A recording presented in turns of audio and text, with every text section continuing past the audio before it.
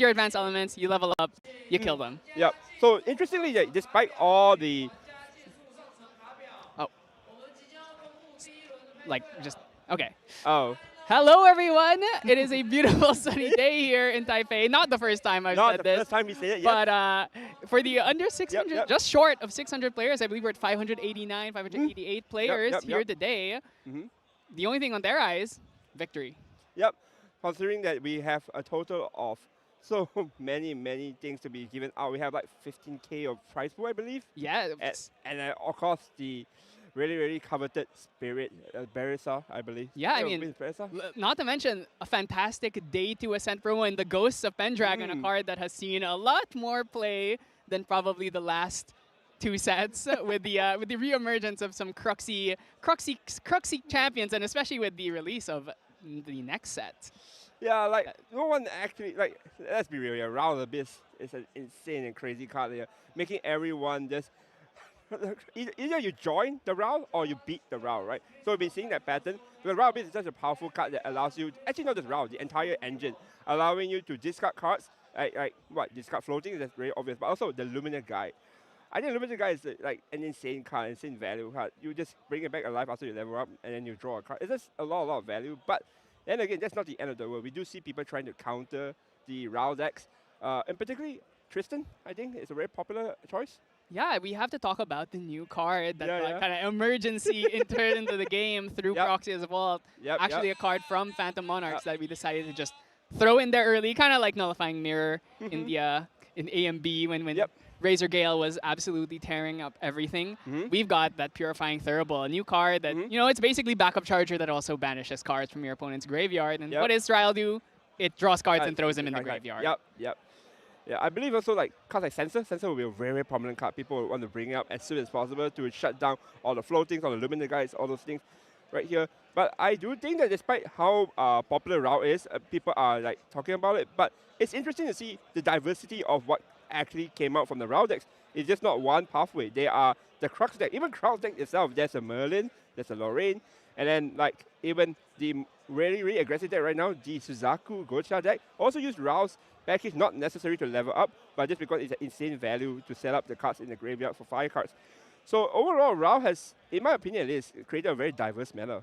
Yeah, I mean, even if most people are on fire, the avenue you take in fire, even if you're playing advanced element, you could play CL. You could play Diana if you're crazy. Exactly. You could play Kongming, you could play Daochan. You know, not all of them are equal, obviously. I think the top dog really is the Crux ones, but we've seen Luxem, we've seen Umbra, we've seen all sorts of different takes on what you can do with Ral. Because really, in the end, Ral, what does it do? It just gives you cards in hand, which is the most important thing in Grand Archive. Basically, just an engine. Like you have everyone's using the same engine.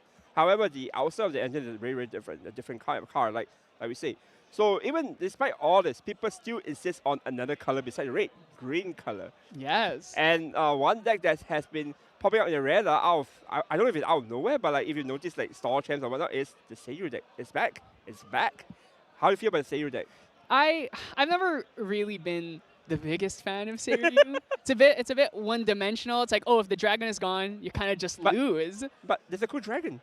Yeah, it's a big dragon, and that's why it's like a lot of these people are like thinking, okay, we're playing Wind, we get to play Sensor, we get to play Thurible, we get to do all this stuff to try and keep them down, but we also are still level 3 in our deck at our core, which means we have that end game. The issue with playing like other Sensor decks is like, oh, they might still get the level 3 and pop off, even if you do all this stuff to disrupt them. But with Seiryu, it's like, oh, once I hit level 3, now you have a huge problem to deal with. You have to deal with Arcane Blasts 3 times, and you have to like you have to deal with this 12 HP dragon, and then you also have to worry about, of course, Innervated Agility, Smoke Bombs, Resolute Stance. It's like it's actually very hard to kill getting through that Spell Shroud. Because it's also, besides just really one dimension, it has like a really obvious game plan. So the thing is that despite its obvious game plan, what can you do much to stop it? If someone just, hey, I'm gonna level up, I'm gonna Dungeon Guide, I'm gonna call my dragon, I'm gonna smack you, I'm gonna create enough arcane cards in order for me to cast my blast, and you did. And it's also really interesting that the matchups across the table right now for a lot of decks are really, like, I'd say it's really close to a 55-45, depending on tech cards, depending on playstyle, obviously. But there's one deck in particular that I personally feel that the matchups are quite polarizing, Jin. Yeah. It is do or die, kind of. Yeah, it's interesting because there are some decks, Jin, just they cannot do anything. Luxem? They, I mean, yeah, but then there's also decks where, oh, they can't do anything against Jin. Like, Tristan is a pretty terrible matchup for Jin just because, or well, it's a terrible matchup for her because Jin's just like, she has no fast speed cards that do damage. So this Jin is just sitting there, never dying ever. And then you need to throw a big Shadow Strike to try and kill him, and then now he cracked back for like 70 damage on you. I deal you for 40. Great. I'm gonna times the damage too. I'm gonna take 80. Fantastic. Now you take another 40 or something. Like that's just Jin, right? Trying to just accumulate damage and then use that damage that they've taken back to deal back to his opponent. That's why the only way to beat them is speed, fast speed spell. So it comes to mind is Luxem. Luxem has that. Yeah. And then any sort of like Cleric or Mages kind of deck base also has that. So it'll be very interesting to see how far a Jin player will go in this tournament.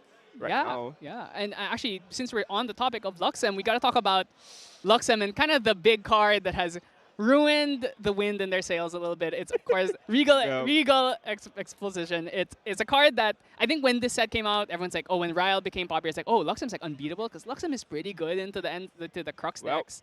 It's pretty good into level 3 decks in general. But then suddenly it's like, oh, now everyone is sideboarding or even sometimes mainboarding Regal in their deck.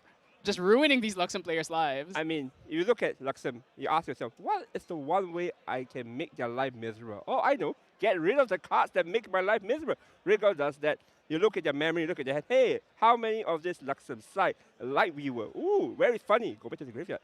Like, it's so strong. Like Regal, not only in the Luxem match, I think in general, if you're a really, really good player and you understand what your opponent's deck does, you can get rid of a lot of things. So let's say, for example, your opponent is like still level 2, a level 3 deck, he's still at level 2, and he's like, okay, I have a dungeon guide, everything, I'm ready to go next.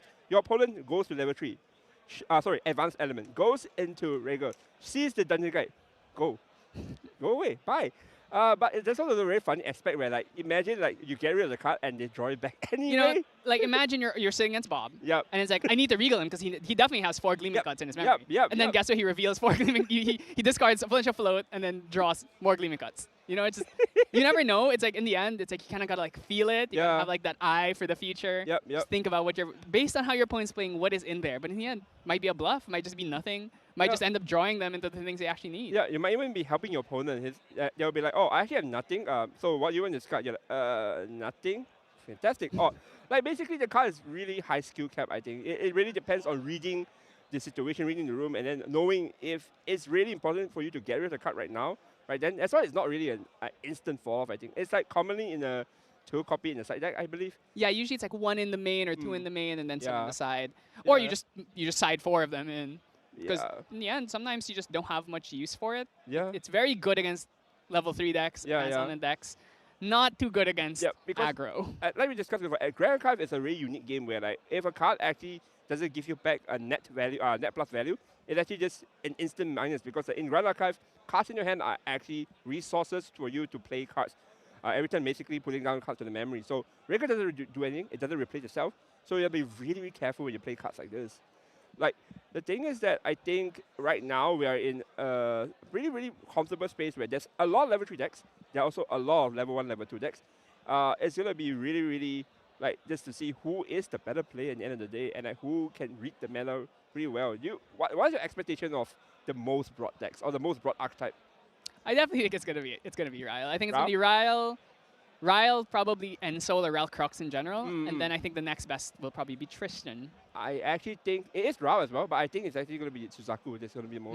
I think Suzaku actually has right now the biggest burst that I've seen in this game.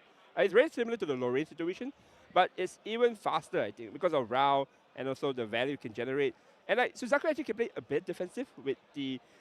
There's one particular you haven't seen play in the last meta. The Resolute Stand? Yeah, yes, Resolute Stand. Been seeing a lot of play because Ensoul is so popular. It's pretty important. Not only is aggro popular, but Ensoul is popular. So now it's like, this is the perfect time to just main board your Resolute Stands. Maybe even just like 2 or 3 and then main and then side in the rest of them. It's a really critical card to surviving in this current meta. there's just like it's just a lot of speed, especially there's like liminal guides sitting around on board. You don't want to just take a lot of chip damage. You also don't want to kill them because you're wasting your time. Yeah, there's one thing about the Luminous Guide that hits me on the other side. Not just Luminous Guide, there's another card that people has been playing so much that the Fluffy Shopkeeper, all of them has 3 defense. 3 defense is really, really annoying. Like in a usually in an ally kind of situation, or this kind of cards I like to call them allies that poke for 1, they're usually like a 1/2. This thing's a 1/3.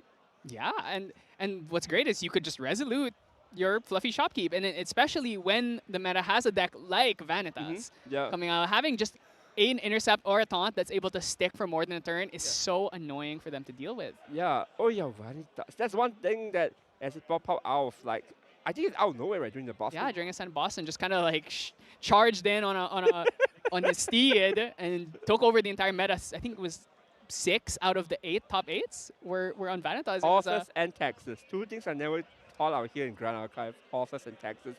It's a very interesting deck where basically you try to rush level 3 again. It's a team of the meta rushing to level 3. However, this time because your opponent might also be doing the same thing, because you're Vanitas, you're gonna like, I'm gonna tax you. Every time you wanna do something with your material deck, you're gonna pay an extra 1. And of course the horses. The horses are very strong. The Tilu, the red hair, they are still really, really strong. And you don't have to go through the whole condition stuff because, Pride 3, you're level 3, you're good to go. Yeah. It's a really, really interesting deck. The deck does lack a bit of in terms of hand size. It's very hard for you to regenerate back, despite you being around that, which is very ironic, Yeah, I mean, I think we're about to start. Pairings have come out. Players are shuffling around. You can see, I think there is is that some Apex players, Guilds players behind us. Yeah. That's just Aaron behind us. Yeah, that is world competitor Aaron. World competitor, correct. Oh, and we've got a fun one. We have current reigning world champ. The previous world champion, Glenn Williams here, going to be the one on stream. I imagine he's probably playing Crux. Let's see. It is his bread and butter, right? The man won with Crux. He's going to be playing Crux. But the question is it Lorraine or is it Merlin? I mean, he has a card. He has a card. Level 4 Lorraine, Ascended Wings. I don't know. Maybe are we going to see Ascended Wings coming out on our first game? Probably not. But that would be insane. But I do think that the difference between Merlin and Lorraine is very apparent right now. But the biggest thing is that for Merlin, at least to me, like what do you think? I think it's just the fireball difference in general. The thing about Merlin is she just takes way too long to get going. But when you're playing against aggro, it's a lot harder for her. She's in a flame sweep. Yep. She takes a long time to get going. But if you do play against another level 3 deck, can you really beat Merlin outside of Luxem probably? She's kind of like the best at playing a grind game because she has Majestic, she has Fireball, she has everything she really needs. She gets all the extra draws every other turn. That's why Merlin has been seeing a lot of play lately, even though I think early on, most people were just like, oh, I'm just going to play Enso. Like, why not just play Enso instead? Enso especially gotten a lot. It's a lot harder to play when everyone's on a bunch of incapacitates, a bunch of negates, right? So, and I do think that we might actually start to see a little bit more water in this meta. We've been seeing a lot of people on the Snow Whites and stuff. And Enso is pretty bad against that just because, guess what? You're flame sweep. You can't flame sweep me. You're asleep. Yeah, we do have a confirmation of what the decks are going to be. See them. It's going to be a Fire Merlin as well, Fire Daochan. Fire Daochan, a deck that has been, I don't know, a bit scary. I actually recently played in the regional and I lost to it. Like I had no idea what my opponent was doing other than the fact that they had just been playing a bunch of fractals and then they just say, oh, you take 1, take 2, take 3, and poof, I'm gone. Yeah, that deck is. We didn't see. We saw it early on in the last set. But the issue was a lot of people were on Fantasia Hate because of the other fractal deck that everyone was worried about. But now nobody is playing Fantasia Hate. At most, Tristan's would maybe play Vertiger's Degree. I mean, I would be very shocked if I see any Scattered Essence today. If anyone still plays Scattered Essence in this meta, I don't know, man. You're a real one. You're the one person who's playing Noble Disillusion. Out there, because for the one fractal player in the room, you just got to have it, right? So I definitely expect to see this game is going to go one of two ways. Either the Merlin player gets to level 3 and then just completely smothers the Daochan in value, or the Daochan just kills her. Yeah, or the Daochan just goes through with all the damage. Because Daochan is known to be a deck that has a lot of burst damage, a lot of just high value cards. Like, do you actually think that a Daochan player will play Rao in their deck? It's tough. It's definitely possible. aggro decks have been playing Ryle a lot Yeah, lately, yeah. but Spectre package takes a lot of It's a lot of space in your space. deck. Yeah, it does take a lot of space. Like the only one that comes to mind is the Paramount. Is it Paramount? Paramore. No, Paramore. Yeah, Paramore. Like it does a lot of damage. Like it just comes back up. It is not gonna use cards from your hand, so it is just value right there. Also does a lot of damage. So I really don't know. But the thing is that for Daochan in general, it is a bunch of what we call damage that are not from attacks, like just spell damage, like direct damage. So do you actually think that in a manner where everyone's playing Terraforming, like you actually see it being good? Because if you notice, right, if you notice, a lot of people are not playing Safeguard anymore, right? Yeah, that's right. Mm. Safeguard has been seeing a lot of play in the previous set because Mhm. Fractals was way too good, but now it's like, oh, no one's really doing spell damage. It's like Merlin maybe. Yeah. Luxem, I think it doesn't even really help that much against Yep. Luxem. Then I guess the fire aggro decks, you do need to worry about a little bit of A it, little but bit, right? most of Yeah. them have gone to like this Suzaku, Peppered Chef, like more attack-based Mhm. strategy. Mhm. So it makes a lot of sense that Safeguard is kind of out, right? It's like, Mhm. oh, I have to worry about Enso, I have to worry Yep. about Tristan, I have to worry Yep. about Jin, these decks that don't attack, or that Yep. don't do any effect damage. Yeah, yeah, yeah. So it makes a lot of sense, I think, and maybe that's why these Daochans have actually been seeing an uptick because not only is no one playing Fantasia hate, but it's also just I don't need to worry as much about people playing Safeguard and just ruining my whole turn. Yeah. Like it does really depends whether the Daochan player opens its core card. There's one particular card that allows them to just keep on drawing cards every turn. The Fire Bloom Flourish. Bloom Forest is really, really important. Not only is it an enabler, it also helps the Daochan player to keep going on and on and on. And honestly speaking, I think Daochan in on mine now I think about it does have like they do have reversible fractals, so they have like ways to just keep going playing cards. Like even if you're low in influence, they can just use the reversal to play cards out. There's also do they play level 2? I believe they should run level Some 2. of them play 2 and 3 Yeah, if they feel like it. if they feel like it. It Yeah. depends really. Like I think the standard is just play level 1, but some Mhm. people play 2 and 3. So it depends on the deck building philosophy. I think we used to see level 3 Mhm. as a counter to water fractal because Yep. you're gonna put like 10 Mhm. you're gonna put 10 bloom counters Mhm. or wither counters on these fractals and Yep. you basically just eat up their whole turn. So it's I'm not sure if we'll be seeing that on this build. Mhm. We have to wait till we get the deck list, but we will see. We will see. I'm very curious if this Diao-Chan can get there. I would love to see a turn 1 Fire Bloom Flourish. It's like if you get to rile me on turn 1, I get the Fire Bloom Flourish you on round 1, right? That's only fair. Yeah, that's only fair. Just like my opponent in regional, he just decided to, I'm gonna bloom, bloom, bloom, and look at, sure. I mean, that is what it is. Bloom is such a powerful card, honestly speaking. Like it, I, I, I don't see a world that Daochan wins without bloom. That's a The games without Bloom and the games with Bloom, they're completely different. yep, It, really, really different. it's just like how a game without Ryle versus a game with Ryle is completely different, right? It's your entire game plan is based around Yeah. getting this one card on field to Mhm. essentially give you that late game Yeah, that most aggro decks don't have. yeah, So yeah. But that's here where the difference. There's a big difference, right? For level 3 decks, especially in fire, there are other ways to discard your floatings and your luminary guides. Well, creative shock, there and there. Since set 1 till now, never got out from the deck as well. Like, fire is just so strong in this set with the amount of cards, targets you discard. So, well, after the last set where yeah. after the year of water, really, I think it's okay for fire to have their time in the sun as it is. But like before we start, let's just also talk about what are the players even playing for, right? We have the C, Mhm. the PR, Yeah. Ghost of Pendragon. Mhm. Our spirit for this event is that Brissa, Spirit of Wind, Mm. who is very fan favorite. Love a good Spirit of Wind, especially in a meta where wind is kind of like the second element, like the counter Yep. element. If you want to be a little bit different, you don't want to be the person playing the best deck in the Well, room. Right? if you want to be truly different, you can play a blue deck.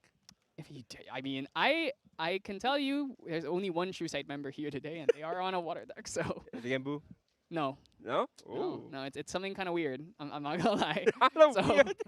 I don't know if they're gonna do well, but from testing it, the deck looks pretty okay. I'm not gonna lie. So Yeah, I remember seeing a Water Diana deck. It kind of worked. the Water Dianas they do okay, but they never actually like win. They're like okay, it's like it does all right. That's alright, yeah. I'm hearing also there's a lot of like glass cannon decks playing the Mad Hatter decks. Yes, I love Mad Hatter. Yeah, a bit of glass cannon kind of thing. But hey, man, if it works, it works. Like all you do is just go through 9 rounds, win, get your Pendragon, and you're good. Yeah, exactly. And not only that, the first place player also gets Gauntlet invite for the first time. I think we are doing well this year. We Yeah, started this doing year, yeah. Gauntlet invites for next Worlds, which is going to be in Singapore Yeah, in I believe June next year. yeah. So if you want to get that guaranteed Gauntlet invite, gotta win. You gotta win. Win. Not to mention lion's share of $15,000 US, not NTD. We're doing US dollars, so that's a lot of money. Definitely What would you do with that money, Flon? What would you do? save it. I'm cheap. I don't spend my money. Man, I personally would just go and plan my trips. Like if I have the money right now, it's out of nowhere, someone says, "Hey, here's the money." Probably go on a long trip. Probably probably block a lot of my friends, my coworker, my boss. I'm out. Goodbye. I'm just going on a Ooh. long trip. Actually, I do know what I would do with that money. I would book a flight to Japan in November for Ascent Akihabara, which is going to be, if this is currently the biggest Ascent we've ever had, I think most people expect Japan to break that record thoroughly. I'm not surprised if we actually hit 1,000 people. I'm actually not surprised. I think we're almost at 800 right now. Yes, Really? 800. I'm not surprised if we actually hit 1,000. Like I'm more curious about how it looks like. I've heard the stories. The multi-tiered event. You have to take an elevator to a higher floor. Imagine it's like a, oh, if you're in the high floors, that means you're the high class. If you're in the lower, you're the scum, right? I can imagine it's kind of like an anime plot line right there. Yeah, it's the culture, the food. Just thinking about it, like I don't know, man. Like Japan is just a really really nice destination to go. I think what I would advise people who are going to Japan for the first time is to study up the transportation methods, because that's one thing that's a bit of a problem in my opinion. Yeah. Like you will be walking a lot, so get fit a bit. I don't advise using the cab. The cab is I took the cab right from my to the hotel from the airport because it's 12 minutes. I don't have a choice. Take a guess how much it cost. Just take a wild guess. I actually don't. I've never taken a cab in Japan. I have no idea. Yeah, I'm sure it's a lot. Cabs are expensive. 120 US. Oh my God. Okay, yeah. US. You know what? US. Take the train. It's what they're famous for. Their subway system is one of the best in the world. You might as well take advantage of it. Not to mention, I also want to highlight that event is the premiere of the next set, Phantom Monarchs. Yeah. So if you want to see what Merlin's Recollection deck looks like, if you want to see what the next set has brewing up here, I'm looking forward to level 3 Alice.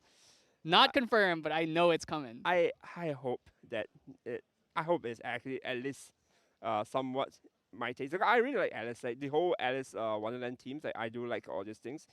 But because it is like half of a set, right? So Alice doesn't really get her full power. We don't really get to see her being used right now. But eventually, with all the support we're getting in the new set, hopefully, praying that it is an element that I would like to. Like, I don't know, Umbra, maybe? I'm expecting Umbra. There's a lot of art with Alice on Umbra cards, so I think it might be Umbra. Maybe she's like a weird like Chessman Spectre kind of deck. I don't know. We'll see. Yeah, so I think we're done yapping. It's time to get going. It's time to start seeing some people get riled up here because it's a fire mirror match. I'm already ready to see some bad beats. All right, so on the left we have Glenny, and on the right we have Ioki46 here. Still deciding who goes first, who goes second. Looks like Glenny Boy with a 6 and 6 there. Man. That's the world champ difference right there. World champ's different. Yeah. We are going to be still winning up. Again, like this is a reminder to the folks at home, they are going to be going 9 rounds today. I believe anyone with 19 points? 18 points. 18 points will get through. And it is going to be Merlin into the Daochan. So yeah, so we're seeing here the fragmented Spirit of Fire on Daochan. Usually fragmented used for level 3 decks, but in this situation, as a deck that cares about fractals, you just want to have fractals on board. So that free Spirit Shard, even if you never end up popping it, ends up just being something nice to have for just for a deck that wants as many fractals on field as possible. Yep, it does allow them to hit higher damage cards, because most of the damage cards just rely on the amount of fractals on the board. So it definitely helps right there. And right now, I don't know. Like I think it's only gonna go two ways, right? It's gonna be either the Daochan player just ramp up the damage so fast before Merlin even gets to level 3 in order to execute their game plan, or Merlin comfortably go to level 3 and just vomit out all the high end advanced element cards like the Pendragon. I think I till today, Pendragon, this card. Like it's so incredible. Like 3/4 body allows you to draw two cards, and also kind of in a way allows you to use some sort of like regardless usage. However, like the thing is, oh yeah, there is one thing about this meta has seen a lot of people change, like the difference between GCR and Looking Glass. This is one thing that people have been switching on. What do you think about Looking Glass versus GCR? Looking Glass is an interesting card. Hmm? I think you've been seeing a lot in Crux decks because it's a free regalia that just starts on field. You don't have to spend Yep. materialization phase to bring it out. Yep. And it does allow us to get some pretty nice benefits with typically Inert Sword being the go-to distortion that you play. Mhm. I mean, it does get rid of the early game allies, right? A lot of the allies here are like, as we speak, to defense, so it's easy to get rid of it. So we are still gonna be waiting a little bit more. So, Yeah, and let's just talk a little bit. What is the game plan here from the Daochan, really? Like, we've been talking about Flyer Boom Flourish, but what Mhm. else? What is she actually, like, trying to achieve here? What is, like, the big wombo combo win con that she ends up bringing out? I mean, it's just a bunch of it's still very similar to the Wallet Diao-chan kind of mentality. The only difference is that you don't have refracting missile. That's one thing. However, you do have the other one. So Shimmering Refraction. Shimmering Refraction is a card. Is really good. But however, I mean, fire in general just has a lot of burn damage. There is the decree. There is also the Venom Decree. Decree is a pretty good card. There's also, I mean, I do suspect that some of them do play allies. Yeah, so, and also, let's not forget, like, they have that wonderful card, Searing Rebuke. A Rebuild. card that rarely is actually used to defend, but more often used to Yeah, attack. I mean, it can be used as a defense in a way, right? Yeah, so Because in the end of the day, right, like if you look at how many poke damage going on, is so for example, we talk about all the allies, right, basically having like a lot of poke damage, like a bunch of 1-1, 1-2, 1-2, 1-2.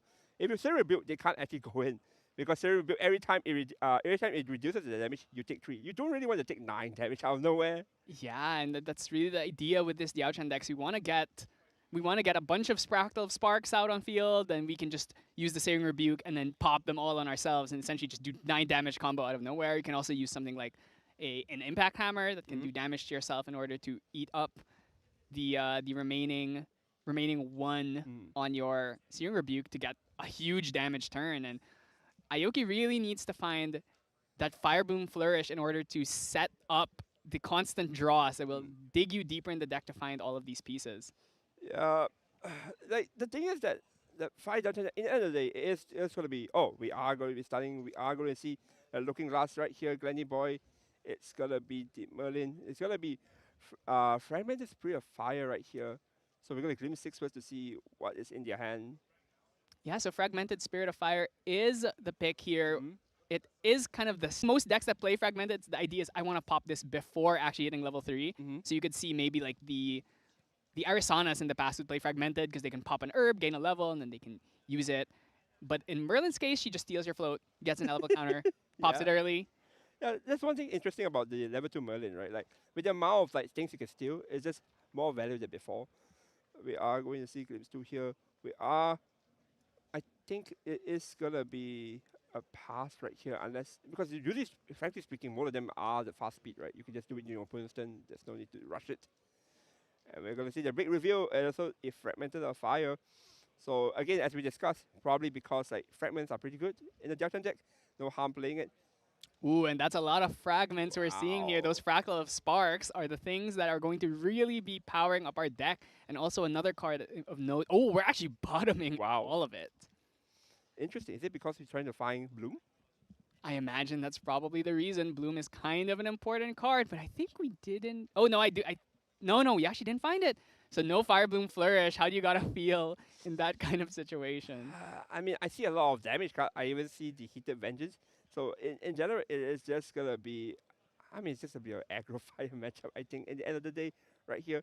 So On Glenny's side, does he have a Ryle? I think that I think he does have a Ryle and one liminal, so it's not going to be the maximum Rylage, but unless we draw off the top, we could draw a float. Yep, we'll go around here, and then I think there's gonna be one discard, which is the Lumina, and that's about it. And then Glenny's probably just gonna be going to level here usually because you do want to rush it out. Oh, Ember Crypt Crypt. burn.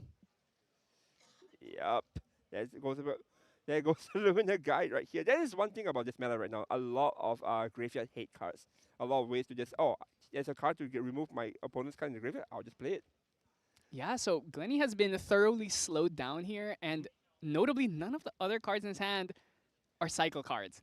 I think he has a hasty, maybe unless he threw it away. So with backup charger here, gonna have to draw into something pretty good. Otherwise, his hand's it's kind of got not much action going on.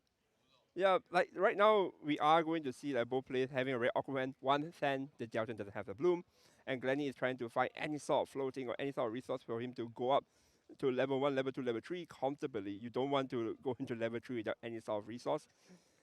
We do see, he has like most of the mid-game already. There's even Dungeon Guide. There is also floatings in hand. There are like 2 of it. So it's just a matter of way to just get rid of it right now. We are going to see Hasty Messenger here, the staple card of the allies in most of the fire decks because it allows you to discard one whenever it attacks, so you can draw 1 card. But unfortunately, I think I see another Ember Crypt burn in the hand here, so I don't know if this float is long for this world. I don't know. That's one thing about this meta right now. Like, there's so many graveyard hate cards. Like we're gonna see this like a repeating team. Like, there's not just that. There's also of course, there's no win element right here, but this is why Terrible is a really, really good card. Like, all this like graveyard. I don't know. Like, do you think that Glenny just has to force level here next turn? Like, he just had to go take the minus? I think you are a backup chargered. I think you're okay to take the minus. He is in Looking Glass, so I assume he's probably playing the Inert Sword, so he needs to at least have 2 cards up so he can bring that out. But yeah, it seems like might just pass. He was considering that Cremation Ritual, but decided I'd rather maybe keep the Hasty. This deck doesn't play that many allies, might not actually be able to clear it. Ooh. We are going to see a Daochan level 1 here. Going up right now. There's still no bloom from Eco's side. We are going to get rid of the floating. Glenny is just gonna like, just looks at it, and there goes the floating. This burn cryptic card right here.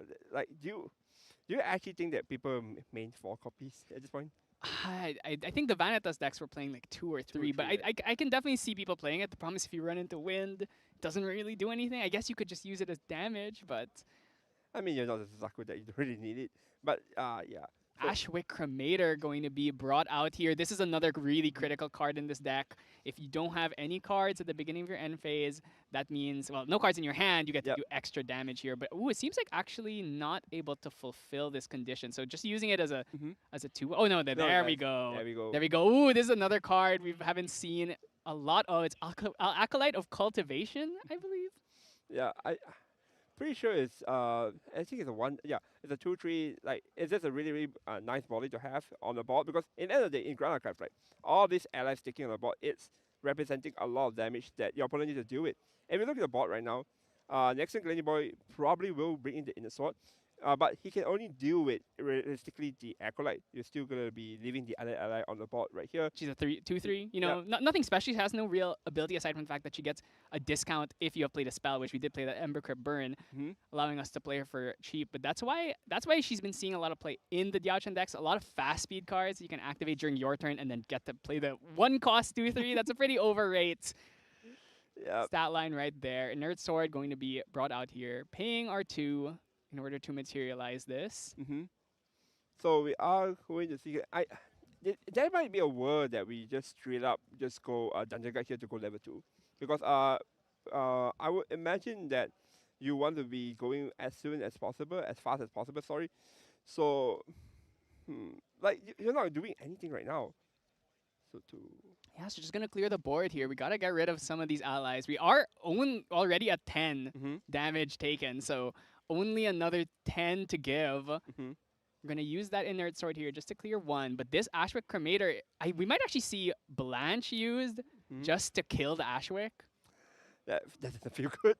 Doesn't feel good, but at the same time, Blanche sitting on field does stymie a bit of this effect damage out of the Daochan. If there's no other ally on board, or we're gonna force maybe like a impact hammer just to kill Blanche, I don't think that's maybe the worst situation to be in. We also have that fluffy shopkeep, which we could bring out. Fluffy Shopkeeper is pretty good to bring up as well.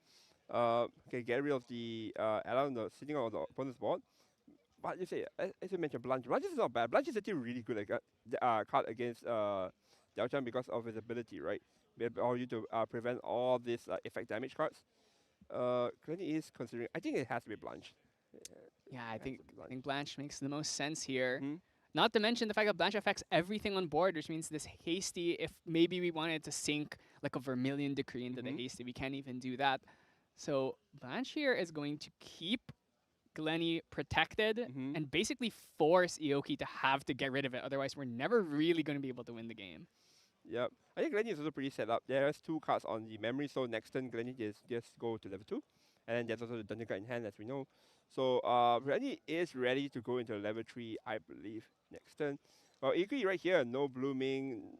Still need to find 9, not even 9. It has to be, like, basically, if you're trying to find a Merlin, you have to find 18 damage to kill the Merlin. I think it's really, really, really tough on the Daochan side right now.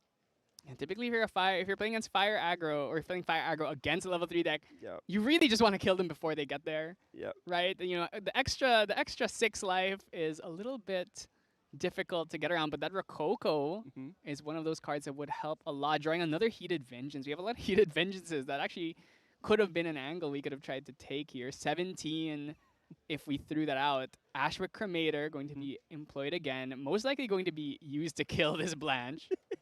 Yeah, it's the only way you could get rid of Blanche right now. And I think Glenn has to let it go. There's not much interaction going on in Glenn's hand, other than the fact that there is the Ash. And Rococo going to come down here, going to fulfill the condition, going to deal 2 damage, and still going to try to go and rush down this Merlin here. But as we both know, it is going to be going into a really, really terrible day for the Daochan players soon.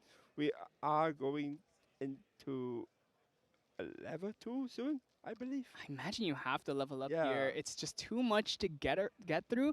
Let's also not forget we're already on Daochan level 1, which means if we have anything we want to play from our memory, we can use those glimmer counters to try and throw some interaction into a fire mat. Fire mat, you know, not known for having too many interaction, but a deck like Daochan that can play on your turn from cards in memory. It's something that can be a little bit difficult to play around. Yeah, you have to be very careful with what you're about to do, because the thing is that, like, you can play around it, but like, how do I put it this way? Like, you look at the influence that Eco has. Like, there's only 3 influence next turn, and next turn, what are you gonna do? You're gonna probably place another Regal that draws card maximum of 5. Like, the plays that Eco has is getting limited. And look at Glenny's side.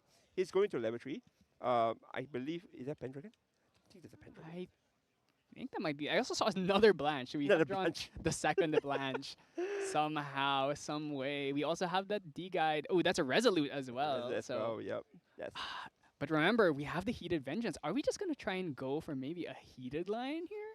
Could put Glenny up to 22 and just needs to find another 6, which that's a lot. That's the thing. Yeah. Merlin with that Warrior Health Pool has a lot of extra buffer compared to the other level 3 decks that are on that puny 25 life. Yeah, it's so strange that because like last meta there's a lot of 25 HPs. Level 3 now we're back into like the Warriors standard lines of 28. And we are going to see the level 3 Merlin here coming out right here with the Dungeon Guide. Yeah, Resistance not going to do much in this matchup, honestly speaking, so pretty good banish. Going to that level 3 that the CSR looks really, really nice from this from the camera angle here. So we are going to see Rococo being removed, taken out.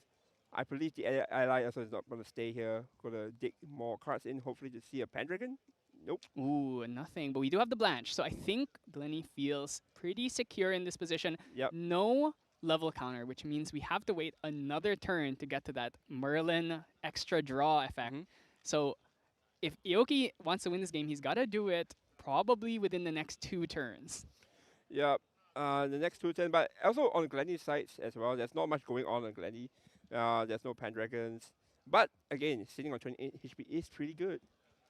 Yeah, it's just that you can't really just sit here and do nothing. This Hasty has actually stuck around for 3 turns, which hasn't really drawn into his big bombs, but every turn that she stays on field is more and more chances for him to find more cards. We are going to GCR right here, increasing our influence to 4 and 5 now. Again, Heated Vengeance is probably the only line that Yuki probably has right now. He did Vengeance, but we don't have a way of doing damage to ourselves yet. So next turn, I imagine that's probably when that Impact Hammer is gonna come out. But we're gonna have to chip a little bit more. He did Vengeance to 7 damage, which we need to find 6 this turn and then 7 in the next turn if we want to get there. And that's assuming literally no interaction. We saw Resolute get thrown here into the banish, so maybe it might make you think Glenny might have another one. Would he be willing to throw away the Resolute here? That's one thing, right? Glenny is not really prepared for any attack cards in general, because like in the end of the day, like Daochan is not really a deck that I assume not a lot of people practice with. And again, Heated Vengeance might not be there, might be there. So that's the thing, right? Ioki right now, like, did he pass? Yeah, he just passed. Just passes right here. Going to Terraforming right here, just playing a little bit safe here. Don't want to, out of nowhere, just eat a lot of damage from allies, right? So... Ooh, got a fancy new level counter tracker here, so we don't mess up our level and preparation counters. Oh, you know what? Especially with Merlin. Merlin, the Recollection deck, if she also gains level counters, imagine it's like, oh, I have preparation counters and level counters. Just too many counters, man. Too many counters. But that's the beauty of the game. So many varieties of things to play around with and to go around with. So we do have the Shopee. We do have the Fluffy Shopkeeper in order to cycle more cards in if we really want to. But so go down to... It also allows you to draw back 1 card. So you still have access to the Blanche if you need it. Ooh, he drew a Fireball for turn. Can we actually get there? I mean, Merlin swings for 2 with the Inert Sword, Dungeon Guide up to 13. That means the Fireball here would be doing 5 damage. We also have an Ascension. I think we actually might be able to get there, assuming there's no interaction. Yep, assuming there's no interaction right here.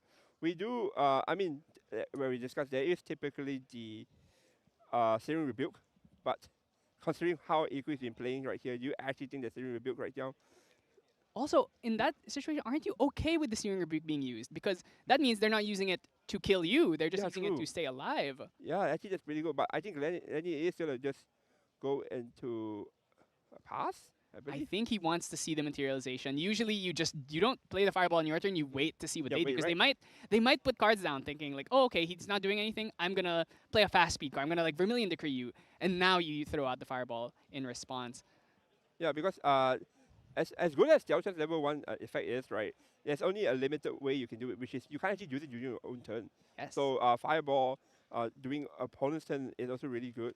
We are going to see as you mentioned, the Hammer here is going to be played here. Probably the combo with the Heated Vengeance. Oh no. Ooh, there we go. See, we're putting cards down. Fire Interference going to come out here. Now, is Glenny going to fire now? Is he going to throw it? Yeah, but he's going to do it. It'll be a Fireball for game right here. And we are up, and Glenny takes game 1 with Merlin right here. As we mentioned, like if the Daochan player doesn't really ramp up the damage, doesn't go fast enough, right? Merlin just goes to level 3, does what Merlin does. And honestly speaking, Merlin didn't really do much this game right here. We didn't see the Pendragon. Probably the only Crux card we saw is the Ascension. Yeah, that's right. No Incarnates, no Crux site. It was literally just, I just Ascension you one time, and it was Ascension for just fire. It wasn't even like Fire Water or anything. Yep. Literally just a regular vanilla Fire Ascension into a Fireball. That's the thing. Merlin, against these aggro decks, doesn't need to do all this damage. He can throw like a Sudden Seal on the Fireball and you're dead. Yeah, that's the thing. Like, because at the end of the day, right, like all these fire decks in general don't have much defensive tools, right, to protect themselves. Yeah, just have one game plan. I will try to kill you before you kill me. Again, there is the Searing Rebuke, but typically won't be used as a defensive card, more like a 9 damage setup card. Yeah, and actually, I would say that Fire is not just that they have no defensive cards. They have negative defensive cards because they constantly do damage to themselves. Like we saw, I think Ioki did maybe like 5, because it was 2 Ember Crypt Burns, 2 Ashwicks. So I think he did, 10 damage to himself in that game? So he actually did more work to die than Glenny did to actually kill him. So that is, same thing with Suzaku, right? That was always why Suzaku was like, it was tough when you have to play the Fire Aggro Mirror, because Suzaku's constantly doing damage to yourself, lowering the floor to kill you. So especially for a deck like Merlin that usually takes a little bit of time to actually get the kill. When your opponent is just willingly damaging themselves, it just makes it all that much easier for you. Yeah, that's the nature of this fires decks in general in terms of the aggressive side. That's why in the past we have like a lot of aggressive decks, basically allies decks that are not fire. So like the wind ally comes in mind because they don't self-harm. Uh, so that's the thing about the decks right here. Especially AQ's deck. AQ's deck has a lot of cards that requires you to take damage in order to proc this effect. So it'll be very interesting to see how Aoki goes on with the side deck right here. I think both players are. Oh no, sorry. Glenn is still taking his time. Aoki is done siding. He is just gonna get ready for round for his game 2. But Glenn here is still considering his options here. Doesn't want to be uh, too cautious about it because at the end of the day, it is I think a matchup all about getting to level 3 safely before your opponent has everything set up. All the blooms, all the serum rebuild set up. At the same time, though, you also don't want to gum up your deck with all these reactive cards, because then what's going to happen, you're going to draw a hand with like Resolute, Resolute, Blanche, Blanche, Blanche, or something, and now it's like, oh, I have no plays, and I just lose. So you have to kind of find that balance where it's like you have the cards you need, but you don't have too many that your deck suddenly becomes really inconsistent. Yep. I would probably imagine...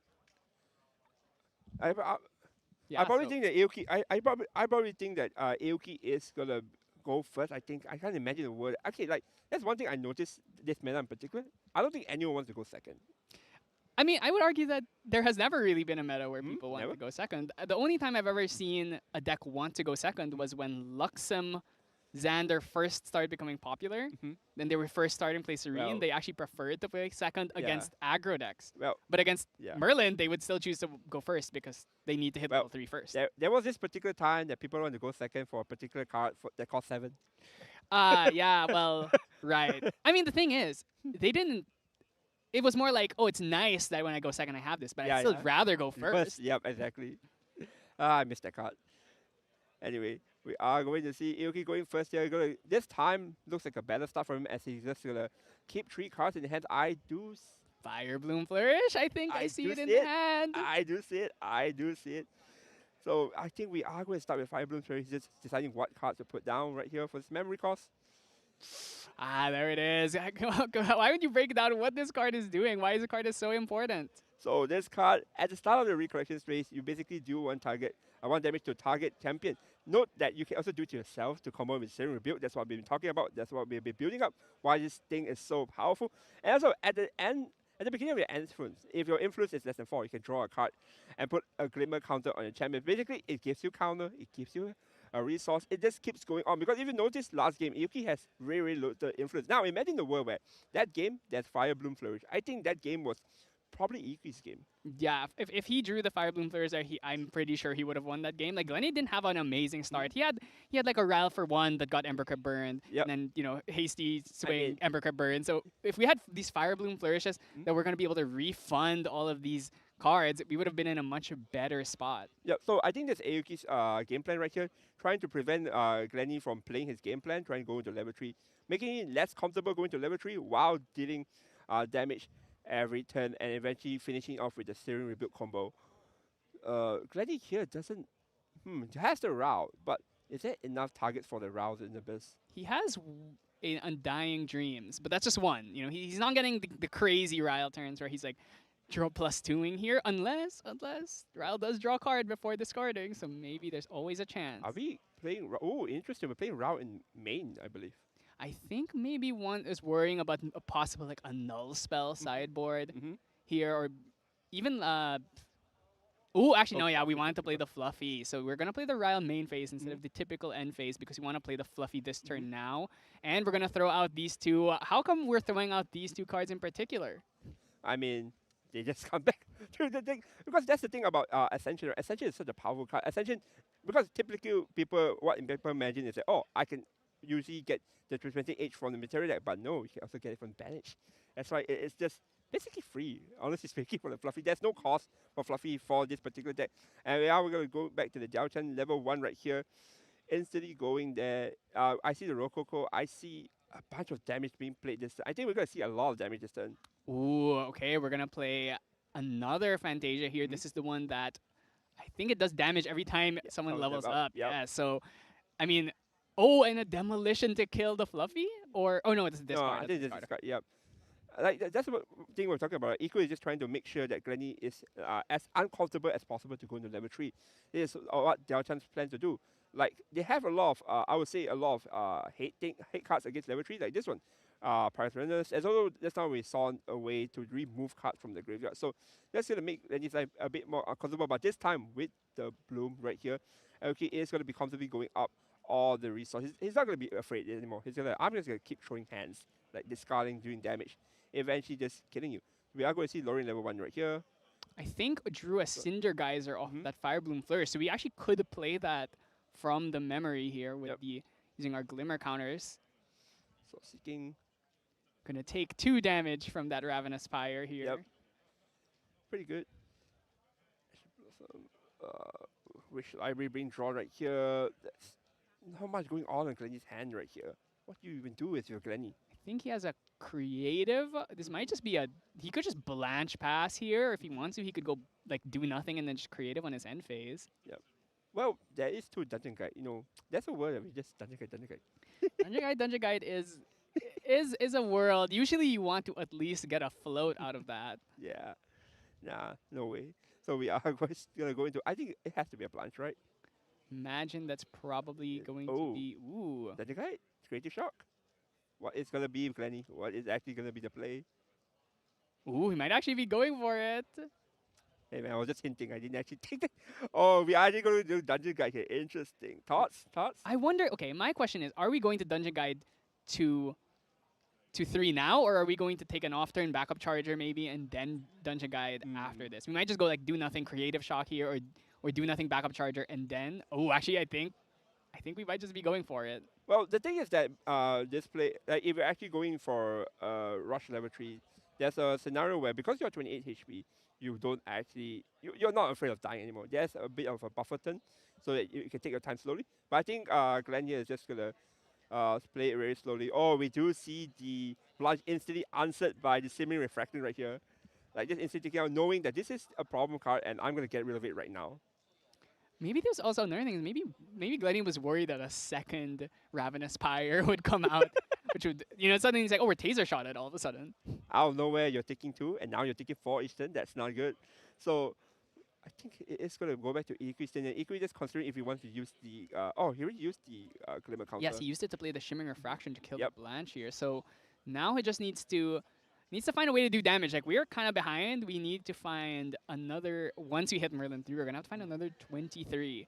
So we want to try and get as much done as possible within probably the next 2 turns while Lenny still doesn't have all the like Merlin level scaling going on. Yep. We're going to Smoke Bomb. Interesting. So Smoke Bomb can be used to get around that Fluffy Shopkeep. It was an Ember Crypt burn that we drew off of that that Fire Bloom Flourish, so unfortunately was not able to use it to get rid of that floating memory. Ooh, Blazing Throw in hand. Blazing Throw, another Simmering Refraction for next turn as well. So everything seems to be going Equi's way, unlike last game. I think we are going to see the... Oh, that is the balance a girl coming out here. So gonna, I believe, where's that? No, that is that is the card that when you're balanced, she does damage. Yeah, Scathing Seminary. So it's kind of Gildas, Gildas at home if you want to see it that way. And then Rococo comes out, Staple, like so powerful. Look at all this damage right here, and also being able to refund your influence here. So Yuki understanding what's going on here, he's just gonna pop the Smoke Bomb, going to do as much damage as possible, even triggering the Bloom here to cover his resource. Fire Influence, look at this. This is the difference between last game and this game. With Bloom and without Bloom. Look at what's going on. Like, Yuki is so ahead in terms of damage, and also resource is not really that dried up. While Glenny here is struggling to go into level 3 here. It's probably going to go for some sort of like Regal that gives you back cards, like backup charger, I believe. But unfortunately, he spent in order to play the Blanche, he did play cards, so he actually can't really use the backup charger this turn, right? Yeah, that's the issue, right? Or do you maybe go Terrafring this turn? Terrafring could be a choice. Maybe Safeguard if that was sideboard. Yeah. Did card. Yeah, that could be helpful. That's the thing. Do people even run Safeguard in their sideboard? It's tough to say. It really depends on what you're willing to sacrifice, because obviously cards in the material deck do cost 3 points. That's why a lot of people try not to Yeah. put too many material deck cards in Yeah. their side if they can help it. I heard from the old days that this pointing doesn't exist. Yeah, that only came in, I think, maybe in MRC. I actually don't remember when they changed that. Yeah, but I remember there is a point where the point system doesn't really exist. But anyway, we are going back into Lenny using the Law of Seeking to take out the allies right here on the board here, and probably just a pass, I believe, unless there is more stuff. But Dungeon Guide, Dungeon Guide, Ooh. Dungeon Guide to 3 here to get more health, basically, at this yeah, point. basically trying not to die. Like nice like Vanitas cosplay here, no cards in influence, but Imagine- nowhere near as effective. Can you imagine Merlin possessing Vanitas? Oh, that could you imagine Merlin steals your float and I mean Vanitas also has a lot of float stealing cards, Yep, Orchestrated Seizure. You can Diablerie, steal them. You can. So if we have Shadow Reaver, steals your cards. Yep. Then you have Merlin steals your float. Vanitas steals your material deck cards. It's just like we can just be like the ultimate thieves. I love it when my opponent don't let me play the game. I just love it. Anyway, like back to Akiten, it's gonna be the Simmering Refracting for 4 this time. It's gonna be really, really painful. We do have 3 fractals plus 1 damage from the No, Simmering. actually, yeah, well, yeah, it's 3, and then we're 3, going to get the Fire wow. Flourish. Oh yeah, yeah, you're right. So now we have Blazing Throw. That's 4 damage threatened. We have to find 28. So we already have 1 damage from the Fire Bloom. Yep. We have the Blazing Throw for another 4. Yep. So now we just need to find just another 7. Can we get there? If maybe we have Heated Vengeance, Blaze. Oh no, we do need to bring out Impact Hammer. So Impact Hammer could be 2, 1 plus 4. So that's we already know that we can do at least this much, but I think maybe still not quite there. So we're just gonna go for the Fire Resonance Bauble instead. Remember, Glenny doesn't have level counters, which means next turn he's just gonna draw 1 card, 1 measly card. Is that enough for you to survive? It's looking really, really dire for Glenny's side here. Influence low, the bot doesn't look that attractive. Like there is also the fact that we still have the fragment Spirit Shard. That's not pocket, so maybe there's something there to be found. Ilki right now is just gonna try to see how many damage he can do this turn. Probably not lethal. So we're just gonna take his time, just slowly burn, probably do some more annoying stuff. Sending out more fractals, nothing wrong with that. I saw an important card in the hand. I saw a Conflagration in that hand, which does it's just more damage, right? It's more damage. Currently, with 1, 2, 3, 4 fractals on field, we can also play that from our memory. Actually, no, we don't have enough glimmer counters, unfortunately, because we did not. We are gonna get 1. We're gonna get 1. Yeah, we're gonna get. Actually, I think Conflagration has Kindle. So with the amount of fire cards, I'm not sure how many fire cards are in Grave. I think just the Rococo and then the with the Seminary actually got banished. Yeah. Yeah, so actually, Not much. yeah, not enough, I think. Rococo again, classic. This Rococo card has been in every aggressive deck. You always see a Rococo, I think.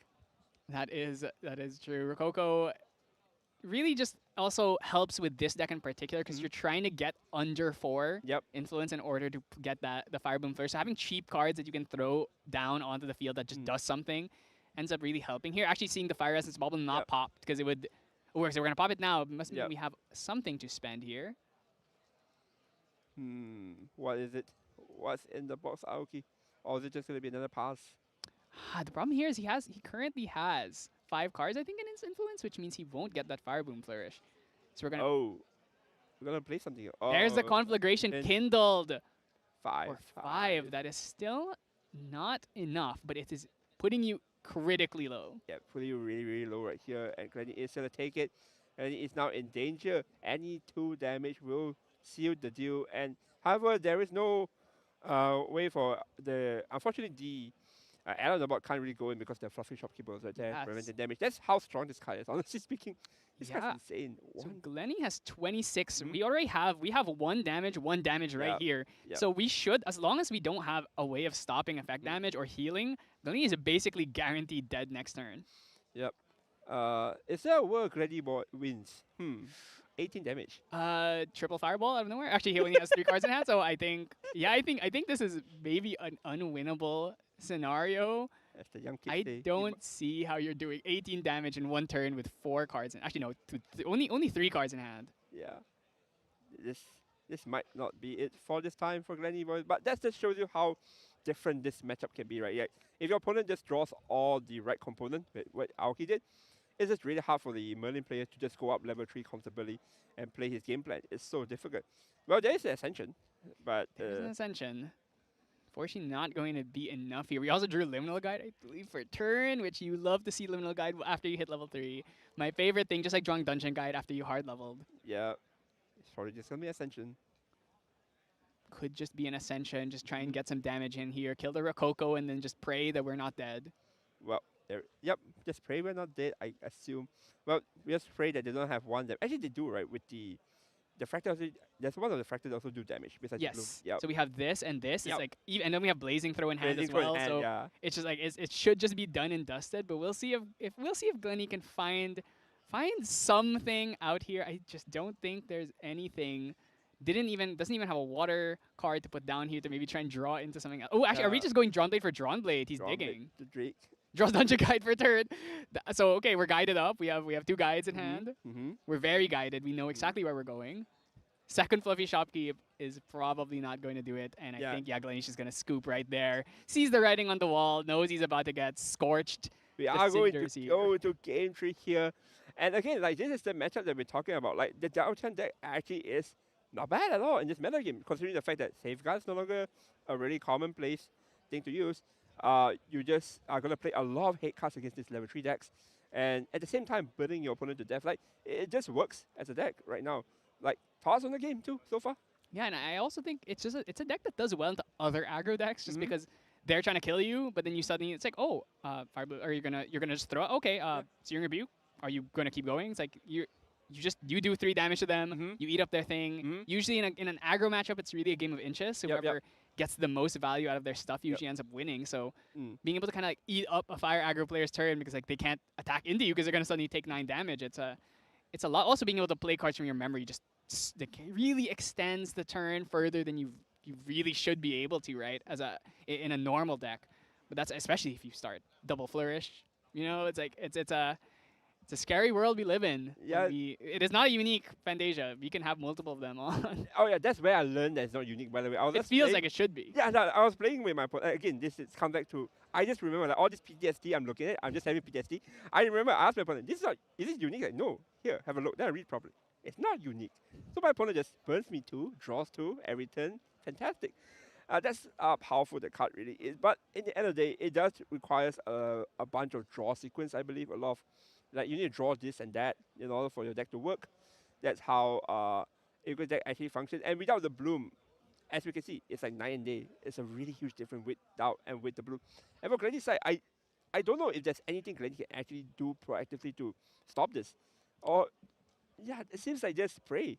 Yeah, the problem is Glenn, he's playing Fire, and Fire doesn't have a lot of interaction. Like he has like taunts and intercepts and stuff, but that's not really going to help you against the deck that is doing a bunch of effect damage all at once. Yep, I think it's just mainly the fact that if he can go through level 3 without going too much of a minus, I think that's a good enough of a game plan. Glenny here is going to start probably hoping to find a round of the setup this time. Oh, this hand is bad. But this is the glimpse. We can still fix it. Maybe. Yep. Ooh, and we do see a sideboard card there. That is the Crystallized Destiny, another card that a lot of people have been playing in this meta as a premier defensive, like a normal spell shield, basically. A spell shield that anyone can play. Yep. But is there any huge damage that we want to stop with the Crystallized in this matchup? Conflagration. Conflagration, maybe. Shimmering Refraction, just, you know, like if it's big enough, maybe worth it. I see. Still taking his time here. Just got to keep the Stalwart and also the Dungeon Guide, it seems like.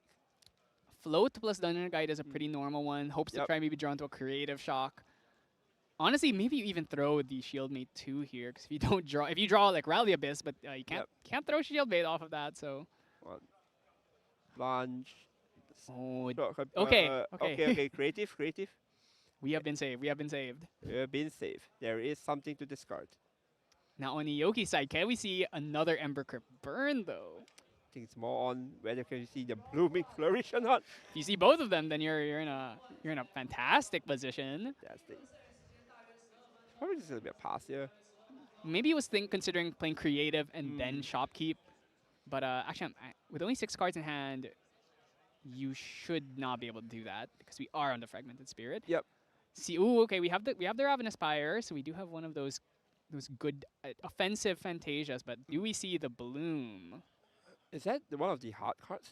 The That is a Ember Crypt, or no, that is the one that does damage, extra damage if you have 6 cards in the graveyard. Ah, okay. When the anti-Nico cards that Anti-Nico we're cards. playing anyway, yeah. So The anti-Nico card for a Nico doesn't exist. yeah, anti-Genbu, anti-Nico cards. Oh, we saw that. We see Fire Bloom. Yep, We found I it. Found it. We found the core. Like this is why, like without any fractal hit, the bloom just sits there and just does a lot of damage right here. This is the difference, right? Last mana we have a lot of fractal hit cards. This mana not much. So we actually finally get to see this bloom flourishing.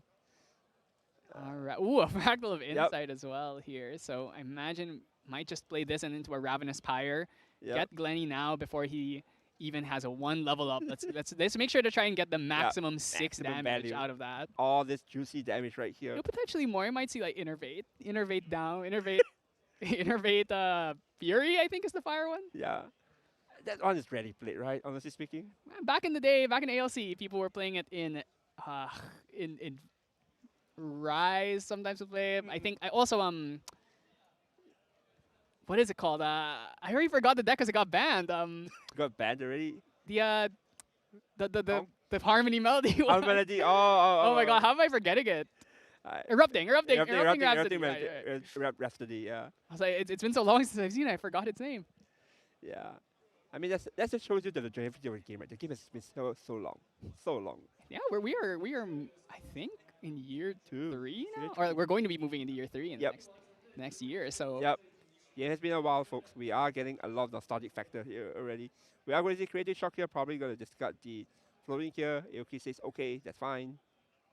yeah, I actually did not play out that Ravenous Pyre. Oh, actually no, it's because it's Cleric. Yeah, Class right. bonus. Yep. Cleric So actually not really much reason to play it out now. We are going to see Soul Seeking right here. Probably going to this time. I think Glenny will be a bit more comfortable this time. There is not much ways to stop the floating memories. So Glenny might be able to go into his game plan here. Blanche is there to help out, soften the blow. There is the Creative Shock again. So is that Creative? Yeah, there is the second Creative Shock. So Glenny just seems to be in a better position than last game. For sure. We have the Fluffies. I wonder, do you throw away the ever current Raider here, or do you want to keep it to try and maybe get a Fire Water Ascension off? At this position, I think for Glenny's sake, you want to get rid of the floatings and also leveling up as well. So for efficiency's sake, I do think that it is going to be used as a floating. Unfortunately, there's no real way to cast it as a spell as well. Well, on the bright side, if we just find a different float, we could just keep it. Well, just draw it, right? Yeah, if we draw like a shield mate off the top, might as well just keep this in hand, has some extra utility. Is Glenny considering Dungeon Guide here? That would be that would definitely be telling about the quality he feels of his hand if he's just gonna 14, okay, maybe not 20, but 14.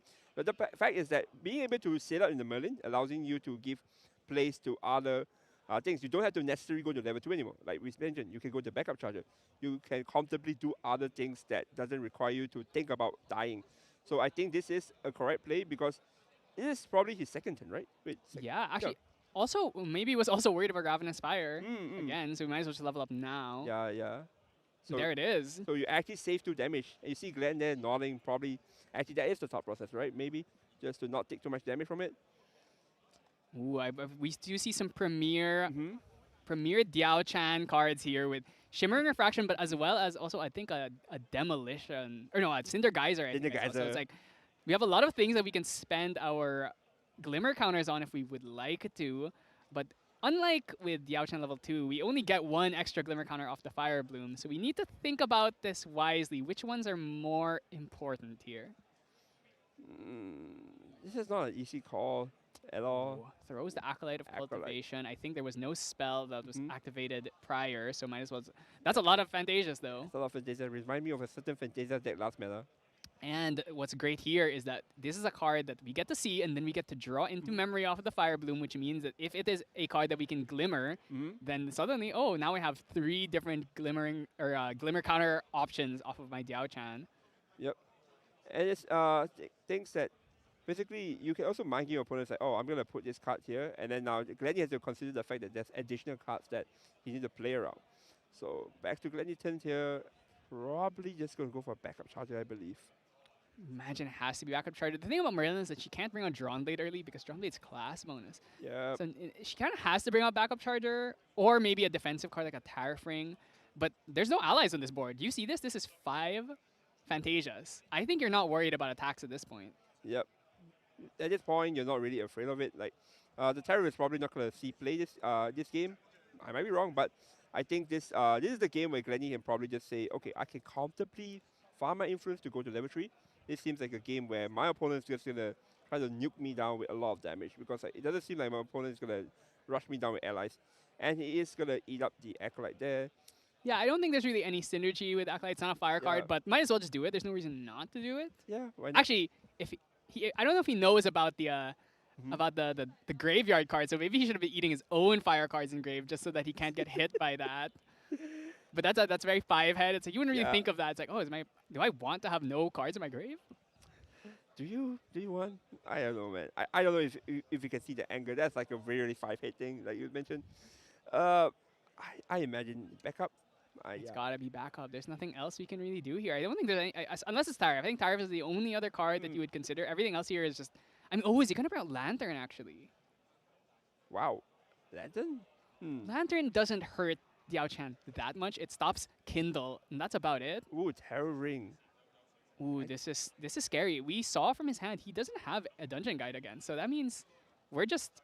Ooh, is that Shieldmate? Shieldmate Fluffy? Yep, I think we are just gonna go into either a Blanche or I don't actually hate the Fluffy this turn. If we are able to go Fluffy. We are level 2, which means we can play Blanche at fast activation. Yep, we which can. Is not something you can often say about someone before level 3. They usually save the Blanche for later, but yeah.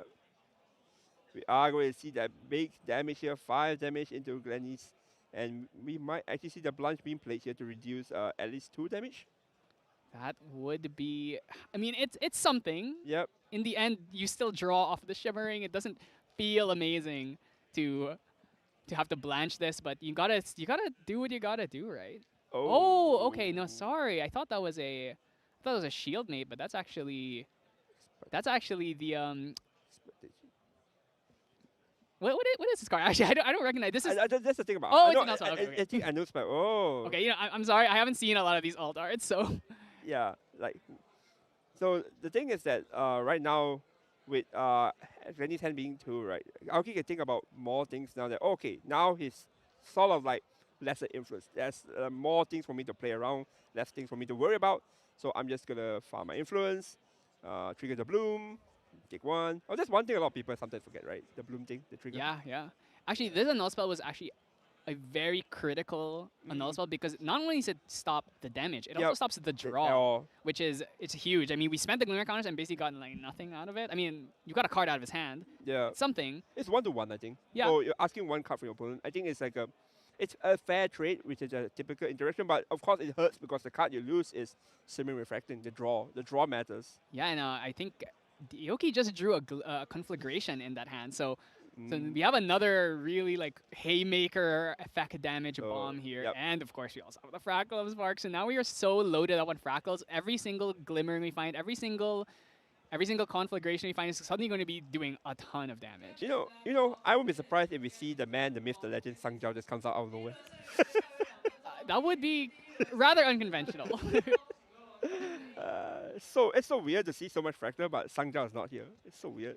The problem is that there's not. Like, you have, I think, just Sparks and Insight. And then the other Phantasias you have are not Fractals. So it's like you can't. They're not reservable. So you can't use them as cost. So that's the thing. But we are going to see probably the. Cinder Geyser. So not getting the discounted effect, but that means we are just gonna play probably the Conflagration. Just gonna do a simple humble 3 damage here and then draw. Ooh, okay, we did draw that. We did draw the graveyard card, so maybe we gotta worry about. See, look, he keeps eating the fire cards, but little does he know, I'm actually using your graveyard. I'm not using mine.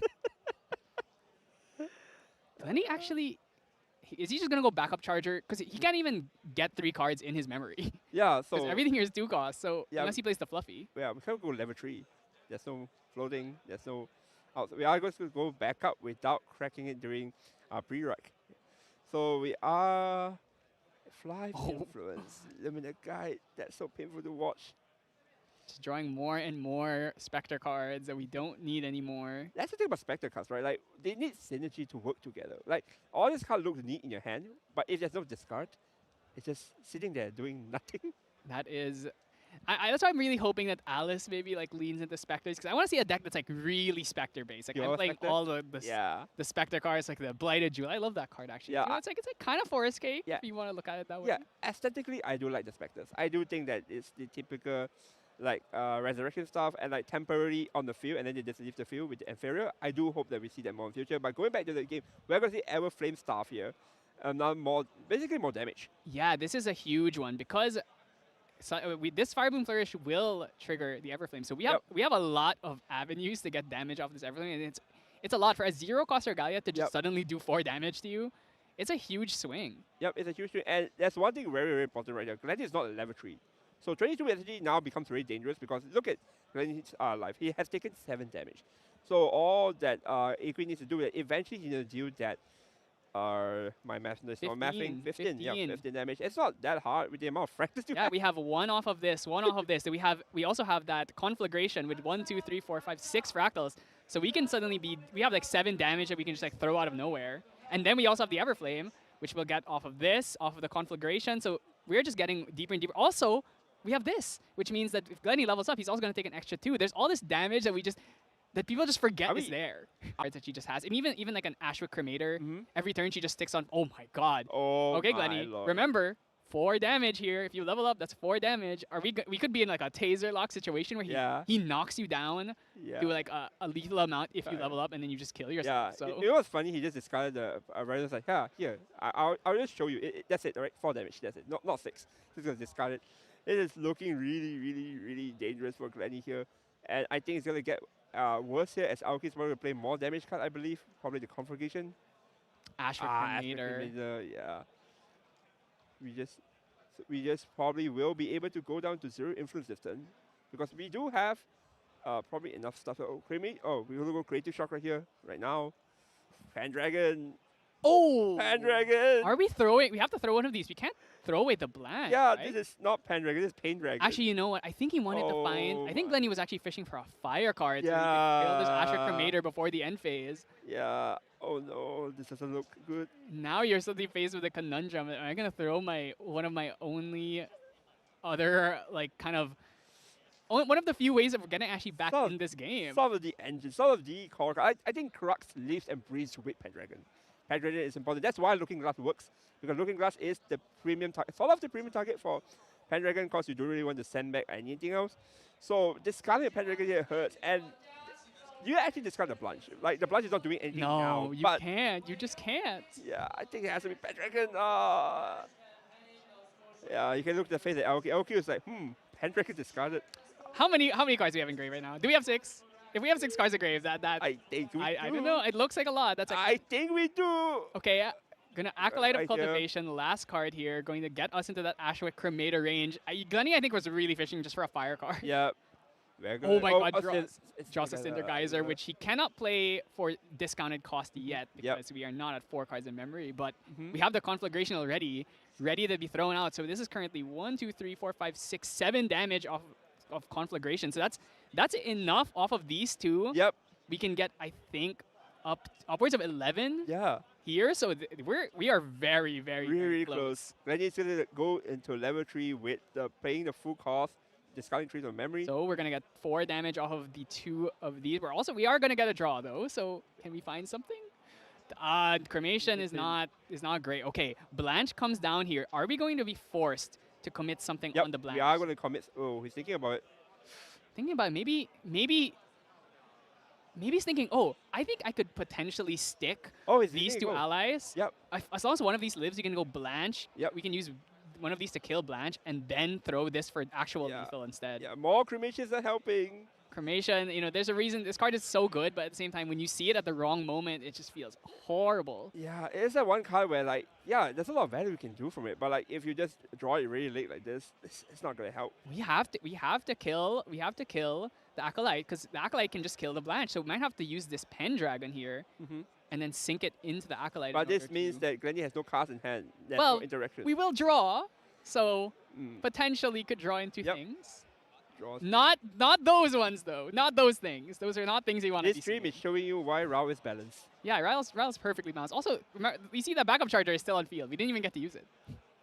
These are the kinds of games that make you think, oh, I just wish I had GCR instead of Looking Glass. We didn't even bring out in there. That's the argument. Like we talk about it, like GCR versus Looking Glass. Like, is Looking Glass so important for you to basically forsaken the GCR? Of course, the argument is yes, because like Pendragon and all these value cards. But that GCR, man, looking really good here if you have it. So let's take a lay of the land. We have 1 damage off Fire Bloom, and here. if we can get this off, that's another 4. Yep. So we can find 5 damage out of nowhere, but we still have to kill Blanche first, is the issue. So I think maybe Aoki's thinking about throwing one of his burn spells on Blanche off of the Glimmer counter in order to just get rid of her now. Because otherwise, this is not going to do any damage. Yep, because there's no more allies on the board, I think it's a considered effect to use one of the burn spells into the Blanche right now. I think that's the only way to do it. Aoki is thinking about it. Well, there is an Impact Hammer if you really want to do it, but that is an option. I still want to know how many cards Glenny has in his grave because I think is that 4? It was Creative, Pendragon. If we kill the Blanche, can we? I wonder if we can get there.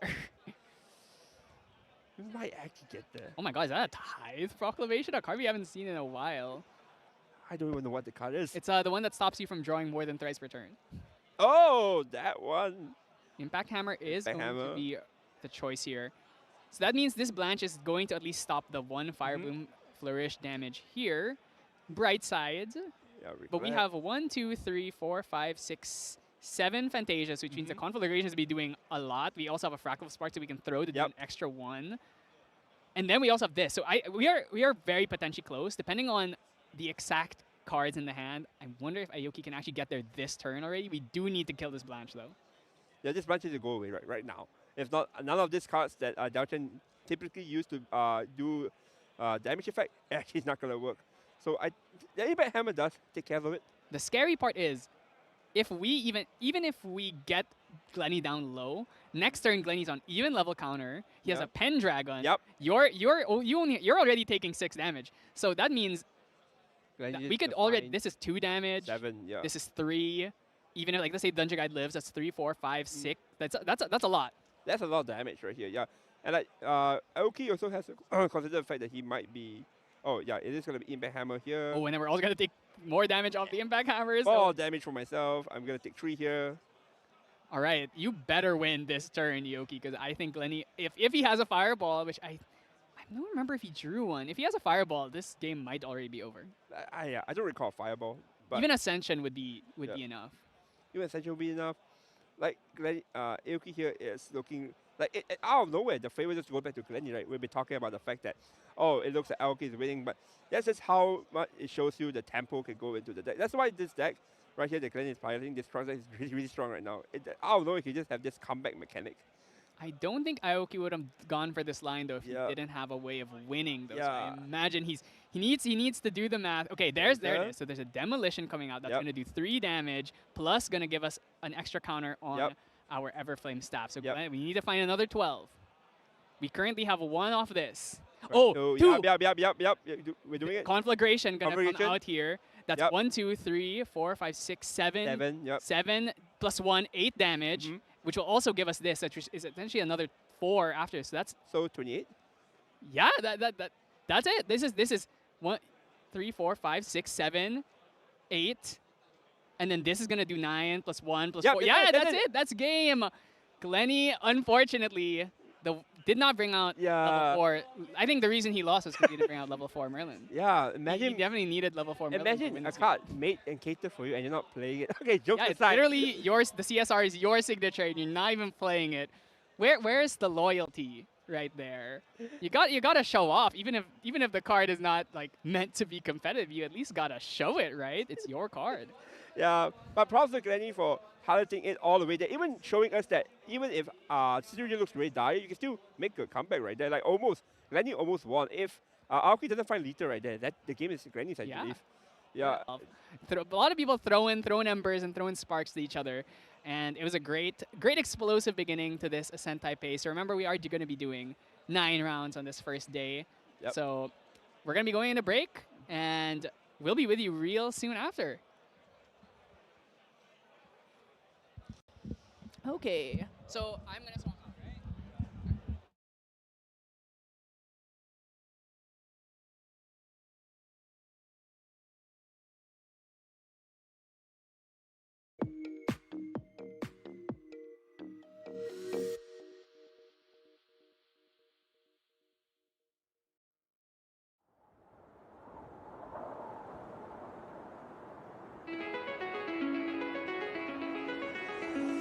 It's calling me like the rainbow. It's calling me like the rainbow. The rainbow.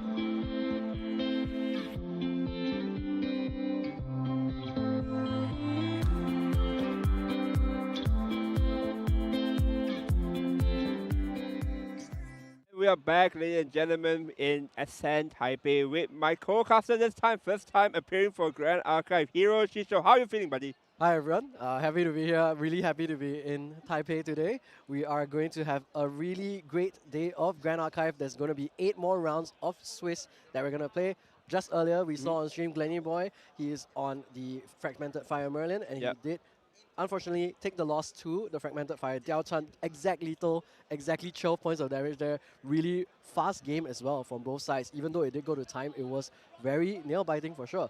However, what do you think we're going to be seeing in the next couple of rounds? Or maybe what is the thing that you want to see most next round? Man, I just want to see something not fire. Let's be real. Like, I'll see you win. Okay, so look, hear me out.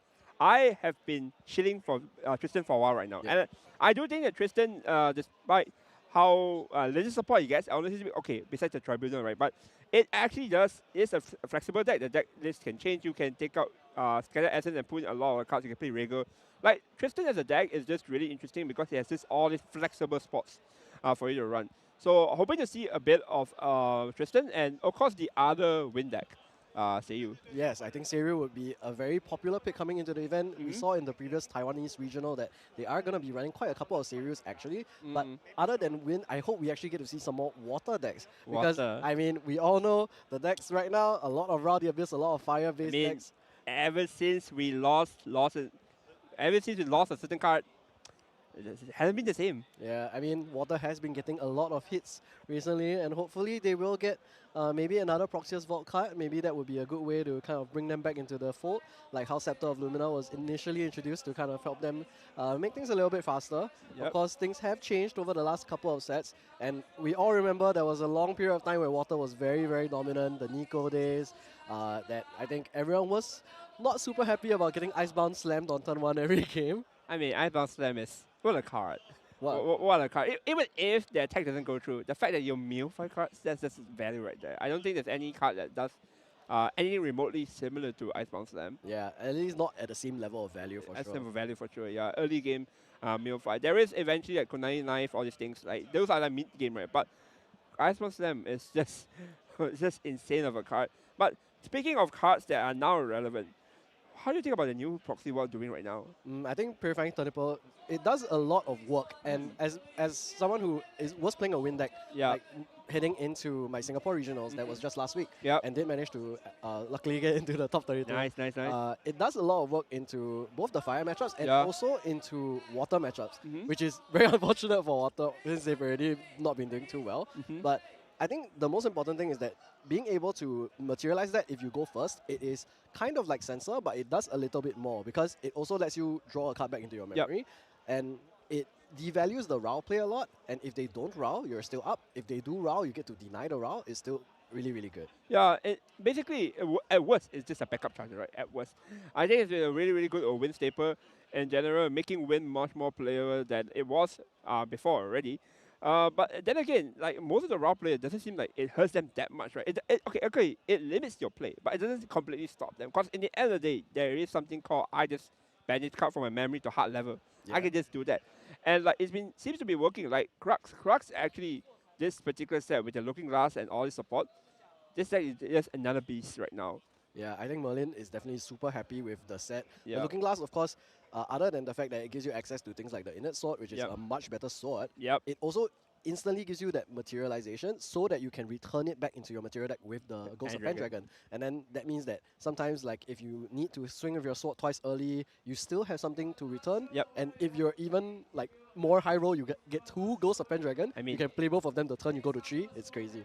Even synergy with Fluffy Shot. Like, people at one point forgot that Ascension actually also brings tech cards from the banished area. So you can tell, I'm just going to banish this card in my graveyard, I'm just going to banish it, and then like, oh wait, my Ash is in the premise, oh, I'm just going to bring it back up. Like, it just has so much synergy that it's insane. The whole deck just works together well. Yes, and if we're talking on the other side of the Crux spectrum also, not just Merlin being able to banish the Majestic Spirit, the Prismatic Edge, but when you're going to Lorraine Crux Knight, you get additional attack for every single weapon in your banish. Fluffy Shops instantly becomes a +2 damage sort of in the Lorraine deck instead. Like, imagine the world, like right now, we're living in the world where Crux Lorraine Knight is actually a playable card right now. that just shows you how much the mana has changed compared to last time. Yes, and last time it was just like, oh, you're playing Crux Knight because Mm. you're playing Water Allies. You Yeah. just want the level 3 for the Yep. 4 damage from Scepter of Lumina. Yep, But yep. now it is not just 4 damage, it is up to 5, 6 damage. And you've seen the Crux Lorraine Knights Yeah. going for 6 attack swings Mm. with the probably the Clarent. It's Yep. a 3 durability weapon after Yep. all. Even if you're not using it defensively, Yep. you use it to beat your opponent, it's still very, very powerful. Yep, just shows you how strong the thing is. And with Enso and all these things going up, we are going to see a lot of this. But again, like, we actually haven't actually seen the other Crux, I'm sorry, not Crux, the other Rao deck that is popping up here and there. Similar to the Daochan deck, the Suzaku deck, aggressive lying deck, aggressive fire decks. Like, fire deck does get a lot of buff this time in terms of the aggressive nature as well.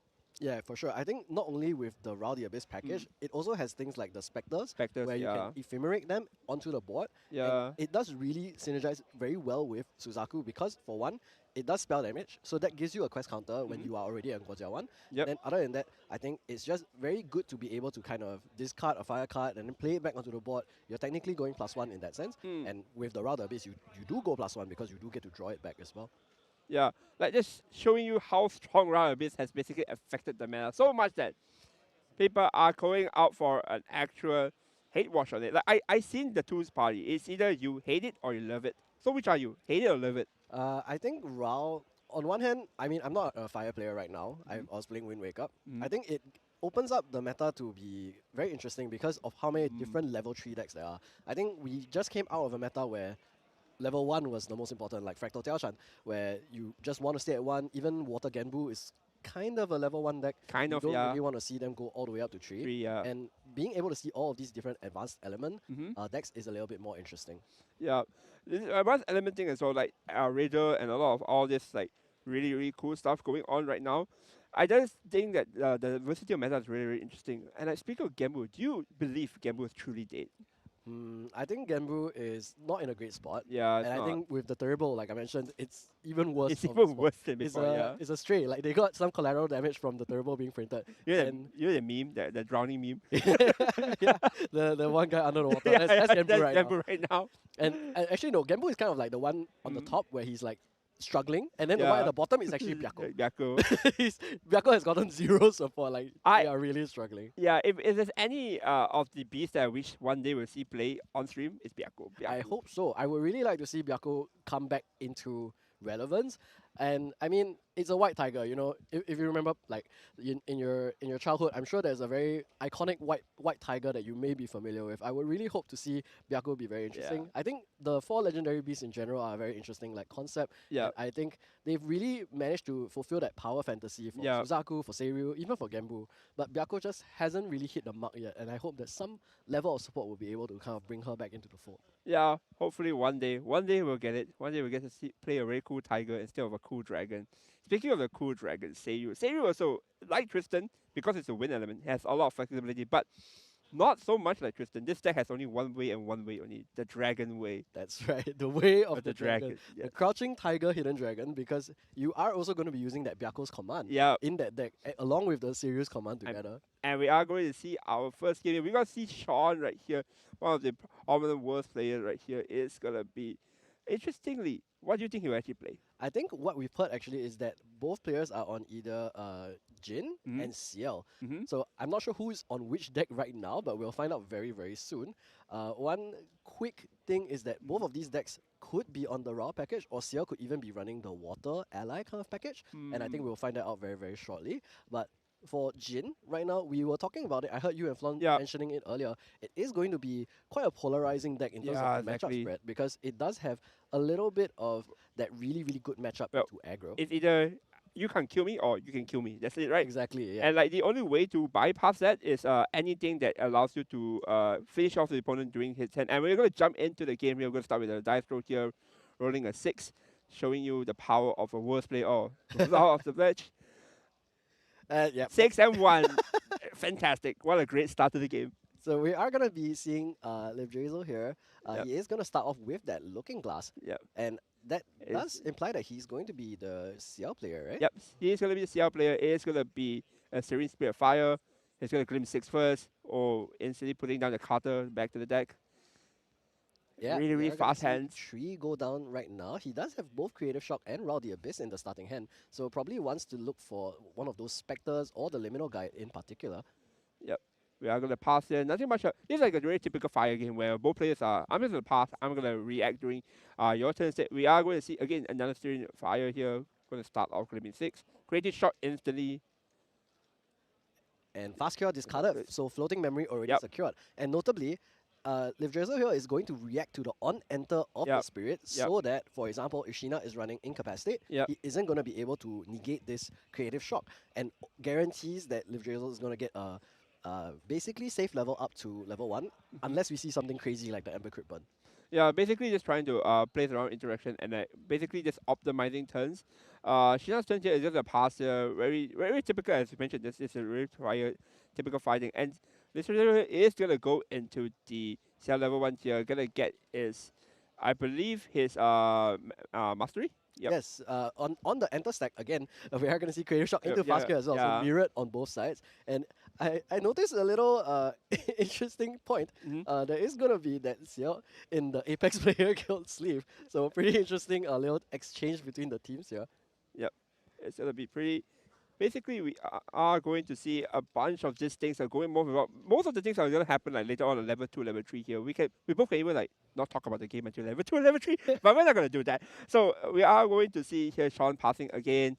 China is going to go into his level 1 Jin here. Unfortunately, I do think that Jin level 1, level 2 is a bit weaker compared to Xiao. Yeah, I think Xiao, you already saw at the end phase of his turn earlier, he did get to put a card from his graveyard into his banishment under the Servile Possessions Mastery. So this allows him to turn those cards into omens. And then there are several cards in the material deck that interact with the concept of omens as well as in the deck itself. One of the most common ones is the Oblation card, which will allow him to deal damage to the entire board based on that. But we're going to see him actually pull up the Reckoning's Wake here, Guardian Distortion skill, usable because he does have that Looking Glass. So he does get to look at the top few cards of his deck and then will be able to glimpse.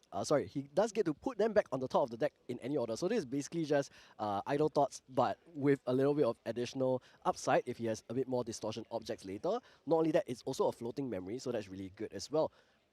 We're gonna see him place all of them back onto the top. I wasn't able to see them too clearly, but I guess you aren't able to choose where to go to the top or the bottom. It is Idle Thoughts. It's not gonna be something like a glimpse. Yeah, it doesn't change your future. It just allows you to sort of like preempt set what you want to put in. We're going to see Creative Shot again here. Both players are just basically, this is just the nature of the Fire Mirror. Both players are just setting up, discarding cards, discarding, floating, see who hits the value cards that you want to hit. And right now, it seems like Listerio is going to comfortably go into level. Actually need to hit the discard package. If you don't have Round Abyss, you have Creative Shock, all these round cards, all these Spectre cards sitting in the hand is actually not going to do much here. We are going to see to a level 2 right now. Jin level 2 comes out. Yep, was able to use the Fast Cure on the end phase of Liv Drizzle, so does get to level 2 without paying any of his memory.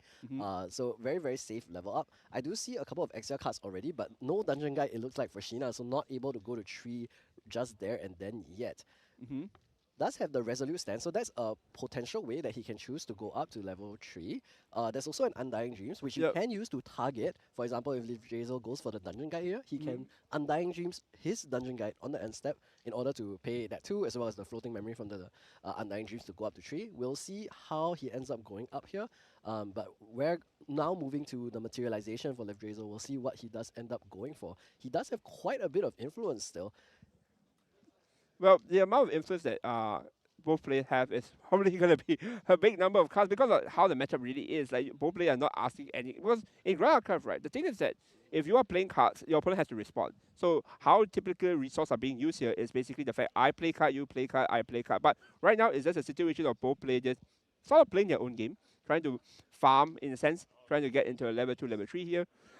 Basically, that's the main objective right here, and I think Listerio might be doing an attack card. Oh no, sorry, No, it is we're round seeing him go up to 2, and then he's going to Row the Abyss on the stack of the level 2 and gets the Liminal Guide into the trash. And so this Liminal Guide will trigger before this level 2 comes in. So we'll get to draw off of that. He did actually banish Carter from his memory earlier, and now the level 2 of Xiao will trigger. For each Omen, he gets to draw, discard a card from his memory or hand, and then draw a card. So here he's dropping a Fast Cure, and then an Undying Dream. So does actually get to drop 2 floating memory into the yard. Yeah, now. basically just setting up here, right? A lot of setup here, a lot of floatings in the graveyard here. It is going to actually be so much value here. I don't think Lister's hand is actually going to drop at all at this point. Yeah, if you look at it, it's I think close to 10 influence already for him. This influence is insane. And there is the dungeon guide, I think, being brought to the front of the hand. So might go up to 3 here, but he's already got 2 floating memory in there. So just feels a bit sad. We might actually just go to the dungeon guide. Yeah, dungeon guide here, and it is going to be removing the all this floating memory that is not going to see play at all. Yeah, I mean, Xiao does have quite a few cards in the material deck Yep, that and will that's cost memory cost later, so he can use the floating memory still. We'll go up to that Xiao Mirage's Grave right now, and Yep. remember, whenever an Omen counter is Take put on a 2. card in your banishment, as a spell, deal 2 unpreventable damage up to 1 target unit. So at the end step here, he's going to be able to put, I'm assuming the Rao the Abyss under that Servile Possessions, Yep. and then deal another 2 damage to Sheena's Jin Champion. Yeah, there might be a way for Xiao to just deal 2 damage during his opponent end step. There might be a way. But the thing is that, Regal. Regal Inquisition here, Oh. immediately after the level 3. That's going to be very painful. It's just asking information right here. And oh my, look at all this SR card. Look at all of them. It's just like, go, go, go. Yeah, if it's red, it's gone. And there you go, 5 cards to the trash, not the banishment of Sheena. But Sheena will get to draw 5 That's new so cards. painful. That's so, like that's the power of this mirror, right? In terms of the Regal acquisition. Like, if you, the moment you do this, you can look at your opponent hand like, what deck you playing? Jin. Oh, what do you do? A lot of SF stuff. Get rid of all the SF stuff. And just like that, Sheena is gonna be drawing new cards. And And Sheena actually draws his own Regal Inquisition as well. oh. So we are going to see him lose 4 of his extra cards. Particularly the Relentless Outburst is going to be pretty sad to lose as well. I think he also lost 2 Enragers. So wasn't able to draw into another extra card, so no real win cons now. We'll see if he does decide to just go up to level 3 still, even though he doesn't have that dungeon guide. But he's going to start off with this Creative Shock during the end step of Liv Drazel. He does get the Turbo Charge, and he also draws into a Fast Cure here. So still pretty safe. He will discard that Savage Swing, which Liv Drazel chose not to discard with the Regal Inquisition. It was like, okay, wait, this is floating memory. Yeah, you keep that back in your Yeah, you hand. keep that back in your head. Like, it's not gonna. Like, I'm just doing stuff that I do not need you to actually do anything. At this point right now, Sheena is just gonna be asking herself, what do I do here? Well, he is going for the backup charger because he did draw into Turbo Charge after Liv Drazel hit him with that Regal Inquisition. Yep. And this does mean that he is going to go up in influence again and hopefully draw into more of those XL win conditions for his Jin deck. Again, we're still in the setup phase for both players. It is a lot of setup, a bunch of, I would like to call it a do nothing turn, just to make sure that we can go into a more comfortable level 3 game. But Lester already shows to you, the moment you go to level 3, Regal Acquisition, that's to get rid of your opponent's game plan. That's already strong enough in my opinion. And Lester is going to go into his next materializing the new Regalia here. Yeah, this I believe is going to allow him to pay X and then get the gem counters based on how much he paid. So Devouring Malice. Yeah. We're going to pay 2, I believe. Yes, so he chose to pay with the 2 floating memory. Yep. He can remove a gem counter from Devouring Malice to do one of the following effects. Yeah. Either put 3 debuff counters on a target ally, deal 3 damage to target champion and recover 3, or deal 8 unpreventable damage to your own champion and then draw 2 cards. Now, I want to highlight here as well, right? There is going to be a Creative Shock into an Incapacitate from Sheena right away while we're talking about the cards that we're currently playing. It's like, nah, stop it. Yeah, no more drawing for you. No more stop. floating memory for you, please. Stop. But I wanted to highlight one thing that we missed earlier, that Liv Drazel actually put that Regal Inquisition that he cast the previous turn back under the Servile Possessions. So if he was going to be able to call something like the Door, he will be able to take that back into his hand. And once again, Regal Inquisition onto Sheena, prevent him from getting even more of his win I conditions. love it when my opponent doesn't get to play the game. I do love that. I mean, we are water players, kind of. And we're going to see no damage done to Jin right now for Sheena. He's not going to be able to really hit the thresholds that he wants very, very quickly. Yeah, so it seems like a situation where Sheena's actually behind right now. And like, Lister is just setting up. So this whole seal deck just wants to set up enough omens in order to do like a really big attack with his mastery's effects. So we are going to see Clever here, basically allowing you to return. This is one of the toolboxing where you get to see from the omens, getting to retrieve one of the cards from the omen back into your hand, and basically just be much more flexible in your matchups. And then we saw he picked up that Regal Inquisition. So I think in the next couple of turns, after Sheena hits level 3, we can probably expect that to come down. And she's not going to be able to set up. And one of those key things that we saw earlier again is that Incapacitate used on the Creative Shock. Yeah. Now there's one less Incapacitate to use on that Regal Inquisition. Yeah, we are going to see Tenku right here just to farm more influence here. Sheena is, I think, just building a deck in Yep. his hand. He has no urgency to go up to level 3. And finally draws the Dungeon Guide, so Yep. I take back what I say. He is going to go to level 3 now, which means next turn he can materialize the Berserker's Blade, start doing some damage to himself, and also continue to build his deck of cards in his hand. He is going to be drawing 2 cards every turn, and then he can continue to draw even more cards later as well. We're going to see if there's a response to this Dungeon Guide. It looks like Liv Drazel is just kind of thinking on it. Yeah, it looks like there's not much to respond here. I think he's just going to let it pass, see what his opponent does. But the moment Jin becomes level 3 here, the game changes, the rule changes. Jin doesn't no longer dies during his opponent's turn because he just has immortality. That's one thing strong about Jin right here. Jin is one of the most I think it's a very unique champion. Because it doesn't offer you any value other than the fact that it just doesn't die. And that itself is a value sort of. Yeah, I think other than that, the exile cards are also very interesting because Yeah. they do scale off damage done to yourself. He's a very classic, I guess, barbarian kind of character. Yeah. Like if you've played other kind of games where if you are more hurt, then you deal more damage because Yep. of the power of anime, and the harder you get hit, the harder you can hit other people back. Yeah.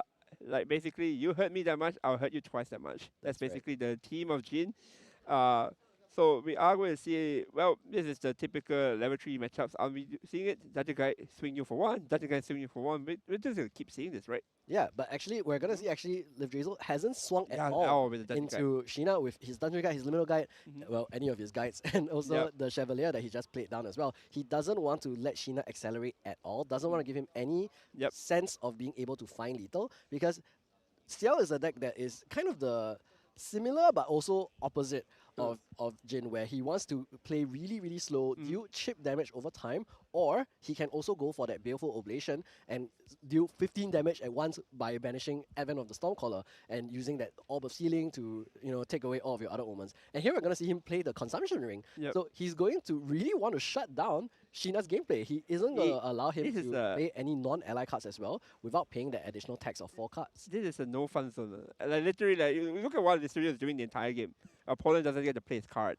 Opponent don't get to accelerate their gameplay. Now opponent don't even get to do He still doesn't get to it. That's the Regal Inquisition again. We're gonna deny even more cards More from cards, Sheena, more. and there is 3 more exile cards about to be removed. Ladies and gentlemen, this is a no fun. This is a no fun zone at all. For sure. Here's the 2 Relentless Oh Outbursts. That's his 3rd one my. already. Oh I believe my. the Rending Flames is also going to be removed. Rending is also gone.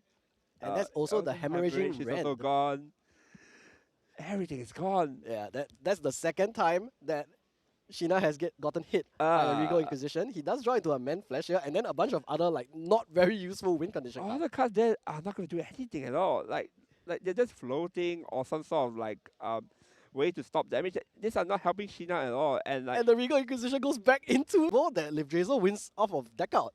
Like, it's possible that because Sheena is going to be drawing a lot of cards, oh, right? you're If he goes up to right. 15, there's only 15 in deck, Regal all 15, You're right. So, that could be the win con. so this is just Nico. Yeah, he's playing Nico. But not only is he destroying your opponent's deck, he's also destroying all your opponent's win cons. He can't draw anything to deal damage, and he's not going to take enough damage in time to be able to beat Liv Drazel in time. Remember, this Ciel is a Guardian. He has 30 maximum HP, and he's also playing the Spirit of Serene Fire. So 36 effective HP is going to be very difficult for Sheena to be able to deal enough damage before I think he either gets decked out or just gets to find the key pieces that he needs. He might be onto something. He might actually be trying to take out Sheena. Now just realizing what's going on. And Sheena is going to play the Sanctuary here just to, prevent more damage. And so it is a cycle, sort of. Yes, Yep. he is going to prevent the damage that Liv Drizzle hasn't been choosing to deal Yep. to him. Yep. But he will get to cycle a card, basically Yep. draw a card into his memory later during the recollection phase. We might see Liv Drizzle go for that door to pick up that Regal Inquisition again, unless he has another Chevalier. He's hovering the Inert Sword Inert instead. Sword, yeah, So yeah. we'll just be playing that down, has to pay 2 from hand before he gets to materialize that as an additional cost. And I think this is going to be quite a number of things left for Liv Drizzle to do. He is currently definitely in the driver's seat. Just look at the number of cards on his board. There's like 10 things on the board that you have many. to make Sheena pay Too attention many. to. And Sheena just has his champion and this one Sovereign Sanctuary, and I guess the Berserker's Blade. Yep. Like there's another angle that Sheena just deals enough damage to himself, and then Literature just like, oh, you dealt enough for damage for me to just kill you. Okay, sure, it's my turn then. I think there's also another angle that we can consider. I think Literature here is just gonna chill. There's nothing much to be done here. If all you're gonna do is just not let Jin take damage in order for him to do his game plan, yeah, it's probably just another. You either disrupt your opponent's hand, which is only Regal, right, or pass. Is there much things you can do right now? Yeah, I think we're going to see him just add that Rowdy Abyss into his Omens again. He's already on 6 Omens here. So there are a couple of very key cards for CL that do pay attention to the number of Omens. But I don't think that's going to be the win condition here for Liv Drizzle in this match. He is likely going for maybe that deck out plan that I was mentioning earlier. He does have that Regal in the Omens again. He's probably looking for another one of the Chevaliers that he used earlier to put that first Regal back into his hand a second time. He also may be playing the material deck card that allows him to put one of his Omens back into his hand as well. So we're going to see how he ends up choosing to proceed with this. He again, every time he puts a card from his trash into his banishment with an Omen counter, usually you would be able to deal 2 damage, and that's how CL would be able to do all of that. But he hasn't been choosing to do the damage yet. Here, he uses the Green Prestige. Will copy a target non-skilled action card, and he's using the Regal Inquisition again.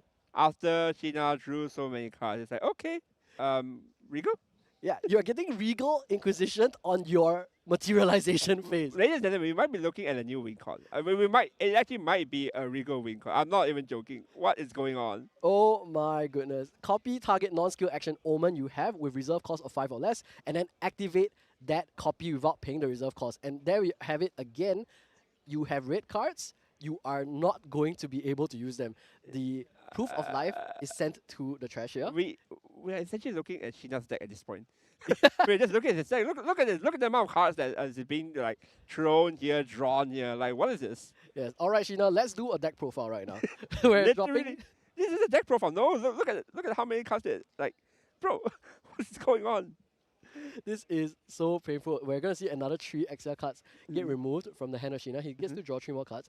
But again, drawing cards here isn't going to be useful unless you can actually use them. And Liv Drizzle is just going Regal after Regal after Regal. This is the 3rd time we've seen Sheena get hit by Regal Inquisition. And we're looking at the deck count already. He's counting it. He's like, I can consider it. Yeah, and another interesting thing is that Green Prestige is, of course, a fast speed Fast card. speed, yeah. And he is doing all of this on Sheena's pre-recollection phase. So it's not the Yeah. materialization. He's already let the Berserker's Blade trigger. He already drew off of that. But I don't know how we're going to see Sheena come back from this. It's such a very difficult position to be in. The Rowdy Abyss has also been discarded, preventing him from drawing even more. Incapacitate is drawn. 5. Another Rowdy Abyss. We have a Dungeon Guide. Here's another Man Flash. And we have an Enrage. We have an extra card. We have an extra card. And then rage when we are 6. Fantastic. Yeah, 6 damage and rage. Not gonna be doing too much. A little bit difficult position still for Sheena, but at least he has like 15 influence. Not sure how that's gonna help him right now. We are living in a matchup that 15 influence is not good. We are. We are living in a matchup where, because of Regal's Exposition, you have all this influence and you do nothing. That's right. And another thing is that Grim Prestige. Another thing is that Yeah. next turn, if Drizzle gets to put Grim Prestige into his Omens as well, and then he can pick up the Grim Prestige and then continue to Regal Inquisition. What am I looking at? This is mill. This is a mill deck. This is so interesting. Is this actually the win card? Is this actually what he's trying to do? Is he trying to just, okay, my opponent can't play the game, and eventually I'll deck him out? Is that what is going on? I don't know, but based on, I think, what we're seeing from Liv Drizzle right now, that seems to be the win condition. Because there's nothing else that can really be done. Although Sheena did draw into Incapacitate after that third Regal Inquisition. Yep. But remember, Livdrazel can cast it twice. He can go for Grim Prestige, Yep. pause the Incapacitate, Yep. and then later on he can Grim Prestige again, Yep. or he can pick up the Regal Inquisition directly. So there's so many ways for him to still just Yep. continue to Because Regal. because this whole entire Omen deck is built around the fact that I can play around my Omens. Whatever I banish into the Omen, I can sort of like have a toolbox sort of thing, like we mentioned. So it all depends on how basically if individual draws or any of those toolbox cards that allows him to reuse the Regal over and over again. That seems like Sheena is gonna pass it. I think what can Sheena even do? Yeah, we just got a confirmation on the hand size for Sheena. He's not at 15 yet, only 11. 11 plus 3, 14 influence. Just right? 11, folks. Just 11. Yeah. Just 11. In hand, by the way. Only 3 down, Yeah, 11 yeah. in hand. Ever wonder why your hand is not big in Grandcraft? Just play a level 3 deck. Yeah, and there is the door. We are going to Uh-huh. see the Manzome Armoire.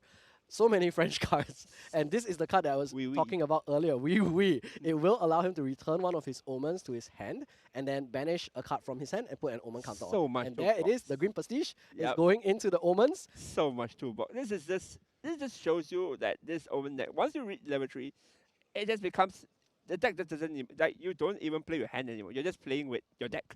There's so much toolbox. There's so much going on right here. We are going to see the Swang-Chi here basically going to be trying to basically draw more cards and deal more damage to himself. But at this point, the only way Jin wins is he deals enough damage to himself in order to proc all the extra cards that he needs to proc. But I don't think Lizard is going to let him do that. Yeah, Livdrazel just checking again hand size. We are going to react first to the on enter of the Shang-Chi. Does allow Sheena to go up to 11. Yep. And now But- on the stack of Yep. the Berserker's Plate, the Consumption Ring Oh. is going to be triggered. Yep. So just checking, he did want to crack it earlier, but Yep. you can only crack this during the recollection phase. Yep. So had to wait for the Shang-Chi to resolve first. Yep. It's just going to be basically a Tariff Ring, but for non-action, non-ally cards this time. Yep.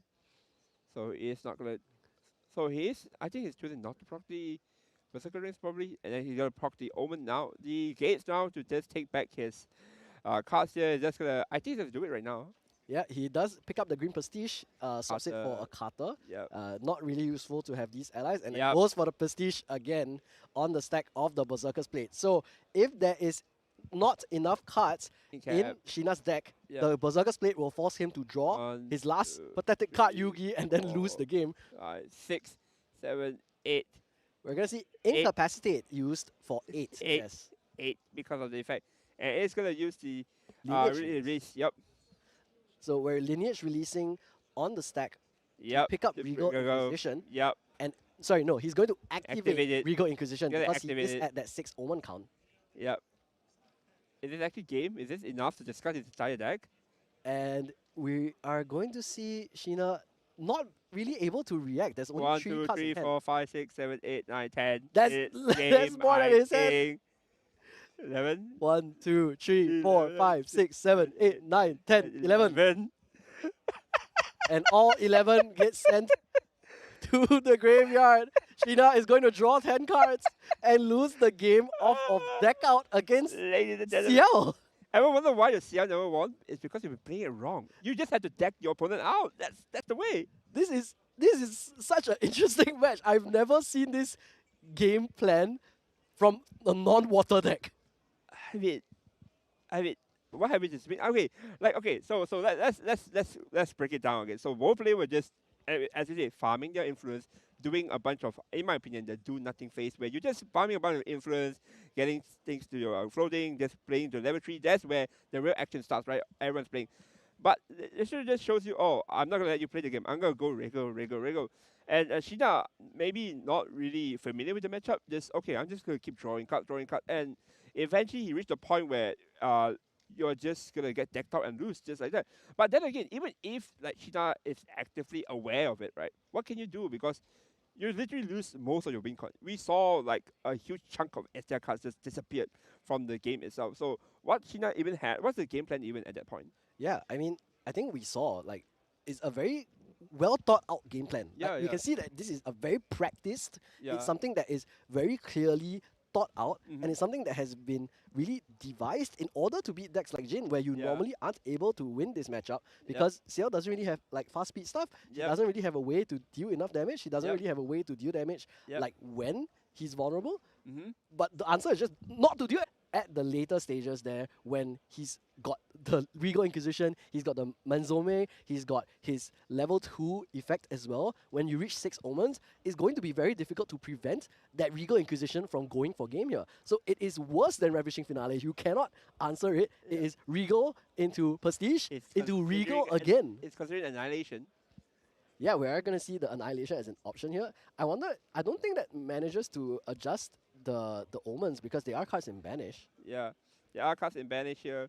We are going to see. I think Sheena is going to take the game here. So the thing is that here's the problem here. Even if we know the game plan, like we mentioned, is there much way to stop the game plan? Because you as the, I want to call it the attacking type of deck, right? Your game plan is I take enough damage and attack you. If my opponent doesn't attack me, I have to do the work myself. But in order for me to do the work myself, I need to exile card. Oh, my exile card is gone. Oh, what do I do? Well, if you ask me, I think there's only one solution, Sheena. I think you need to cut Livdrazel's deck such that all 4 Regal Inquisitions are in the bottom half. We have reached the stage, huh? Yeah, we have maybe. actually- we maybe reached there. I'm just thinking in Sheena's perspective, like if you are Sheena, first time seeing this done to you, you're thinking, so what's my game plan? What do I do? Because if I'm Sheena, I think that this is the first time I've experienced such a thing. Like I have never seen someone just tag me out because of Regal. Yeah, I mean, yeah, I've been lucky enough to not be on the receiving end of a Regal Inquisition deck out. I think, like mentioned earlier, the only real like counterplay is Incapacitate from Sheena. Yeah. But that would require him to, for one, hit level 3 first, Yep. so that he can prevent he can prevent his cards from being removed by Incapacitate, because he wants to have a big enough influence so that he needs 5 cards in hand to pay for the Incapacitate, and then that means leveling up to 3 in a way that he is still safe as well. And it's so funny that this particular card right here, this card is off. No relevance at all. The healing doesn't even matter at all. Yeah, well, he did actually glimpse 6 and keep 6, so he's really happy with his starting hand at least. We do see the Incapacitate we mentioned earlier. We do see the Dungeon Guide. We do see the Turbo Charge. Yeah. So lots of options for him. Yeah, like the glimpsing is like, but the lineage release at all. We're not going to see any release at all. I think in this game, we are going to see the issue here, glimpsing and considering option. Oh, is it Bottom 5. 5? Bottom 5. Well, like I mentioned earlier, if the game plan is Regal Inquisition, maybe we just need to draw Regal Inquisition.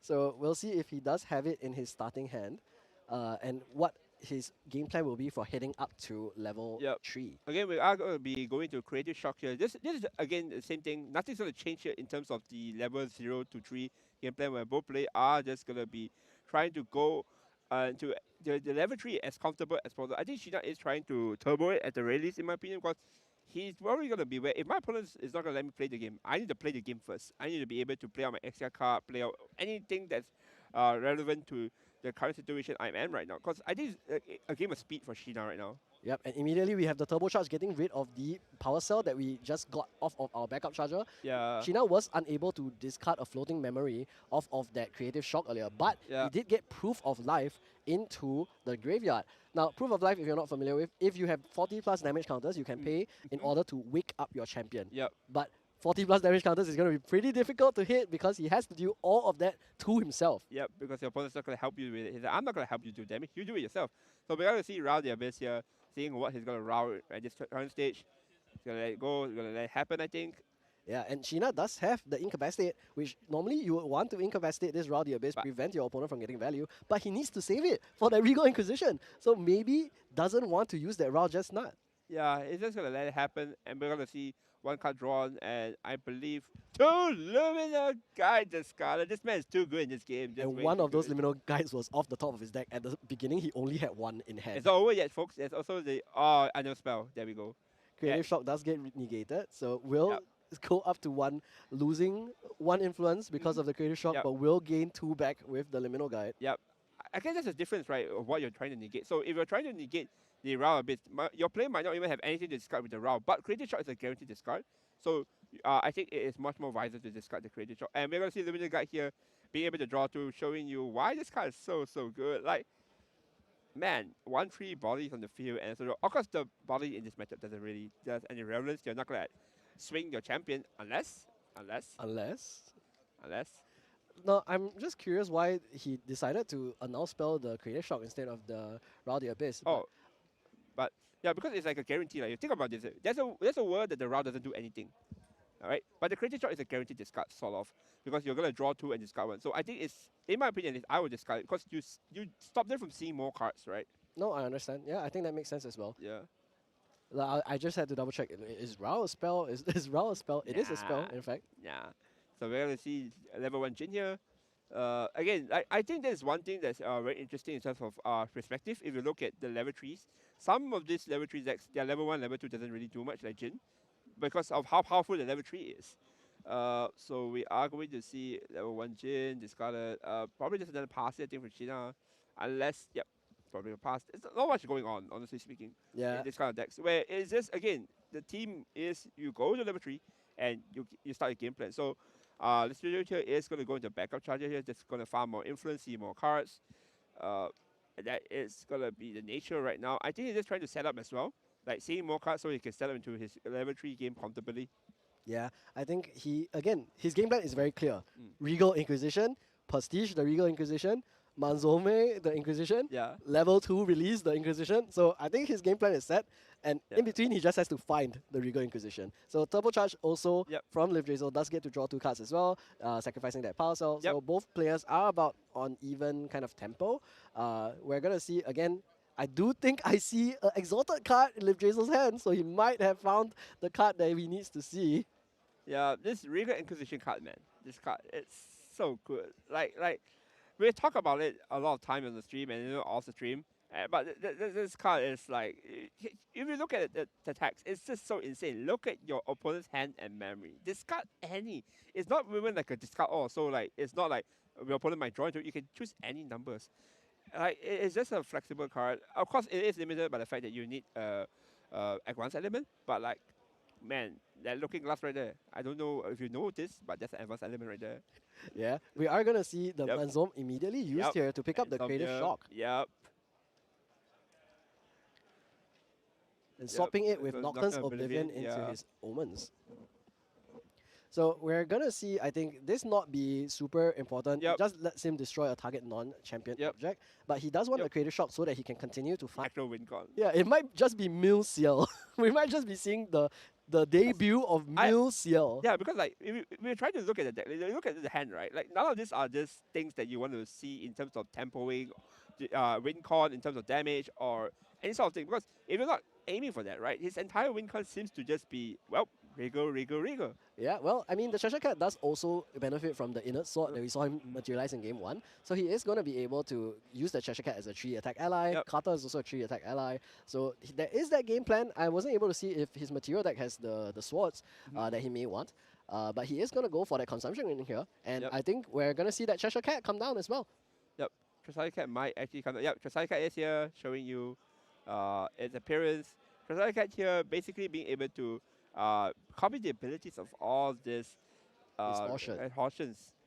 Yeah, so we'll be able to copy Distortion Regalia specifically. So I'm a familiar face to me, the Impish Grin, Yeah. because of me using it in my Wind Wake Up Yeah, deck, yeah, where yeah, I yeah, copy yeah. the Ranger Strides in an offensive manner. But here we're going to use it primarily for defense. We're going to It's make two the Consumption Ring used multiple times. It's a toolbox. This whole deck is just, it's literally just being able to do whatever you want, whenever you want, with the right cards. Yeah, I do see the Baleful Oblation in Uh-huh. the hand of Liv Drizzle, so that is a pretty common win condition for Yeah. other CL decks. I think probably in other matchups you'll see that Baleful Oblation be useful as like a 3 damage board wipe. Mhm. I don't think Liv Drizzle's deck is probably running like the Advent of the Stormcaller kind of build. Mm. He's probably more focused on just chip damage.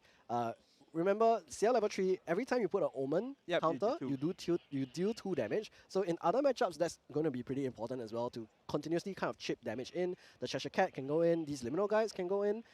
If we were playing a regular matchup, I think Sheena would be at like maybe 8, 9 damage counters already. But it's just because that, you know, this isn't your very typical matchup that we aren't going to be seeing that happen. And there is the CL level 2, and on the stack, we might be seeing another Rowdy Abyss or something, but doesn't have that in hand. We'll just see that level 2 come in, and he's going to be able to discard up to 4 cards to draw more cards into memory. He has the Turbo Charge gone, and we'll see if there's anything else. I do know there's a Dungeon Guide available for him. He will be dropping another one of the Nocturne's Oblivion. Yep. He almost dropped the Heavenly Guide as well, because he You got it. will be able to use that. will Heavenly still Guide. drop that as well as a Heavenly Guide. Yep, this is a time where Heavenly Guide is not going to be so much overused here because I believe he is going to go into a Dungeon Guide level 3 right now. Yeah. Likely going to be the case. And we might actually see a Regal as well. You can see here Sheena hovering over the Announce Spell in his hand. Announce Spell is ready to set and go. Yeah, we do have another Cheshire Cat, so we're going to prevent another. Oh, sorry, no, we're going Dungeon Guide here, sorry. Dungeon Guide here does lose the Reduce to Ash and Crystallized Destiny. Crystallized Destiny, of course, really good in this matchup as well to prevent like one of those big Jin swings. Yep. And we might see the Regal Inquisition come down here. Just note that Regal Inquisition is a slow speed card, so he won't be able to use something like the Consumption Ring in order to prevent the Regal from going through. However, we saw him do this in the last game. This Regal, even if it gets negated, is going into his graveyard, and then very shortly after, is going to go into the banishment with an Omen counter on it. He can pick it up again later. Yeah, that's a crazy part about this there, but you can negate all you want. You can stop me from all you want. It's just going to go back into my mastery. Like, it's just going to become an Omen so that I can reuse it again.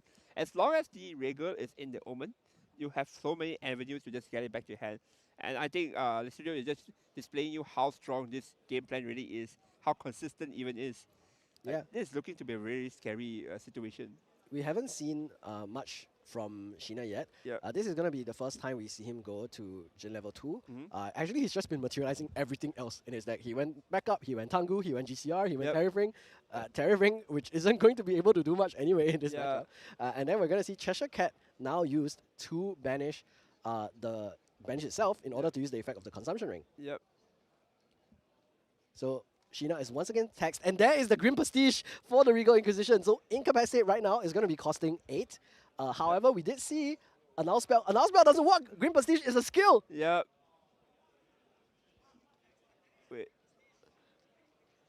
Wait, both players may not be reading the cards right now. They may not be aware Grim Prestige is a skill. So Announce Spell isn't going to be able to work right now. But we will get the judges to be aware of this. Yeah, I think the judges are probably as well as speak. You are right. So it won't be able to activate skills. They are resolving it. Yeah. As we can see now, the judges are they're both trying to resolve it. I mean, it just happened right overseas. Not overseas. Oversight players are kind of playing too fast, and then they just didn't really see it. Oh, would it be because Grim Prestige is copying Regal Inquisition, and therefore it is technically activating Regal Inquisition, which is a spell, which therefore can be negated by Announce Spell? Huh? No. Yeah. Is that how it works? Yeah, that's why I'm not super sure. Oh, okay. So I see. I see. So we have confirmation that you are going to be announcing the copy instead, which is a spell. So all good, all done. So we are going to see Heavenly Guide here, back to the game. And there we are. We're back in the game. Finally, Sheena is able to kind of play cards. He's going to be able to go to his level 3 Jin here. But again, still at only 0 damage counters, isn't going to be able to win anytime soon. He does have Incapacitate in hand again for the next Regal. But we're going to see Regal on his own now. So we're going to see if there's any more Grim Prestiges available. It's my turn. It's my turn to Regal. And Liv Drizzle happily reveals his hand, and hey, it's not that good. I mean, if you're talking about purple, this is probably the only purple right there. Yeah, he has 2 Creative Shocks and Around the Abyss. No real win condition cards right now. But that Regal is still going to go down. Sheena does still have to pay for that. Yep. And we're going to see 1 damage into Champion here.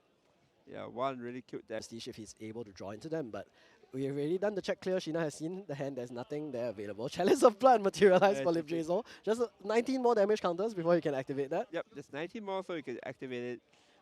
That's the thing. We're already at a point where both players are just materializing things that are kind of not going to be used here, honestly speaking. Because all that matters now is whether they draw the right cards or not for the game plan execution right now. So at the studio side, I think they're just trying to find a way to use the Regal again.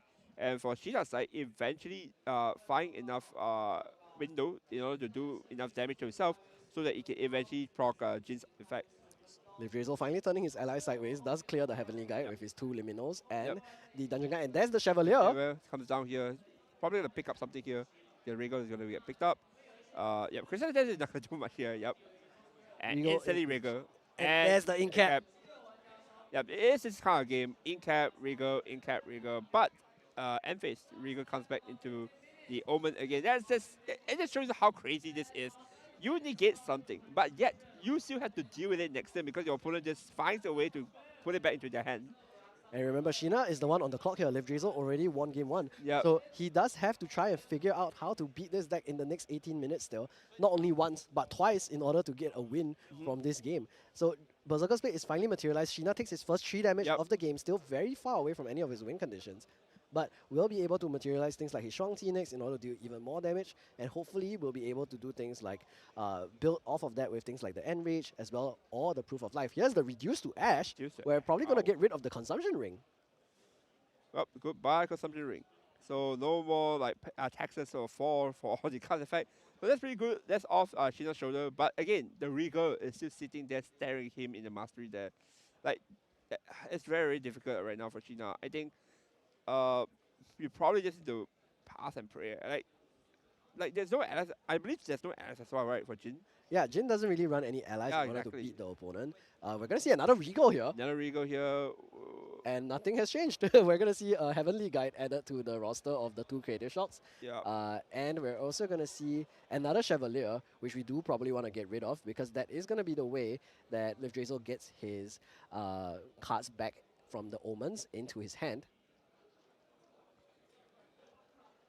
So actually, he's going to let Liv Drizzle keep his Chevalier and discards all of the draw cards instead. So there's another Regal drawn off of the Regal Inquisition. Regal is being drawn here. So yeah, maybe you don't even need to take back the Regal from the Omen. Just draw it back, right?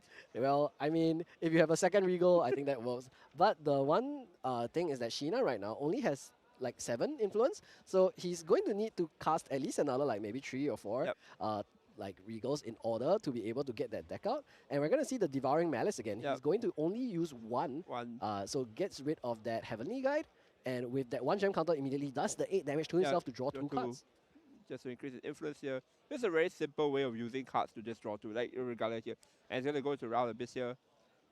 Draw 1. And then, ooh, this guy is still good. Like he's so good. Liminal Guide, not super useful anymore, but will allow him to cycle more cards. Again, look for more Pastiches, more Chevaliers, more Grim Pastiches, and maybe even another Regal Inquisition. There's still only going to be 7 cards for Liv Drizzle right now. It's the team again, Regal. Do you have it? And Sheena already flips his 2 extra cards. I want to point out, man played, I think, 3 to 4 times of Regal in this game alone. Yes, and finally, no Incapacitate, no Annul Spell. We're going to see Regal finally land for Liv Drizzle. That is going to be the Relentless Outburst removed. The crazy part is, I don't think this is the end of the Regal. We're going to see more Regals being played from the Israel side. This game is getting more and more like interesting as the minute goes by. Sheena is going to be forced to discard. Well, probably at least the Enrage and the Relentless Outburst. There's a Hemorrhaging Ren as well. I think both of them are good. I think all the extra cards. Oh, it only needs 2. Interesting. Yeah, I mean, Hemorrhaging Ren isn't gonna be super like threatening as well. He does draw into Savage Swing, into an Ever-Recurrent Raider, not super useful. But Liv Drizzle's hand, we are gonna see another 2 Chevaliers actually. So he can definitely use Regal another couple of times for sure. That's the Grim Pastiche immediately brought into Liv Drizzle's Omens. Because why should I use Regal as slow when I can use Regal as fast? Yeah. My God. This deck is so crazy because it's such an interesting take on Ciel, on the idea of a very tanky Guardian that stalls you out, that does a lot of damage through poking, through every end of turn I deal 2 damage, through having a bunch of different ways to deal damage to the entire board, like Oblation, having some of your own allies like your Chevaliers and stuff to poke in that little bit of damage. And then there's this Regal Mill Out Wincon, which I've never heard of before. Yeah, I was gonna say like imagine all these things designed for you to play a slow pace and poke that and nuke them with 15 to 20 range. No, I'm just gonna deck my opponent out. Like I'm gonna just steal Water's identity. Just write that. Like this is just insane right here what we're watching, and like it seems to be the game plan again. It's assuming that he's not swinging with. His allies are not turning sideways. He's not going to attempt to give Sheena any type of damage for him to proc his Jin effect. And Sheena is still needing to find damage to basically use all the extra card in hand, if he can even use any extra card in hand. And the very sad part is that Annul Spell in cap, most of them are already used, so he needs to find more copies of it, but it doesn't seem to have any of them in Sheena's hand. Yeah, we've already seen 2 Incapacitates and Annul Spell. And I mean, we've gotten Regal finally, Yeah. but didn't draw into another Incap or Null Spell. And we Yeah. don't know how many copies that Sheena is running even, whether he's running 4 of each, which I really doubt. But we're going to see banish a floating memory, and we have the sword. We're going to call Grande Soneri, which means we can finally start swinging with CL if we ever want to. Yep. But I think this is just going to be just the growing number of cards Just, on Liv just Drizzle's to board. see the entire, just to grow more. Look at this entire card. Yeah, what is this, man? And that's the Chevalier. We're going to see probably Right. Grim Prestige added back to hand now. Yep. Show you how flexible it is. Like this entire thing. If you notice this entire Omen thing, this entire toolbox, right? This is just a bunch of things that you can use in case of emergency, right? Like, okay, maybe not this matchup, but you can imagine the world that maybe this entire thing, like in case he needs that and that, he can just answer it right away because he just exchange it. We are going to see the Chalice of breastplate. Blood. Yep. Chalice of Blood materialized for Sheena. Only 2 more turns Yep, of 2 more turns. Berserker's Fate in Two more order to turns. get to use them. Yeah, 2 more We'll see turns. if he can draw. He can draw all of those cards. But again, drawing cards in this matchup is somehow a bad thing. Because your opponent just wants to deck you out. And Yeah. So it comes to the whole problem of what do you even do here? If drawing cards is bad and I can't play the game, so what's the angle here? What is my win con here? well, this game plan seems to be very thoughtfully devised in order to beat things specifically. It's very yeah. I think I would love to see how this plays into a different kind of deck, like maybe an allies focused deck. Well, maybe you have things like the the Baleful Oblation, which will help you to manage the board If- state, and there is gonna be the Regal Inquisition responded to by another Regal Inquisition. So the Prestige is going to copy his own Regal Inquisition, and both players are gonna like discard each other's hands. Yeah. We're just living in the world of regals right now. It's just players regaling each other. Incapacitate takes out the Grim Prestige though, so Yeah. Sheena's Regal does resolve, Yep. and Liv Drizzle's one doesn't. Here is the Crystallized Destiny, and this time Sheena understanding now, hey, this Chevalier card kind of nasty, I don't really want to see it again. Yeah, Sends yeah, it to the trash as well. That is the trash, and then now this dude just has to draw 2 cards here. Floating and Resistant. Resolute Stand could be really useful because now Liv Drizzle has cards in hand. He will be able to cast that Resolute Stand for his alternate cost. But I think Sheena isn't going to go for game anytime soon still. So Good Inert take. Sword, just nice, 2 cards in hand, will be able to pay for that. We're going to see the Chalice of Blood just brought to the front, isn't going to be able to use it yet, but will want to use it eventually. And he draws into another Grim Prestige. So that Regal Inquisition that got negated earlier could finally happen again. We have seen 4 Regal Inquisitions casted, 3 of them negated. But we are going to see even more Regal Inquisitions cast still. There's 10 minutes left in the round. I'm still struggling to see how Sheena will be able to come back from this. He's losing all of his win condition. Yep. He's not at a damage counter where he can force lethal. Remember, Liv Drizzle, 36 effective HP. He did 8 damage to himself. He doesn't care. He doesn't care that he's Doesn't going to care. be in a dangerous position. He just needs to regal you until you lose by your own deck out. The saddest part of this is that in DDR, fire is a better water deck than water. And this is very, very depressing to see. I mean, it's just the reality of what you can do with Regal and CL, but it also shows you the creativity side as well. Like, I don't ever think anyone will respect this kind of win con right here, witnessing right now. Like, again, I think I'm repeating myself a lot in this statement. How Sheena wins. Like, I can't see it at all. Like I'm not trying to like say that there is maybe no way, but like it just seems unrealistic at this point. Yeah, well, I mean, there is definitely a window. If you look in Sheena's hand earlier, Yep. he actually just managed to draw his first Rending Flames. Yeah. And I think that could be a very good option if he didn't just get Green Prestige again, which means that Rending Flames is probably going to not see the light of Yep. day. But it does resolve this time. So no Rending Flames, no Enrage, no Savage Slash. Nothing. Goodbye to these Fire and Exia cards. Anything red, I don't want to see. Get rid of them. Liv Drizzle has to think a little bit on the Rending Flames. Rending Flames could be a bit scary. We're checking like fire count in the trash because I guess actually there's only 1 fire card in the trash right now. So he couldn't have Rending Flames even if he wanted to. So if you don't send that random flip into the trash, he needs to work his way out for another fire card. So maybe the angle is I don't show it for you now, throw it later or whenever, right? Yeah, I mean, if we're thinking about how the average Jin deck is built right now, I think the only fire cards they're running is that Rending Flames and then Creative Shocks and Really Wild short and Abyss. Rather Abyss, yeah. Probably that's how it works. I think it's safer to still get rid of this Rending Flames. Oh, he is getting rid of it. I think Man Flash is probably going to be capped. There's no need to, yeah. Yeah, I don't care if you heal. I mean, it's not going to be important. Yeah, that's not important. I don't even think you want to heal. Dungeon Guide, Creative a final Shot, card. Creative Shot helps. I think Creative Shot will help you dig into important tools. Yeah, I mean, okay, let's do a little bit of math, right? So next turn, Yeah. Sheena is going to be at 20 damage counters, which means this Shuang-Chi is at +4. Yep. So with Rending Flames, that +4 becomes 5 plus 3, which is 8. Carry the 1. Yep. No one to carry it. There's no one to carry. Times 2, so that's Yep. 16. Yep. So 16 damage doable, but just not enough yet because Ciel is at 36. 30 plus a 6 exactly. Like this, this just shows you how good this is. And I think Listener still have like things that can help you reduce the damage, right? There is the resistance and other stuff of cards. There's also, I believe, there is actually That's a Creative Shock into Rowdy. Hasn't been able to be regaled yet. The question is if we are going to be able to see another Grim Prestige before Sheena is able to recollect. Yep. This is gonna stop him right here. It's gonna react. He's gonna do his own Creative Shock. We're going to see Creative Shock probably looking for that other Green Prestige. He will have exactly enough cards to cast a Green Prestige here. Creative Shock discards an Undying Dreams. No, it's not going to be Green Prestige. It's just CL2 Lineage Release. We almost forgot about that. Yeah, Lineage Release here. He's going to Regal. And yep, he's going to show you up that, yeah, I have more cards for you to discard. So was he able to find the Enrage? He was actually not. So now the question is, are we going to see Enrage Rending Flames this turn? Because otherwise, I don't think Sheena is going to have another window after this. There is the Creative Shock removed. And no Enrage available, no Relentless Outburst, no nothing right now for Sheena. Does draw into just a Liminal Guide. Liminal Guide here not going to do much because there's no way to discard. Draws into another Undying, I think. There is Undying Dreams. He will have that Chalice of Blood able to be used this turn.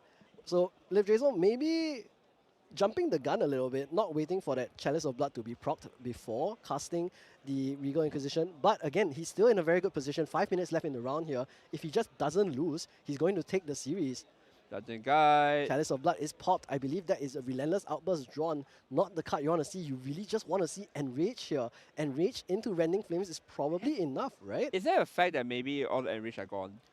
Oh, that's actually feasible. It could just be that there's no more Enrages left in the deck. There is going to be a Hemorrhaging Rend. Hemorrhaging Rend here, getting rid of all these allies on the field. Yeah, I mean, it's not going to be super key to get rid of these allies, but we are still going to be able to cleave everything on the board. Here is 4 plus, I believe, 5. We mentioned earlier, 9 damage swing to the entire board. Liv Drizzle will go up to 18 damage counters, not able to use his Chalice of Blood himself yet. Yep.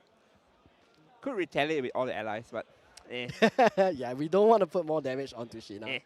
We don't need to. We're going to see what he does go for. Reduce to Ash. Yep. Maybe targeting the Chalice of Blood. Yeah, so there was a reality where Liv Drizzle targets himself with the end step Omen 2 damage and then pops the Chalice of Blood to draw himself. But yeah, Sheena is not going to have any of that. Not going to let Liv Drizzle draw into another Green Prestige, into another Regal Inquisition, because he knows that that's the win condition. Yep. There's a bunch of blank cards in the Drizzle side, and he's going to pass here. Puts another card into his Omens at a stunning 9 Omens right now. So there is going to be that option to swing with the Grande Sonar. And if we want to try to go for lethal by just pushing Sheena above the damage cap that he can heal from. But we did see a lot of Men Flashes still. So are we actually going to see a hard cast Luminal Guide here? Is this what's happening? Activate. Oh, activate effect.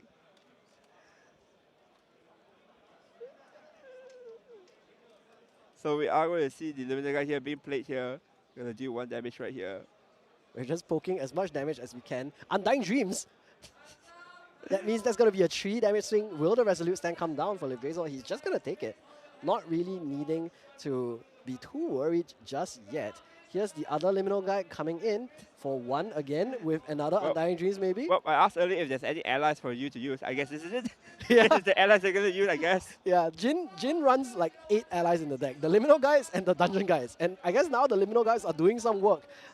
Being hard played from hand, activated from hand, instead of traditionally being coming from the graveyard with the effect. Yep, we're just gonna play it here. We're gonna play it right here, just to actually just swing a bit of damage here in order for us to reach, an actual win. Right Relentless here, Outburst. ready outburst here for This is going one, to four. be do the math, do the math. Do the math. There's no additional 1 damage here Yep. because he's not at 35 plus. Mhm. So every 6, there's only 3 damage to Yep. everything, putting Lift Drizzle at 24. Yep. And that means the Shuangzi comes in for 5, putting him at 29. Mhm. That's still not lethal though. It's counting here. They're just counting excess right now. 14 cards left for Sheena in deck. Mhm. And I believe he has more than that in influence. And even if he doesn't, I mean, he'll draw 2 next turn for champion, the Berserker Spade effect, and Yep. for his regular turn. Yep. We're going to see maybe a fast cure? No, he's just going to recollect. We're again looking for some way to reuse that Regal Inquisition again. And again, time is still ticking, 1 minute left in the round. We're going to see swing into Mhm. the Liminal Guide with the Inert Sword. Yep. It's So- gonna finally use the Mastery's effect. Yeah, Mastery's Effect gives a huge attack boost to the even the Inert Sword Yep. because of how many omens he has. And we're going to see Resolute Stand available for Lift Drizzle. He has 2 copies of it, so we'll be able to prevent 6 damage from the swing. But I wonder if that's going to be enough because we're going to see him be at 18 total. So 12 damage needs to come through. Yep. Here is the Grim Prestige. Yep. Great Persist comes down here right now. It's gonna attempt to. Ooh. Is there an announce spell? Wait, no, we're going for not the Regal Inquisition. It's Oblivion. Nocturne's Oblivion. We're going to use this Oblivion. to destroy target non-champion object. So there's Wow. the Shuangzi gone. Shuangzi just gone just like that. And once again, the game just seems to be slipping further away for Sheena. He's going for a relentless Yeah, outburst here. outburst, This yeah. time going in for 4 damage. Yep. So still a little bit away from lethal. Does he have another? He does have Outburst, another. yeah. That's 4 more damage. We're going to see Fast Cure. Vasquez. And remember, I do think we still have the Serene Spirit of Fire. So still very, very Yep. far away from Still very lethal. far away. There's still a lot of ways to like survive. And that is also the 3rd Relentless Outburst, I believe. So that's not going to be another win condition Yeah. for Lift Drizzle. He's laughing so much. He knows that he's in a very, very good position still. It's really difficult to deal with this Ciel deck. There's so many outs. I mean, we have to remember this thing is a Guardian. This thing is very, very tanky. It's very hard to use to just kill it. And now back to the Sidor hand, and Chita's hand is depleting as well in terms of the influence. His influence is pretty low right now, compared to the current situation. There is a world where can Lister win off the leader's effect, the champion's effect, like where you can just deal 2 damage out of nowhere during your opponent's turn? Is No, that way? the damage from CL level 3 only applies on your own But end then, step. Yeah, so I believe that shouldn't do any damage unless I'm not sure if it applies if you do something like Grim Prestige, Yeah, where yeah, you yeah. swap the card out. I don't think uh, so. Yeah. So we are going to see Lift Drizzle pass. We are going to hit into overtime here. So Mhm. the result of this match is either going to be 1-0 for Lift Drizzle or a 1-1 draw if Sheena is able to pull out a victory here. But Yep. again, no Shuangzi. So how is he going to be able to do another 8 damage this turn? Here is the Enrage. Enrage here. Does he have something like the Flame Sweep, the Rending Flames, in order to be able to deal damage? So +8 onto his swing with this Enrage. We're going to respond to this. What does he have here? There's 3 Resolute Stands Yeah. available. This is going to respond to something. He's going to respond to the Enrage. Probably the... He's holding on to the Route. It's either the Route or the Absolute... the Resolute Stand. yeah, Resolute Stand, sorry, yeah. And I think Lift Drizzle doesn't really care if he casts the Resolute Stand for his alternate Yep. cost. Doesn't really need to draw any more cards anyway. Yeah. So Enrage is going to resolve, and then we're going to see Savage Smash. So Enrage Smash is at +8 now. Mhm. Savage Smash is going to come in for 3 plus 3 8, plus 8, 11. 11. He has 8 damage. He just needs to double Resolute Stand here, and Yeah. we're good. So here is Fast Fast Cure. Cure. Fast Cure prevents 4. We still have Legend Release, by the way. So on the stack of the Fast Cure here, I don't think Jin is going to run something like Fire Interference. He does get to recover 10 here. We are going to release as well, just to be really safe here.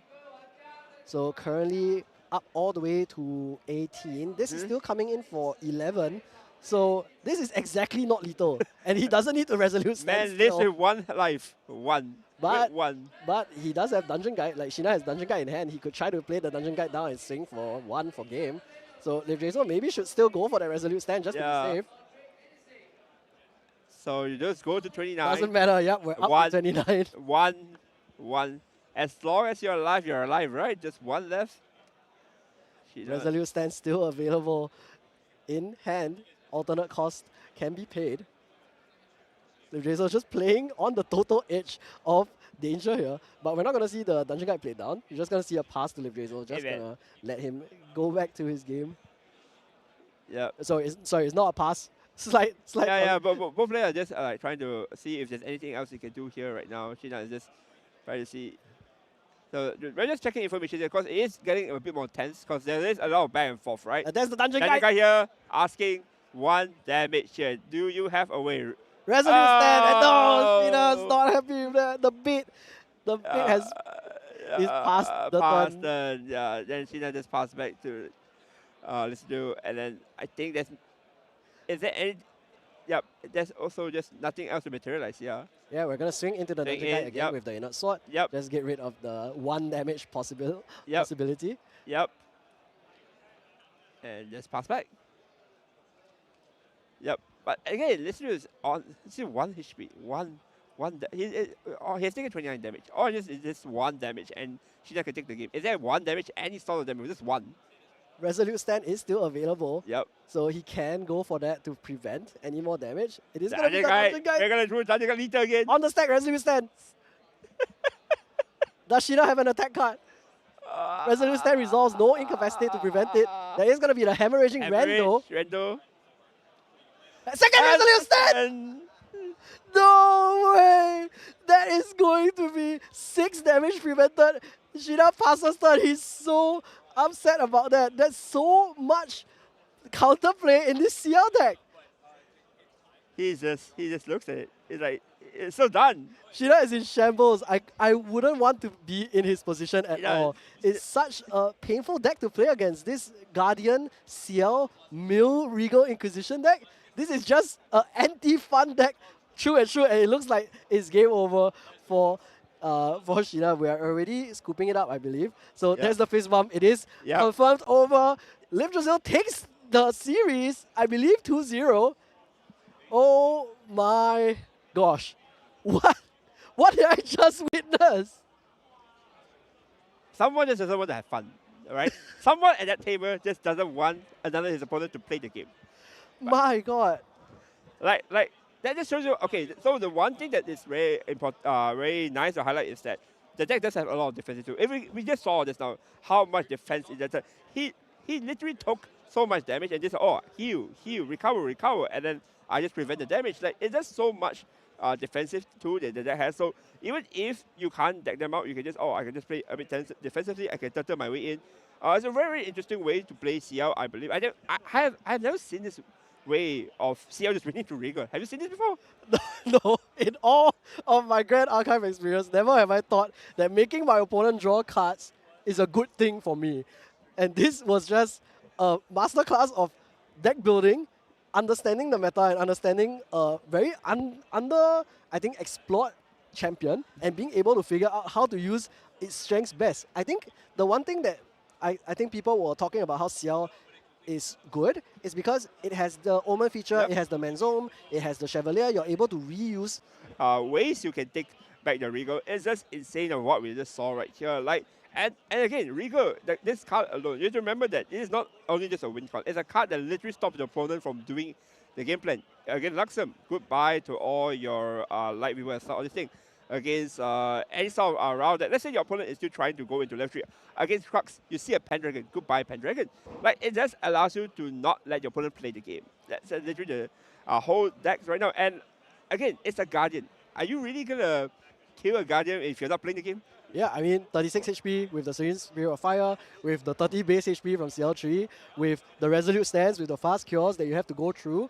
Like, not only that, remember, he also has more than 4 Resolute Stands in his deck. He can also Grim Prestige the Resolute Stand onto his champion. So we are going to head into a Winter View winner interview with Liv Jazel to learn a little bit more about this CL deck very, very shortly. And I'm really looking forward to understanding which devious, sick person is going to come up with this. I'm going to Regal Inquisition my opponent 6 times, and that's how I win the game, the deck. How, what? How does one sit in a dinner table and starts a conversation with, I'll Regal my opponent till I win? How do you start a conversation like that? Like, what happened? Like, how did this happen? Like, I would like to hear Aries' thought process, but I think it's also more of the anger, right? If you think about it in a way where how the meta is right now, the meta is a lot of our higher elements current plan where a lot of people are trying to, okay, I want to save my cards. I'm going to save like this certain win con card, and I don't want them to go to memory, or I don't want them to be played or whatsoever. So Regal does make sense in the anger. So if Regal is a way to stop and also a win con at the same time, so it is just correct, right? If I have a way to keep on making my opponent unable to play the game, and also a win con which is not traditional like dealing damage, because in the end of the day, if you win a card game without dealing damage, I think it's very unique, because that means you have to play around a lot of things. And if you look at how the decks are built right now, it's just in the focus of I don't want to die from damage, attack damage in particular. Like Resistant. Resistant is like a premium card that people play now to prevent damage. And I believe we are getting ready for the interview really, really soon as well. Yeah, I think one thing that before we head into the interview that we want to talk about is at the start of the season, and I guess right now, all the way up to now, we've been talking about how Rao is really a frustrating mechanic, because all of these level 3 decks, one of their weaknesses used to be they didn't have hand size. And now they have a lot of hand size. But they are a little bit slower to get going. But how are we going to counter that? For one, we are going to turn their big hand size into a losing condition. I mean, okay, what does card players like to complain? I break. So what do? I make them break. That's right. And we're going to find out if this thought process all works or not. We're going to move to the winner interview right now. Hello, everyone. This is Flan with the winner of that nail biter of a game, Sean. Friend of the stream, been on stream many, many times before. So we don't have much time, so I'm just going to keep it quick and short. Why did you decide to bring Regal Pastiche Spam CL today? I had no idea what to play, and I didn't want to play the things that all my friends were playing because I thought that they were boring. But at the same time, I wanted to play a deck that used Ryle, and I've been trying to cook CL basically all format, and I ended up judging Boston, so I never really had the opportunity to play this anywhere else. So might as well. Yeah, so I guess just break it down. Like, what do you think this deck does that's unique from all the other Ryle decks? I really like Grim Pastiche as a card. Like, I think being able to copy any spell in your deck, essentially, unless it costs, what, 6 or more, right? But of course, I'm not running any of those, is incredibly powerful, and you can basically play your entire deck like a toolbox, and just pull out whatever you need. Like against the Jin, for example, right? I was playing allies, but none of my allies ever turned sideways, right? I just sat there, and I regaled him like 14 times. Yeah, and even in that game, you played Nocturne's Oblivion using a Pastiche to survive, essentially. So just it's nice to be able to see people playing CL in a way, because I think most people, they play Ablation. All you have is like a 15 cost card in your deck. You don't actually get to use all these cool Omen stuff. So seeing a deck that's able to actually use like all of the different weird Umbra cards, it's really interesting. So yeah, thank you for giving us a good one. I hope to see you more on stream maybe in the future. We'll see if you... Do you actually believe this deck is like really powerful, or is this just something you decided to play for fun? I mean, the jury's still out on that one. Like, I think it is really strong when you have a good idea of what you're going to be playing into. But if you like make the wrong meta call, then like you might get screwed. Like round 1, I played against the Gembu, and I realized I have absolutely no outs to his turtle anywhere in my deck or my sideboard. So I'm like, I have no idea how I'm winning this one, but okay. Yeah, all right. So yeah, I hope that maybe we get to see more of you. That's all I'm saying, because I think this deck, no one was really expecting it. It's mostly a sideboard card. Like I see a lot of people side like Regal plus Pastiche, but to have it like as your main win condition, that's definitely different. So yeah, thank you so much for being here on the interview and for giving us a real nail bite. That game 2 was way more exciting than I thought it would be. So yeah, this is Sean, this is Fawn. We'll be with you in round 3 real soon.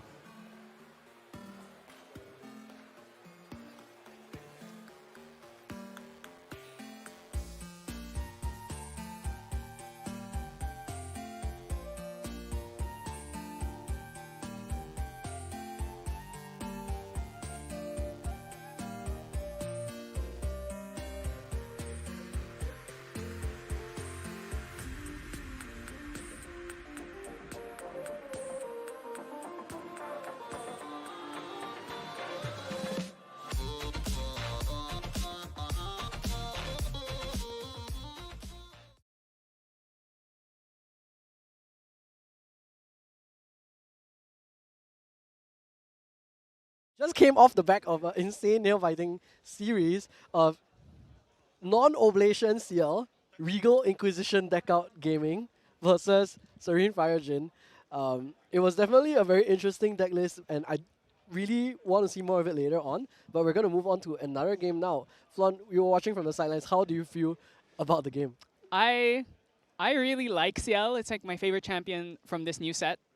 And maybe one of my favorite champions in GA in general. And I always feel a little bit bad that there's all these like weird Umbra cards that no one uses because you're trying to set up an Oblation, trying to set up a Blackjack. So it's nice to see someone actually like using things like Nocturne's Oblivion, things like Profane Bindings, right? All these Umbra cards we haven't seen.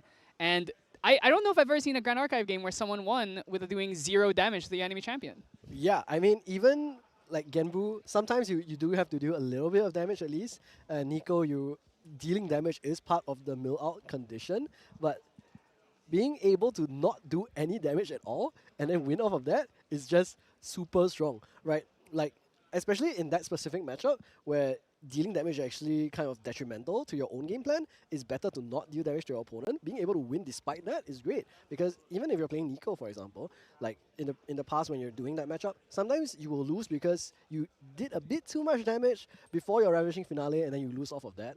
But there's no risk here when it comes to this specific CL matchup. And I think the more interesting thing is that later on, when we see other stages of the game, we are going to see that CL be able to deal a lot of damage over time as well with the end of turn effect. But we're going straight into the game. We're going to see EMP versus Xenon.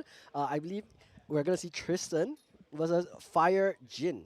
Yeah, so we saw Fire Jin last round, but this time we have to see a Fire Jin. The difference this time is Tristan has to do damage. We're not winning this game without Tristan having to kill this Jin. So historically been a pretty poor matchup for Tristan just because, number one, depending on the Jin build, most of them play the cleave, which means that we can just kill the shadows. Yeah. Jin can get the high enough damage that he can just kill the shadows. 7 damage, they're just dead.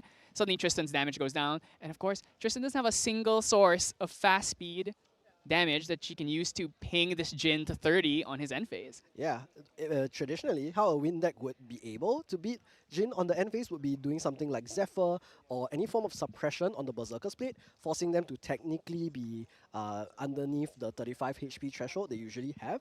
But we're going straight into it already, and we're seeing EMP pass the turn and go into Xenon's turn already with that win Tristan. So notably, this build of Jin is a bit different from the one we saw in the last game. This is not on... It's not on as many attacks. It's more Proof of Life Relentless Outburst. So it's more trying to just go all in on that Relentless, which admittedly Tristan has Incapacitate, and she also has Veiling Breeze. So she has ways around it. But let's see if Emp can just like weather the storm and get to the point where this Tristan just like is out of resources and he can just kind of do his thing. Yeah, I think so. We do see Tristan start off with the Black Market Broker, a really good ally for the champion. On enter, put a preparation counter on your champion. There's of course going to be a very key win condition. I mean, it's not nothing, but it's also not really what you want to see. You want to at least get a +1, especially because he went first and he's in Serene, which means he's going to be on pretty low influence here. And that's Tristan's specialty, is like just kind of playing her slow game. And oh my god, Liminal Guide, just unephemerated Liminal Guide. This is seeming like a pretty bad start. Yeah, I think EMT definitely not happy to like just play Liminal Guide raw. Really wants to have a Creative Shock, have Around the Abyss to play that down. I wonder if Xenon is going to be able to play something like the Backup Charger or just go straight up to level 1 here. Loses a Mastermind Scheme for the level up, going up to 2 prep counters now with the on-enter effect. And let's see a Fairy Whispers in the pre-recollection and see what we get from here. Second Fairy Whispers and 2 Veiling Breezes. So pretty good options, all win. Not a whiff this time, really happy to see that. And he does still have 1 card in hand, so can go for that second Fairy Whispers right after, still in pre-recollection. You would think Fairy Whispers might not be like the best card against Jin just because he does so much damage, but since this build is really more in on that Relentless Outburst, you still need to have it. Ooh, Shadow Strike going to be shipped to the bottom here. Yeah, I mean, he has one already in hand, I think. So Veiling Breeze is really going to be useful against that Relentless Outburst. He does also have something like the Ensnaring Fumes, and I also see an Innovate Agility, which is going to be very useful to give himself stealth to prevent anything like a big swing as well. Yeah, Jin not on the Sword of Seeking, so doesn't have to worry about any shenanigans there. Yeah, however, I was going to say if he has Staggering Strike in the side, he does not. Staggering Strike does have True Sight, so that attack would be able to go through. Like, for example, Enrage Staggering Strike to go through Innovate Agility is an option. Yeah, so Tristan here, pretty good start to just have a broker that can just like sit here and mind its own business, swing at you for 2 every turn. If there's any world where you're gonna win this game, it's when the Jin kind of stumbles here at the start. Yeah, and Purifying Thurible is probably the choice here for Tristan. So again, the new Proxius Vault card really helpful into this kind of matchup. And now we can kill this Liminal Guide and just immediately banish it. So it's not going to be a case where we have to take this 1 damage every turn. Xenon is just going to go for continuing to swing into face and maybe goes for a Dream Fairy here on this Liminal Guide, preventing him from getting it back into the board anyway. So Dream Yeah, Fairy does resolve. Dream Fairy being used here, it's interesting because the Liminal Guy wasn't really doing much, but at the same time, you don't really want to give a cremate target for free like that, so I can totally understand why. Also, it's an extra 1 damage that this Jin is probably not going to be able to deal with. She has stealth. Oh, another Undying Dreams on your... Actually, that's another thing, is that I think playing the Liminal Guide just raw definitely signals to you there's another Undying Dreams in here. That's true. I mean, it could have made the Liminal Guide 3/5 for a specific turn, would have let him get rid of that Black Market Broker. And we're actually going to see level to 2 not using the Purifying Thurible here to deny that floating memory. Why do you think that was the case here? It is interesting. Maybe really want to hold up the Stifling Trap, because chances are EMP was going to level up anyway. So I could see... maybe also just waiting, because that would have been just Thurible to stop 1 float. Maybe you really want to hit like the big, like double discard Ryle turns. But at this point, I don't know if we're really going for Ryle anymore. We're already level 2. It's a bit late for that. Yeah, you might be right. There's no Dungeon Guide from EMP here. So the Stifling Trap, although it was good to keep it in hand, Tristan can actually activate it from memory as well. So I think it would have been fine to still burn that 2 preparation counters to deny the Dungeon Guide. But we're just going to see the backup charger. And we're seeing the Purifying Thurible actually just set here on the board, and it's just going to stay here for a while. I think we're going to see whether EMP has like finally drawn into a Rao Arcadia Shock, and then we're going to see Purifying Thurible banished, or we're going to see it used as a way to get rid of Proof of Life instead. Because we did mention earlier that EMP's deck is running more of that Proof of Life focused package. That's right. So like, that's the thing about Thurible. I think most people see it as backup charter. It's like, I have to use it, I have to draw a card. But a lot of times you are better off just waiting. Not everything needs a reaction. Sometimes you can just sit here and let your opponent do his thing and then pop the Thurible at the opportune moment instead of just kind of shotgunning it for the immediate draw here. And there's the Ascent Protector, probably picking up the Dream Fairy here. Doesn't really need to deny that Liminal Guide anymore. Or he could just pick up the Black Market Broker and then get more preparation counters. But Black Market Broker, a little bit expensive. We'll just go for the Ascent, bringing the Dream Fairy back and then swinging for 3, putting EMP on 10 damage counters already. Yeah, notably, we are kind of lacking on prep gen. No Sadies, no Surveils. Like, it was this Black Market Broker is the only thing that has given us any prep. Definitely would make you think, oh, we should probably have to go for boots at some point. Yeah, on the bright side, I mean, even if Xenon is forced to go to level 2 right now, he can also just still draw at least 1 card. We are going to see backup charger from EMP does get the power cell. I wonder if he has the turbo charge here because he did pop it pre-rec instead of during the main phase. I'm assuming he doesn't have that Dungeon Guide because he probably would have wanted to use it last turn. So maybe we're going to see the turbo charge here, or maybe he drew into the Dungeon Guide with that backup charger. Dungeon Guide would get fiended out here by that Stifling Trap, but at least you forced a card from Xenom's hand, but you're already at 13. Only need to find a little bit. We are Serene, so there's a lot, but what if you get the Serene early, Jin really doesn't like that. Yeah, 17 effective HP, 24 from Jin level 2, as well as the Serene Spirit of Fire. The Liminal Guide is unchained. He is no longer Dream Fairy, so it does get back onto the board. So I think EMP is just not having the cards he really wants to see. No Rao the Abyss, no Arcadia Shock, anything like that. And like you mentioned, the Windwalker boots are out now. Will be the prep gen that Xenon needs. And the Surveyor of the Winds does just get top decked as well. So we can probably see Tristan level 2 come onto the board next turn. You think we're going to Dream Fairy this Liminal Guide again? I mean, yeah, he is. He's like, yeah, no 1 damage per turn for me, please. Sets 3 cards down. We're going to see 2 Dungeon Guides actually available for Xenon. So probably putting 1 of those down. And then the Black Market Broker, Dream Fairy, and the Ascent Protector turn into face, putting EMP at 19 damage counters already. Unfortunately, cannot force Serene this turn. Jin really wants to hold Serene as long as possible because he wants to use all his Creative Shocks and his Riles, even if they're not like amazing. But at the same time, it's also a big thing where if I get to hold up like a fast gear and the Serene, it's very hard for you to do a lot of like fast speed shenanigans. Not like Tristan really has any of those to begin with. Yeah, but I mean, it's also good to just cycle your deck, see the win condition cards that you want, and like we mentioned earlier, Proof of Life is going to need to be in the trash in order to activate, and you would rather just discard it rather than pay the one cost to use it. So I think it's still going to be important for EMP to keep that Serene Fire spirit as much as possible. It's also always the reality where he just doesn't draw any other like recovery cards in his deck, so he has to pop the spirit in order to stay alive during his Immortality end step phase. That's right. So choosing to just hard level up to 3, didn't draw the dungeon guide, also makes you think perhaps knew the stifling was definitely like an option there, and rather just hard level instead of having to spend an extra card there. Incapacity being forced out by this Regal. We cannot lose this. We have all of our win cons, we have our dungeon guides, we have our shadow strikes in here. And we also really want to keep that Surveil to win because it is going to be how we get to draw a second card of this Tristan level 2, which does come out right now. So materialized Tristan level 2 on enter. If you have 2 or more prep counters, you get to draw a card. And if you have 4 or more prep counters, you get to draw 2 cards. So right now, Tristan is on 3 prep counters, and we're going to use Surveil to wins at fast speed in order to get an additional prep counter on the stack of the on-enter ability. And now the on-enter ability resolves, so she gets to draw 2 cards. Really, really happy with that position. And Slice and Dice and another Surveil to wins is drawn, so 1 more prep counter doesn't hurt. Also get to cycle your deck a little bit more. 5 prep already.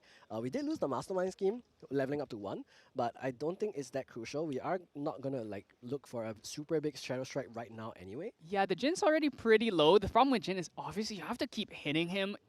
28 life base, but really he's more like, yeah, the extra life from the Berserker's Blade's kind of a given, and then you also have the Serene as well. So it's just like, you do need to hit pretty hard. Actually, I wonder if we're just going to go for it. Do you think maybe just throw the Shadow Strike and make him have it? Shadow Strike comes in right now for, even if he preps all 5, I guess 6 because he gets 1 more from Tristan level 3. Even if he preps all 6, it's only coming in for 10. Well, the Shadow's Claw as well. Yeah, the Shadow's Claw, 11, and then the 2 Shadows as well, so that would be 15. That would put him at 37. It would force the Serene if EMP doesn't have any other form of recovery, so we could see it happen. But I don't think it is going to happen. Oh, I forgot to count the board. So there's actually going to be 41 damage, including the board. So that will force recovery on top of Berserker's Blade, on top of Serene. And Berserker's Blade also does 3 damage. So that will put EMP at 44 if he does go for the Shadow Strike right now. So it is definitely an option. But he's actually chosen to just not do that and pass turn, leaving EMP at 23 damage counters, which lets him go for the Chalice of Blood now. Yeah, I actually really would have liked that, because I think, one, your opponent has to go Berserker's Blade, which means that it's very hard for them to actually kill you without having Shuangji. So it would have been a pretty... It's definitely a risk, but I actually think it was a risk worth taking here. But we do get to hold up Asun, we get to hold prep counters, especially because you don't know what version of Jin this is, right? You haven't seen any Exia cards yet. You don't know if this is more of an... Oh, that's Rictus Tide, another card that I don't think I've ever seen played in an actual competitive game. So this card, it is interesting. Basically, you look at the top 2 cards in your deck, and depending on their costs, things happen. Yeah, if the total reserve cost of the 2 revealed cards is 8, put both of them into your memory, and we are seeing Actually, another... that's 7. Yeah, that's Turbo Charge plus another Rictus Tiding. Otherwise, put one of them into your memory and the other on the bottom of your deck. I mean, it's still pretty good. This could be basically a Turbo Charge at fast speed if you are lucky, right? Yeah, looking at the deck, how many 4-cost cards are even in this deck? Oh, man. Incapacitate, obviously, is the big one. Oh, actually, no, this is the... Yeah, like, looking at it, there's not that many 4-cost cards. And Rage is technically 4 And Rage is costs. Yeah, it's technically 4 costs cost. We use before. printed cost. Yeah, other than that, Flame Sweep is 4 costs as well. So technically, he Yeah. does have a couple of targets for this effect. But yeah, I mean, 2 costs draw into memory is still pretty good. You get to cycle, and you get to choose which card goes into your memory as well. Yeah. So it's kind of like Fairy Whispers, basically. Yeah, right? or I guess you Think could say about it's like Juggle Knife, except it digs 1 deeper. yeah, basically. So actually a pretty interesting choice, like to increase the consistency of the deck. Like just let you go through. I mean, we saw him do it during pre-recollection, so that's let you go through and see like, oh, what's the win conditions and everything. He did pick up an Incapacitate, so we'll be able to like go in an Incap War, which you commonly see in the Assassin Mirror. In this case, EMP is at a slight disadvantage, just have to pay the full price instead of the discount. But As you go Shadow Strike me. yeah, and I mean, Shadow Strike is an option. Tristan's at 7 prep counters now. At the start of the next turn, we'll be able to Shadow Strike for 4 plus 7 plus 1, 12. 12 damage. 12 minus minus 2. 10 damage, putting Jin at 33, which is not ideal. The Ascent can come in for another 1 damage because Sovereign only protects from 2, but that's not enough to force Berserker's Blade plus release like last turn, where last turn if the Shadows and the Shadows twin, Shadow Strike, wrong Umbra weapon do come in, then that will force a lot more. The Thunderbolt does actually get used now in order to draw a card into memory for Xenon, just banishing the entire yard for EMP, but there's nothing super crucial in that yard that really needed to be like banished right now.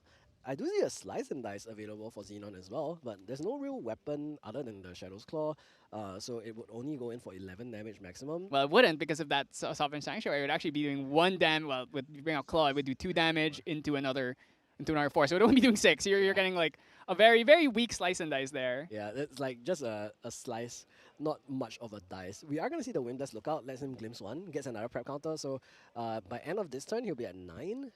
Still a little bit far away, but we're going to see if EMP is going to be able to get rid of these shadows, because if not, then any big swings that Xenon is going to receive can just be redirected into one of those ominous shadows instead. We're going to see the Berserker's Blade finally get materialized, Sovereign Sanctuary does draw into memory, and then we're going to see the Berserker's Blade do 3 damage and then draw another card for EMP now.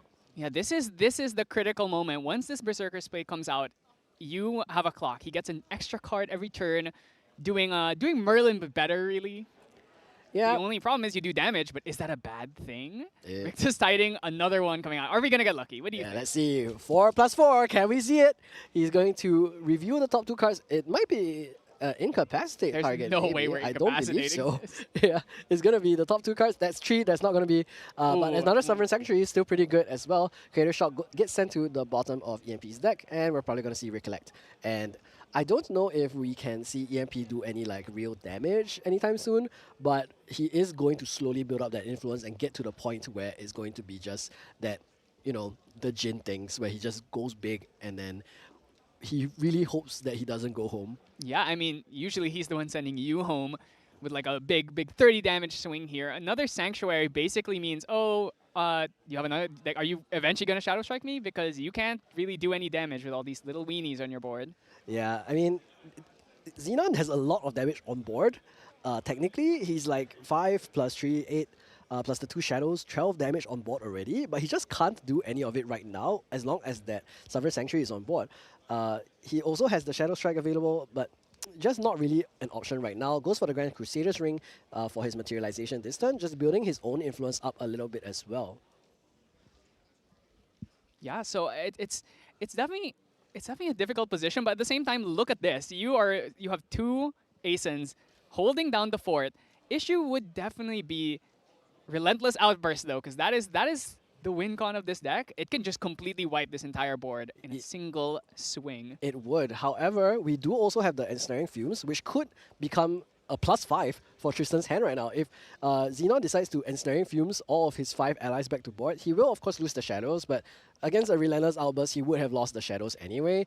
We're going to see EMP materialize the Nullifying Mirror here. So he's going to really threaten that Relentless Outburst right now, forcing Xenon to react immediately. So he's going to do a Fairy Whispers into a Wind Blessed Outlook, and then probably going to Veiling Breeze on the materialization of the Nullifying Mirror, allowing him to protect himself from any Relentless Outburst shenanigans. We know that EMP is going to be going to 29 damage this turn already, so that is going to be quite a scary position.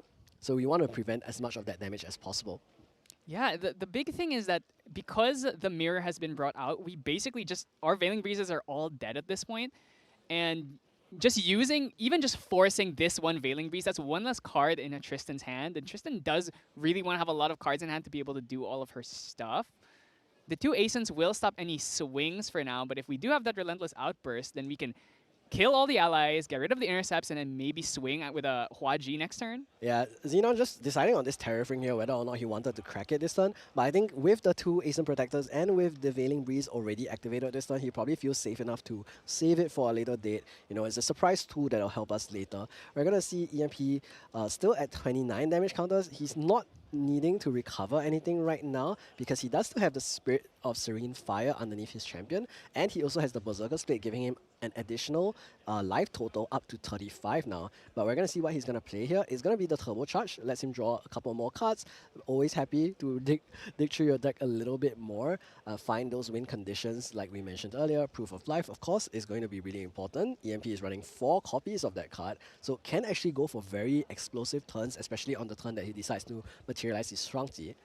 Yeah, really the thing about Jin is he just wants to find his cards. He just draws so much because of that Berserker's Blade, and he plays so many cycle cards, and he's able to hold the Serene very long because of his immortality, which means he can constantly just, Regal Inquisition. We're going to see the Windwalker Boots popped, giving him exactly enough hand to incapacitate that Regal Inquisition again. So second Regal casted by EMP, second time it's been denied, and I believe EMP is only running 2 copies in his deck. So if this goes true, then he's not going to be able to Regal Xenon at all for the rest of this game. Yeah, but now we have burned through 2 incapacitates and we've turned off all the Veiling Breezes in Xenon's deck. So if we do find that Relentless Outburst, we kind of have the go signal to just send it already. Yeah, I mean, Sensor of Restful Peace would be able to turn off the Proof of Life that we talked about earlier as well. So Xenon is running that in his main deck, could just materialize that, unless he wants to go for the Assassin's Ripper or something like that either. Does still have the Spirit of Serene Fire, we are just confirming that. There's the Sensor of Restful Peace, no more Proof of Life for EMP unless he does reduce this to Ash. And we're going to finally see these characters, the allies on board, turn sideways again, dealing the damage that they've been waiting very eagerly to do into EMP space. There's the Dream Fairy, Black Market Broker, and the Dungeon Guide doing a grand total of 4 damage, not too much yet. But we might see the Shadow's Claw finally appear. It is going to be the Windblast Lookout that he returned to hand with his Ascent Protector earlier, so allows him to generate another preparation counter, go up to 10 now, and also Glimpse 1. So pretty good ally for sure. We'll see a Cleansing Reunion, which he does send immediately to the bottom. Not super important since he does have the Sensor of Restful Peace here, and might be going for that Mastermind scheme to go up to 20 preparation counters right now. So will there be an incapacitate to prevent this? This is scary. With 20 prep counters, the question is, are you trying to throw a humongous Shadow Strike, or are you really just trying to get a lot of Shadow buffer in order to stave off any swings? We still aren't really entirely sure what angle this Jin might be trying to go for as a win, but the incapacitate is forced at the very least. Yeah, and we are going to see 34 damage counters on EMP right now, so he is going to be forced to crack that Serene Spirit at the bare minimum because of the Berserker's Blade. He does also turn the Ascent sideways, so 37, EMP will go up to 40, which is actually a bit of a dangerous number for Xenon to push him to, because for one, that does turn on the Proof of Life if EMP is able to find that reduced to Ash. This is the hard part about playing against Jin. It's like, how far am I allowed to push him? If I put him too high up, then it's easy for him to kill me. But if I'm not doing damage to him, then he's never really at threat of dying, and he can just keep drawing a million cards off his Berserker's Blade. Yes, and there's the Relentless Outburst. So there is, again, no Veiling Breeze because number 1, Nullifying Mirror is on the board. Number 2, I think Xenon doesn't have enough hand for it anyway. So Relentless Outburst, damage 35 plus until end of turn. If target champion would take damage this turn, they take that much damage plus 1 instead. Second Relentless Outburst means that there is going to be game for EMP despite his really rough start. Being able to stabilize with the 2 Sovereign Sanctuaries and the level 3 Jin Immortality really put him in a position where he was able to claw back this game and win off of the Relentless Outburst that we saw in the decklist earlier. We mentioned that this is going to be one of his key win conditions. He's running 4 copies. Most of them are probably running like maybe only 3, focusing more on things like the Savage Rend or the Cleaves or the Proof of Life gameplay. So what do you think needs to change for Game 2 so that Xenon will be able to claw back into this series? Well, like I said, this is just really not a very good matchup. I think the best thing you can do is probably put in a Regal, or you can have a Zephyr, extra Zephyr, in order to suppress the Berserker's Blade on the end phase. Maybe he wouldn't expect that. But I also just want to go back to, in that game 1, can you imagine how different this game would have been if he actually just sent that Shadow Strike when he hit level 3? I don't think I saw a Men Flesh in hand.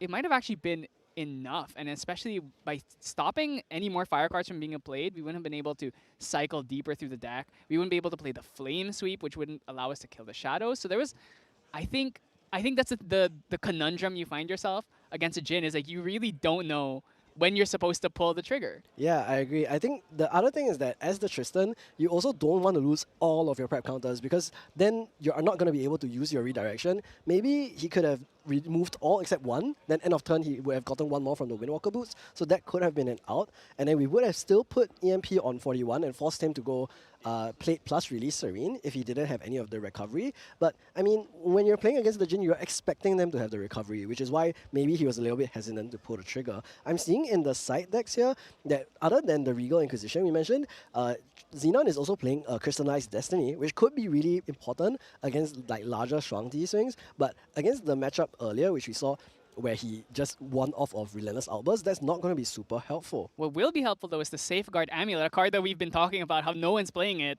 In particular, against Relentless Outburst, this is one of the cards that actually does deal with it. So happy to see it in the sideboard here, especially because we know that those Veiling Breezes are going to be promptly shut off by a Nullifying Mirror. For sure. I think on the side of EMP, he's also running the Heavenly Guide in the side, which could be helpful in this matchup if Xenon does get to go for the Dungeon Guide first. Of course, Xenon is going first, so will likely be, did lose the game, so will likely be going first since he does have choice. Other than that, an interesting side option as well is cards like the Viridian Protective Trinket showing a lot of respect for water won't be useful in this matchup, but he's also citing an additional Incapacitate. So in his main board, he's only running 3, really wants to be able to win those Incapacitate wars. Just now we saw he tried to Regal Inquisition twice, both times he got incapacitated, and the second time, if he had the Incapacitate in hand, he would have been able to resolve it and probably deny the second Incapacitate and make sure that his Regal Inquisition goes through, but just wasn't able to find the card. Maybe increasing the number of copies would be helpful. Yeah, I really hope that... It was also like, let's hope he manages to find more prep gen, because last game we only saw the Black Market Broker, and then after that he was finally able to find the Surveil the Winds and hit to level 2 after materializing Windwalker Boots. But I mean, ideally, if you're able to draw enough prep gen, you don't even need to materialize the Windwalker Boots. You can accelerate a little bit faster. You can even go for the Assassin's Reaper Slice and Dice that you're talking about, and that is a very big damage swing that you're able to do if you are able to find it. But again, just wasn't the case last game. Let's see if this game is going to be a little bit different. Going first is a big advantage. Xenon being having the ability to choose to go first here could be big.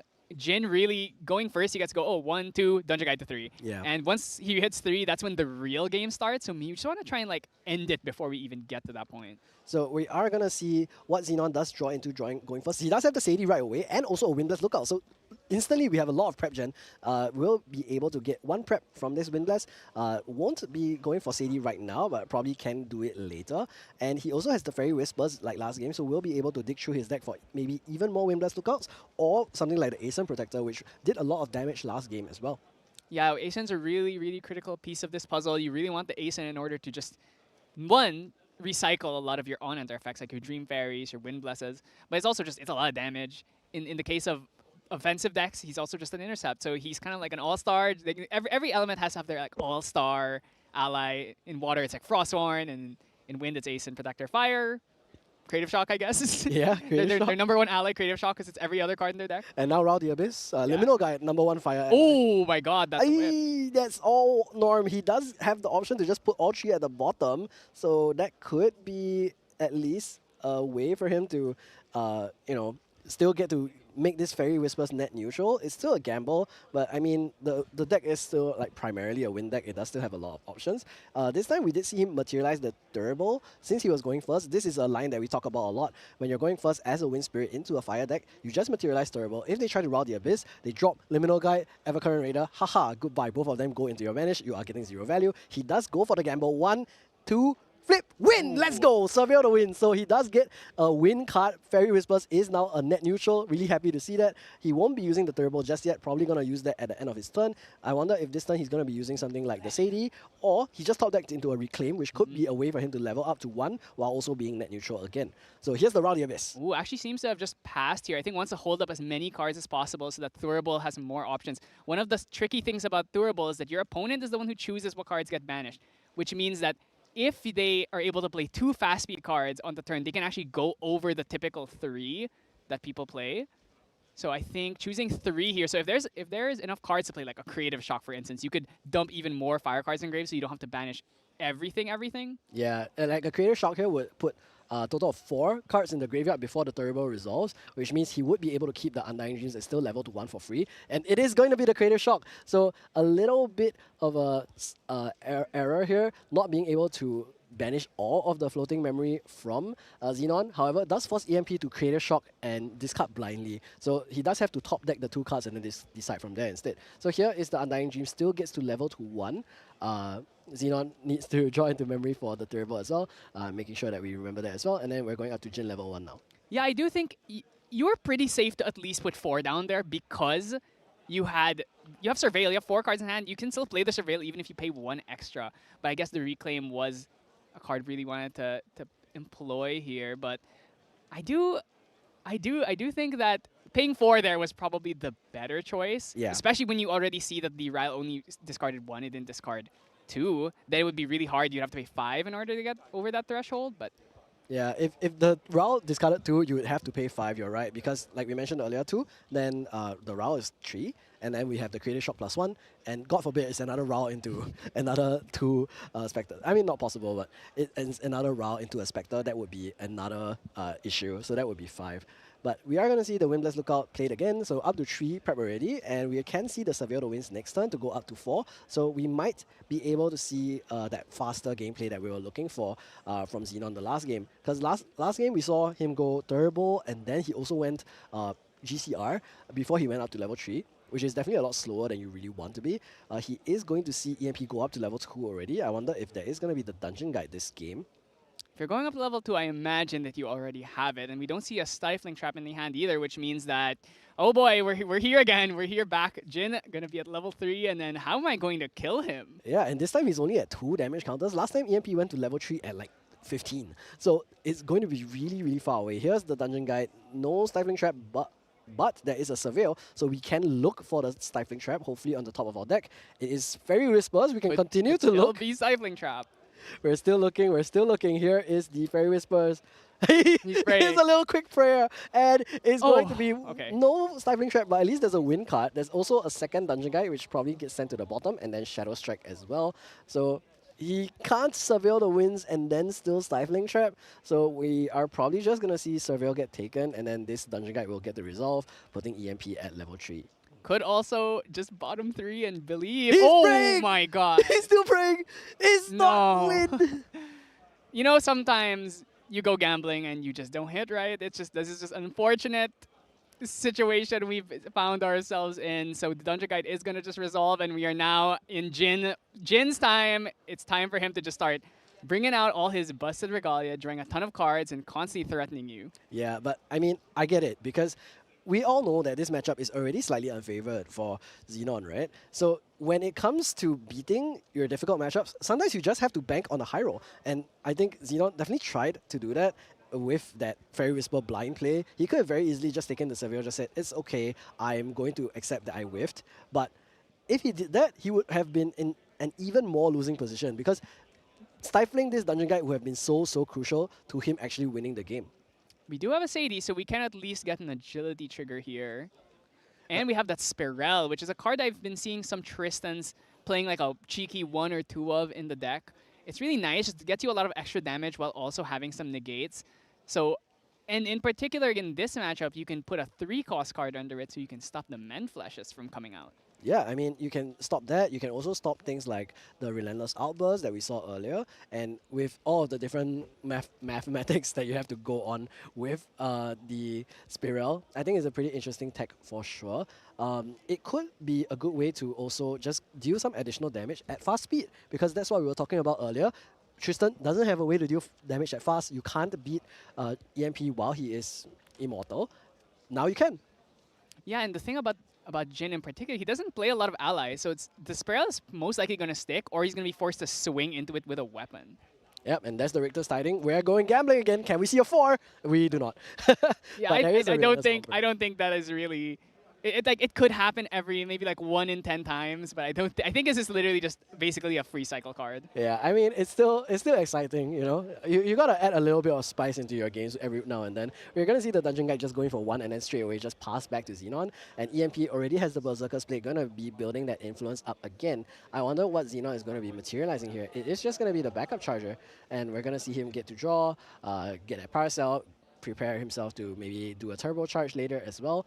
I don't think I saw it in hand just yet, but he's already materialized the Shadow's Claw this game, whereas last game he was actually very I think, respectful or something like a way to remove that Shadow's Claw. So didn't really materialize it until he was really starting to swing with the shadows because of that Sovereign Sanctuary. I think the big difference here too is just that, well, he hasn't done any damage yet, so he does have to kind of put the, press his foot on the pedal a bit, not just sit here and let the Jin do exactly what he wants to do, which is just sit around and wait till he's at 30 damage and then kills you. That's true. I mean, he is probably considering the Spiral right now. Little smiley face on his head gets to make his debut on stream.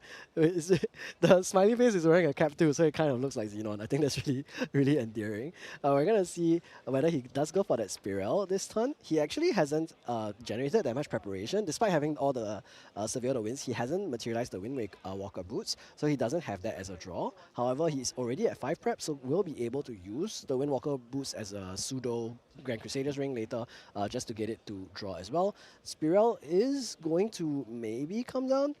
No, it's actually just going to be a full pass with all 7 cards in hand. Wow, really taking it slow here.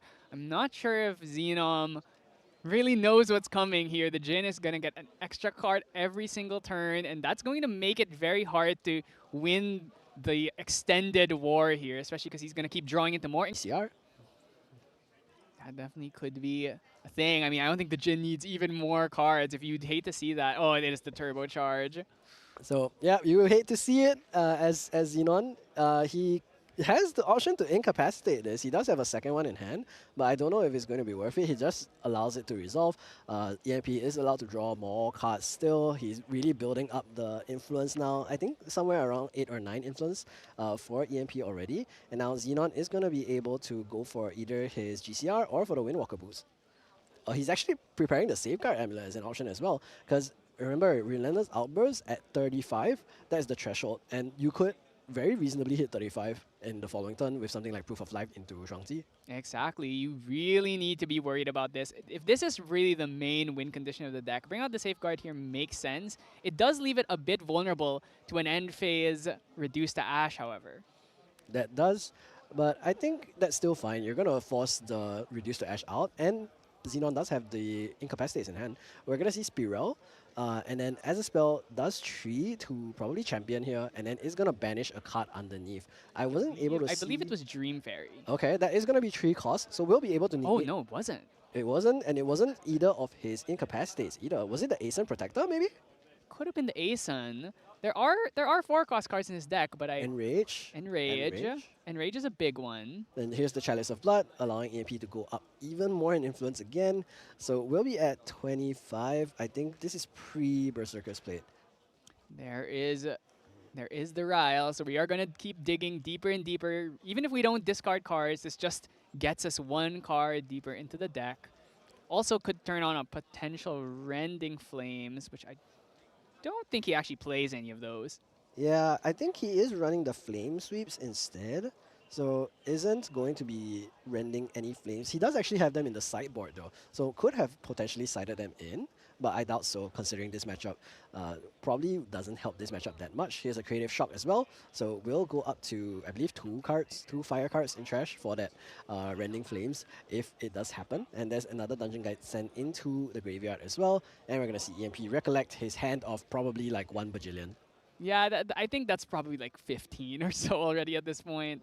It feels insurmountable sometimes when you're sitting against a player who's got like a 1/4 of their deck in their hand. Yeah, I mean, unless you're running like quadruple Regal Inquisition, I think that's going to be pretty dangerous either way. EMP just goes for that Dungeon Guide. And speaking of it, there it is, Regal back. But we do have the Incapacitate immediately used on this Regal Inquisition. I wonder if EMP has his second copy to use this turn. If not, I mean, he's already forced the Incapacitate out from Xenon. Xenon's already only on 5 influence total. He's putting down 2 cards. It's not going to be Regal this time, but does place a 3rd one down. So probably doesn't have that second Regal Inquisition just yet. However, Xenon, again, influence is not that high, only at 5 total. Next turn goes to, I guess, 6 or 7 if he goes for the GCR. It's still not a lot. And he can do something like Shadow Strike Incap with just that. But yeah, it's still definitely not the position you want to be at as Tristan. Yeah, and we still haven't seen this Spirel's effect actually used. Maybe it actually was the Ascent Protector, and we haven't actually just played anything with a 4 cost yet. Yeah, because imagine if like Spiral had put a 3 cost underneath all of these rounds, the Creative Shocks, like at least one of them would be able to be negated. But here's the Richter's Tiding. We're still digging. And here is the Enrage that is gonna get placed into memory. That is the 4-cost card we were mentioning earlier, but won't be used this turn since it's forced into memory instead. And here's the Reduce to Ash. Yeah, just like we were talking about, Reduce to Ash in the end phase basically means the Safeguard Amulet didn't do anything. Yeah, I mean, not the end phase we were talking about, but it is still going to be the end phase now. Here is Xenon going for that GCR, draws for a turn into Fairy Whispers. So we'll get to dig a little bit more into his deck, really looking for some form of answer. There's a Slice and Dice, which isn't really enough right now, but there is going to be an Ascent Protector, so he does at least have that Intercept. And now we're going to see him draw into another Incapacitate. So with the cards we have on field, we can do 1, 2, swing with the dagger for another 1, and then swing for 2. So we can actually get him into the spot where he is past Berserker's Blade range, but he does have the Serene still. We haven't seen a single Mend Flesh. So it's pretty unlikely. One of the things you can do is just like get him to 35 or get him to force the Serene, and then you just start like, when he starts Mend Fleshing, you can just start Incapacitate spamming. But then the problem is, are you not just dead next turn? Yeah, I mean, it would be really ideal if I think Xenon was able to deal an additional 3 damage, because then he would be able to kill with Spirel on the end step over Serene. But right now, he needs an additional 3 damage still. I don't think he's past his turn, so he could go for a... Oh no, he has passed his turn. So Nullifying Mirror into the Veiling Breeze immediately. So we are going to protect ourselves from a Relentless Outburst this turn. And then we're going to see Berserker's Blade trigger and put EMP at that 35 mark that you were talking about earlier. If he doesn't have something like the Man Flash, like, I mean, Fast Cure is definitely not resolving, but he will have to release that Spirit of Serene Fire, which is definitely less than ideal for him. Yeah, but might be a little bit too late. He's actually already starting to get to the point where he can try and go for the kill here. I think we have 3 Incapacitates. No, 2, because we did spend 1 on that Regal. So we have 2 more Incapacitates. So a lot to chew through, but let's see if Xenon can weather this. He just needs to get through probably these next 2 turns. If he can make it to the other side and EMP doesn't have more Men Flashes to get through, then I think he might be able to take this game. Yeah, I mean, we're really hoping that he has at least one way to deal some additional damage in order to put him over that really scary position. Here's the Man Flash. So now we have to see whether that Spiral has a 2 or a 4 underneath.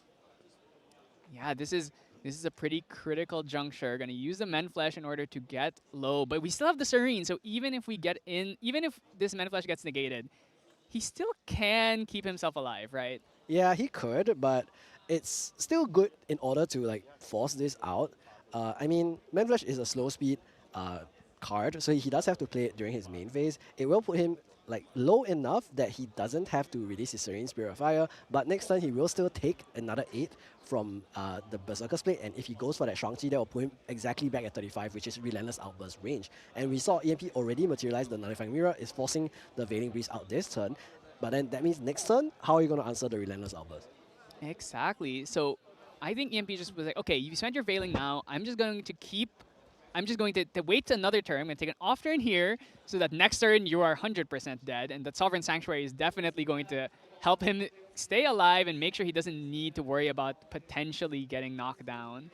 Yeah, and we're going to see Xenon just go for the Windwalker Boots, get an additional prep counter, and then get to draw a card later as well.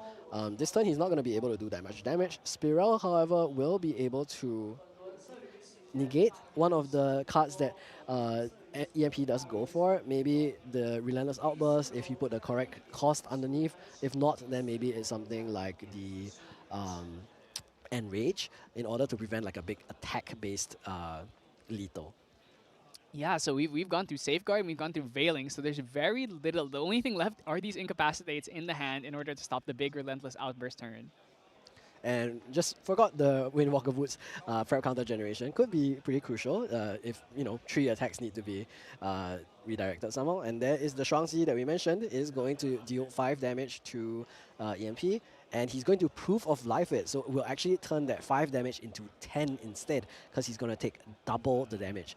This also means that that Proof of Life can go in for a really, really big swing, because we saw earlier there is no Sensor of Wrestle Piece on the board from Xenon, because he did go for the Windwalker Boots instead. And there's also no Turbo on the board. We're not going to be able to negate this Proof of Life very well. However, we are going to see the Sovereign Sanctuary It's doesn't trigger yet, unpreventable. It's yeah. unpreventable damage. So that is I why I see. think Xeno was like, oh, don't you take less damage from the Shuangji? But it is unpreventable. Yeah, that makes sense. So the Sovereign Sanctuary does trigger, and then now we are going to see the Berserker Split, putting him at exactly 40. So EMP definitely did the math heading into this turn, knowing that he'll be at exactly the right amount to be able to go for a big swing into Proof of Life. Let's do the math again. Shuangji of Sacrifice. Every 5 damage counters on your champion, So that Shuangji would gets be- +1. So it's 8 + 1 base, so 9 damage for the Shuangji. The Proof of Life is an additional swing. If he has an Enrage, that will be for every 4 Four. counters. And it also does 4 damage, so it's 11 from the Enrage. So that's lethal, I believe. It's far than, but we still have the shadows. Yeah, so we do can need- redirect. Yeah, The we big do need thing to is- relentless. The big thing is, do you have a cleave, perhaps? Oh, so it was Ascent Protector under the Spirel there, trying to stop any potential Enrages. What happened to the Spiral? I think. What did happen to the Spirel? Huh. Okay, so the Vanitas Outburst is brought here. We're going to force out the Incapacitate. Do we have... Oh, actually, the Jin just swung into it. Yeah, because there's shadows on board, we know that there's no reason to just, like... Might as well swing, right? Like, they might as well get rid of the Spirel, because we don't know what wouldn't kill the shadows, because they do prevent the damage here. So the shadows are going to stick on field, but the Tristan herself might just be the one who is going the way of the Dodo. So the second Incapacitate here. Does EMP not have... He doesn't have a way of stopping it, so that means we have survived, and he is at 40. So does he have? He has Oh, Waves the Survive. Serene Spirit of Fire, so Yes, will be Serene, put at Serene. exactly 34, just 1 point under lethal, and the Spiral is no longer on the board, so we can't do that fast 1 damage to force that into lethal either. So I wonder what EMP is going to be doing here this turn. Next turn, Xenon doesn't have that many options either, because even if he has, let's say, Ascent Protector, EMP can just swing twice, because he does have that Proof of Life.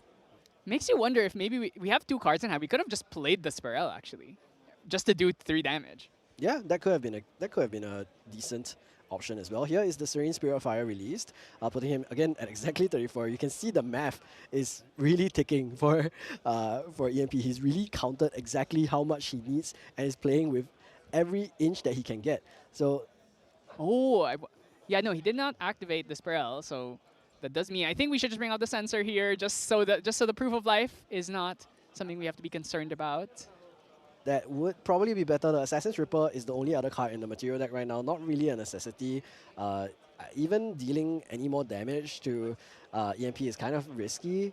You don't want to put him at 40 because he'll go to 37 himself. So you can reasonably do like 2 damage now, like with the Wind Bless and the Dungeon Guide, put him at 36. Still force a recovery card, but not put him at 40, which will allow him to Proof of Life if, let's say, he does reduce to Ash the Sensor of Wrestle Piece. Yeah, so now we're gonna once again we're having to ask the question: am I going to knock you over the minimum? Because if the more I hit you, the more chances you have to just kill me on the crackback. But if I don't damage you enough, then guess what? I'm just gonna heal. I'm gonna fast cure. Well, fast cure probably without resolve at this point. But any amount of healing will be able to get us over the hill and back into the safe range. So gonna go 1 over lethal here. Let's see if EMP... I think EMP... I didn't see another Menflesh, so maybe he's actually kind of out. Because I don't think he would have spent... I don't think he would have spent the Serene if he had a Menflesh, so maybe doesn't have a way of recovering anymore. That's actually very true. It could very easily just be that he didn't draw into another recovery. He does go for the Huazi of Heaven's Rise here. And at the beginning of his end phase, he can actually flip this into the Exia version of the card, which is pretty cool. The Huazi of Abyssal Fall. We're going to see him go Proof of Life in his pre-rec again. This time he'll take an additional 3 damage from his Berserker's Blade. That's right, so it's actually going to become 6 damage here. But let's see if there's a path to lethal here. The Tristan doesn't have any interaction in hand, but there are the 2 Shadows and the Ascent Protector. So you have to get through all of that before you can actually try and go for the big lethal swing. Yeah, and although Tristan has 6 prep counters, I'm pretty sure this Shuangji is swinging in for enough to get rid of the Shadow on attack. So we're probably going to see it just be like 2 redirects at maximum. Yeah, and Another thing to mention is because of that sensor, we aren't getting multiple swings off because we can't actually activate these proof of lives unless we have a way of destroying that sensor. Like a reduce to ash or something like that. He's just counting out the cards in hand. I see him putting 4 down, which I'm going to assume is maybe that reduce to ash, since otherwise he wouldn't have placed down that proof of life, I believe. And Rage gonna go out here, do 4 more damage, which would put him at plus 10. 43 plus 10. So let's do the math. That's plus 10 from one Enrage. And then the Shuangji is at 45 is 9 plus 9, so 10. And there's Relentless Outburst, So that's gonna be coming in for 7 pings of damage. 42. Yes, because 1 short of doing an extra ping. So 14 damage. That would take out the Ace and Protector here. Still not enough. We have the second one. Now, I see 3 incapacitates available for EMP. So I don't think whatever Xenon is doing is going to like go through, but he doesn't have any reactions anyway. We're going to see him swing with the Huaji into the Ominous Shadow here. So That's one shadow that's gone. one shadow down. Oh, did he forget about the sensor? Oh, he might have. I think he might. Yeah, wait, he has forgotten about the the sensor. sensor here should be stopping these proof of lives. So let's see if we can get them to roll it back a little bit. Because, yeah, Sensor of Restful Peace means Proof of Life doesn't trigger. So this is technically still a rollable back game state. The Shadows just come back on board. Yeah, that's right. And actually, he can retaliate here for 1 if he would like to. That would be a nice little bit of retaliation. I wonder if EMP like just didn't consider that, like just forgot about the Sensor of Wrestle Piece not allowing you to use Proof of Life. Because if so, he has really overcommitted in terms of how much damage he's taken. He's at 47 now. We need 2 Man Fleshes just to stay alive, and I don't think I see any more extra cards in hand. I think there might have been 1 Man Flesh, but yeah, you would need to have 2 of them. So I think maybe a critical overstep here. Forgetting about the sensor, That is the case. He scooped it up. He's going to game 3. The series is continuing. We only have 8 minutes though, and the game 1 and 2 so far has already taken 52. However, this means that I think actually Xenon is in the driver's seat because he's the one that has the option to go for a very quick game 3 with the early slice and dice with the Assassin's Ripper. If EMP isn't able to find enough ways to go up to level 2 or 3 quick enough, we could see a slice and dice go in for a very quick game. Yeah, it's very hard for Jin to actually end games quickly, especially against a deck like Tristan where she has so many defensive cards. He usually needs to do things like, oh, I have to bring up Mirror first, and then I also have to deal with you turboing me, so I can't really turbo to 3 extremely quickly. That's why he's probably just going to try to hold on as long as possible and try and play for a draw instead. I actually want to highlight like a very interesting option that EMP has. He runs a card called Fang of Dragon's Breath. So if you've heard of this card, it gives your linked weapon +2 attack, and you can also remove a durability counter to deal 2 damage to target unit, which is a nice little extra bit of damage. But other than that, EMP is also running Rending Flames in his side. So if he is able to draw enough Ral and Creative Shock, it's actually possible that he goes in for like a very big Fang of Dragon's Breath Huaji swing to try to go for lethal, because that would be Huaji's 1 +2 3 +3 times 2. Like Actually, one thing you have to remember is that Jin level 2 has an effect. Oh. So we could try and go for a big turn where we go Rending Swing. We can probably buff. We can buff a Shuangji, or yeah, we can bring a Huaji. We can buff the Huaji and then we can swing twice with it to get 2 essentially +4 off of the Fang of Dragon's Breath. Actually, a combo people tried to make work with a Dragon's Dawn back when that card first came out. Winjin was the main way people played that deck. We are still going into the 3rd game. We're all just shuffling up, getting ready. It is going to be a quick game regardless. We're going to see if we're able to resolve a full win or it's just going to end as a draw. Both of these decks, of course, known for being a little bit slower, but definitely have these modes that we just talked about. I wonder if we're going to see that Fang of Dragon's Breath in the starting hand, and I wonder if EMP is going to do something crazy, like if he doesn't see fire cards, he just sends them all to the bottom because he really needs that Rending Flames to end the game early, or if he's happy to take the draw here. I mean, remember, it's a one of, so it's not the most reliable thing in the universe.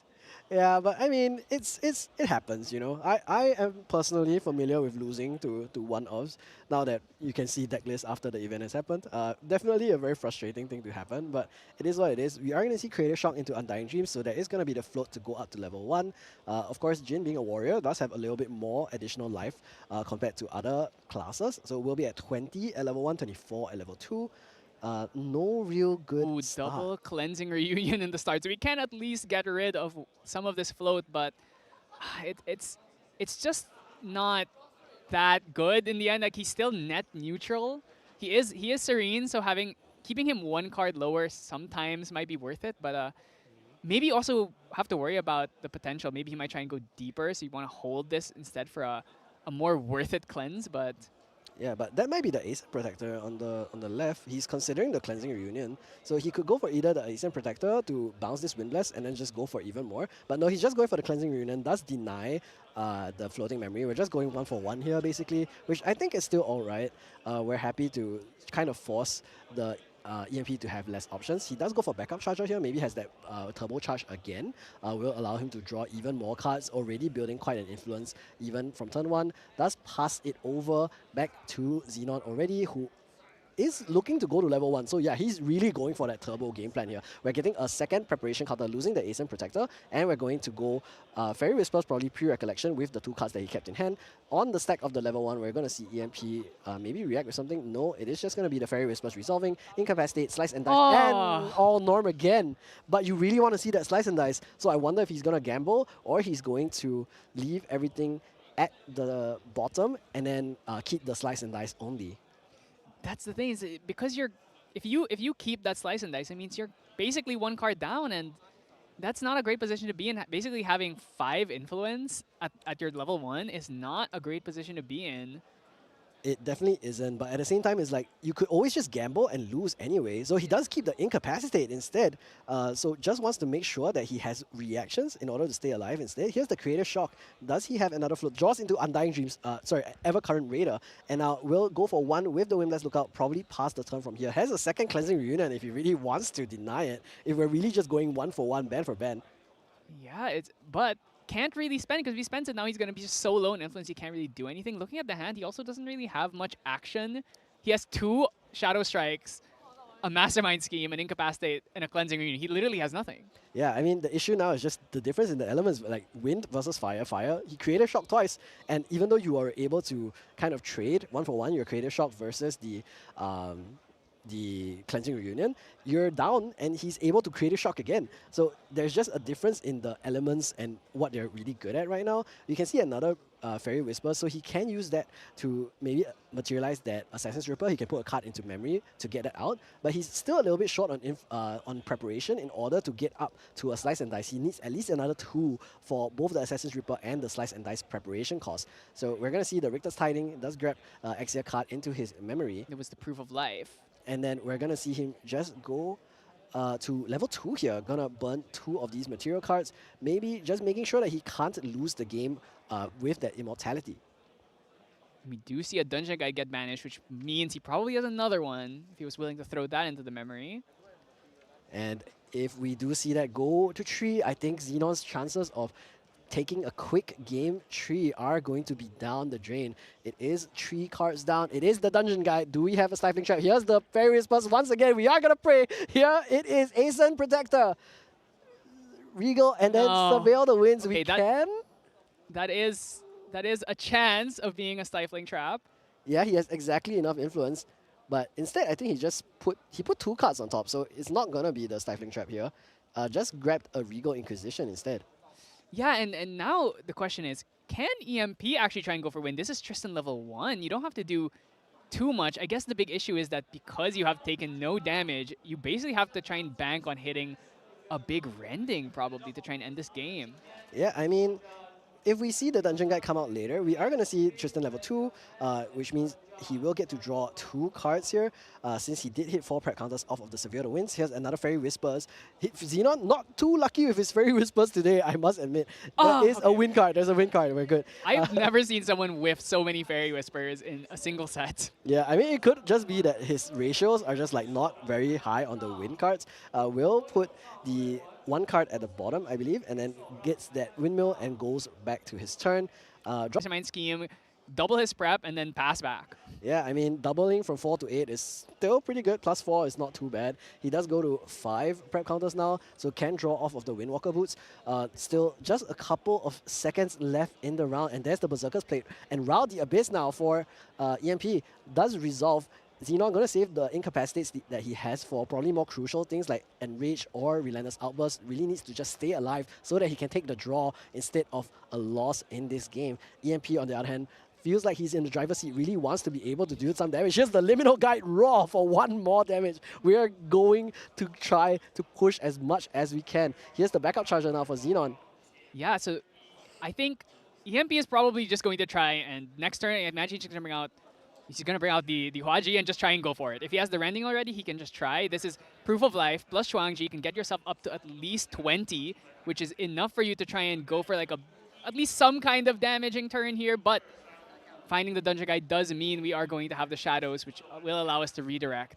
That's right, and that Dungeon Guide came off of the top deck after the backup charger. So really, really clutch top deck draw here. We're going to see him go up to 6 preparation counters with Tristan 3, and then get those 2 Shadows that we mentioned. With the Shadow's Claw coming out as well, we are going to be able to do 4, 6, 7 damage this turn, putting Jin at 14 already. This is still really far away from that lethal, but you can see Xenon is holding onto that Zephyr for dear life. He really wants to make sure that he can negate, deny the Berserker's Blade by making it suppressed and reducing EMP's maximum effective HP to 28 again. Yeah, and actually he can also just use it to stop the power bonus from a potential weapon. Like, we run Huaji, we can Zephyr it, and actually can stop the Jin from attacking if he doesn't have an attack card to begin with. Yeah, here we're going to see the Nullifying Mirror instead. No Veiling Breeze on the stack this time from Xenon. He doesn't have it in hand. But he does have the Regal Inquisition, which he can use next turn in order to basically check clear, make sure that we guarantee a draw here. 1 damage from each of the guides, putting Xenon at 520 to go. Still quite a ways away. The Shuangji would come in later next turn. He would be at 20 damage, would be at a 5 attack swing. But that's still pretty far away. Here's the Turbo Charge now. Will this get incapped? Will not. Just going to let EMP draw more cards. There's a Flame Sweep available. Flame Sweep is, if there's going to be an attack card that will let you kill a Tristan, it's going to be that Flame Sweep, because right now we have no way of getting rid of the Shadows. Flame Sweep, if we can get one singular big enough swing, we can get there. Here's the Safeguard Amulet. We're going to make sure that we don't die to Relentless Outburst. Here's 1 from each of the Windblast Lookout and the Dungeon Guide. So this game has been a lot of just poking one against each other. Here's the Regal Inquisition. Is there an Incapacitate from EMP? There is not. Or is there? He's considering whether or not to respond. He could have the Incapacitate here. Is going to pay for it. Oh. Is the Reduce to Ash on the Safeguard Amulet. Incapacitate prevents the Safeguard Amulet from being destroyed. And now we're going to see the Regal Inquisition. Look at all 7 cards. What is going away? Relentless Outburst is going to get removed. Probably there were 2 available for him. Would have been able to do a lot of damage next turn with the Safeguard Amulet removed. And we can also get rid of that Flame Sweep that we're talking about being very, very dangerous for Tristan. So here it is. We're going to see the Flame Sweeps actually stay in the board. Richter's Tiding removed. We're not letting you Gamba at all. And he draws into Creative Shock, and I believe that was Proof of Life as well. That was another Relentless Outburst, actually. So we found the 3rd one, but we're not really high enough in damage yet that this Relentless Outburst is actually even a threat. And not only that, the Safeguard Amulet is still on the board, so there is not going to be the Relentless Outburst lethal as an option. Here's the Shuangji of Sacrifice though. Here is 5 damage plus another 3 from the Berserker's Blade. That puts him at 22. Shuangji will go in for 5 damage swings now.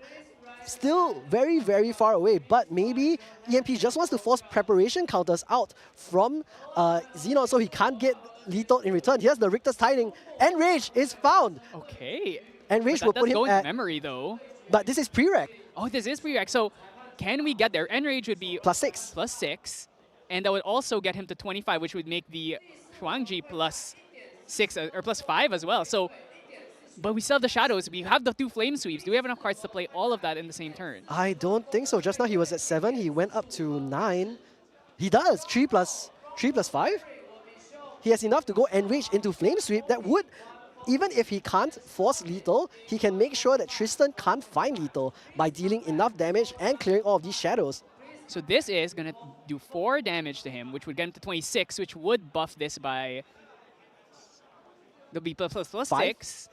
Oh yeah, 6, 24, Plus 6, yeah. and then the Huaji, because he's going to be plus 5, so it's going to be essentially 6. So this is going to be coming in for 12, plus Flame Sweep for another 3. That's 15, which would be lethal if there's any, unless there's anything, which, oh, the Zephyr is not. It's in memory, so we can't get rid of the Huaji. And that's going to be the game for EMP with an extremely clutch one. You know, I got to ask, was it even worth it to be swinging 2 damage with our allies every turn? It would have maybe doing like an extra, like lowering this threshold by 6 would have gotten us maybe. Oh, it's a draw. Yeah, oh. there's no lethal. It only did up to 21 because 6 plus 5 plus 1.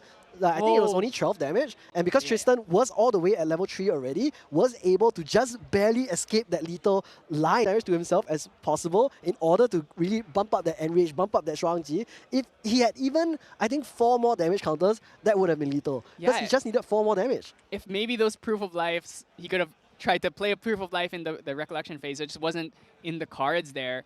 So unfortunately a draw for that one, but it was a pretty good, I think it was a pretty good showing of what this matchup is like. I think Tristan's always kind of feels on the back foot there. That second game really just kind of got, kind of caught him with the sensor there, which it was able to like sneak a game in. But that third game, I think, you know, if it was gonna go long, chances are EMP was gonna win that one. I think so. I mean, it was really, really close either way, and we know that the Tristan is slightly unfavored into this matchup. It is going to be very difficult for her to be able to like find the lethal lines, and somehow being able to win the second game because of that mistake on the Proof of Life on the sensor of recipes, and then on the third game being able to just barely stay alive with just 4 HP left remaining is going to be really clutch. And I think both players can walk away knowing that they tried their best. There was a few errors here and there, but they're still in the game. They're 2-0-1. That's still a very reasonable score going into the rest of day 1 of Ascent time. Yeah, remember, you just need to hit 18 points, so you already have 7 on you. Just keep doing well for the rest of the day. Like, a draw does not end your run here. So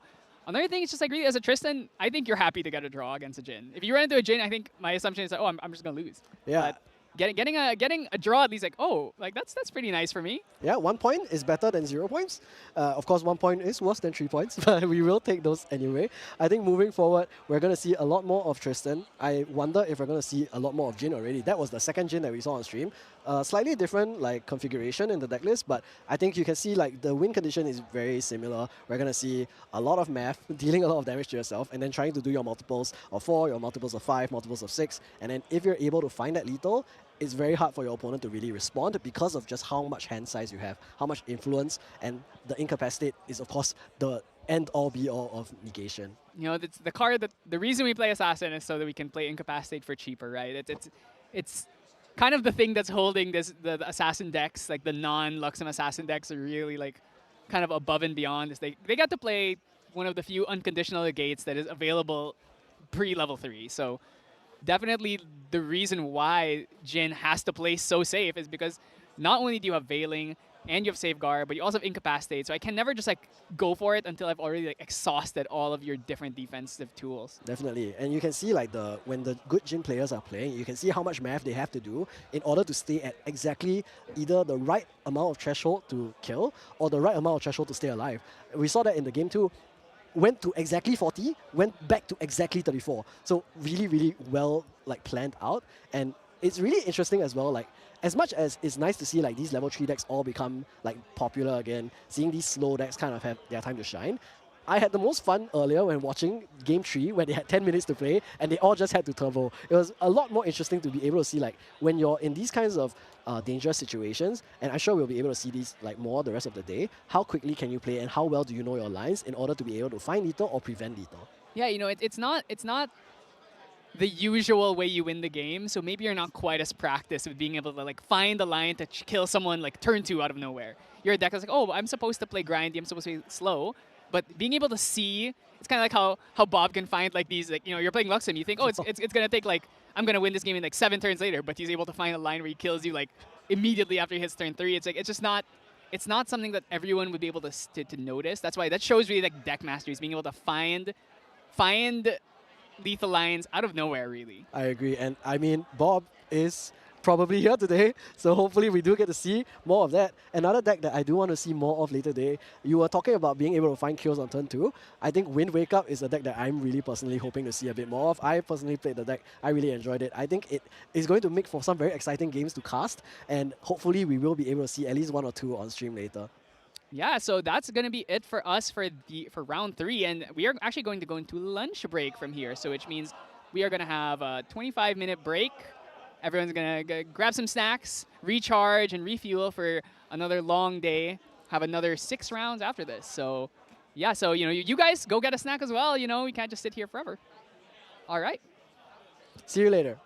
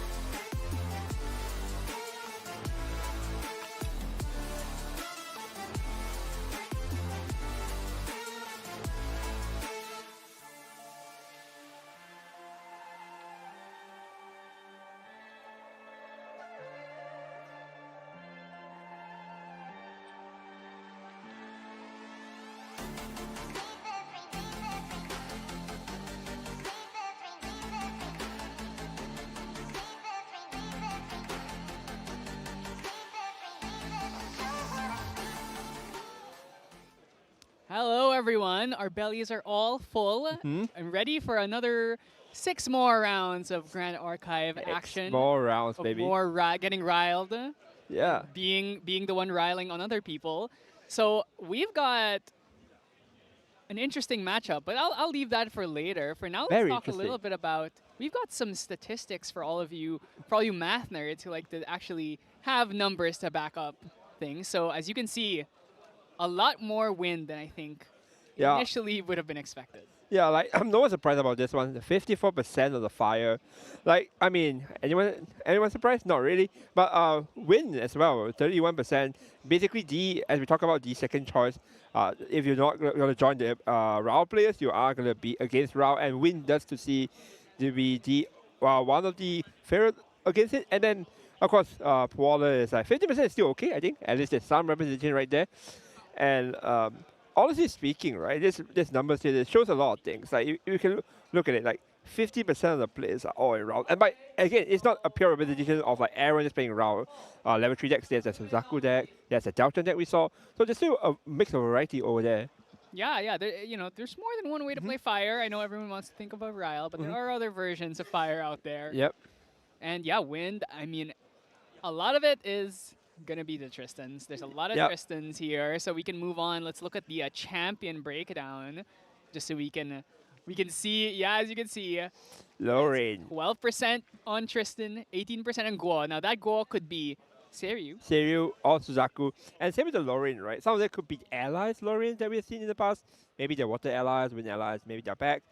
And interestingly, Xander is there as well with Tristan. Very close to each other, I think, just like literally just 3% off. Interesting to see that any of these Xander players are still doing well despite the whole inclusion of Regal now. Regal now becoming more and more popular in everyone's list, be it side deck or main deck. Hence why now that's why it's very hard. Like you can't really play the game if your Assault Weaver just disappears, right? Yeah. So there is that problem, and then we can see the other breakdown. Very minor. There is the there's a Xiao there as we've seen, with Sean playing it. Yes, Jin. Jin surprisingly, despite appearing twice on stream, it's only 3%. Only 17 players actually brought Jin. And anything notable here? Diana. Yeah, Diana here is not bad as well. Like they are very interesting champions here, but the big lookout here is Lorraine. Lorraine took a whole chunk of it, 25%. What actually surprises me is that Vanitas is so low here. I thought, even if people know about the Vanitas deck, it is still really strong regardless. So I would have expected at least a couple more people to be on that. It might have been just the surprise factor, like we mentioned. Although, yeah, I do agree with you that it is a bit more stronger than what people expected to be. But one of the strongest factor was at Boston itself was the surprise factor. And we'll see how it goes. Maybe Vanitas just pick up. But at the end of the day, it is a really, really telling stats of what people are playing. The Lorraine paint a whole picture about the Crux players. And then the Gochas as well. The Gochas there, a mix of it, Suzaku and Seiryu. And also Tristan. Tristan is basically the one deck to keep all these Rao players from winning, right? Yeah, like, we're going to stop you, we're going to try our best. And I think at the end of the day, our top 8 is going to be, we'll paint a very interesting picture, I think, at the end of the day. And you said Guo, it's Seiryu, it's Suzaku, but there's actually another animal that she is known to bring out, and that's the turtle himself. And we will be giving you what you all want, something that's not Ryle, something that's not fire. We're actually bringing you a water mirror match. Okay, can you count this as a water mirror match? I mean, okay, before we even say water mirror match, let's just put it this way. So let's just call it Spirit, right? So our two opponents, our two players here, one of them is Spirit Water, and one of them is using Spirit Wind. Wait. Spirit Wind. Wait, can you tell me what's the level 1 after the Spirit Wind? Nico Rapture's Embrace, who came out in ALC Alter, the level 1 version of Nico, which can allow you to unlock those water element cards Can we at level 1. can we get protected effect like this? Yeah, this is maybe like a typo. Are you sure this isn't someone else? Okay, like interestingly, this is gonna be the matchup. We're gonna see a level 1 Nico deck versus Water Gocha here, and they're both doing very well as well into the tournament. Yeah, they're both 3-0, I believe. So I mean, if you're doing this well with with Wind Water Nico. Has to be something. Something must be going on. Something must be working. And like, look at the deck list as well. It's gonna be a very very interesting deck list. There is a lot of wind card. Oh, Liu Bei. We still. It probably is gonna be an ally variant. Yeah, I mean, the thing about it, about decks that play these like mixed elements, Mhm. there's a lot of consistency issues. If you put too many of your, let's say if you're playing Vanitas, Yeah, yeah, you yeah. can't play like more than probably like 10 to 15 win cards. Otherwise, the chances of you opening all of them at the start, it gets a bit dicey. So this Nico list is actually playing like quite a lot of water cards, but it's still primarily normal and wind. Mhm. But I just like to call it a water mirror match because it's still Nico. You know, it's still water. Mhm. Tempest, Downfall, Veilings. Still a lot of the typical wind stuff we're seeing. Yep. And we have that Lube, of Yep. course. But the main thing really being that Nico. And I think the main thing about Nico gives you Magebane Lash, Mhm. which is very good against certain decks, Mhm. but not that good against others. But the other thing that Nico gives you is the ability to play. Maybe if you would like, you could play Ravaging Finale. Finale, you know? It's is it on Finale actually? No, now you ask that question. Is it actually on finale? I would like to believe no. I don't see any finale as well. That's interesting. That's it makes interesting. me think why are we playing? Oh, I guess for Snow White. Snow White, then. Yeah, Snow White, so Snow White, Snow White. To unlock Snow White. Like, Yeah.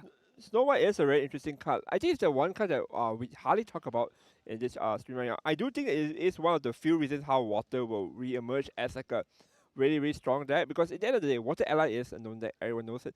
Water Allies is known for basically it's an ally deck. But however, it does the same thing as like you're trying to prevent your opponent from playing the game, sort of. So you're sort of like controlling each. It's like a half and half thing, right?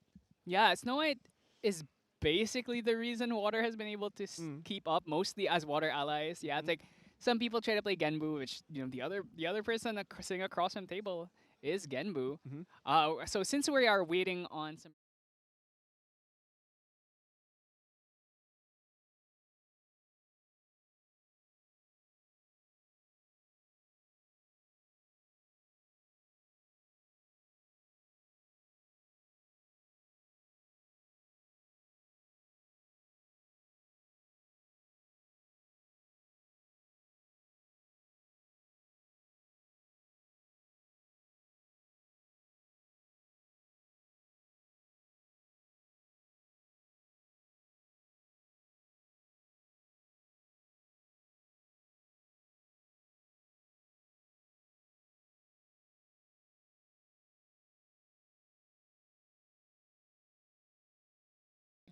Interesting because there's so many different champions we're seeing in this event, even if a lot of it is being taken up by Lorraine and Tristan and Guoja. It's like a lot of these fringe champions are seeing some play here. And some guy decided to name himself Milk Tea. Fantastic. Yeah, everyone's favorite. Hey, any Milk Tea so far? You been here? No. No. I don't usually drink milk tea. No, you don't. It's a bit too sweet for me. Hmm. And also I don't like the balls.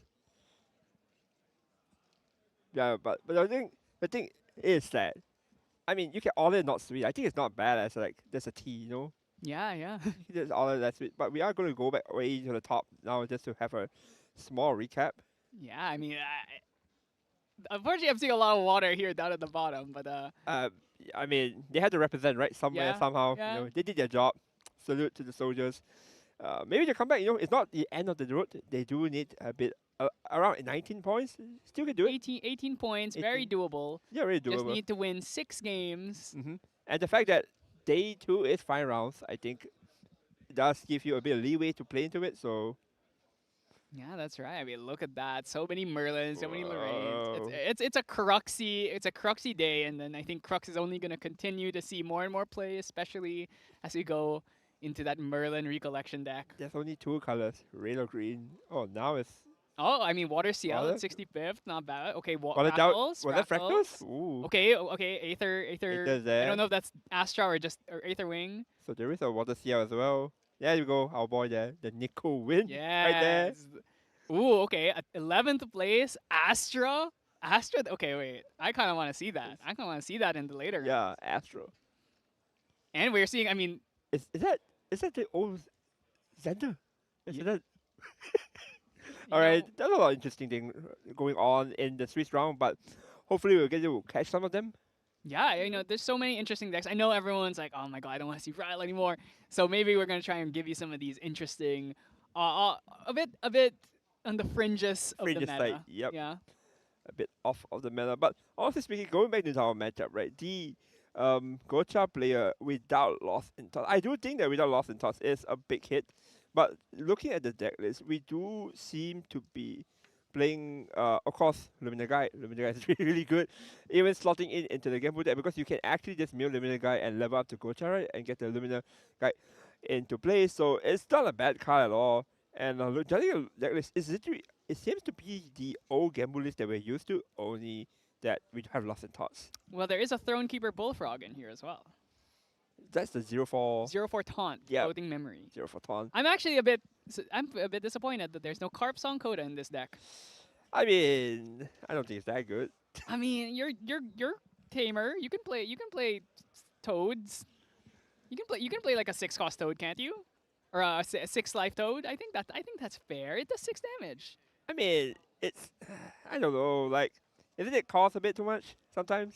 I mean, a turn 1 0-4 taunt is not bad, Maybe it's not bad. Keeps your bovines alive. I don't really care. I want my bovine to die. Like, at the end of the day, it's a floating memory, right, for bovine. And we are going to see the players getting ready here. We are going to get this really, really interesting matchup. Honestly speaking, I have no idea to what to expect in this matchup at all. I don't know either, especially considering that on the other side, is this still a wind deck? And wind decks are not known for playing a lot of float, so I would say pretty advantageous for your Genbu here, that he's not really going to be milling a lot of like random floats like against the Ryle decks or against even other water decks. Yep. But we are on that Durable, and Durable kind of ruins your life as a Genbu. Durable was very, very strong because like the moment you get it out, right, the Genbu players, they can't really control what they mill. They mill every turn. They look at it, how many floating you have? 5, 7? Oh, sure. Pay 5. Goodbye. But yeah, we're going to see, going to win Australia with that majestic spirit right here. I was fortunate enough to touch one and look at one. Yeah. Wait, which is your favorite wind spirit? I think Gwendolyn's my favorite. It's probably Gedwin, honestly speaking. Like, it looks like the most generic answer, but it is the truth, right? Yeah. And the reason why it's a generic answer, because it looks so pretty. Alright, we are going to see Spirit Wind here. Sorry, Spirit Water here, drawing 7. Don't forget, wait. Yeah. So that's a Shimmer Cloak turn 1. Yep. Pretty hard for water to deal with unless they can find a refracting, which we have in fact found. We have Fractal of Polar Depths and the refracting, so we could just take out this Shimmer Cloak immediately if we so please. Yep. There's also the Frostbound Paladin where you can lost. Oh, you can't do that. But there's also the Frostbound Paladin where you can do something about it. I don't know. Like, see, just one thing about Lost in Thoughts. I don't want to like say this like a broken record, but this just shows you how powerful Lost in Thoughts is because of all this synergy that Water has. But even without it, Water is still in a really good position. Yeah, I'm not seeing anything like Idle Thoughts in the deck. So no replacement truly. Yep. So we are going to do Fractal Polar. This card still see plays until today. I think this card has traumatized some people. Yeah, it is. That penguin stares deeply into your soul. When you see this, you're like, oh my god, am I about to get milled out? Yeah, like it's insane that this card, because you run 4 copies of the card, it's its own win con, right? Instead of just being a card right there. It's also resourceable, so it just does a lot of things. We're going to see backup charger here, not going into level 1, surprisingly, because I felt that because you're playing a mixed element, that you want to actually access wallet as soon as possible, right? But it seems like he has a lot of win cards in his hand, so he doesn't need the wallet part right now. We are going to see, 4 of spades comes down.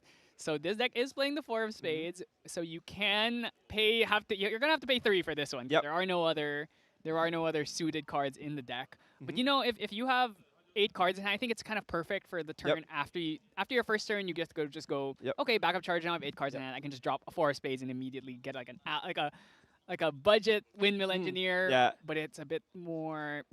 Got a heftier stat line. Yep. So far from the game plan, it looks like it looks like R5459. It's actually just playing a wind allies / water ally kind of deck, right? A hybrid ally deck. Because I think the water portion is basically just Snow White. Yeah, That's the idea. it's Snow White. We also have like Song of Frost. Song of Frost, yeah. We have Freezing. No Storm of no, Thorns. No Storm of Thorns. Storm of Oh, I was going to say Thorns, Storm of actually. Thorns. Yeah, no Storm of Thorns is an interesting choice at all. I guess just don't want to gum up your deck too much, especially because Yeah. it's also a float and you don't play Nico level 2, so. Yeah, I suppose. I suppose that's a bit true. But we are going to do into a level 1 Gocha here, getting out the Fate Stone milling cards here. And right now, I think Mambo is just deciding how this gameplay is going to look like right now.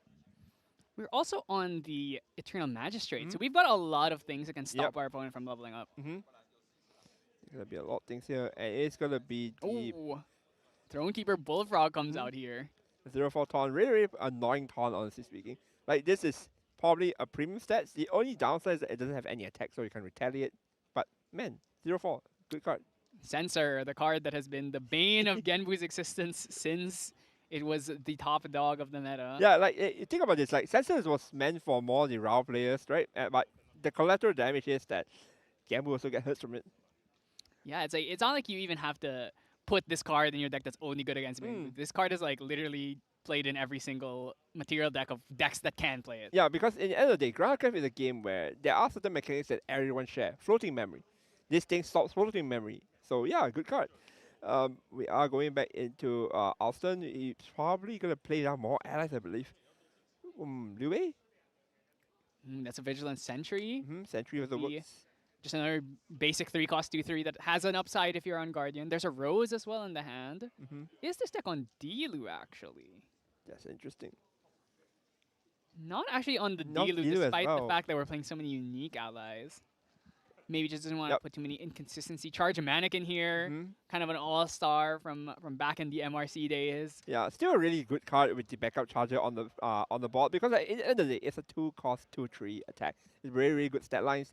It's going to go in for more attack, and rather than see the shape that this is just a very high value beat down ally that, and we can even see the deck list right here. There's just a bunch of allies. So I think the gameplay is very simple. We play our allies, we swing, eventually win with just swinging in with allies. I don't see any big finisher as well. Yeah, I really think it's actually just a basic wind allies deck that also happens to be playing Nico 1.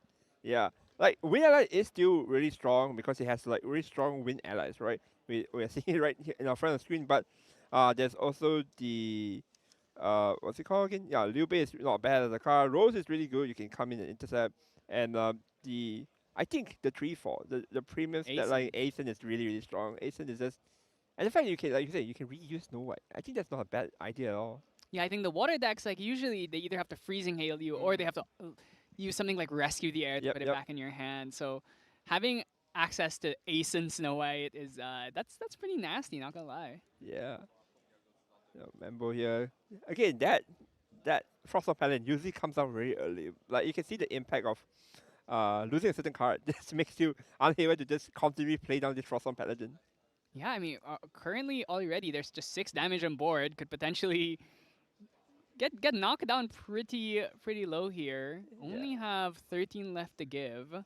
And because this is the closest, right? Mambo might thinking, oh no, he might just go to level 1 Lorraine and go wake up and just try and kill me. So there is that mindset that Mambo is actually afraid that it's a win ally, but we both know that it is not your regular win allies, dude. So there won't be any like re-stand shenanigans right here. Mambo here, what do you even do here? Like, I think another penguin, another Polar Death. It's tough. He's really just he's also pretty far away from that Going Genbu Froston. trigger as well. So Going Frost on. I don't believe we have a floating, so it's probably just a Frost on. is it gonna be refracting missiles Oh. in response? Maybe? Oh, just for the pass. Just set up a taunt pass. And he is going to go into Fairy Whispers here. Setting up his deck, seeing what he can draw. Might actually Fall down. throw the Tempest Downfall just to kill this Paladin. Yep. Can't say I hate the idea of that. I think keeping your allies on board, just sticking them is so important as a Wind Allies deck. You really just need to make sure that your guys stay around. Yep, and also because that Water doesn't really have a way to deal with all these allies, right? Like Fire have Flame Sweeps, but like honestly speaking, this might be smelling more and more trouble for me. And here we go, the terrible. This card right here is one thing that basically makes Water really, really hard to play because basically imagine setting up and milling all this floating, all this hard work gone because of one card. Yeah, we already have the sensor, so basically it doesn't have to commit this through. Yeah, Oh, exactly. actually, we're just gonna spend it. Oh, we're gonna send it like a backup charger, I assume. I mean, yeah, if the Mustang or the Fracturize eventually does come out, Mm-hmm. it's nice to just get rid of it now, so you don't Mhm. have to ever worry about it. True. Yeah, the only way to answer the sensor right now is probably Factorize, I believe. Fracturize and then in response activate the Yeah. Seaside Ringleader would be basically the only way to get any value out of Mm. this. Yeah, it has to be a Factorize, please. So our his influence looks really, really big here because he didn't really commit much cards, right? Every turn he just plays down a card and then he plays a Regardless, draws you a card. So he isn't really losing out on value at all. His influence is really, really healthy. Member on the other hand, he is struggling to find any sort of consistency because his hand is just clunked out with all these mill cards, but like sense there. Yeah, exactly. It's just like, what are you supposed to do? Sensor exists. It's a card that is on field and stopping you from basically executing your entire game plan. The retaliation on the charge mannequin makes me think this is gonna be an end phase refracting missile just to Missile. refuse, just to get rid of it Yeah, once and for all. another charge mannequin going in for 2. This is pretty rough. Yep. There's just no answer to this massive board of allies here. Yeah, what we're seeing is just a bunch of allies swinging in a man that couldn't do anything. Like, this is just really, really sad right now for Mambo's side. And yeah, he has to find answer to sensor. I think that's literally, but there's no cycles in his hand. And judging from his material deck as well, well, we have the GCR. We have the GCR, but at this point, is it too late? There's so much damage going on. Liu Base comes down as well. Yeah, there's no cleaves in this deck. It's going to be really hard to get rid of 5 allies on board. 3 defense, by the way. All of them have 3 Well, except health. for Shimmer Cloak. Except for Chamber Cloak, but man, The stealth, though, you know. stealth, like you can't even interact with it besides like blasting it with something. Yeah, so, I mean, you have 1 turn left, I think, in you, Manbao. Otherwise, I think... Oh, we are actually gonna go -3 and draw 1 into memory. So we are going to use Cerulean here. -3, draw a memory. That... It just basically ate an attack. No negate or anything. We're just using it as... Okay, Tariff. Terrifying. Okay, we're buying ourselves a turn. Gonna mill one Eliminator Guy. Eliminator Guy is not bad, but yeah, sensor. Yeah, sensor. Sensor. Sensor card. It's just showing you how, like, regardless of matchup, it just showcase if you don't answer the sensor, you can't play the game. Like it's just so how powerful. This is why like people main like reduce the ash like 3 to 4 copy in their deck. This just shows you a highlight of how powerful this card really is, and it's showing right now. And like the fact that look at this man just plays ally swing. What can you do about this? Yeah, I mean, there's a revitalizing cleanse. Clan? So we are going to be able to survive a little bit longer between the Tariff and that. Yeah. And maybe we can get Genbu out next turn. Currently at 4. Next turn goes up 5. If we level up to Gorja 2, we can get another 2. Yeah. And then we have these conniving plans that we can use as well. So there are avenues to get to the Genbu next turn. There is a way. You're right. But the conniving plans and also levering to 2, probably can get there actually. We're going to go CCR here just to draw 1.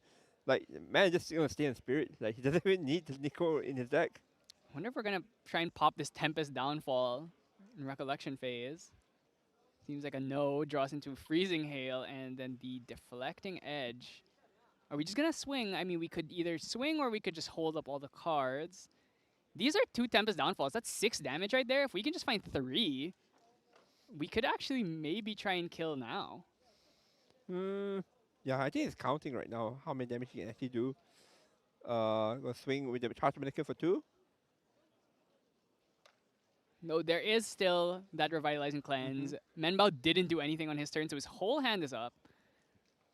I probably not going to be able to finish this, but actually, Revitalizing Cleanse, if he holds it for too long, might be liable to getting hit by that fast speed Tempest Downfall for lethal. Yeah, that's the temptation right now, right? He's just gonna hold it. He's gonna take it. And then another 2 here. Just gonna do what we can, just chip in. He's gonna pay another 2 and then swing in with another. I mean, he has to react here. If he doesn't do anything here, so another 2 here. Is gonna put him into Tempest Downfall range. Yeah. But if we play the Tempest Downfall here, oh, actually, Oh. okay, we're swinging. Is it Oh, just- actually, we can just oh. swing with everything. Go completely hands down here and play Yep. everything. But then, yeah, the either I mean, it's got to be that Revitalizing Cleanse, I think. Yeah, because at the end of the day, right, like, you look at the situation, if you are out, right, you won't be so afraid. Like, there's no way you actually just lose out of nowhere. Of course, there is a world where if your opponent does the whole gamble combo, but that doesn't seem likely at all. There's sensor, and there's a lot of things going on. Your opponent is more likely to not do that.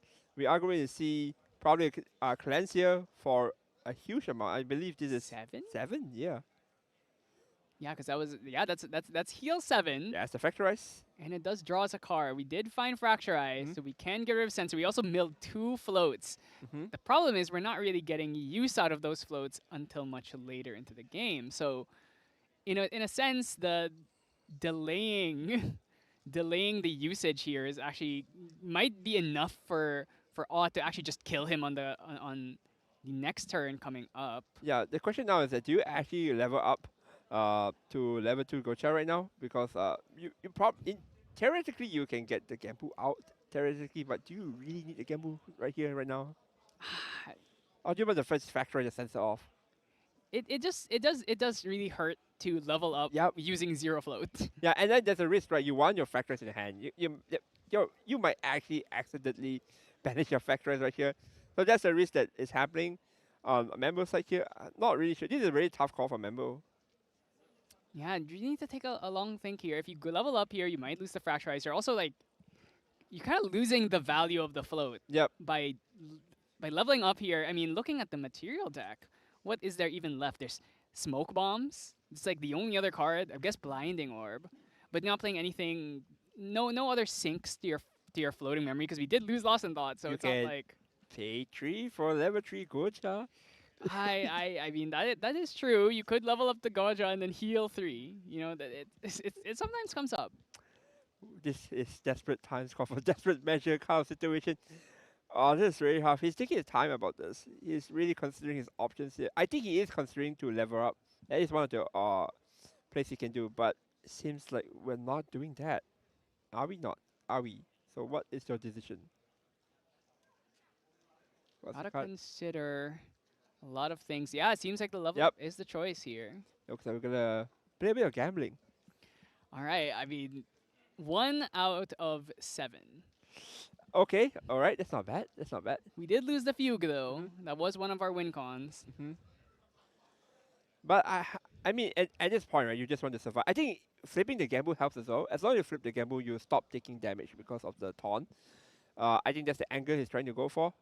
Actually, I would like to note nullifying Lantern in the main board, so we Wait. can also turn off the Fugue and the Genpo Wait. as well. This man just runs everything. This guy literally has everything. Even has nullifying lantern. Even has smoke bomb. This guy. I mean, another thing, Mhm. this deck has Dream Fairy in it, so if you flip Genbu, Oh. and you can't lineage release, you're not level 3 yet. Wait, I think I remember seeing a. There were 2 Dream Fairies in the hand. Yeah, was Dream Fairy, right? Yeah. Yes. Yeah. There was Dream Fairies. Oh no. And at that point, can you still win the game when your Genbu's gone? I guess you could have won if your board had your paladins and stuff, but there's just so many allies on board. It's easy for Auth to just kind of like control you at that point. Once your big actual like haymaker win con is gone itself. Yeah, the thing is that this particular list doesn't really focus heavily on the allies, right? Despite you having the series, that's more of a RAM. You just get one card for free. Like the allies there are quite limited. There's Luminous Guide. There is of course the Bovine, and then there's Frost Paladin. There's nothing much really to prey on the ally side for Mambo's deck. And I think right now this is his decision to actually flip the Gamble might actually be very painful to watch here. Oh no, it's going for the Paladef. Probably pass? Question mark. Oh no, not Paladef. Oh my god. Oh, is he gonna mute his opponent? Is that the How plan? many, I mean, we don't. Oh, is he gonna crack it right now? Okay, so this is 1, 2, 3. 1, 2, 3, 4, 5, 6, 7, 8, 9, 10. And So it's gonna be. That's good. That's a lot, but it should not be enough. is it 10?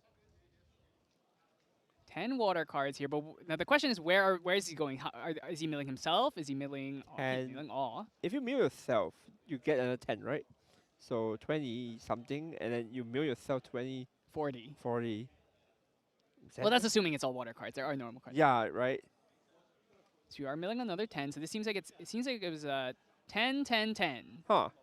6, 7, 8, 9. Yeah, so deck's looking pretty thin, but it's still there, and that's what matters. Yeah, I think that was a very, very interesting choice, I would say. Like milling your opponent 10, 10, 10. Like, or maybe he's just trying to get information. Maybe he's thinking, okay, I might be losing this game. Ooh, Get information. I want to mill his deck. that's and then interesting. I wanna That's an see what's- interesting angle. Yeah, I want to see what he has so that I understand what this deck really is, right? I think that's the angle we can go for. And like his opponent is showing him a lot. They're even showing him the Nullifying Lantern in main. So he is aware of more information, maybe getting ready and better to play the next game. Yeah, looks like he's yeah, looks like that is probably the angle here. I think it's actually interesting. Like maybe if that's what you thought, like, okay, I'm gonna lose here. Maybe I could just mill my opponent, see as much as I could.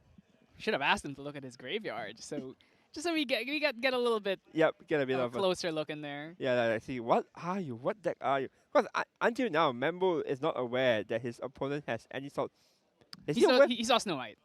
He saw Snow White. He's also white. Yeah, Oh, he he's saw also white. Got Snow milled? White. Yeah. So Ah, he just saw White got milled. So yeah, now he has a better understanding. But I think he's still confused. yeah, Anyway- he's probably like, why is Snow White in there?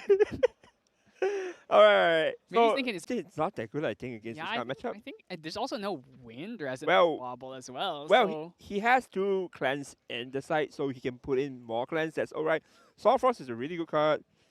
Inquisition is not really gonna help. yeah, no, you're discarding allies to draw more allies, right? So Yeah, it's not gonna help. And for all sides, this is the one that's really, really interesting. Like we have no idea where this is gonna go. There is the Trinket that doesn't. Trinket. Viridian Protective Trinkets, yes. Oh, Trinket. that is going to also be another. I feel like this deck has so many techs for specifically Genbu. It's crazy. Ironically as well, like if you go into the tournament like this meta right now, you wouldn't actually think of catching for Genbu, right? But the fact that this person is like actually doing it is actually just really, really interesting. Cry for help. Cry for help. Stop the fugue combo. If we even get there, I think maybe you're okay and just like, oh, we're never actually gonna get to the Genbu fugue turn because of Sensor and Lantern Yep. and all of our throwables. So like maybe you actually don't care that much, but Mm-hmm. Yuan Shao probably not coming in. I Yeah. don't think the only unique allies. I don't think there even are any unique allies in this list. I don't think so. Is Guan Yu unique? I mean, in Oh, Genbu in list, the there's Genbu no, list? there's no unique allies. In Yeah, Genbu, the so- Genbu list. No. There's no unique allies for the Genbu to. Well, I guess pick, is there? Genbu. Is he unique? I don't know if he's unique actually because I don't think it's unique. because it's as a given in your material deck, it should be unique. Can you imagine a world that eventually in 2030 we see 2 Genbu staring at you? Like somehow we get a way to manifest. Oh, you know, like there's the Merlin card that lets you replicate something. Yeah. Except, or no, there's the Neos card that lets you copy something. Right? Yeah. So it's like, oh, I'm gonna copy 2 of your Genbus. Now I have 2 of them. It's like, Yeah, I will never know. Like, in who knows the future? Maybe in the distant future, we will finally get a tri-element deck that's meta. Who knows? Who really knows? This is the I mean, potential of the you know, game. Prismatic Sanctuary is a card. I don't know if it's reliable enough, but I mean, if you had a champion, like, okay, start with Prismatic Sanctuary in your deck and it has Omni Shroud. I don't know. All this theory crafting makes me want to jump back to the game. We are going to see the Polar Depth against opening. Polar Depth is quite an important opening for the water deck, especially now that you really want to actually have this kind of like reversible so that you can play your cards. You can play more cards basically, and also the Bone Wine this time. Bone Wine was actually not seen at all last game. It was milled. Oh, it was milled. It Yep, was milled. That it was it. milled. It's actually it's pretty unfortunate we haven't opened Fractal of Rain, which is the most important Fractal. Yeah. Fractal Rain. Really need to get those Genbu, the quest counters stacking quickly, and the best way of doing that is to have Fractal Rain. Rain giving you an extra 1 every turn. Yep. Like Fractal Rain is probably the most important. Oh, we're gonna go for the frog right here. Just gonna go a bit more defensive. I'm calling it. This is gonna get Dream Fairy. Let's see if he actually draws it. Gonna draw for 7 Oh. plus 1. See Dream? I think I saw it. Yeah, down the left. That's a Dream Fairy. That's a Dream Fairy right there. Say goodbye to that 0-4 taunt. Oh. Okay, Oh, 4 spades 4 instead. spades. So choosing, it's like, I'm not going to kill this bullfrog. I'll establish the 4 spades, and next turn we can get rid of the bullfrog once I've gotten probably the sensor out. Yep. Like this 4 spades is also very interesting. Like you during pre-rec you can actually just pay 3, to just draw 1. So and the thing is that this 4 spades effect is like I mean it's just a really good card, right? It's just a 2-3 stats, gives you back a card, no harm playing it. We're gonna go GCR right here just to dig a bit further into our deck. Actually, because we were because our first turn was just Bullfrog, Mhm. I think there was no real threat of Mhm. being able to mill unless we throw like a blind connive. Ah, So yeah. it's just it was a situation where yeah, it's like I don't really need to do anything. Refracting going to be used here, which can get used by the Frostborn in hand at the Mhm. very least. We're gonna pre-rack here, and I think it is gonna be a Frost on Paladin turn this turn. We're actually gonna see the most used and overplayed Water Ally card in the game at one point. Frost on Paladin still really, really strong, but of course with its partner in crime being in jail, you can't just simply just play the Frost on Paladin into Lost in Thought. However, you need to set it up like this, a bit more fair, I would say. Yeah, so gonna get a draw off of that. We also have the, I think the Bovine was put down into memory. Mhm. Yeah, so the big thing here is we do know that the Dream Fairy exists. So we're gonna be able to pop this 4 of spades. So it's like essentially just went 1-for-1. Yep, 1-for-1. And then the Dream Fairy is probably going to take out the Frost of Paladin next turn, I believe. Yes, unless there's a way to kill the Frostborn, but you have with 4 cards in hand, you have to take a risk. There could be a Cerulean Decree. So I think the safe line is to just hit the Frostborn with the Dream Fairy and then kill the Bullfrog some other turn. Yep. Our influence is pretty big right now because it's actually because we got back a card from the 4 spades. So he's basically free to just call out cards that he doesn't like. For example, Sensor. I think Sensor is a really good Yeah, hand this right is now. probably the best play. Don't need Thurible. There's no cards in grave, and you know maybe he does not. Oh, another 4 of spades as well. Wow. Yeah, that's the one thing about this 4 spade cards. You can play down another one just to get the effect out. Imagine it's gonna be that Dream Fairy gonna come Yep. down, take out this Paladin. Considering it. Yep. Goodbye, Paladin. Paladin just cannot be played at all until this Dream Fairy disappears. That's how powerful these fairies really are. I guess the only fairy that didn't see play is Defiance. Spark Fairy. Yeah, Spark Fairy. Yeah, Spark Fairy not particularly, not particularly powerful. You know, Fortunately, the black sheep of the 3 fairy sisters. you know the meme about the 3 dragon head? Yes, yes. Yeah, Target. that's an apt example. Yeah. So we are going to go to level 1, I believe. We will go to Daochan level 1 here, bring up the gamble, starting up the quest farming simulator right here so that he can start trying to get the gamble out as soon as possible. As we mentioned, I do think that this is the key matchup point where you need this ally to come out as soon as possible so that you can stop taking damage basically. Okay, we get a float, but currently turned off to that sensor, and I don't Yep. think I've seen a Mustang yet or a Fracturize. So who knows how long we are going to be locked under this sensor again. Yep, this is gonna be a really, really long and brutal game for Mambo here. He needs to get rid of the sensor, but there's no real way outside the factories right now. That's right, and we are just going to keep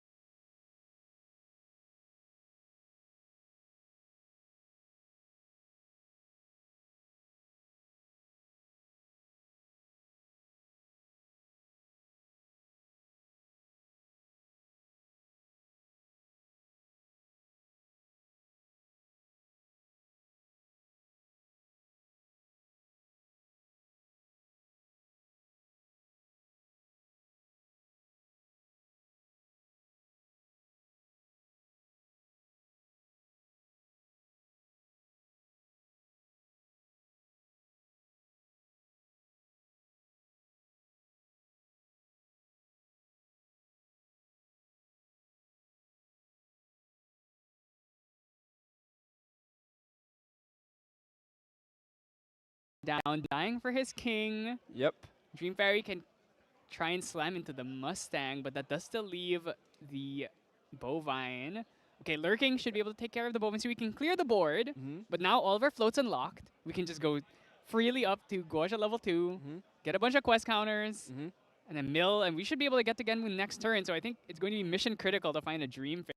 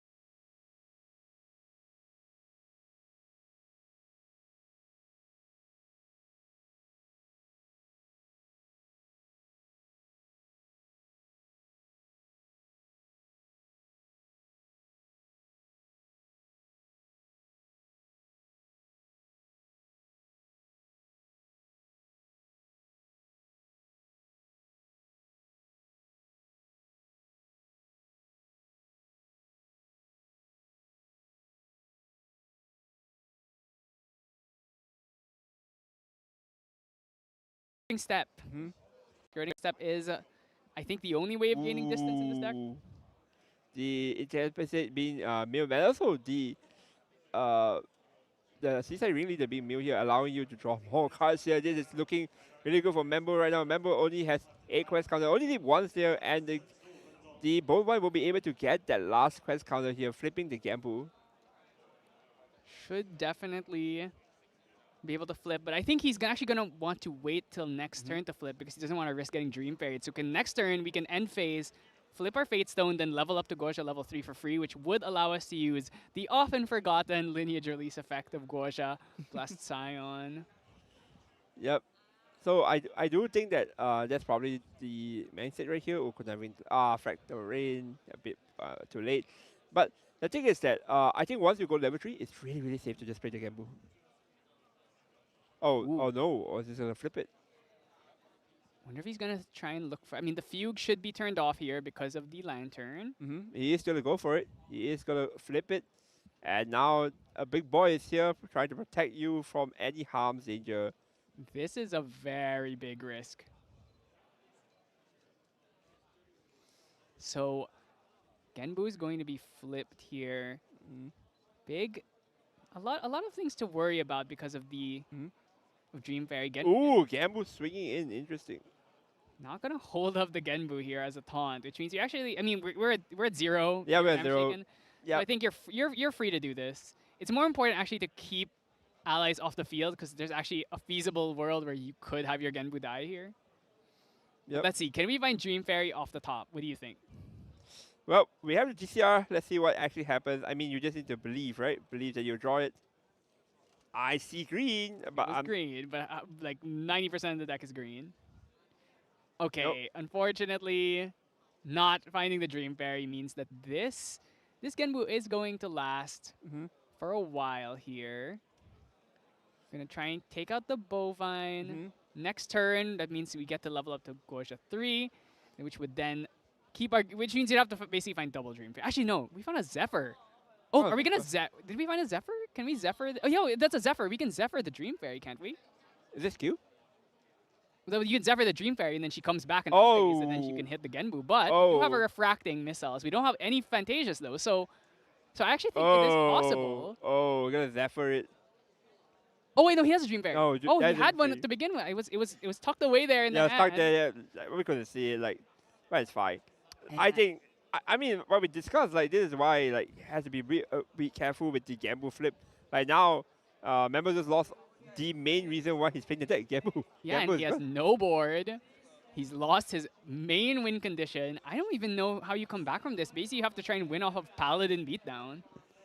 Yeah, it's just like a man that's like has his house taken away from him. Like there's nothing left in the board. It's just a bunch of cards in his hand that he can, yeah, sure, negate, delay it. But what is the win card? What is next? Yeah, imagine you're just like walking your pet turtle, and then a fairy just swoops in and takes it from you.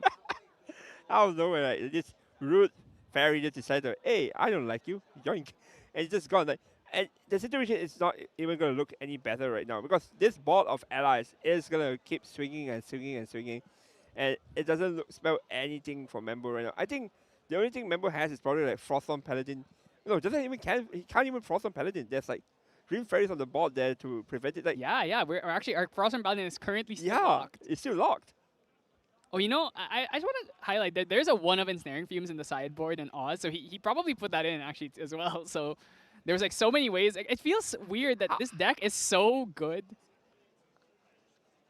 Actually, so good against. It's so good against the. This deck's so good against Genbu for some reason. It has like so many texts for for a deck that no one is playing. Like, how has he had so many hate cards for Gambu?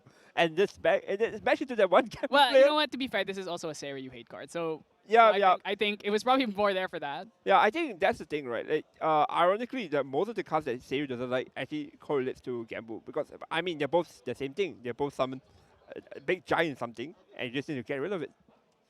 Okay, so we do have one more way of winning this game, which is to just try and Polar Depths mill you at this point. All right, yeah. I think Polar Death Mill is a way to win if we can get rid of the lantern. If we can get. But there's also Thurible. We haven't used the Thurible yet, so we can just Thurible, get rid of a bunch of these water cards, and then I don't know if we can still make it. Especially without Genbu's the Fate Stone anymore. We're not getting that extra mill every turn as well. I feel so bad for Membo. Like whatever you do just doesn't seem to work.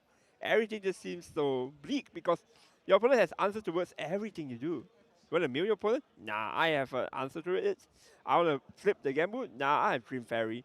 It's just so. You know, the worst part of this game is we're not even going to get to see the Nico level 1. Wait, you're right. There's no... at this point, the Nico level 1 is not going to actually come out. Ooh, we can refracting. Okay, I think we were asking specifically which fairy is on which. So I think we're gonna refracting the fairy that is currently calling the paladin, so we can replay the paladin at the very least. Yeah, I have to pay 5 for this one because of the Viridian Protective Trinket. My God, this doesn't look good at all.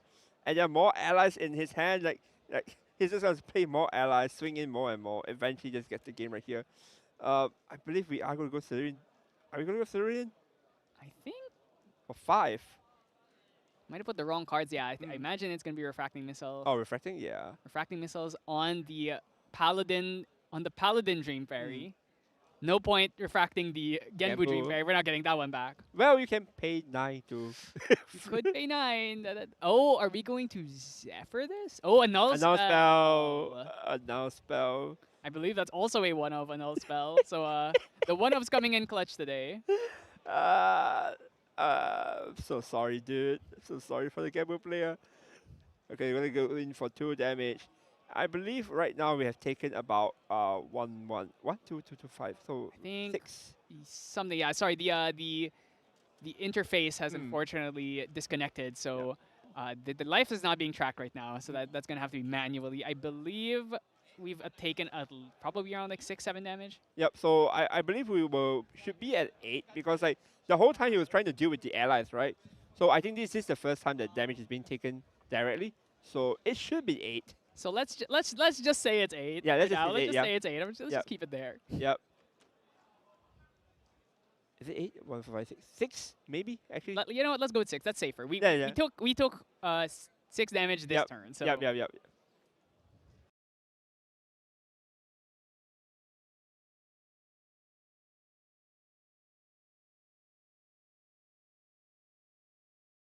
or bust because I don't think you're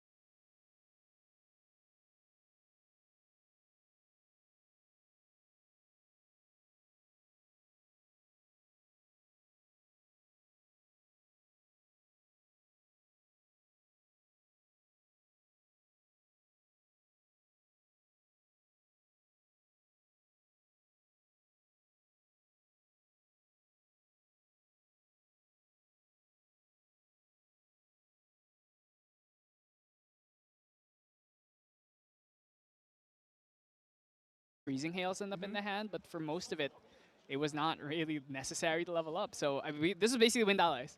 Yeah, and like for the gameplay, a bit unfortunate. There's no fractal rain to start the combo off, to start the early thing, and also maybe a bit of a mistiming on the gamble call. Right? If we could actually just time it a bit more better, maybe the gamble will survive. Maybe. Well, the thing is, even if he hits level 3, we just go Dream Fairy. Yeah. Then Zephyr the Dream Yeah. Fairy. So like you were getting rid of the Genbu, but you would have forced him to commit Yeah. more at least. Like that's just, I mean, it's just Dream Fairy, right? Dream Fairy is a very, very strong card against this Gambu, each color card, and why like the Seiyu deck is not the end of the world. Like the Seiyu deck can just actually just lose because you just meet Dream Fairy. Yeah. Yeah, especially if you're playing Zephyr or like Displace or any of these suppress cards, it's very easy to just double Dream Fairy Seiryu, even through the Guaja lineage release. Or you could just have your opponent be one of those people who forgets they have Guaja lineage release available. Yeah, Guacha lineage really, like that's the thing, right? Like this is why like you remember in the past we were actually debating whether to you run the Guacha level 3 or not. And the only reason why we run the Guacha level 3 is for the lineage release. Yeah, pretty much.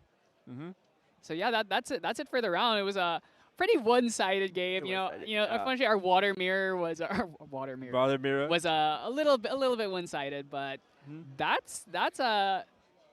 just goes to show, man. Don't forget about Wind Allies. Wind Allies is still a deck. Like it's not that bad. It's really not that bad. And considering that we haven't even seen the variant that we usually see, which is the wake up variant, where we basically see people swing in and in with the allies, we might be in a shocker. And actually, I think I see some variant with Matter. Matter is a very interesting card with the wake up mechanics. Yeah, I really like the Mad Hatter decks. Like, whether it's in water or wind or fire, I like him. And I think it's also just fun that you have like a 1 in 9 chance of losing the game on the spot.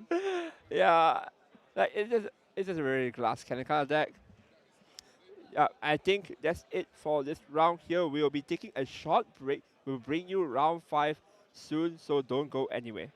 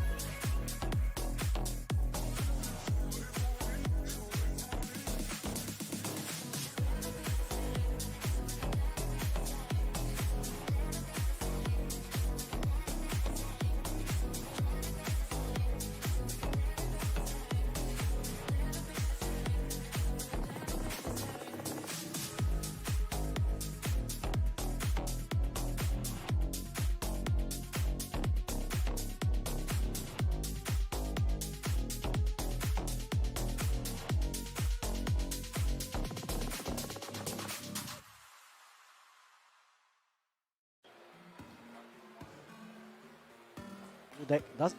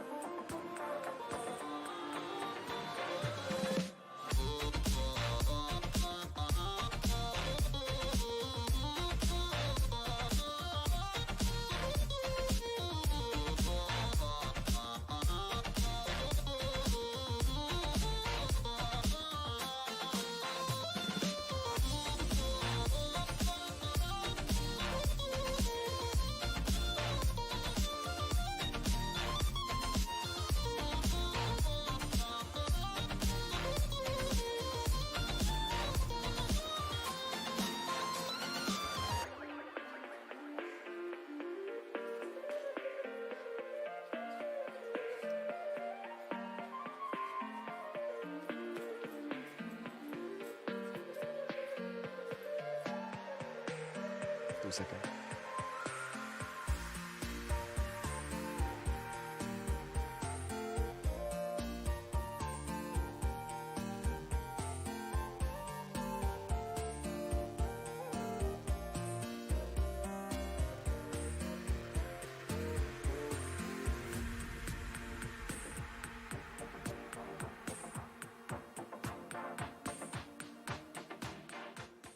Welcome back, ladies and gentlemen, to the 5th round of the Ascent Taipei. I'm joined back with Hero right here.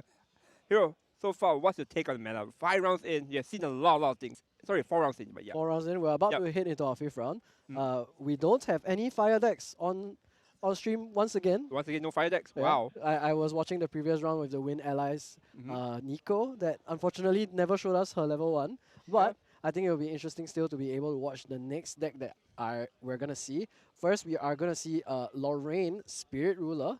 This is going to be a Wind Allies deck mainly. Wow. And I believe the other deck that we're going to be seeing is going to be a Water Allies deck. So both very strong decks. Game is really, really important. Right? Of course, it's important in any sort of game in general, but this one in particular, because the resource is tied to the cards in your hand that you want to play, your influence, right? You guys can't really just go up, level up with attacks there. And that's why Snow White is really, really strong. And if you can time your Snow White really, really well, I think it's going to make your opponent's life not easy at all. It's going to be a very hard time to play. That's why Snow White has been really, really popular recently with Water Allies. And it's a way to stop opponent from basically proceeding with their game plan comfortably. Definitely. It's such a powerful card that one of the first things I considered when I was cooking was to Yep. play Snow White, and then you go up to Vanitas, and then you displace the Snow White. And suddenly you cannot level up even if you try to kill the Snow White. But please ignore my mad scientist rambling. I don't think anyone is going to be playing Water Ally Vanitas with display Snow White. But if anyone has cooked that up, please show me the deck list and please tell me you didn't I win mean, 0 4. we just had a Wind Allies last game playing with Snow White. Of course, the Snow White didn't appear, but like... That's true. You could have done the opposite of what I said, and instead of going Water Allies into Wind Allies, you can go Wind Allies into Water Allies, and then still you can do the the White. Snow White into this place. But that's the thing about how powerful Snow White is, right? Snow White is so powerful that people are trying to basically make the deck inconsistent, a bit of like mixed element, just so they can run the Snow White in their allies deck. Like a Wind Allies deck thinking, oh, I can run Snow White, I'm going to do it, I'm going to try it. Who knows, maybe we'll actually have is there a way you can make a fire ally deck just play Snow White? Fire. Yeah, of course you could go Fire Oh yeah. Fire Spirit into Nico. Yeah. So That's you the could thing. Ral, and then after I route and go up to Nico, you can't Ral and level up anymore. Hey, listen, we're all talking here, right? It can happen. We can just play around Nico level 1 ally deck. It can happen. Anything can happen because if you haven't been keeping up with the stream today, we saw someone deck someone else out with Regal Inquisition. Yep. Make sure to rewind the stream to I believe 5th round 2. Yep. That was certainly a banger of a Like game. my expectations are thrown out the window right now. Anything can happen. If someone can die from a Regal, someone's playing Snow White in their Voiding Allies deck. What else is new? What else can actually happen? And that's one of the best things about Grand Archive, our favorite Western card game with anime art. It has such interesting deck building options that you can really come up with very new and innovative ways to shake the meta. Of course, Ral the Abyss, very powerful card. Everyone, let's just play this card. But actually, on the flip side, on the deck building side of things, how do I counter these kinds of decks? So jumping into the game, we have YH going to be playing I believe it is going to be the Water Allies deck, and then on the other side here going to be a Wind Lorraine deck, piloted by Ryuta. And here is the Lunette Frostbinder Priest. This is going to be a huge card because it is a water unique human ally, which means Jie-Ying Shadowmare will be able to lose its pride and also has both stealth and true sight here. Here we're going to see Tempest Downfall used on the Jie-Ying right away. Let's get rid of the horse right now. We don't want any 3/3 allies sticking in. As we mentioned, this is going to be the battle of board. People are going to try to take over the board. We're going to see a lot of allies flying left and right. Also going to be trying to farm a bit of influence so that, because you're playing down allies, so your influence is going to eventually drop because most of these allies don't actually get a card back for you, except the one on the field right now. Windmill Engineer does get you back a card. We are going to see Ryuta here having a dungeon guide. Also, it doesn't seem like Ryuta is playing like a pure ally. Variant is going to be like a level 3 card deck. Yes, of course, we have the best ally in the game in the Crux Advanced Element, Ghost of Pendragon. On enter, get to draw 2 cards. I think we're all very familiar. It's also going to be the day 2 prize for this Ascent Taipei. And we see Ryuta here just dropping an Ascent Protector, which returns his Windmill Engineer to hand, allowing him to use it again later. But more importantly, establishing a 3/4 ally, which is going to be really, really important. Yeah, 3/4 ally is just really hard to remove. If you look at that ally right now, what can actually take it out? It requires like at least 2 attacks from 2 allies, right? Basically, yes, a lot of commitment for you to just remove the Ascent Protector. So it'll be interesting to see. Oh, Gildas, that's one. There's one ally that can definitely take out that's the one ally. Ascent on her own. Oh, Fairy Whisper, try to see if we can find any answers here. There's a reclaim. We can get this Ascent back into hand. Technically getting net neutral out of this Ascent. We will be able to then use that reclaim to go up to Lorraine level 1. YJ just tapping out in order to use this reclaim on the Ascent. And this is really important because even if, let's say, Ryuta had a Frostbind or something, then this Gildas would no longer be balanced. That Ascent would no longer get sent to trash. So we're going to see what Ryuta is going to play here. It's likely another ally. That's the Kohazi Trapper that we were talking about pre-game. Is going to be able to put a preparation counter on the champion, and when you rest Kohazi Trapper and remove a preparation counter, you can reduce one of your target units' attacks by -3. This means that you can protect your allies a lot more effectively. Even if next turn, let's say YHJ goes for that Windmill Engineer into Ascent Protector, that Gildas is most likely going to make it out to the next turn. Yep, that's the thing about Quasi Trapper, right? We're in one of the most taper Water Allies cards during this period of its dominance. Even right now, as Water Ally is being played, we're going to go into a lot level 1 Lorraine here. Probably is going to try and seek for more allies, I believe. He does have a lot of allies in his hand, sort of. Of course, I think this deck is going to be primarily still an allies deck. It's running things like, of course, the Tempest Downfall that we saw earlier. We saw in the previous game as well. We're also going to see the Fluffy Shopkeep and Windmill Engineer and Ascent Protector. Here's the Dungeon Guide here. Now, Dungeon Guide will allow you to go to Lorraine Blade Master, which does have +2 to attacks on enter, and on kill you get to draw a card. But there is the Kohazi Trapper here, so even if this 3 attack swing goes in, we're not going to see it resolve, most likely. Yep, probably just going to Kohazi here, and that's it. We might see the Ascent Protector actually still be able to take out the Gildas because of how much influence YHJ was able to accumulate. So does still get to get rid of that Gildas and then gets the Dungeon Guide back in hand. Next time he can go up to level 3. Yeah, I think that's probably the mindset here. Is Troy's trying to get the Dungeon Guide back in hand and also establish a 3-4 game while getting rid of the Gildas.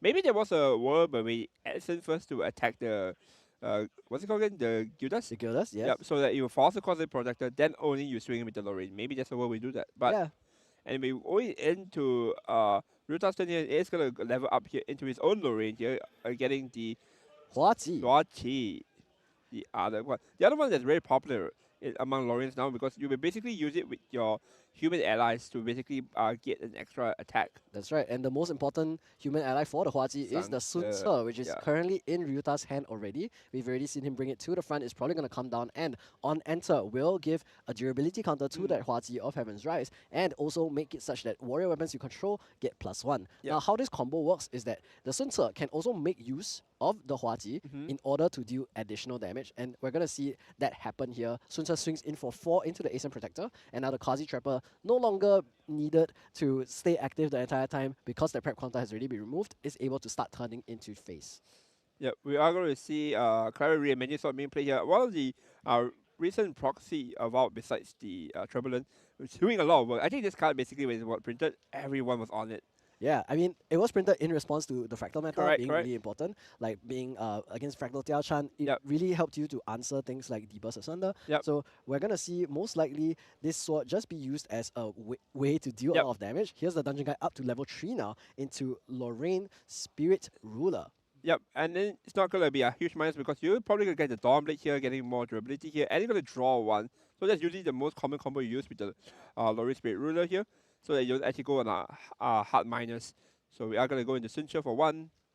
Still needs a bit more to get rid of the Cincher, 3 more damage. And well, there's one. There is the Ghost of Pendragon, baby. The Goat of Pendragon. The Goats of Pendragon. Back into the material deck goes the Sword of Seeking. And we're going to see it swing into I the see a second Pendragon in hand. Do we really? I see a second Pendragon in hand. I think it might be it. He might actually do it. So he used Dawnblade. I think he's going to send it the Dawnblade. Yup. Pendragon, and his opponent is, well, okay. His opponent just responds, sure. Why not? Why not you have a second Pendragon? I mean, this is why Crux is such a powerful element. Even before this set, even when it was released, this is why Pendragon is a very, very scary card. A Hateless Madness comes in, gives you back your material deck, sends something back, draw 2, and represents a 3-4. And like, can it even get better from this? I mean, 3-4 premium stat line for Very allies premium. already. They are printing more 3-4 allies nowadays, but I think Weeps has learned to not print any more 3-4 allies that also lets you draw 2 cards. They have printed a 1-2 ally that lets you draw 2 cards, and we saw how important that card became in the previous meta as well. But looking at the board state itself again, we are looking at Terraforming Materialize for Ryuta now, trying to stave off a little bit of these attacks, forcing YHJ to slow down a bit in terms of how many things he can swing. We do see another Sun Ce available for Ryuta, so he can use that to deal with one of these Ghosts of Pendragon. And he also has a Snow Fairy available that he can use to lock up another Ghost of Pendragon instead. So I wonder what will be the choice here. Is going to be the first Snow Fairy. So that's one Ghost of Pendragon locked up. Yep. We can maybe see the Sword of Seeking come back out for YHJ because that will allow him to have True Sight, but he needs to find a way to give it either +1 more damage or he might need to use an attack card in order to get rid of this Snow Fairy. Yep. Seeking just comes out here. Probably has a way to find 1 more damage. And it's going to pop the Terra Ring right here. So Terraforming proc means any other attack will need to cost 1 extra, but I do see the Spirit Blade Ascension drawn off of the top here. We're going to pay 2 to attack with the Pendragon interface, putting Ryuta at 8. Spirit Blade Ascension will allow him to play something like the Prismatic Edge, which I do believe he has in his main deck as well, and that could be a very strong way to deal a little bit more disruption. Notably, this isn't a fire matchup, so you're not actually able to do 3 damage with the Spirit Blade Ascension of the Prismatic Edge reveal, but you are able to draw, and as a win, you are able to remove one of your opponent's cards from their influence. Yep. Because there's a lot of like level 3 gaming right now from YH side here because of how it basically allows him to just take away this tempo right now. And like Ryuta's side here, he has to find a way to deal with all this Pendragon or even just try to win the game, but doesn't seem like it. Remember, Lori's Spirit Ruler is sitting at 28 defense. That's not like an easy way to just win the game like that. And like if you look at Ryuta's deck right here, doesn't have like any sort of like burst win con that we are quite used to with this current meta. So we're very interested to see how he maneuver this matchup right now. He does have more allies in hand to, play out more allies, but is it really going to help against this Pendragons? Yeah, we're going to see him swing into the first Pendragon. This is the one that's hopefully not the one locked by the Snow Fairy, because that would be quite a fatal mistake. There is going to be a Halo Client Scout and I believe a Lurking Assailant available as well that will allow him to finish off this one Ghost of Pendragon. And it looks like it's going to be the Halo Client Scout here. Yeah, coming down here, and sometimes it's gonna be able to rest the target, but it probably is just gonna, go for the Fairy Whispers to just dig a bit deeper, see what he has. That's 3 non-win cards. Immediately sends that all to the bottom. Gambling for it. What is it gonna be? It's another Fluffy Shopkeep. No hit on the Fairy Whisper, and so the on-enter of the Halo Client Scout does resolve. And we're gonna swing 1 into the Ghost of Pendragon with the Halo Client Scout. The odd enter has to resolve first, so we do rest Lorraine Spirit Ruler, and then 1 into Ghost of Pendragon. And then lastly, we're going to swing with the Snow Fairy. The Snow Fairy here will do an additional 1 damage into rested targets. So the Ghost of Pendragon will go up to 4 damage counters and then hit to the graveyard. So that is going to be the case. No response from YHJ here. Yep. YHJ here is going to try and reclaim this Pendragon, probably to reuse it, because he just want to go deeper into his deck.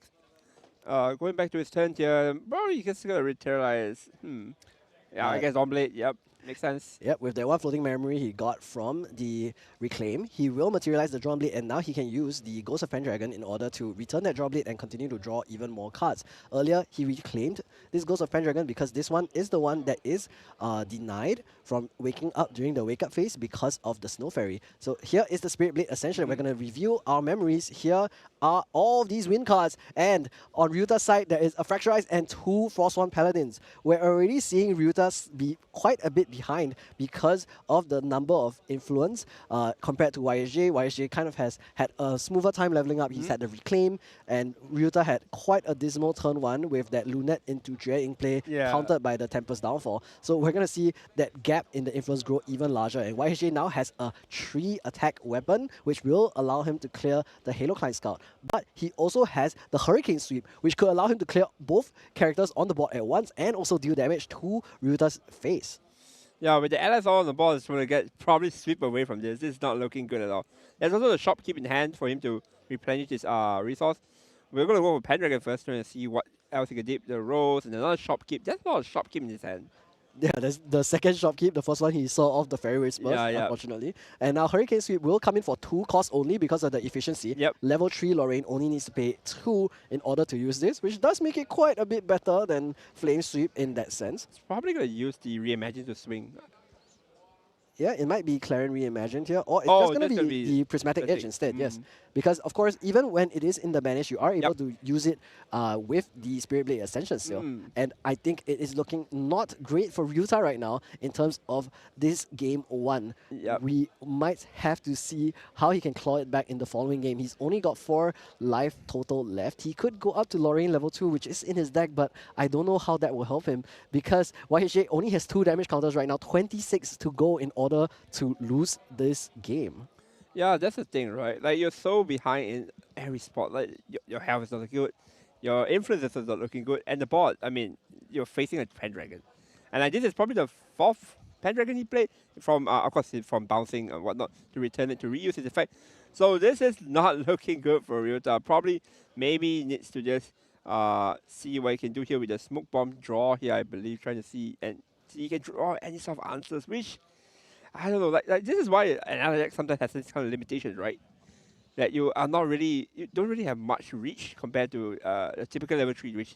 Basically, Pendragon is one example, but might be a bit tough right now. Yeah, I mean, the Pendragon definitely created a huge gap in the overall influence, but I think the real turning point for this game was definitely that turn 1 play and that Tempest downfall. Yeah, Tempest Ryuta downfall. definitely made a bit of an overreach here in order to try and clear that Windmill Engineer, and then lost his Dreading, lost his Lunette, and from there, it was just curtains because the Ascent Protector returned the Windmill Engineer, so much influence from the side of YSJ, and we're going to see, like we've both agreed, the game is going to be over for Ryuta. We are going to see what happens with the siding for this game. Yeah, there's also one interesting thing about YSJ's deck. I think even if you come to the point where you have a lot of allies, there is a play where you can just go level 2 Lorraine into a Hurricane Sweep and draw a billion cards. So like, there is that line where Ryuta has to be a bit more careful. That's why like there are so many allies decks that just have a problem against Lorraine 2 right now, right? Lorraine 2 with sweeps are just really, really strong, allowing you to draw a lot of cards. I remember when I was playing Lorraine level 2 with Philo, I just sweep my opponent's 3 allies and just draw 3. Yeah, I mean, being able to draw a lot of cards is one of the best parts about playing Lorraine Blade Master. However, we're going to look at the sideboards now. I wasn't able to see if they put in any specific things already, but I know that YHG actually has quite a bit of respect as he has the Viridian Protective Trinket in his side. We were seeing earlier about how the previous Wind player also had Viridian Protective Trinket in their deck. Yeah. And we're wondering, like, is there something about the Taiwanese meta? Because a lot of respect for water, despite it not doing very decently. I think it might have been more of like okay, look at it this way. So if they are thinking like, okay, if I fight fire and like I actually don't really have a hard time against fire, let's say that's the mindset, right? And they think what I can lose to some random guy that just bring water. I don't just bring Trinket if that's the case, right? If there's no reason to take harder for the decks that you already want to beat with the current list, that's why the sideboard exists. Sideboard exists for you to take for situations like this where you think about your deck, okay, what do I lose to? If it is truly just water, well, Trinket is actually not a bad option at all. Trinket is a really, really annoying card where, like, especially against Water Allies, Water Allies hate this because Water Allies have this pattern of, I play an ally down, and I have 3 cards left out for interaction. That's the normal, standard Water Ally play. Trinket doesn't allow you to do that. Yeah. So I think this is going to be a really, really strong side in for YSJ, and it's going to look really, really strong moving forward to game 2. On the other side, though, we do see the Nullifying Lantern as the main material deck option they've chosen. So it doesn't really do much in this matchup, but there is an extra Song of Frost, which could be useful. And everything else actually doesn't seem too useful in this matchup either. We have an Exposed Darkness and Blanche, which don't really do anything either. there's a Mandate of Honor. Oh man, I honestly don't even remember what this card does, despite it being an It limits invite your card. hand. Yeah. It basically limits your hand to 8. You can't draw anymore if you're both influence. If your influence is 8, you can't draw anymore. I remember this card now. Yes, it does prevent your opponent from drawing more cards. However, if in these ally matchups, you don't really see that being in the Nope. case most often anyway. Yep. Even when YHJ was like many cards ahead I- of Ryuta, he only had like 7. I would argue that 8 influence is pretty much a lot already to begin with. Like Ground Archive actually, if it's above 7 and 9, something is up. I mean, something's up. Something like Raul is up, but That's for sure. Ryuta though gets to choose to go first this time and starts with Lurking Assailant, one of the best cards that you can have as an allies deck going first. It does have that stealth, which is great. And here's the fluffy Shopkeep from YHJ, allowing him to probably put out that maybe that Drawn Blade and the Prismatic Edge, or if he's playing the Majestic Spirit, that could also be the option to put down, but I don't think that's going to be the case. He gets to draw a card into memory. A net neutral ally card is always great to see. He also has the Windmill Engineer in hand, which could be useful too. Fluffy Shopkeep is also a very, very annoying ally with a 1-3 intercept. I want to stress this, that a 1-3 intercept is a really, really strong step line. Like, this means that all your once attack allies just can't put. You know, sometimes you have just like your Dungeon Guides or your random one attack allies, like Windmill Engineer or whatnot, they can't go in because Fluffy Shopkeeper just stands there and say hi. And here is the Mandate of Honor, and oh my god, it's true. I hear that from YHJ. It actually has came in. So we're going to see whether a unique ally is available for Ryuta to turn on this Mandate of Honor. And that would mean that YHJ isn't going to be able to draw next turn. This Mandate of Honor is really, really interesting. I mean, okay, we did see YHJ influence is pretty high like last game, but is it really that high that you need? Mandate of Honor is going to retaliate right here. So I don't remember. Is that a unique ally? Okay, we do see the Xiahou Dun. Yep. So he does retaliate into the Lurking Assailant right away with the Fluffy Shopkeep. So he does have Stifling Trap in hand. It could be a case where YHJ just chooses to Stifling Trap the Lurking Assailant, and that will allow him to take it out. And at the same time, he will go down on influence, so he will be able to draw next turn despite the Mandate of Honor. Yep. We are going to go Stifling Trap into the Lurking Assailant because there was a retaliate on the Fluffy Shopkeep.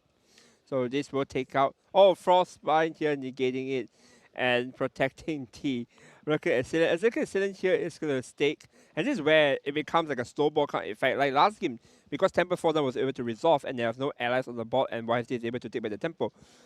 This means that Ryuta is not ahead of the tempo, but YSD here retaliate with the Radiant Trinket for next turn. Viridian Trinket will prevent any more interaction from Ryuta unless he leaves his entire hand open. YHJ imbues a Windmill Engineer with another Windmill Engineer and a Veiling Breeze, allowing him to draw a card into memory. Now is going to swing into the Lurking Assailant for 1 and probably place this Rose Eternal Paragon to swing into it again for 2. Yep, just trying to get rid of the Lurking Assailant. Like we mentioned in this tempo kind of like ally matchup, where both allies, both players just want to get rid of their allies as much as possible. Get rid of his, get rid of theirs. Like it's just about who maintains their allies and whose allies take longer into the board. So going back to Ryuta's turn here, still trying to see what is his next. It's going to be a GCR here just to get back his influence back into a very healthy amount. Yeah, he's currently at 6. You want to be around 7 in order to be able to play at least one ally and hold 3 cards up. But right now, because there's no way for you to play 3 cost interaction because of the Viridian Trinket, it's actually fine to just play the ally and then try to trade. Here we're going to see Xiahou Dun attack into the Rose and probably another ally come down in order to finish her off. And we also need to have a second Lurking Assailant. So we also need to make sure that we keep up on board, and that's how we're going to do it with this Lurking Assailant.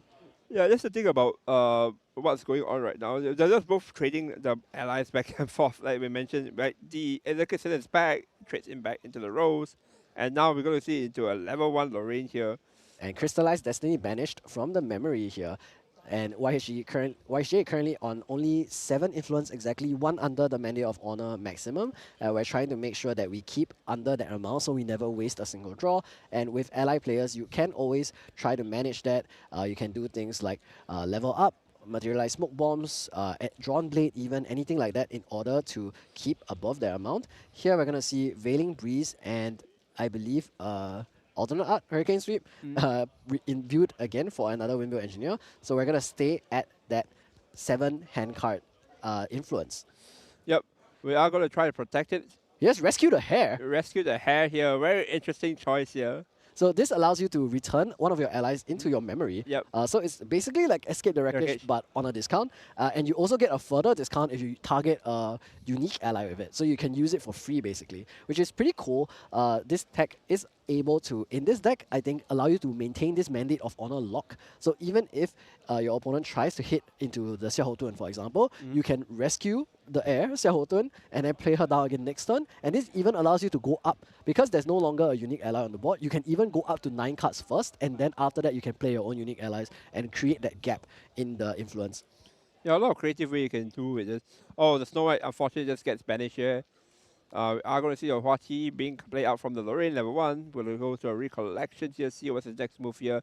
Probably just another lurking, there's nothing much. There's a Lunette right there. Yeah, Lunette could be a very huge play this turn, because if Lunette and the Xiahou Tuan do take care of these two Windmill Engineers on the board, the only way that you can clear the Lunette is with weapon attacks and with an ally that has stuck on the board for a turn, which isn't going to be easy, since Ryuta will be able to keep attacking into your board while your allies come in rested. However, the one thing about Lunette is that she is 1-1 unless she's balanced, which is when she becomes a 1-4. And right now, with only 6 cards in hand, there's no way for Ryuta to balance this Lunette. Yep, that's the thing about what's going on right now. I do think that YJ is kind of still in the lead in terms of where he wants to, how he wants to win this matchup. I think he's just safely going to level 3. And then again, the same thing we saw, just go into the Pendragon spam. However, the mandate order is there this time to like not let you freely just blast just like that. And we do see a Snow White here, the card that we've been talking about for a while. Here she is basically Rest of Champion. It doesn't wake up, which is not bad already. But the crazier part is if you're the Rest of Champion going to control, you can turn it back into... basically, when you level up, you can just turn it back. So you can't actually just level up. It prevents your opponent from actually trying to level up. Even if they want to, it's not actually going to happen. Yeah, I mean, they can level up. It's just that if they do, then it goes back into the material deck. Yeah, it just doesn't happen. Yeah, like if you want to pay 2 for fun, you can go up to Lorraine 2, but that's not great. I mean, I would like to pay 2 for fun. Yeah, I would like to pay 2 for fun as well. If the paying 2 goes into my wallet, but otherwise I would probably not want to do that. So we're doing on the response to the Snow White attacking into the Windmill Engineer. Yeah. YHJ does have another Tempest Downfall, could use that to respond to this Snow White attack, trying to really maintain this one Windmill Engineer on his board at least, because the moment he draws something like an Ascent, he can then use this Windmill Engineer's 1 damage to trade into the Xiahou Tuan, which has been quite a painful card for him. Instead, we're just going to see Reclaim, which will allow YHJ to materialize something like the Drawn Blade. Lorraine not being able to wake up is also pretty relevant because of the fact that Lorraine tends to turn the champion sideways anyway in order to attack. We're going to see Clarent reimagined materialized for the cost of 1, the Clarent, and also the Reclaim. So we're actually paying a Reclaim instead of the cost of a sword for the Clarent, which is pretty interesting. Why do you think he would do that? Huh. Interesting. Can you pay the cost like that? Yeah, you can, of course. Clarent is 2 costs, and then it gets a cost reduction by banishing swords. One of them must be Clarent Sword of Peace, and then it can be another sword as well. So it's an alternative cost. Yeah, so you can pay 1+1, or you just play 0. It has to be Clarent Sword of Peace, and then you can also pay for the floating memory, to my understanding. Interesting. But anyway, back to the game here. We do see the Hurricane Sweep here, very, very relevant in this matchup, but because its matchup is not there. We see the Windmill Engineer come back down and then trade into the Snow White in order to clear that from the board, try to prevent any more shenanigans, and we're going to go back to Ryuta. Ryuta also materializes his own Clarent Sword of Peace, Clarent Reimagined, and we're going to see how the board trades end up going again. Here's Xiahou Tuan into the Windmill Engineer. Will this Windmill Engineer finally go? And yes, it will. We're going to see what else is going to be played. Yeah, influence is going low as a Ryuta side as well, if you notice. Right? Because at the end of the day, if you're playing an ally deck and you're just drawing 1 card per turn, you are going to be usually minusing 1 card per turn. And hence, especially in Ryuta's case, like sometimes it's playing 2 allies as well, you are going to be dwindling in influence, and the fact that you want to play reaction spells, this is just way too much of an ask. We are going to see a Factorize on the Reunion Trinket here. Yep. So Factorize is going to happen. We are going to get a Fractor, however, the Trinket is just gone, just like that. So no more ways to stop opponent's interaction during his turn. However, again, it's a great stalemate kind of situation. There's no ball on YHJ side, and then Ryuta's is just 1 Xiahou Tuan there, just swinging for 2, I believe. Yeah, 1 every turn. And what's funny is that both players are at 0 damage counter so far. Like, not a single piece of damage has went into either champion. It's all been at the board. And that's how the ally matchups I mean, that's all the ally matchups that we discussed and stuff. Like, it's just a natural thing. I'll be more surprised if someone is just going to swing face. Yeah, I mean, you would be surprised if you would prioritize the face Yep. instead. We're going to see the Lorraine Blade Master come out here. Yep. Maybe we're going to see YHJ try to clear this Xiaotuan finally. But Ryuta does finally have unlocked his hand. He can pay for pay 3, the average cost for any of his water reactions instead of the Viridian cost. Yep. So we are going to use the Radiant, we're going to Judging card here. And a very smart way to use the reversible here, to guarantee what you want to banish. We are going to see Hurricane Iron Rose being mentioned. Probably not a good situation for Hurricane Sweep this time because of the lack of allies on the board. However, Draw Blade here is going to allow you to draw. And don't forget, we still have the Lorraine level 2 effect still affected right here, allowing him to draw a card. On kill, Yep. however, Ryuta, does he have something like the Song of Frost in order to protect this Xiahotun? So a protection here will be really, really good. No, and then it allows you to draw a card. So again, now this is why like level 3 decks are just so strong. Once you stabilize, it's so hard for your for you to like actually do anything back to this board. Like think about this, you have to deal with a 28 HP Lorraine. Your opponent's influence is just gonna get bigger and bigger as games goes by. Of course, you have to manage Haven if, if there is a unique ally on the board. But as things stands, low influence, nothing on the board. I think this is looking like a repeat of game 1. Yeah, I mean, YHJ has been playing around the Mandate of Honor very expertly. He has always maintained influence under 8, so he never wastes a draw.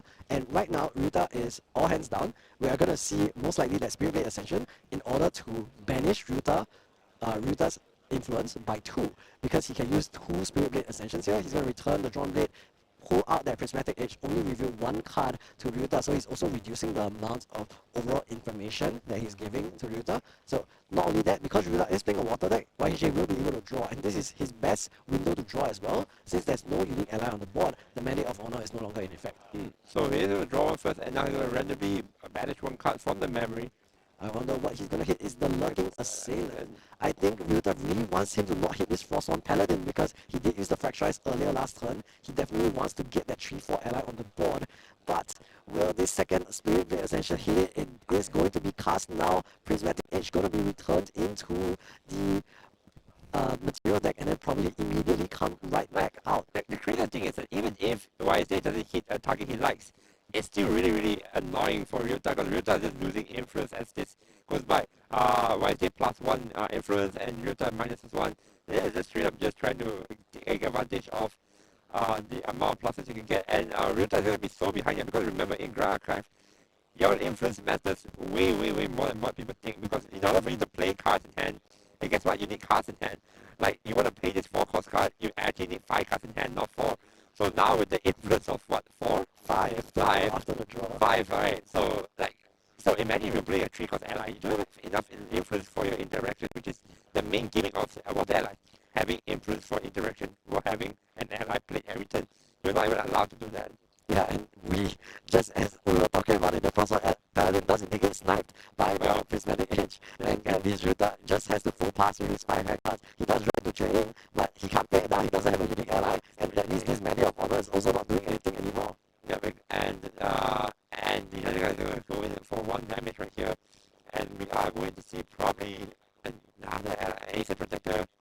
Well, about but the other guy there's sitting there pretty, so why not just convert it into a 3-4 ally? Yeah, I mean, we have successfully, I think, navigated the early stages of the game where Ryuta was doing his best to try and limit the amount of influence YG had. And right now, YG is finally being able to stabilize. He has his Ace Protector on the board. He gets to swing Force Blood with the other guy, and now also with his Prismatic Edge to put Ryuta at a nice 7 damage numbers. Here is the Smoke Bombs now used. He does use that Fracturize that was supposed to be for that Frostborn Paladin, but unfortunately got sniped. Now gets to go up a little bit more influence. He does have Net as well as the Dragon in hand, so he can use that to clear this Ace Protector. But we remember what happened last game on turn 1 when he tried to do the exact same play. I wonder if he's going to want to be a little bit more cautious this time. Yeah, definitely. We both know that there's a hit to be done for all this. And there's a hit to the Lion here. It's very like, what we just really keep learning exactly how it's working, why is it doing or not. And we're going to go ahead and make it first go have hands up for him. We have answers that's so interactive. We just want our answers that's the really good enough to say, like, there's the power out there, there's the one that's right here. So we have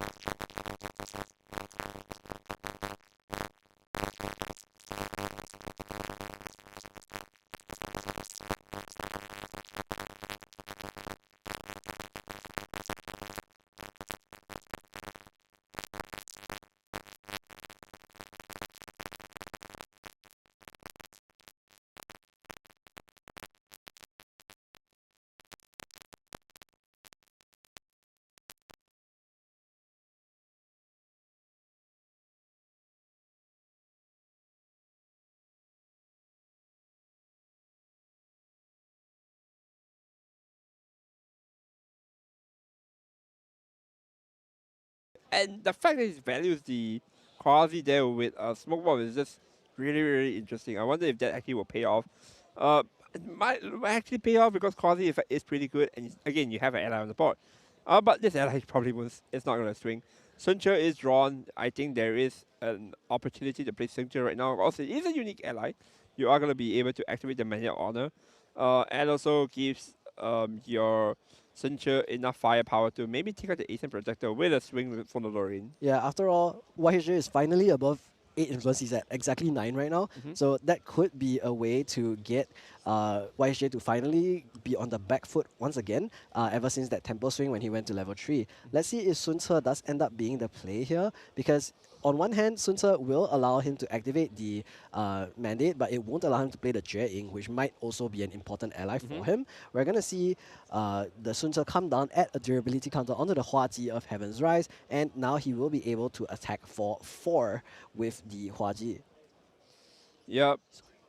It's going to be able to basically take out this Ascent Protector right here. So there is one thing to take note right now is that Ryuta's influence is going lower and lower as we speak. Looking really dangerous here. There is also the diffracted. Okay, so there's a lot of things going on right now. So YSJ is basically high influence. There are so many things going on. That even the Guan Yu there, is there a chance we can actually get the Guan Yu out? Yeah, I mean, we do see Guan Yu in YHJ's hand. So if a human ally you control does die this turn, Ascent is a human, right? it is a human, so you will get to activate Guan Yu at fast, and it will cost 2 less. So on 1 for 1, you're going to reduce your hand size by 1, which is important since you want to do that. But it looks like he's actually electing not to play the Guan Yu. Yeah, electing not to opt for it. Interesting. We're going for durable here. But he's not going to be able to draw into memory because of the Mandate of Honor. So I wonder if YHJ is just doing this in order to remove. Yeah, so the judges also point out clearly we're not able to draw a card into memory, and we're also not going to be able to draw for turn this game. So YHJ, for the first time in this game, has slipped up a little bit on the Purifying Terrible issue. So one thing is we're going to be seeing what else is going to be played this turn for YHJ. He is finally not allowed to use his draw for turn. He also wasn't able to get Purifying Terrible off, so he actually gets quite a little value from the Purifying Terrible in comparison to how you would get usually. However, he does have the Dream Fairy that we saw earlier. He did imbue that with the Windmill Engineer, so can use this to get rid of the Sun Ce. Or he can even use it to get rid of the Quasi Trapper and then allow him to attack into the Sun Ce to get rid of it permanently instead of just for now. We're going to see Dream Fairy does choose Sun Ce as the target, and this will also give Ryuta a little bit of influence back, which he may be thankful for. Here's one from the Windmill Engineer, putting Lorraine Blade Wandering Warrior at 10, and then 11 with the Dream Fairy. 1 more damage from the Clarion Reimagine. Now we're only 8 damage counters away. This time, we don't have the Ghost of Pendragon available to draw more cards for YHJ, but I wonder if you draw into it very soon. Yeah, like the thing is that right now, it is really, really very dangerous for Ryuta right now, because like Ryuta is like, it's taking so much damage here, and the board is looking really scary. I think the thing is that there's no real win con right now, right? From where it's just like, besides just playing a bunch of allies. But the Ascent Protector is gone here. There's no Pendragon at all. We haven't seen a single Pendragon now. We notice this. And like, things are just looking really, really interesting. As I don't know how to say this, but the thing is, Ryuta's influence now out of nowhere has just grown as well. Yeah, I mean, he did manage to get 1 card back from the Dream Fairy. So technically, he went back up to 7. Went back up, right? Yeah, so, but I think this is actually a bad thing because he's at 8 influence, he can't balance the Lunette. So he still can't play that Lunette that he's been holding on to for a while. And that's going to be a little bit more difficult. Plus, not only that, he also has the Dream Fairy he has to worry about. Even if he were to play the Lunette, he can't clear this Dream Fairy for a while. But we are able to finally establish this Jue-Ing. And remember, Jue-Ing has True Sight because of the Xiaomei on board. We're going to see Guan Yu here. She has ambush and retort, can retaliate into this Jue-Ing's attack. Although we will probably see this Dream Fairy still go down. Let's see how Ryuta attacks here. How it reacts here. Yeah, is this going to be a retaliate into the horse here? Oh, Quasi Trapper. -3 to the Guan Yu. Does make it only 1 damage because of the retort 2. Yep. So the thing is that no. The thing now is that because of the quasi trapper reduction rate, I don't think that you actually can actually react. Retaliate that, but ambush retort 2. Is retort 2 retort 2 is like damage, right? Yes, technically retort 2 is damage, but I realized that there is a thing Yeah, about the wording for right. Quasi Trapper. It's not that the target unit has -3 Yeah. attack, it's that target's unit's attacks Attack. get -3 But attack. Guan Yi is not an attack. It's That's just a right. retaliate, yeah, so it doesn't count. So suddenly the tables have turned again. Yep. Ryuta finally manages to establish his favorite little pony, but it still gets removed right away. The tariff ring is going to be cracked now, but this Guan Yu is doing so much work. His horse is just not sticking. His horse has died twice already this particular game. I mean, YHJ must not really like horses. And there's the Pendragon! His own horse is here. Well, he is not going to be able to get the full draw to my understanding. If I'm not wrong, YHJ should be at influence of 9. We're making a slight infraction here, but he is able to draw 1 card still for the Ghost of Pendragon. I'm going to let the judges answer what's going to happen with it does the fact happen, that he right? does draw 2. It does happen in competitive play. You do straight up. You do happens like you really get nervous and you actually overreacted. So it is normal. We let the judges handle it from here. But honestly speaking, at position on YSJ's board is looking really strong as we see, right? There are 2-4 on the board and a 3-4 on the board. I do think that YSJ should be really ahead at this point. All you do now is just to get rid of the Sihunto and maybe the Quasi Trapper. Actually, the Quasi Trapper is only good with the counter, right? And you don't really get any way to establish the counter. Yes. So you can leave it up right there. I think you can get rid of the Sihunti and you'll be actually fine. Yeah, I think Xiaotun should be removed here for sure. Yeah. The Tariff Ring is cracked, but YHJ has just a lot of influence, so he is going to be able to just brute force and pay through all of this. I don't think Ryuta has any response because he tapped out in order to pay for the Jue Ying, and then he also tapped his Quasi Trapper and lost that one very crucial piece of protection. So just a very unfortunate misunderstanding of the interaction because of the way the card works. And trust me, this happened to me as well because I was playing for a while and I played Wind Wake Up in my recent regional, and until like one game where I got caught by an opponent, I thought ranged applied on retaliation. So I would make my card distant and then I would apply the range 2 to the retaliation damage, but I'm not supposed to do that. So it's very much exact same issue. Okay, we're all humans. Like players do make mistakes, and like it's nothing on them. But we still need to carry on. There's a game to be played, a result to be shown. So we are going to be looking back into this situation right here. Again, Ryuta is behind again, as we've been saying this whole game. Where it does look very rough for Ryuta at the moment. The level 3 from YSJ side just stuck there. And like there's Pendragon, there's Guan Yu there. All these are very hard allies to remove to begin with. The horse there, the horse can't even attack this thing if he actually plays it down. Yeah, I mean, if he wanted to, he can go for like another. He can go Lunette into Jue Ying. He has exactly enough to hand to do that. But then what? You know, because the same thing will happen. Guan Yu will retaliate, and Jue Ying will hit straight to the glue factory. There's not gonna be much else that he can do right now. Yeah, it's just a very sad day for the horse. The horse is just not it. Like, we are going to see a Suncha here, another Suncha being played here.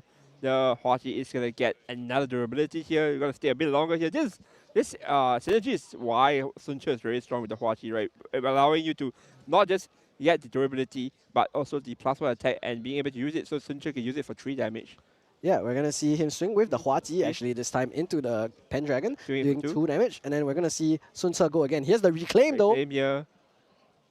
And on the retaliation, on the attack of Sun Ce, we're going to retaliate with Guan Yu, which will do 4 damage into Sun Ce as well. There is the option to Song of Frost his own Sun Ce's attack, since he is going to reclaim the Pendragon anyway, but then he will tap out, and then he won't really have much else to do next turn. So we're going to see, number 1, the Pendragon get returned to YHJ's hand, and then number 2, this retaliation from Guan Yu, how it will resolve. So it's 4 damage, because of the retaliate retort. So Suncha just dies there. This is just really, really hard to watch for Ryuta's side. Any ally he plays just dies and compensates. Like, and then Quasi just swings here for a very cute 1 damage. Yeah, he's finally drawn blood on YHJ, does do 1 damage for the first time this match. YHJ does, of course, get to recollect, not materialize anything this time, and then draw for turn. I believe both of them are already mainly through the majority of their material decks. I think Ryuta's only remaining card is Lorraine level 2. Meanwhile, we're going to see the Pendragon probably come down here and return either that Sword of Seeking, probably, back into the material deck and draw 2 more cards. Mandate of Honor no longer active. There's no unique ally on the board. Yep. So we're gonna swing 3 with the Pendragon here. Probably gonna try to finish up the game, maybe 3 and 2, and then 1 from the re-imagine. So we just need to find 3 damage here. And there is an Ascent Protector. Protector. And we're going to Ascent Protector, return the Ghost of Pendragon, Pendragon. and then get to Pendragon again, possibly. That's going to be a lot of damage. That's just crazy. That's just crazy. And it's gonna go for 3. And I think that's probably game. If nothing is gonna happen, it's gonna go for Guan Yi here for 2. Maybe Here's a the Song of Frost. Yep. But now his hands down, nothing left, and just gonna go for Pendragon and then use the effect. And just go for game. And that's it. GG.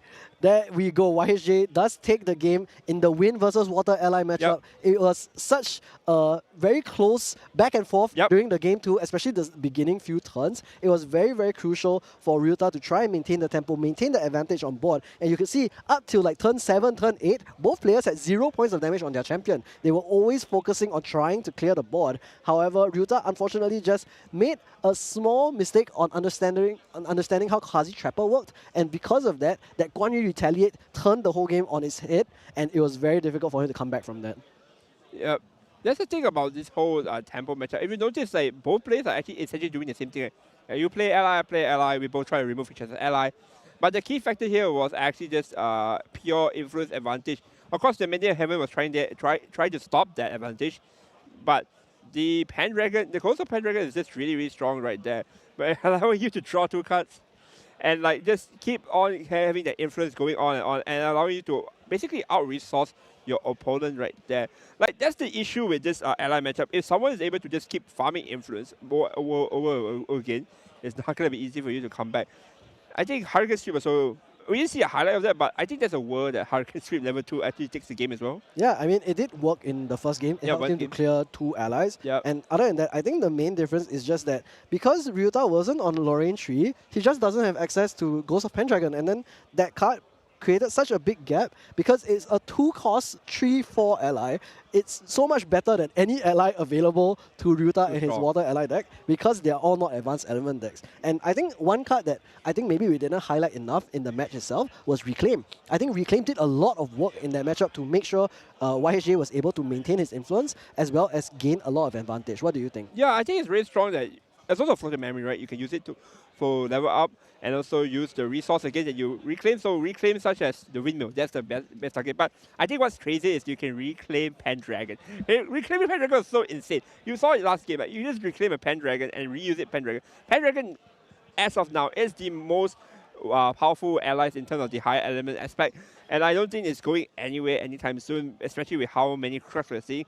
So yeah, I mean, it's just so much synergy. And the deck as well, Spirit Ruler over Kruxstar is a really interesting choice. I guess because of the Spirit Ruler choice, right, you do have a lot of influence to keep playing the game a bit more longer.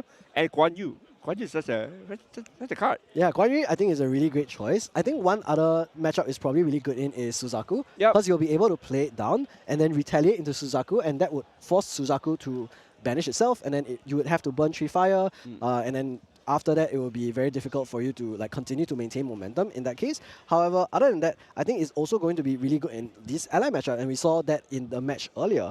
I think other than that, the most important thing is that for YHJ, I think his choice of Spirit Ruler is probably because he just really wants to call back Drawnblade, because influence is going to be such an important part of the Win ally game plan. I think it has a much higher value to him compared to just having maybe +2/+3 attack.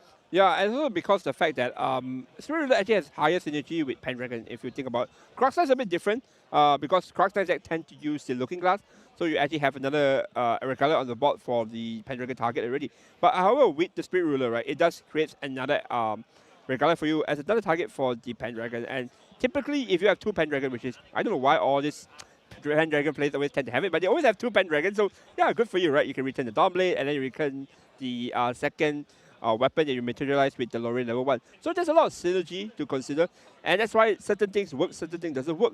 I think players are starting to understand that there is an advantage playing Spirit Ruler over Knight. It just depends how you want to use your current deck list. For sure. I think, well, basically what we've determined after this long match is Pendragon good card. That is why it is going to be the day 2 prize for Ascent Taipei. Anyone who makes 18 points today is going to get that Pendragon CPR, and with the last game being concluded, we are now going into round 6. That means anyone with full wins after the next round is going to be able to bring home one of those CPRs tomorrow. Yeah, but the question is, okay, now let me ask you a question. I know, like, we're both players, like, ID is in the mind. But what if, for you to go all the way top 8, you want to earn more points? Why don't we take the risk and try for a game 7 win, like 7-0, right? Of course. Like, we're still in day 1. You're still fresh. You went 6-0. Think about this. You went 6-0, and you want to go a bit further. Why not go further? 7, 8, 9-0. What do you think about that? Or do you think that IDing is probably a safer choice? Well, you see, it depends on what your objective is. But as my friend Pro An once told me, 赢才有面子, which means you only have face if you win the game. And that means if you are Pro An, you are going for an 8-1 finish today. He's currently, I believe, at 5-1, 4-1 maybe, because this is round 5, round 6. Yeah, so we are going to see whether 有赢才有面子. We're going to see whether there is going to be face to be had at the end of the day. I want to see a full win angle instead of going for intentional draws, because while today's event is going to be 9 rounds, because the event is so big, tomorrow there's going to be 5 more rounds of Swiss, which means we go all the way up to 13 games. You're going to need every single point in order to make It's top a 8. bit different than the usual Ascent or tournament you have. Because of the extra round that you have, most of the X1, sorry, for the next round forward, can't really just ID on the last round. That's the issue, right? Because you want to guarantee the top 8. And so it's going to be a bit more of like a motivation for players to actually try to win extra round.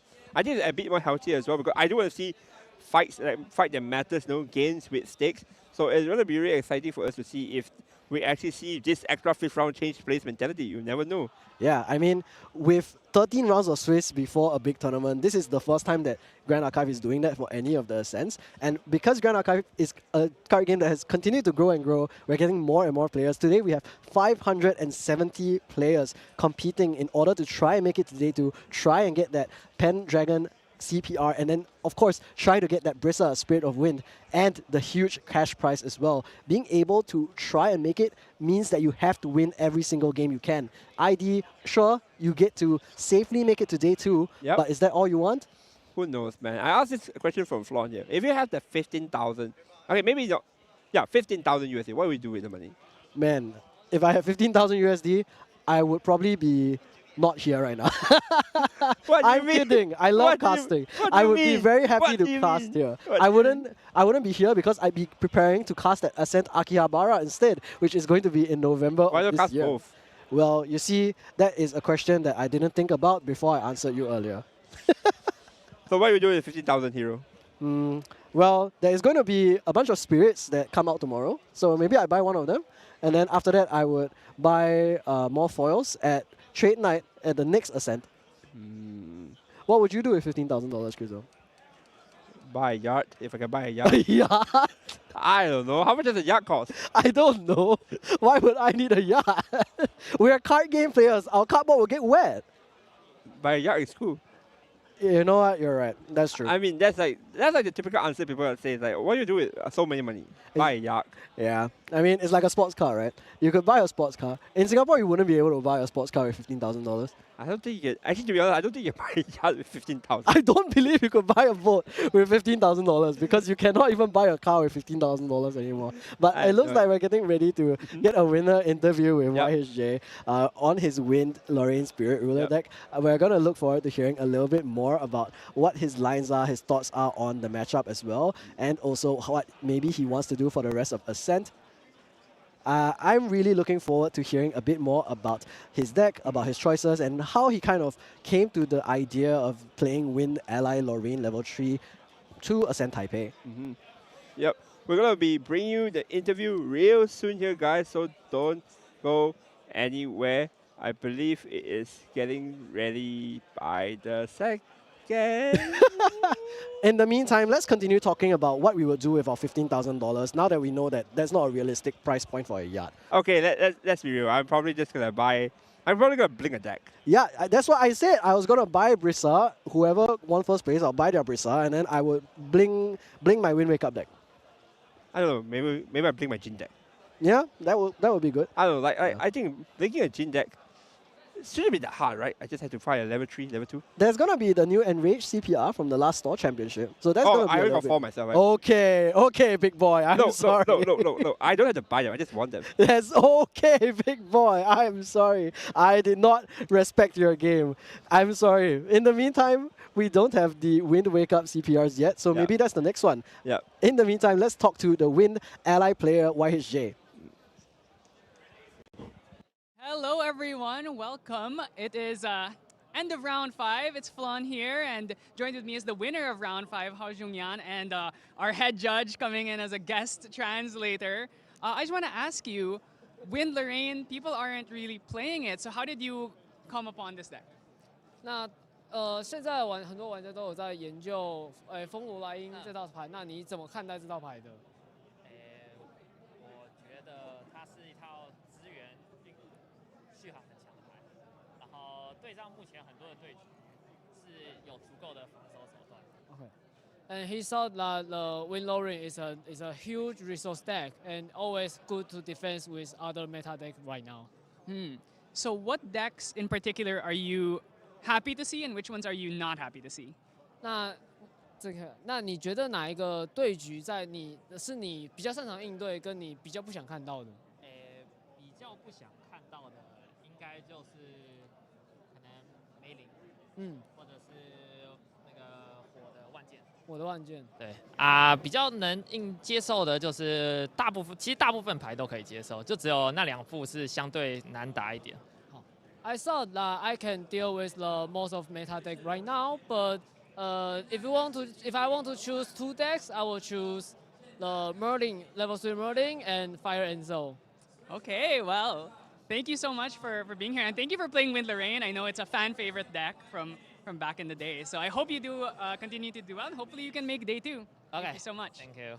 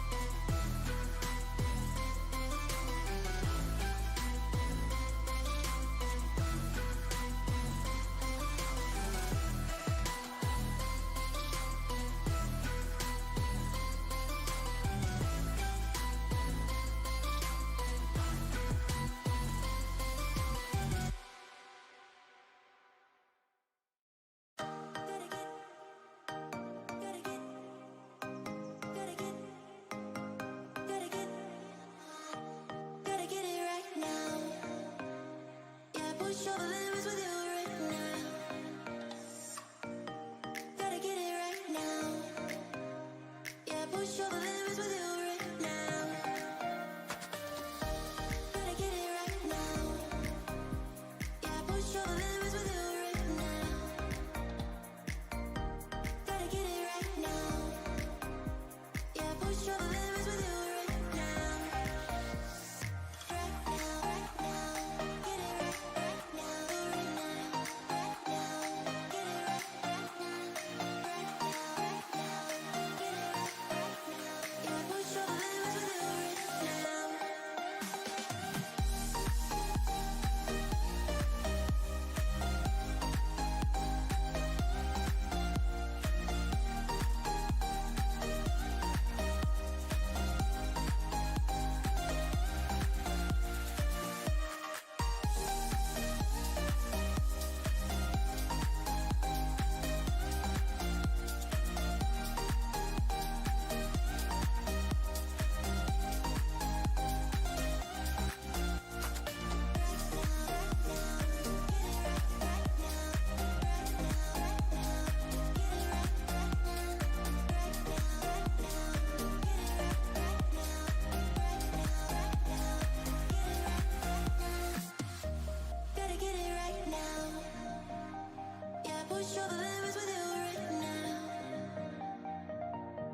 Gotta get it right now. Yeah, push all the limits with you right now. Gotta get it right now. Yeah, push all the limits with you right now. Gotta get it right now. Yeah, push all the limits with you right now. Gotta get it right now. Yeah, push all the limits with you right now.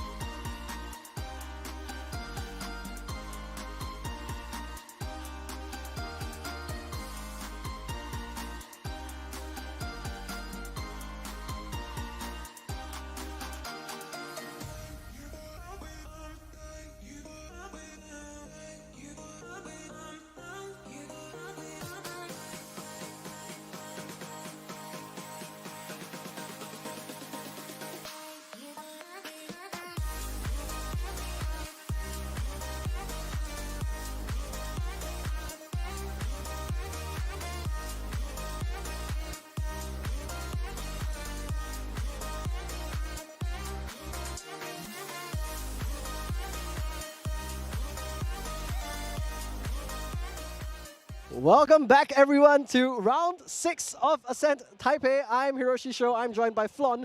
We are going to be covering probably one of the more important games for these players because if you are going 6-0, you are in a very, very good position to maybe earn that very coveted Brisa Spirit of Wind tomorrow.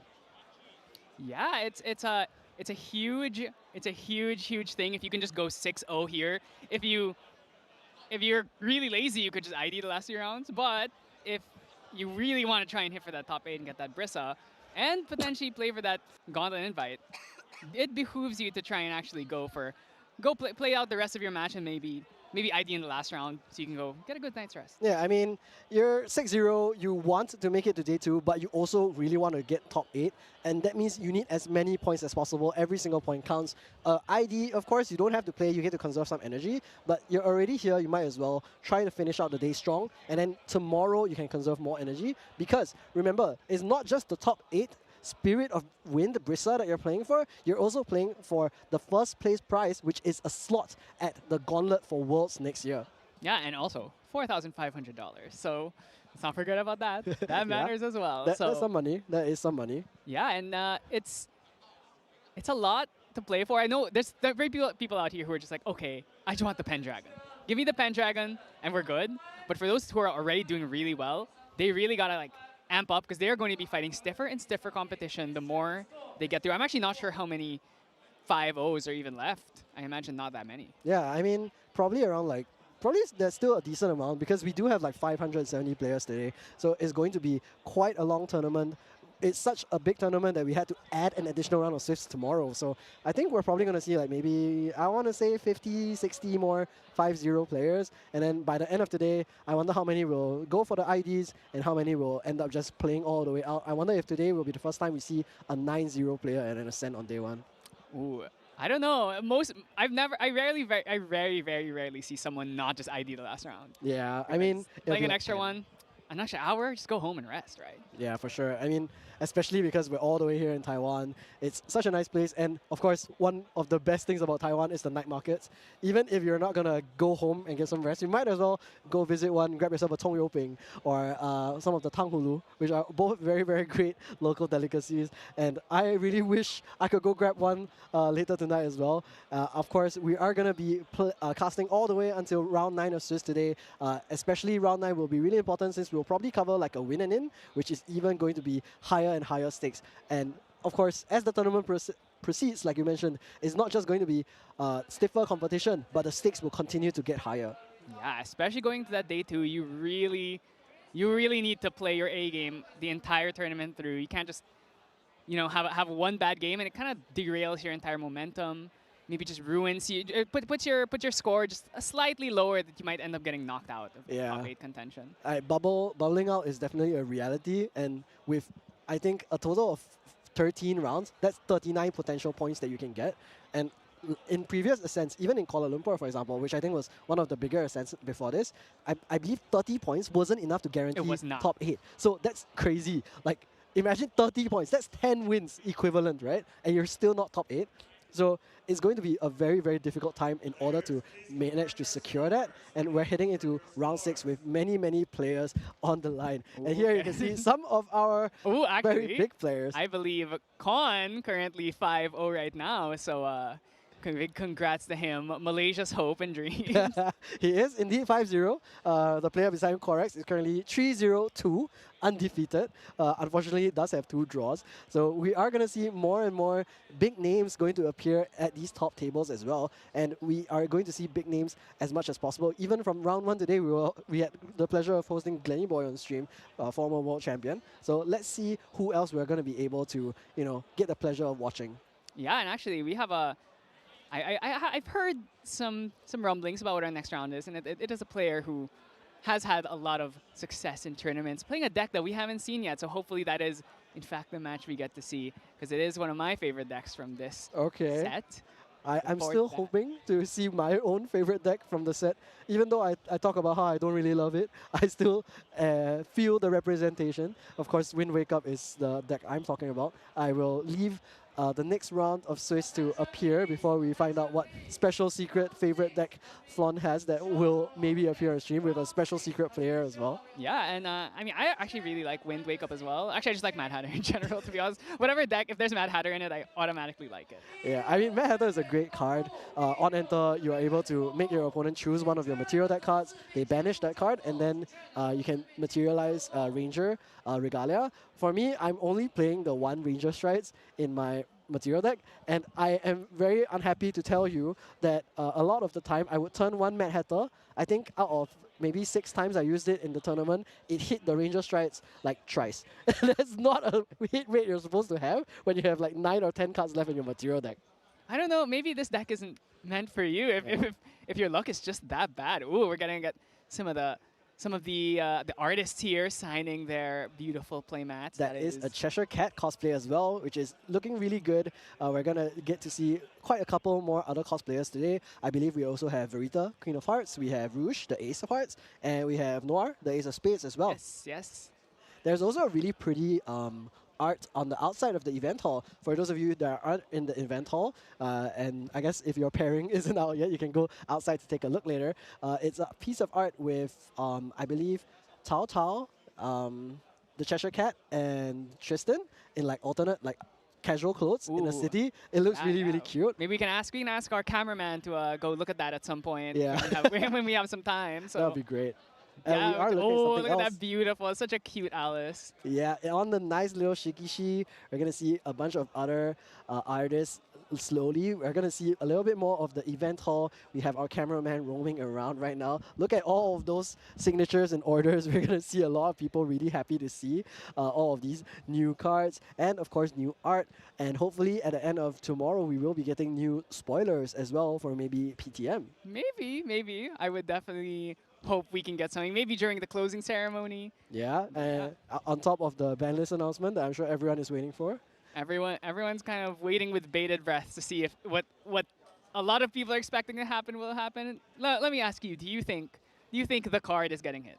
I don't know. I don't know if it's getting hit. I don't think it's getting hit. I do see a very nice artist drawing on this playmat though, which is really cute. There's even another drawing on the other side of this actually. This is Feng, I believe. Yes, it is, and that is a Conflagrant Sentinel, which I believe is from the CL starter deck. I really like this card.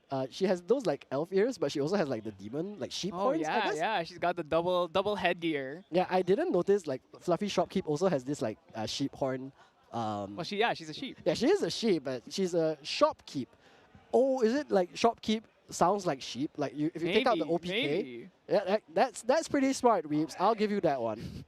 You're totally intentional, 100%. Yeah, 100%. Shopkeep sheep, which is going to be a very crucial card as well. We have seen quite a bit of Fluffy Shopkeep on the stream so far, especially in the Lorraine decks, because they do benefit a lot from getting these swords into banish, but also ally decks in general, they're just really happy to have like a 1/3 ally that also replaces itself and also has intercept. What?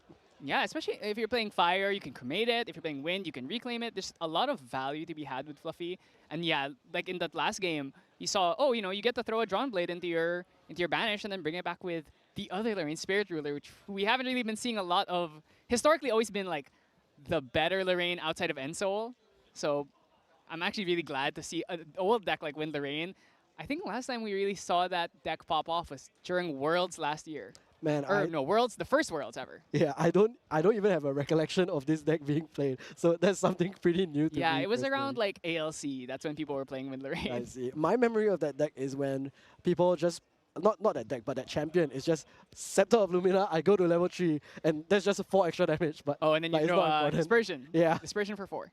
something like that. But I mean, we're gonna see even more new and interesting champions get released as the game proceeds. I mean, PTM, there's gonna be Dark Alice. Yeah. I don't know whether it's gonna be Dark Alice level 1 or it's gonna be Alice level 2. There's always that divergent Here's route. the thing. She has to have a higher level because there's no sense in giving her a lineage release if she doesn't have a higher level. That's true. We could see 2. So you Wait. could have like good Alice, bad Alice. Yeah, we could have like Alice Good 2 and we could have Alice Bad 2 and then Alice Good 3 and Alice Bad 3. Yeah, like that's Luxem possible. Alice and Umbra Alice.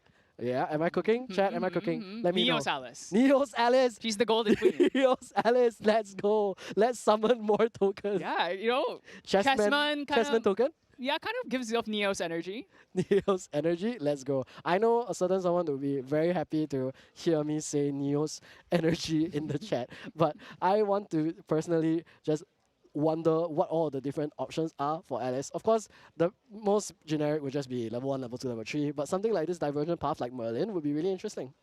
Well, I want to see. They need to give us every chess piece. It would bother me if we don't have the bishop and the pawns That's true. and the knights, right? Like it's like why do we only have a rook and queen? Where's the king? Actually, I guess we have the king, right? It's Briar, Yeah. a card that I'm expecting is gonna have a way to wake him up. We are going to see very shortly, but we're heading into the games soon. We have the players getting ready, they're rolling their dice and everything. We will hear what their decks are very, very soon. I have just gotten information. One of them is going to be on fire, Daochan. So we saw that earlier in the day already. We have two Taiwanese players, Carl, who is the fire Daochan player, and Megalobana. Yeah, so Megalobana is playing Water Astra Diana, Aetherwing style. So this is a deck I have been messing around with basically since the set release, and I'm like, it seems so strong when you're playing by yourself. The moment you have to play against someone else and they actually do things, it kind of feels like the deck falls apart a bit. So he is currently 4-1. So I'm very curious to see how he has like changed the deck to adapt, especially with the amount of intercepts and taunts going around.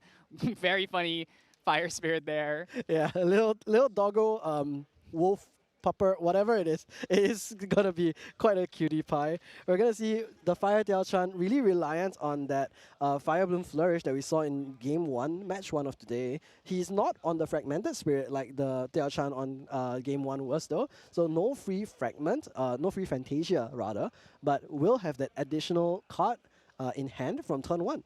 Now, I want to highlight the fact that this deck is on the key card of your deck, which is Ranger Strides, actually. Let's go. We don't play the Mad Hatter, because we can actually just play Ranger Strides like it's an Astra card. Yeah, so of once course. we hit level 3, we can just bring it out. And it was a really, when I was building this deck, the moment I saw people playing Mad Hatter, I was like, oh, wait, this is a card I can actually just play in regular Astra Diana.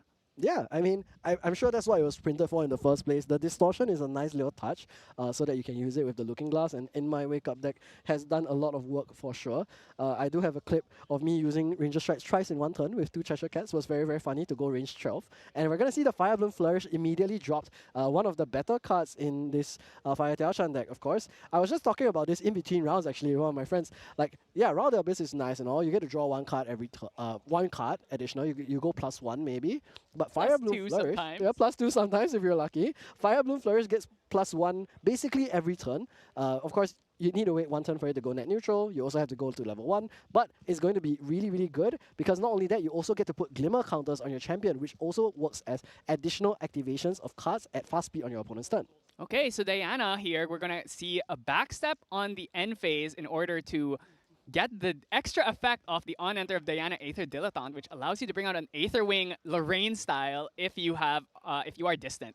So we just see the backstep there used as a neutral way to get distance, and then we get the Aetherwing. And this is really the crux of the entire deck. Aqua Mirage Whisper.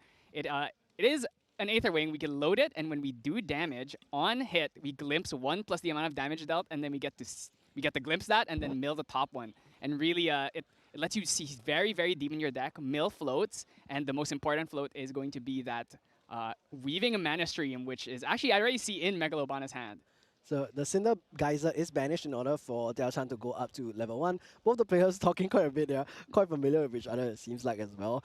So we are not going to be able to use the Fire Bloom Flourish just yet because 4 influence is still quite far away for Kyle. He's currently at 6. We'll go up to 7. Needs to play like 3 different cards in order to really activate this Fire Bloom Flourish.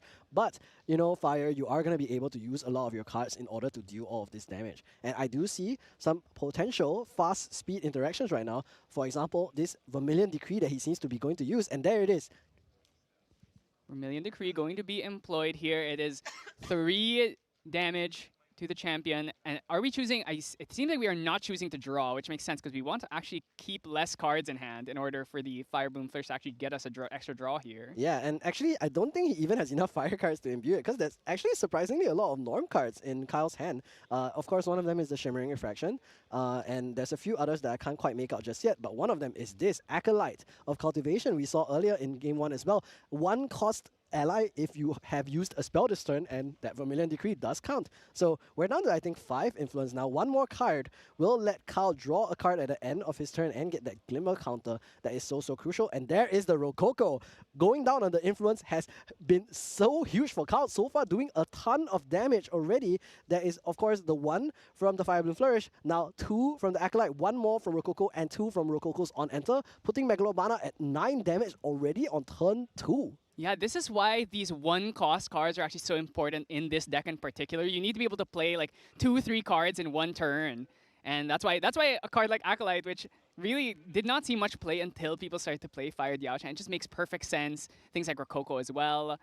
Even like other cheap cards like Blazing Throws and stuff are really good for just being able to get cards out of your hand so you can get these Fire Bloom Flourishes going. Diana level 2 here. We're going to use that Weaving Mana Stream. This is the most important card in the deck. It is essentially a reusable float, kind of like Pelagic Fatestone, if anyone remembers that day. Oh my god, and so off Diana Judgment Arrow, we get to load 2 Astra cards in. So this is going to be 5 damage plus distance. So this is actually 7 damage possibly coming in, and as well as the Weaving Mana Stream. Yeah, that is going to be quite the huge swing here. We are going to see the Weaving Mana Stream loaded into the Aether Wing here, and both players are going to expect a huge swing in damage this turn. Kyle is going to be at 19 maximum life.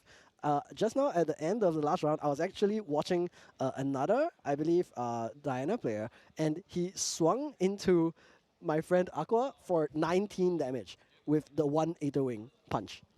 Yeah, so off of this, 8 damage. It means we're going to be able to glimpse 9 deep in the deck. We find the float. We can play this Frostborn Paladin, draw the next card over. And the one downside to this is that we are not on Diana level 3 yet. And Diana level 3 is usually you want to Dungeon Guide the turn you hit level 2, so that when you swing, when you glimpse, you actually get to start loading things using the Aether Calling mechanic that is found on these Astra Aether Wing cards, or Yeah. Astra Aether Charge cards. So unfortunately, it seems to have not found that side. So I actually want to make sure we're even on Dungeon Guides, because some of these Dianas don't play Dungeon Guide. Yeah, but Kyle actually here uses the Searing Rebuke from his memory with Daochan's leader effect. So we'll be able to tap herself, use 2 of the Glimmer counters in order to activate a card from memory, and that is going to be the Searing Rebuke, preventing 3 damage and also dealing 3 damage back to Megalobana. So that's going to be pretty huge as well. Not only that, it also reduces the number of cards he can glimpse because of the on-hit effect. Yeah, so going around from 9 glimpse down to 6 glimpse, it's a bit of a downgrade, but it's still pretty deep through your deck. Yeah, 6 is a lot. That's 2 Scry the Skies, Scry the Skies, or 2 Fairy Whispers, which is a lot for sure. And you also get to mill 1, which is really great. You can set up another one of the Weaving Mana Streams if you're able to find it. And then you have 2 reusable floats, which is going to be huge, of course. But other than that, you're also able to make sure you can plot out the next couple of turns. 6 cards. Even if you draw 2 per turn, that's at least the next 3 turns that you can plan out. Here's the question though, are you going to survive the next 8 turns? You only have 10 life left to give here. So it's looking kind of rough here. Currently 3 damage on board already, because this deck, I guess we do have the Paladin, so we can at least clear maybe this Acolyte, or we just leave it up as an intercept. Yeah, I mean, that's definitely an option. The Frostborn Paladin can come down and at least give Megalobana a little bit of reprieve. It's quote-unquote 4 HP, but it will have to swing because there is always the threat of the smoke bombs coming through, and then that 2 damage that you're, like that 4 damage that you're supposed to prevent is just totally ignored. This deck actually does not play Smoke Bomb. Kyle's deck doesn't play Smoke Bomb, which is something you wouldn't really know, right? Because a lot of these flex spots, for example, like the Tire Fring, that could have been Smoke Bomb, or Scepter Fascination actually is another one. I don't see a lot of these Daochans playing, so. Yeah, I mean, of course, from our Omniscient perspective, we understand there's no smoke bombs, but I think Megalobana has to play around it just in case still. He will, of course, swing with the Frost one into the Acolyte, just preventing 2 damage, and not only that, he also forces Kyle, if he wants, to clear that Frost on as well, he will still basically save 4 HP. Now that we know that Kyle doesn't have the smoke bombs, he is also incentivized to try and clear that himself. However, I wonder what he's going to be his next materialization. Like you mentioned, he does have that Scepter of Fascination. He's running both the Fire and Wind Baubles main, but doesn't have the Water Bauble. So actually pretty unlucky to pair into a Water deck right now. You know, there's like 7 of them in the room, so I think you can't feel too bad about it. I mean, it is kind of unlucky, but you're playing the numbers game, right? You don't want to tech for decks that you're not going to see. It is what it is. He does have the Viridian Trinket in the side, so we may see that in the following game maybe. But right now, we're just going to decide what he wants to materialize for this turn. He does still have options. You mentioned the Scepter of Fascination. I think Sensor would be a really good choice as well to deny him from using the Weaving Mana Stream over and over again. Like you mentioned, reusable float, one of the kind of most crazy things in the game, and probably one of the best cards in this Diana deck. I think shutting that off would be very helpful. But at the same time, as the Fire aggro deck, maybe you just want to burn. We mentioned that Diana only has 10 more HP, technically only 9 because the Fire Bloom Flourish will go in for 1 more. This Rococo will go in for 1 more. So if Kyle can find 8 damage, he has a game. If he has like, if he's just got like a Heated Vengeance, that's just 7 already right there. So very possible that he can find lands here, but the problem... Ooh, Impact Hammer is telling me something. The one thing we have is that this is 3 cards in hand. Could be a lot of things. Could be maybe a... I did see a Chain and Aether there, so we also have a Charge the Soul, which can kill this Rococo if we so please. Seems like we're just taking the damage, though. There is going to be the Heated Vengeance, like you mentioned, but I also remember there's a Shimmering Refraction in the hand of Kyle. If he puts it down for the Heated Vengeance, he gets 1 Glimmer counter at the end of this turn with the Fire Bloom Flourish, and he can cast that on the materialization step for Megalobana, dealing just nice 1 damage, and that will be lethal. Yeah, so I do remember seeing either a Dissuading Aether. I think it's like a Chain Charge in his memory or in his hand. So, but he seems like to just be taking all of this damage. Yeah, he has taken all the way to 21 already. I wonder if he's going to pay those 3 cards in memory to go up to level 3. We're going to see the Fire Bloom Flourish trigger here, giving him that crucial second Glimmer counter. And let's see on the stack of this level up, will that Shimmering Refraction come true for 1 damage? If that was a Chain Charge, he should be able to use that to survive through this Shimmering Refraction. But let us see. It seems like we're going to banish 2. And is there any action? We should have loaded that Weaving Mana Stream into the Aether Wing. Yeah, we should have. And there we are. We are going to load it, in fact. Now, let's see if the level 3 is going to resolve. Remember, just in case, like myself, you're not very familiar with the Diana Moon Piercer deck. Whenever Diana becomes distant, choose 1. Negate each card activation that targets Diana unless its controller plays 2. Then, if Diana is defending, end the combat phase unless the attacking player plays 2 or glimpse 2. And we're actually not going to see any response to the level up. We're going to see instead the Cometary Vantage. Choose 1 if your champion is distant, choose 2 instead, glimpse 4, or draw a card, or if a unit is attacking each Aether Charge card in that attacker's intent gates, on hit, load this card into an Aether Wing weapon you control. He does just go for the glimpse 4, and then it goes to the start of his turn. Here is the Frostborn Paladin swing, and we're going to see how much damage he can pull off this turn with this Aether Wing. Unfortunately, did not find any of his Astra Aether Calling, Aether Charges off of this for Glimpse, but we do have, once Diana hits level 3, she can just stall the game out indefinitely by constantly like ending the combat phases, negating things that target her. She's a very annoying deck to play in like a grind game, but he's only got to do 4 damage. It's not that hard to actually hit that, especially when you're playing a deck that can do both attacks and also do a lot of effect damage. Yeah, we're seeing Cometary Advantage again to Glimpse 4. Once again, Megalomana isn't distant right now, so he can't even activate Diana's effects that we were talking about earlier if he wanted to. He does go for this Charge the Soul to hit 1 into the Rococo, and now we'll go for face with the Aether Wing. This is going in for 3, I believe. That is 3. So we'll let him Glimpse 3 again. Let's see if we finally hit some Aether Calling cards. This is the mechanic. And there is that is a Stellarian Shift, which is not an Aether Calling card, but it's an Astra card. That is, you can pay 2 to give yourself stealth. You can banish it from the grave to give yourself stealth. I see. We will take that. There is going to be the Fire Bloom Flourish And Kyle is just showcasing. He does have Rococo in hand. That's lethal. The players aren't going to waste any time. Kyle just flips Rococo. GG. Let's go next. We're going into game 2. Megalobana really, I think, didn't hit the glimpses that he wanted.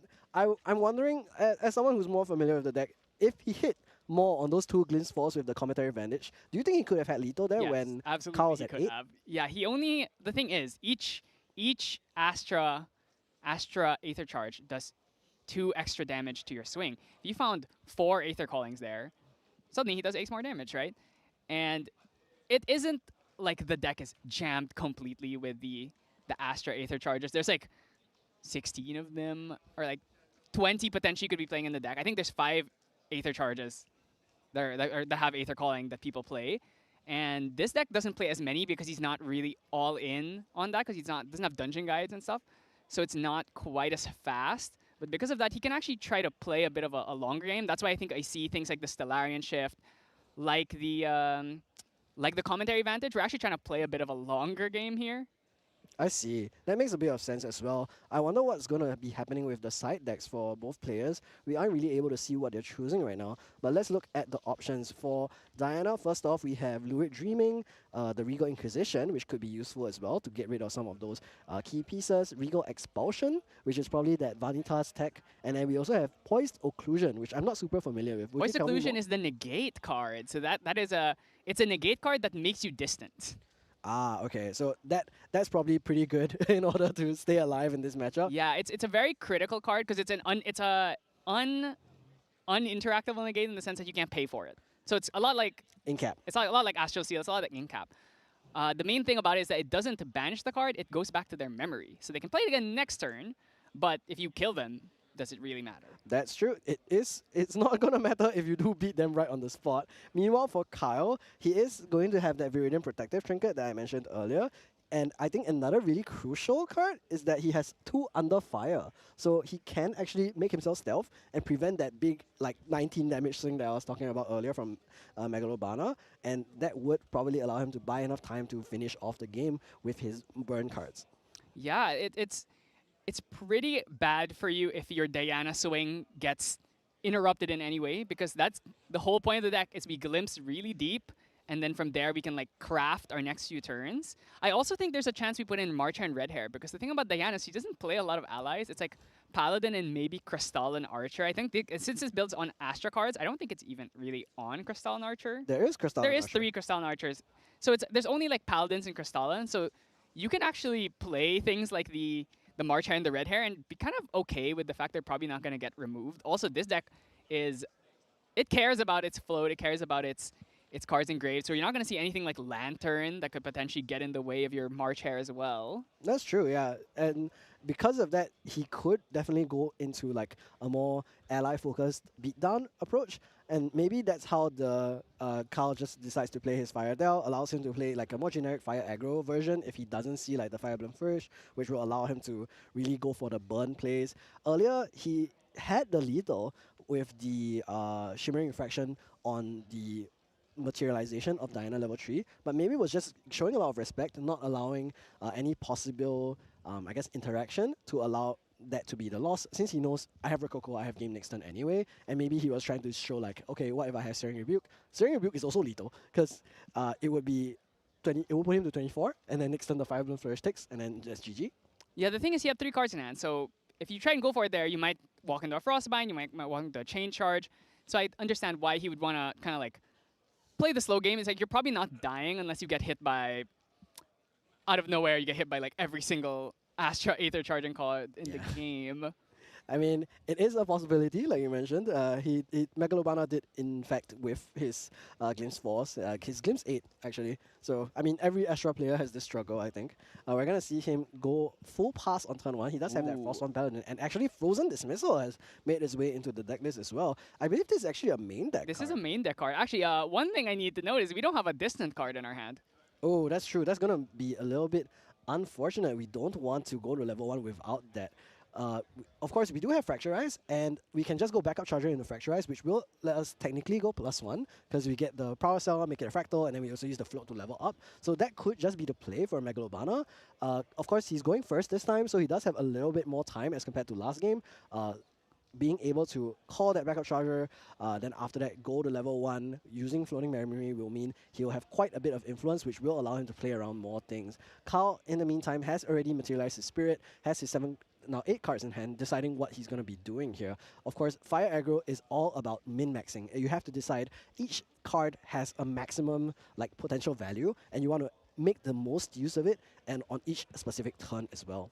Yeah, as the Diana player, like you really don't want to sit around at low levels that much. You have a lot of class bonus cards in the deck, and you really want to get to that level 3 as soon as you can.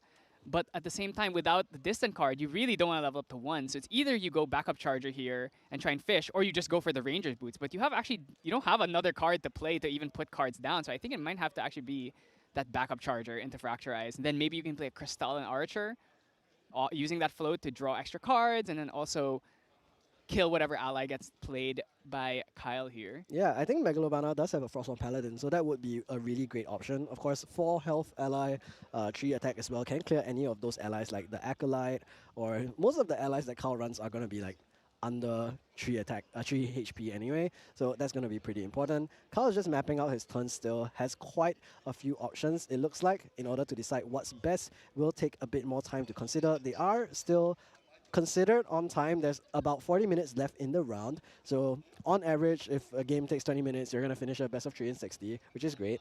Both decks are probably trying to kill pretty quickly as well. Of course, Fire Aggro, without a doubt. But this Diana deck seems to be pretty aggressive as well. And here, we're going to see Kyle finally make his first play. Yeah, that is a very, very powerful ally. It is we don't have the class bonus, unfortunately, but we are just going to swing for another 2 there. That is the Fanatical Devotee. The main thing about this card is that it gets a +1 as long as you have 4 in memory, which is something that this deck does a lot of, but it has on death as well as a class bonus. So if we do kill it, it's not active right now, but if we leave it for another turn, this thing could potentially be doing a lot of damage. We don't have the fire cards engraved to banish yet, though, so we do want to get rid of it, though. If we can get rid of it now, we should be trying to get rid of it now. Yeah, and instead of the backup charger, we actually went for the Grand Crusader's Ring instead, which is pretty interesting. Why do you think he went for that over the backup charger? Oh, it's because he doesn't have backup charger. Oh, yeah, that makes sense. Yeah, I don't think you can materialize backup charger if you don't have it. Yeah, that's right. I mean, I was expecting the boots here, but the problem is he didn't even have, like, unless he just plays, he could have played maybe like Drown in Aether there just to kill the ally, but then you're not going to load it, so it doesn't feel amazing here. So bit of a bricked hand here, but we at least now have that. We have a reposition, or no, that's a Tactical backstep. retreat. We have tactical retreat. We also have a backstep, I believe. Yeah, okay, and he's going to play something this Yeah, that's turn. Drown in Aether there. Or does that that's Drown in Aether there. That's the one that -3 something from a rested ally. So could use that to just clear this ally, but you already took damage from it though. So maybe you should have just played it on the turn it swung. I mean, he probably wanted to maintain his influence as well, so we will leave it to him to decide. It's fast activation. It's only class bonus. We actually couldn't have played it here. So I wonder if might still play it because this ally really want to get rid of her. Yeah, I mean, especially now before the class bonus becomes active and before he gets the 2 fire cards in the graveyard, being able to remove this Fanatical Devotee will be pretty huge. Here is the Drown in Aether, like you mentioned, and we are going to get rid of this painful ally for sure. 3 attack every turn is definitely not something you want to accept from the side of Megalobana. Just making sure that we can read the cards, understand what they do, so we don't get scammed. Really important thing, PSA to everyone else that's playing Grand Archive as well. And now we're going to probably pass back over to Carl, who's going to go up to Daochan level 1. We are very lucky. Oh, losing that is unfortunate. But we are very lucky that we did draw into some cards that make us distant. Actually, 2 of them, Backstep and Tactical Retreat here. Probably going to be the Backstep. And here is the Fire Bloom Flourish, which is really great to have. Not sure if he picked this up earlier, but will be a great way to, again, maintain that influence. Here is the Ashwick Cremator. Class bonus at the beginning of your end phase. If you have no cards in your hand, deal 2 damage to each champion. And as we can see, Kyle is tapped out. So we're going to do 2 damage to each champion at the end step if this doesn't get removed. So backstep is going to be used into...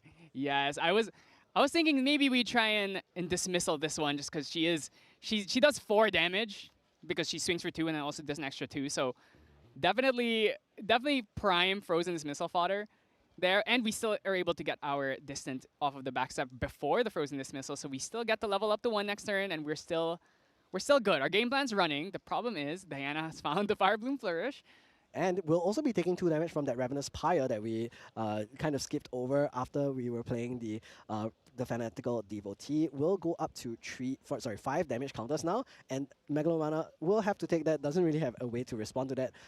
Does go for the level 1 Diana, Aether Dilettante, and then will materialize the Aqua Mirage Whisper alongside it.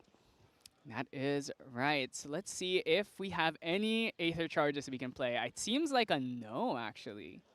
So unfortunate still, I think you would want to go up to level 2 in order to be able to put more Aether charges into the Aether Wing and then do your Aether thing, I guess. But just doesn't really have that. Has another backstab, has tactical retreat, so he does have like some defensive options as well as more ways to get distant. But I think more than that, he just wants things to do so that he doesn't just lose while doing nothing.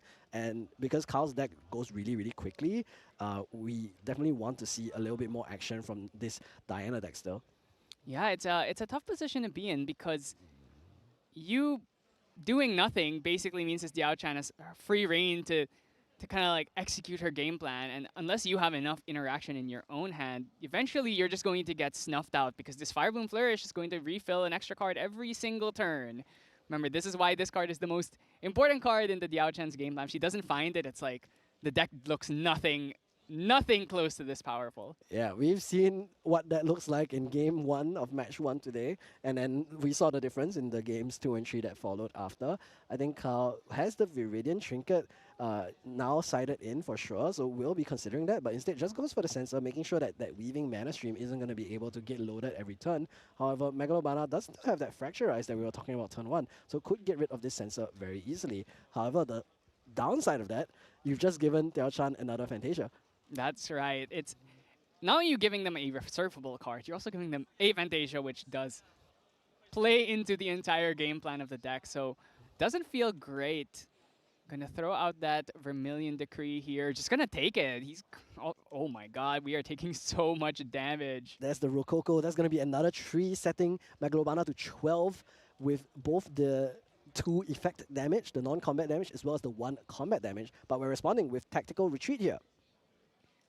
Now, so that does kind of price us into playing that Fracturize because we do need to access our float. And that's pretty good, like perfectly planned for Megalobana. Does use all of his hand and puts everything down, as well as gets 2 floating memory into the yard. And this will prime him perfectly for level 2.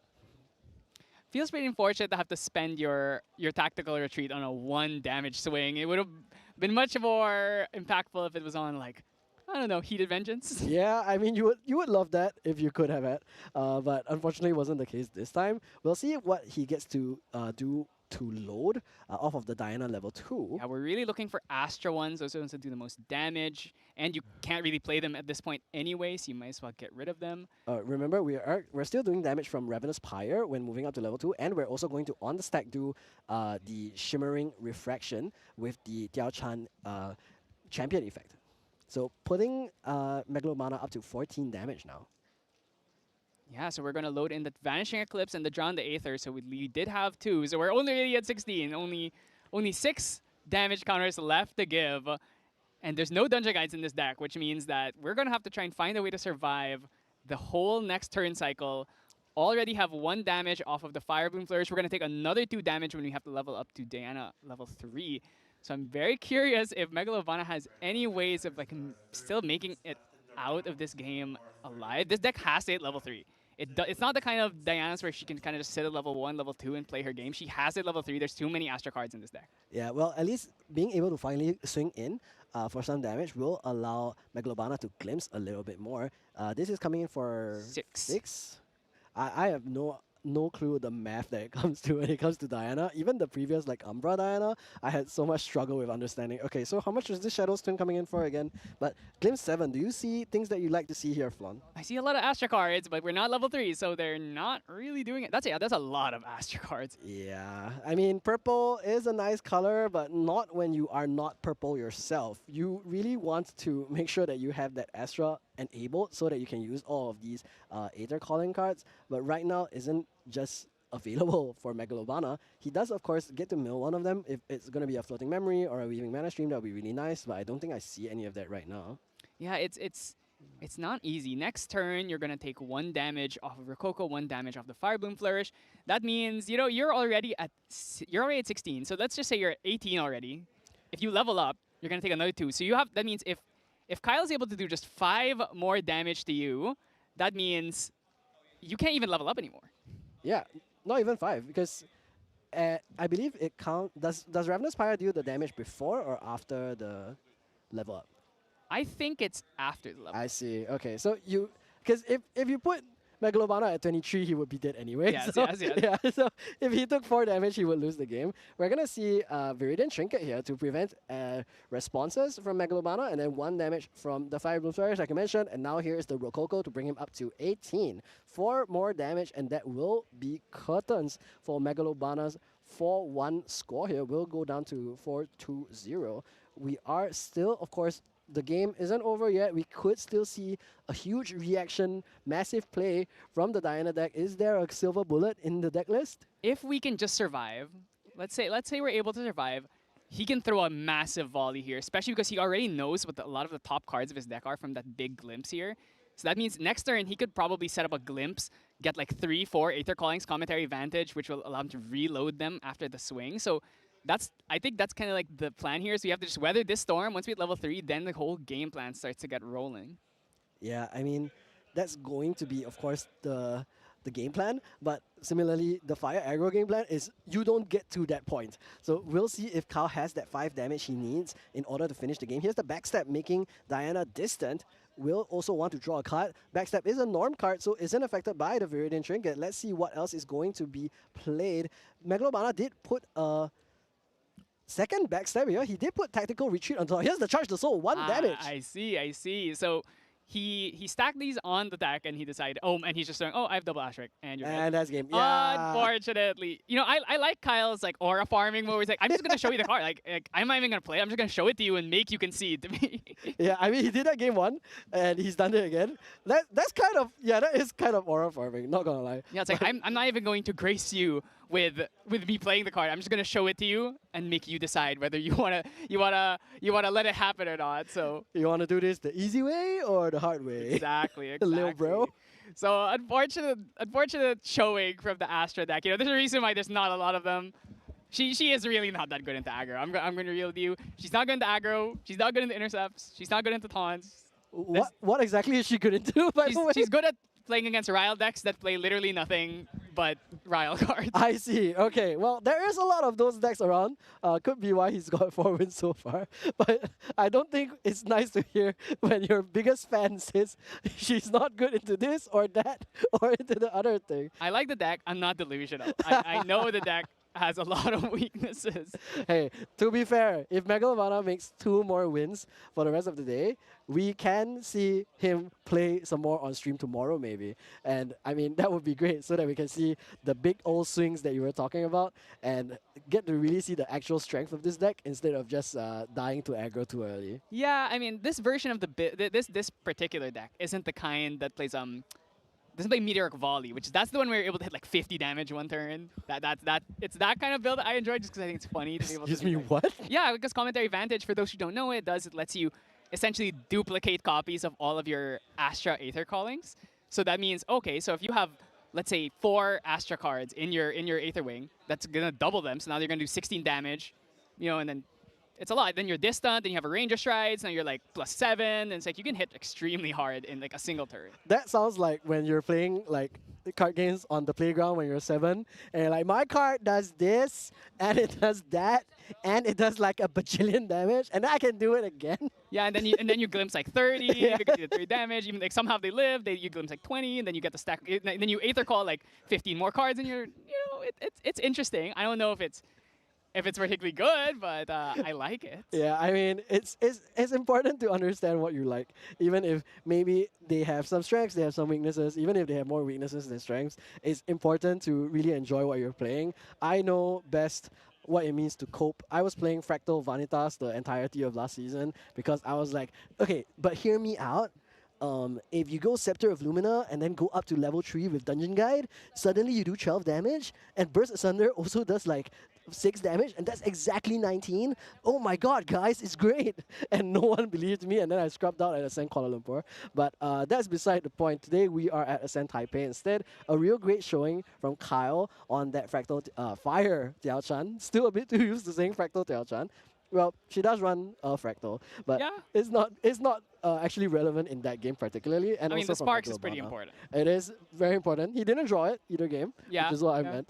But hopefully we're going to see even more of the Fire Tail later today. Fire aggro is, of course, pretty interesting as always. It's always interesting to see the amount of math that you need to do.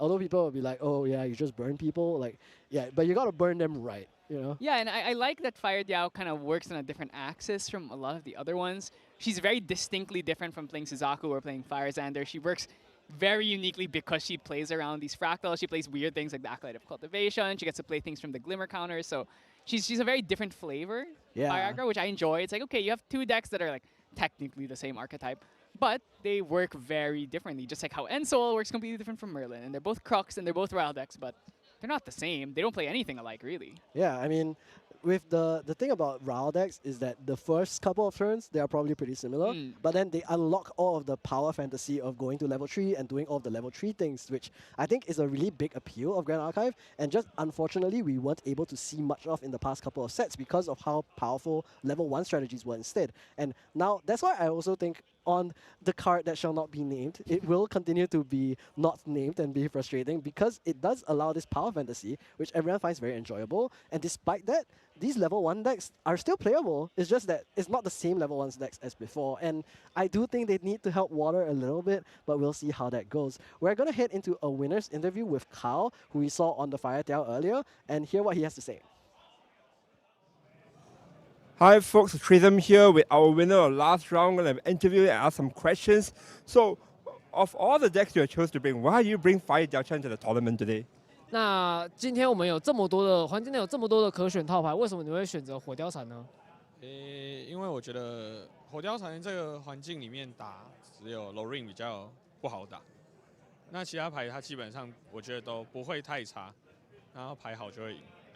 Because I thought that Fire Daochan is good at every meta deck except for Lorraine. So if I can get back from Lorraine, I can easy to win. So as long as you dodge Lorraine, everything should be fine? 那如果你真的觉得，当你今天只对到除了罗兰以外的东西的话，你觉得没有问题吗？我觉得最少对局都是50-50，不会有明显的劣势。I thought every match will be 50-50. It's not going to any advantage. It's not more advantage or not. I see. Well, out of today's tournament, which deck do you think you will actually see more representation in the meta game? 那今天我们环境这么复杂的情况下，你遇到最多的套牌是什么？哇，我几乎没有遇到重复的套牌，可是我遇到有一副 Lorraine， 那另一副是 Lorraine 跟梅林混，那应该算 Lorraine 吧。I saw this Lorraine. I made a lot of deck today, but there's only Lorraine will be changed to Merlin. So I saw that the Lorraine is the quite different choice right now. I see. But last but not least, how confident are you to make it to day 2 or even top 8 tomorrow? 那你觉得你有多大的几率可以进 Day 2，甚至是拿到8强呢？应该也是50-50吧。I saw it's only 50-50. Yeah. Only 50-50. Well, I wish you the luck. That's all we have for the interview today. We'll see you guys in the next round soon.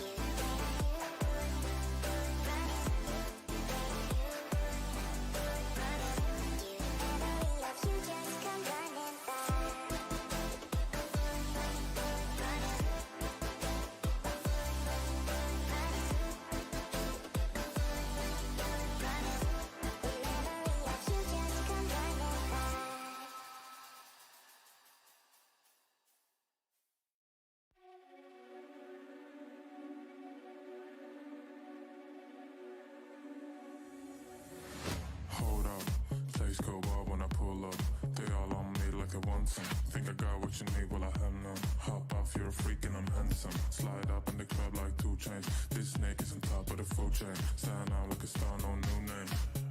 All these words in my DMs, no message back, I just see them. I get them hooked and I reel it down, throw them back when complete. I'm a snake on this lane, I'm speeding my poison is right now. I do that only for pain, we dripping in venom, so baby. I'm a V-I-P-E.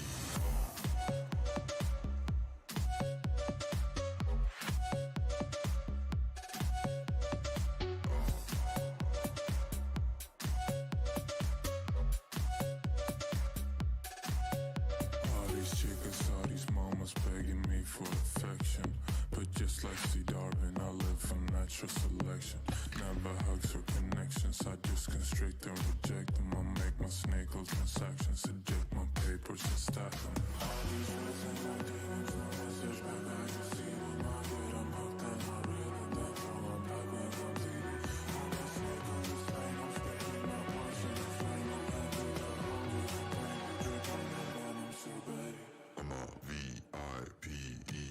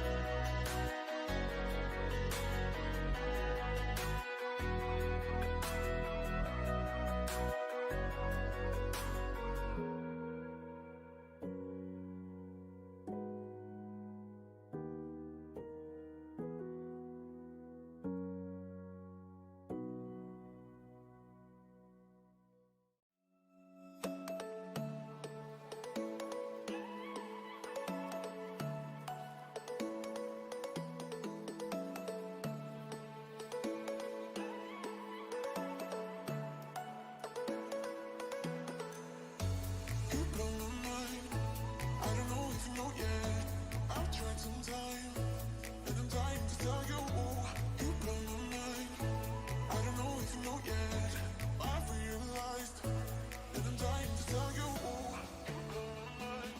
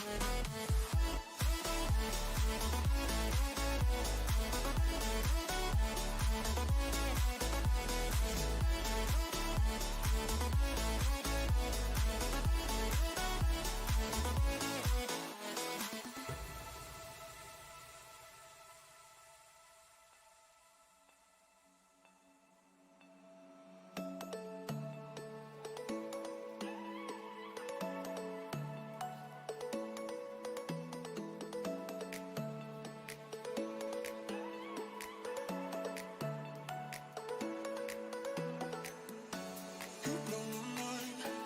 I don't know if you know yet. I've tried some time, and I'm dying to tell you. You blow my mind. I don't know if you know yet. No, I've realized, and I'm dying to tell you. You blow my mind. I don't know if you know yet. I've tried some time, and I'm dying to tell you. You blow my mind. I don't know if you know yet. No, I've realized.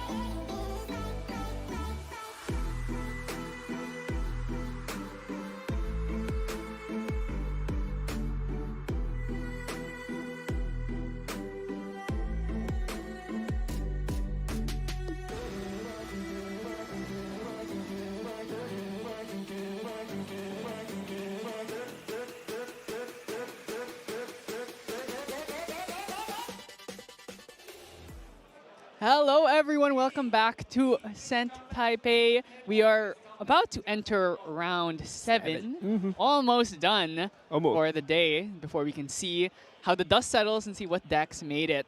So I was walking around the room in the last round, and I was seeing a lot of familiar faces and a lot of familiar decks.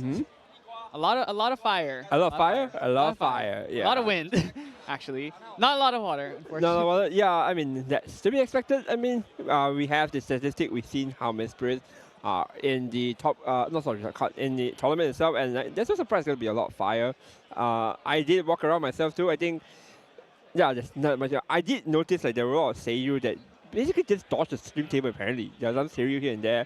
Have you seen a single Seiyu? No, I don't Yeah, think actually, so. now you mention it. Yeah, not a single Seiyu. And We I have know, not done Seiyu. yeah, and I see like Seiyus, like not say everywhere, but there are numbers of Seiyu that I noticed are in the full win table or whatnot. And like you mentioned, a lot of fire, a lot of them. No, we also haven't seen a Suzaku yet, have we? Yeah, I've been talking to like some of the locals. Apparently, someone told me, Elizabeth told me that apparently most in the locals here prefer Daochan over Suzaku. Interesting. So Yeah, this- that is tracking based on the matches we've been seeing. Yeah, so. we see more Daochan than Suzaku.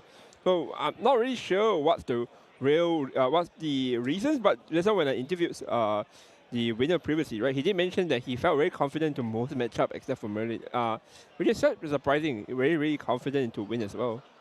Yeah, that's interesting. I do think Daochan is a deck that has not seen as much play Yep. in other regions. So I'm happy to see her being represented here. Yeah.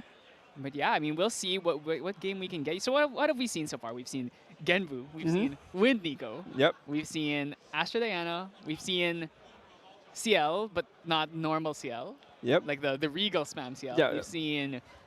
We've seen Wind Lorraine. Yep. Actually, honestly, so far the stream matches have been rather unconventional. Yeah, like it's things that I would say that something I wouldn't expect at all. Like I would expect like a lot of I don't know, Crux matchup, which you do see some of them. Yeah. Suzaku, as we mentioned, Tristan, you've only seen one, I believe, so far. Yes.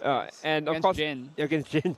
Oh yeah, we saw Jin Yeah, we twice. saw Jin, which is like We saw Jin we twice. saw he was not very represented, yet we saw 2 Jins, right? Yeah, we saw Jin, but that's really early on.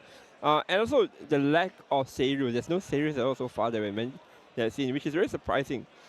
Okay, like I do think that there's also Xander. Xander is also like something that I assume will be a lot, but apparently a lot of players have been saying like they didn't really see much Xander as well.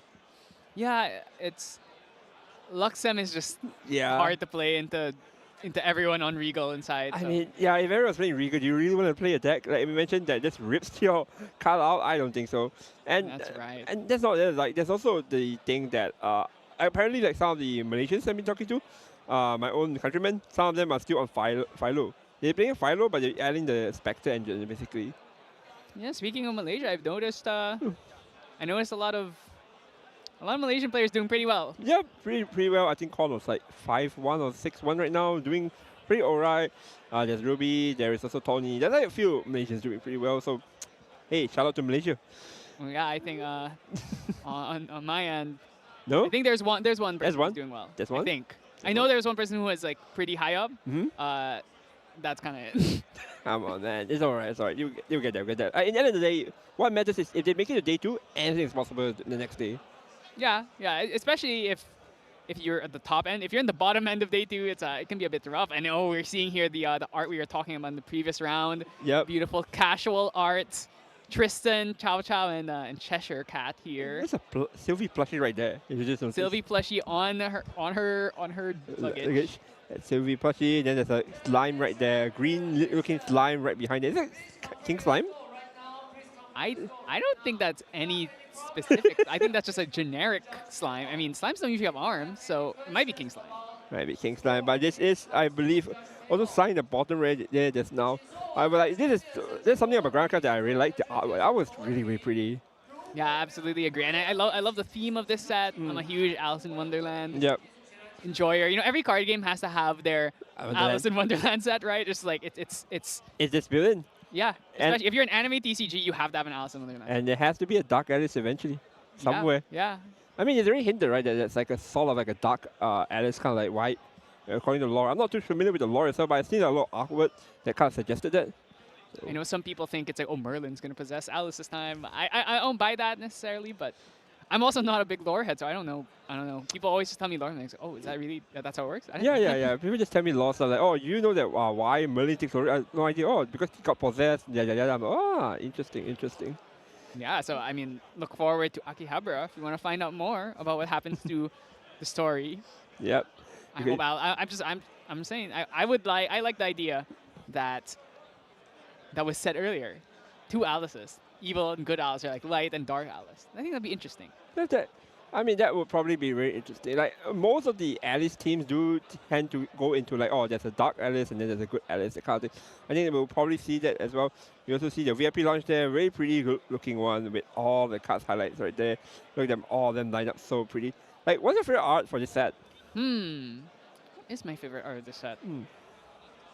Tough call. Maybe Looking Glass. Looking Glass? Maybe. Yeah, Looking Glass is pretty cool with Merlin standing there, right? With the grass up. Or really aura cool. farming. Aura farming, dude. Like Merlin is just aura farming everywhere. And He now always aura farms. and now she has a recollection deck. Yeah. Yeah, looking forward to that too. Like, what do you? Okay, in terms of like, I believe some recollection sometimes has a reprint, right? What do you wish that they put in? Pendragon. is that fair to say? Can I say? I talked to some people. Some people like even bet me. They say, I will bet you my first child's name if Pendragon gets reprinted. Some went that far, and I'm just like, they're not going to reprint Pendragon in a recollection deck. At most, maybe like. Actually, do we know what element it is? No, I think I don't think we know, right? Do we know? I think it might be an entirely new Merlin for sure, right? Yes, it's. I'm not sure if it's Merlin 1, Merlin 2, or no. Yeah. I think Merlin. It's definitely different. Yeah, definitely different for sure. Because even the hour is the one. It's basically the DTR Merlin, right? The one with that hair tied up, I think. Yeah. Yep. So I think that must mean there's a lineage. Yeah. Right. So. I mean, it'll be really, very, very surprising if there's no lineage at all. It's like, oh, you still have to play Merlin 2. You still have to be Mage. No. Imagine like they printed, we gave you a new set of champions. Like, level 1 Lorraine, level 1 Alice. You're going to run those. And then like a new level 2 Merlin into a level 3 Merlin. So it's level 1. It's Lineage Break. Yeah, level 2 Merlin. Yeah, it's yeah, Assassin Merlin. Again, so you never get a level 1 Merlin. Maybe that's the rule. Yeah, maybe that's the rule. Merlin will never get a level 1 for her entire life. I'm thinking what assassin, like what Crux cards. I mean, Crux Sight will probably be in it, but there's always Sights in the decks. Yeah, there's always Sights. Maybe like Prismatic Edge. Prismatic Edge. No, that's Warrior class bonus, so you can't use that. So can use that. Actually, no, I'm not sure. Mercenaries Blade. Yeah, like I think in terms of what it can be reprinted, I believe it's some of the more staple engines. Let's say, for example, it's Fire, right? Then Creative Shock or something like that will probably be in with a Merlin art. Who knows? Just hint. Merlin Creative Shock art is pretty good, just saying. But other than that, I think that's the one thing about Career Collection deck is that you can attract a new player in. Because like, let's say someone say, I want to jump to Grand Archive. What can I play? Like last set, I just told them, look, man, you want to jump to Grand Archive? It's very simple. Here's Gocha. Just play Gocha.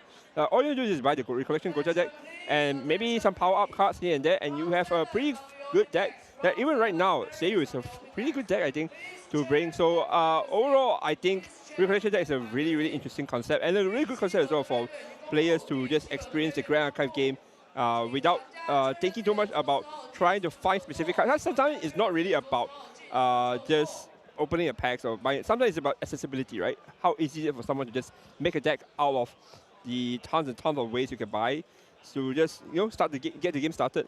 Yeah, I think having good starter products is an essential part of a card game because a lot of people sometimes like, I don't want to spend too much money. I don't even know if I really like the game. So having a good entry point for people is one of the best ways, especially because these decks are like actually like they're full, they're decently competitive. Yep. Right. I think most starter products in other games they're really bad. So having a starter product that's actually good and even comes with sleeves, it's like it has everything you kind of need. So definitely look forward to that. And I think anyone who's going to Akihabara is going to be so excited to be able to play in the world premiere with the Recollection deck. I believe they should have a Recollection deck tournament. Yeah. I remember my first premiere. Like I was in Melbourne. Is it Melbourne or Sydney? One of the Australian cities. I'm sorry, I can't remember. It was Melbourne. They've never done Sydney. All right, Melbourne, right? So I was doing the world premiere for it, and the first time I actually managed to touch one of the Recollection deck, and I can tell you it was a really, really exciting period. People were talking about it, people were speculating, and then we even get the first hint of the first set itself during that period, HBN, right? So it was a really, really exciting time. I think it'll be a great experience for most people, and especially the fact that we have, what now, 800 players-ish around there for Akiba, so it's going to be a very merry time. Yeah, and so we got the pairing, so hopefully we can look a little bit about the standings before we get into our next round. Well, want to see what players we got to keep our eyes on, right? Yeah, I think there are a lot of notable names that are still winning right now and still in contention. Like I talked to some friends. Unfortunately, they have crashed out. Unfortunately, they have went for the I think 4 losers or something like that. I mean, it is what it is. But there are a lot of other players and friends also that are doing really well right now. Yeah. I think most of the Apex gang, Quarex, still Undefeated. doing good. Undefeated. Undefeated. Undefeated. With 2 draws. With 2 draws, yep. 2 draws, still pretty good. Pawn's still there. Tichen as well. Zedex is still there. Yeah, pretty much. It's like most of them are still there. Yeah, the mainstays of the Asian community still here. Yep. You know, taking names, doing well. Doing well. There's a reason why these guys always make it to Worlds. Yeah, I mean, it just shows you the consistency of players, right? Like the Grand Card really shows you like you can be really consistent in this game. Like if you keep seeing the same names over and over again, they won't necessarily win the event, but they will pop out top 32, top 8, consistent. Something like Corex at one point was like consistent top 8 for a while, right? For every Ascent. Well, not every, but most Ascent he attended. Yeah, I mean, if you're the type of person who can top 8 or even just day 2 like consistently, Yep. that shows that you're up there, right? Yeah, you're up there. Yeah. Like, Yeah. I don't know, like, do you ever tell yourself, like, because you are okay, so we're both players, casters or whatever, right? Have you ever told yourself that if you were given the opportunity to just grind out a game, do you think you can make it very far in Grand Craft?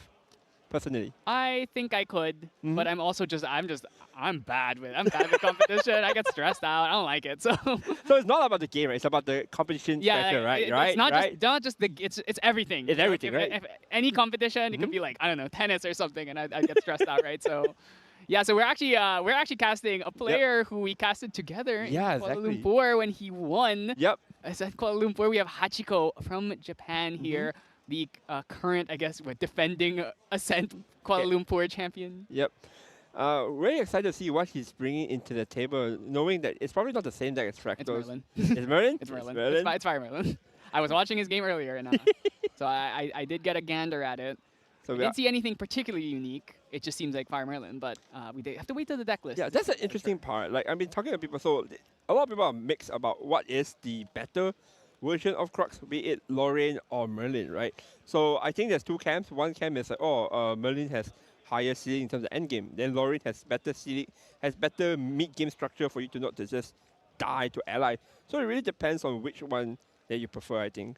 Yeah, I totally agree with that. I think neither is like necessarily better than the other. I just think that Merlin has strengths and weaknesses that make her an option for people, right? It's like if you are okay with like sacrificing some percentage points into aggro, then yeah, it's like, okay, let's play Merlin. Because now you're going to be better against other level 3 decks, right? Yep. But I mean, in the end of the day, I personally do prefer Lorraine kind of thing. I prefer like having the stability against early allies deck, because especially like level 2 Lorraine sweep, that's so nice, that's so juicy. Like imagine your opponent just plays 2 allies, not even the 3, 2 allies, you just sweep, draw 2. That's the dream, right? Yeah, I mean, honestly, sometimes just level up the 2, kill 1 ally, draw a card is already good enough. Yeah, it's really good enough because like again, you're playing the raw package. You're already plussing so much, and then a plus off of it with the level 2 is really insane enough. I think Lorraine itself also has shown really interesting lines with the Enso. I saw a lot of people do really interesting lines with Enso, and there's a particular weapon that also allows the champion to wake up. There's a lot of combination you can do. There's also other win cons. You can win with Enso, as we mentioned. You can win with just, I don't know, spam a lot of Pendragon. And also, I see some people even play the attack win con card where you basically just penetrate fire and just, I don't know, nuke them for 14 damage. Yeah, especially some people I've seen who play like Sword Saints Vow, for instance, and they try and rending you for a million damage. Yep. So yeah, looking at Hachiko's list, we are on that Spirit of Fire. Actually, we're on Spirit of Fire and not on like Serene or Fragmented. So we are believing in our opening hand to not be bricked. Exactly. Looking at the list, it's Merlin. I don't see anything here I guess there's the 2 of Random Scavenging Raccoon. I actually kind of like that. Yep. Other than that, yeah, I mean, Devastating Blow, a card we've seen some Merlins play. But look at that. Hachiko is skilled, opens Ryle with double Liminal Guide to start the game off. You hate to see it. Yeah, like, look at it. I mean, this is just the game right now, right? Ryle Abyss into double Lumina. Like, With all these people with the funny looking Spirit of Fire first. wait, is that a Spirit of Fire? Oh, Yeah, that's Wait. that's the SP2 box topper Spirit of Fire where you can like draw it. I just realized it's just a character standing up with his leg up. How riled up is this game gonna be? All right, I mean, we have the Luminous, like double Luminous as well. Oh my god! So we have both plus. We are dude off of our gaming, ladies and Liminals. gentlemen at home. We are gaming. This is the game that we expected. Rao with the double Lumina guy and Rao with a Lumina guy and a floating. And it's also going to go to creative shocks here. See what he actually discards. Going to draw 2 right here. Probably enough. Well, these Yeah. people. Okay. So Wow. Long here is playing CL. So CL versus Merlin, it's a weird matchup. I think generally Merlin is pretty good into CL because you can banish a lot of the cards that you want to omen. Yep. So I'm definitely thinking that, especially going first and having a good start, you could even just like DG up to 2 and just start eating some of these floating memory cards. Yep. But Hachiko here just straight away going into the level 1 here. Gonna get advantage from the Luminate guy here. Luminate guy here just gonna enable you to draw 2 cards. And look at that. A 1-3, 1-3 on the field here, being really, really menacing here. And you still also have the Invert Sword. I think if Hachiko's supposed to go a bit more aggressive, it could. There's also the Cremation here to start drawing more cards just to see more of your components here. It is going to happen. Cremation does happen. You're going to draw 2 cards here. And do we have more creative? Do we have more allies? Ooh, a second cremation ritual drawn off the first. Is 1 not enough? Is 2 not enough? Who knows, man? At this point, I think it's just going to town. He might actually go for another cremation here. His opponent's not going to be happy about this. Another cremation here. That's just so much value. I think Hachiko's influence is... Let's break it down. Here. Bruh, it's... +1. Bruh. Plus 2 off of the Plus Ryle. 2 off, yeah. +1 off of the cremation. +1 off. So we have +4 within 2 turns. What? That is insane here. That is an Ascent winner difference right there. And you know he's so ahead that he just basically went Dungeon Guide right here.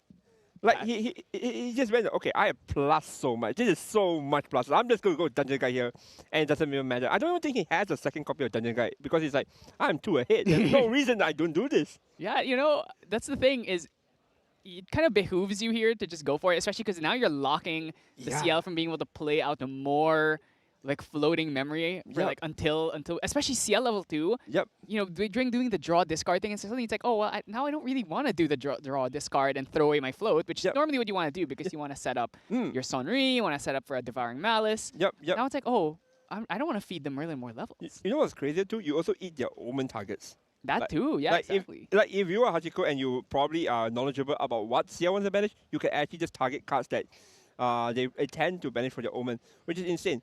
Hachiko now is really, I don't know what else to say. The add-on, his hand does have the steward. There is no Dungeon Guide in the hand.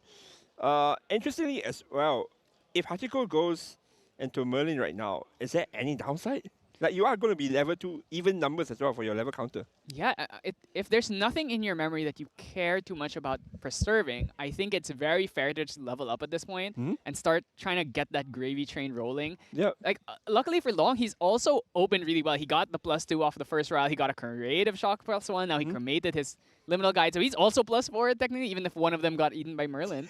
So I think it's a pretty even game. You know, it kind of sucks to watch like these Ryle mirrors or one person Ryles and the other one doesn't. So it's at least good that we've seen 2 players like kind of equally Ryle on each other. Yeah, and look at that library, which that SP3 art, so good. Oh, we're going to go cremation here as well. These people are just so talented with cremations, man. So talented at drawing all of their engine cards. I mean, that's why they are here. We're sitting here, I guess. Like, look at this. This is why Fire as a deck right now is so strong. Like, before this, we have Creative and Ritual already. But with the 3rd edition of Round of the Abyss, a new draw mechanic card, this entire deck just becomes even more like consistent. You just see so much card that is almost hard to break, honestly speaking. So he is going to eat one of the routes for the Omen. Now, looking at his deck, he is playing Advent. So this is not like the Regal version. This is just Advent. Yep. Want to make sure he's on Blackjack as well. Actually, not even on Blackjack.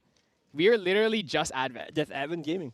It's Advent Gaming, which means that putting these cards into Omen is actually kind of a liability because Advent you really just want to have the one card, which is of course that the Advent of the Stormcaller. That's what we call it, the Advent Oblation deck. Yep. So the way that you get around that is by using Orb of Sealing to flip your other omens, because technically omens, even though we usually leave the omens like next to or we put under the servile, they're technically banished cards. So you can hit them with Orb of Sealing. Thus also getting rid of them. Like they're technically still omens. They still give you buffs for your servile possessions, but they're not counted to the costs. So the problem with that is that Merlin can play a card something like a little card called Reduce to Ash that I think all these fire decks are playing. That if you break the Orb Ceiling, suddenly it's like, now my entire win con has been dismantled. Yeah, that's one thing that people need to be really careful with, that Reduce to Ash is a really common card, not even as like a side deck, just literally in the main deck. We do see Hachiko here basically going to level 3 right here and just swinging in with the Invert Sword here with the Dungeon Guide, putting Long in a bit of a pressure here, dealing 8 damage right now, before Long is even at level 3. But right now I believe we are going into the phase where Long goes to CL level 2, and he's deciding to basically on enter effect he gets to discard for each omens he has to draw 1 card into memory. So only one here. Only one. I do see the Advent in there, so he has it already. If he wants to, he can throw it in. But instead, we're gonna throw a float because we can always just maximum this into our omens if we so please. Yeah, it's not a hurry at all. We can take our time here, sort of. But Hachiko here is so ahead. Like you are a level 3 deck. You are at level 3 with 7 influence, 4 in memory. But like, bro, like this is just how does this happen? It's actually interesting. So both these players are actually on Spirit of Fire as well, which means that they just natty draw like the god hands at the start. We don't need Serene or we don't need Fragment. We're just gonna draw well regardless. I mean, they're ready. They're ready for any sort of the next Fire Ascent. They're just ready to win one and put it into the deck. Like they're just that talented. So we do get the Evan Storm being managed right here, and we do see level 3 CL gonna be level up this turn via the Dungeon effect. CL of course does have the prevent deal 2 unpreventable damage.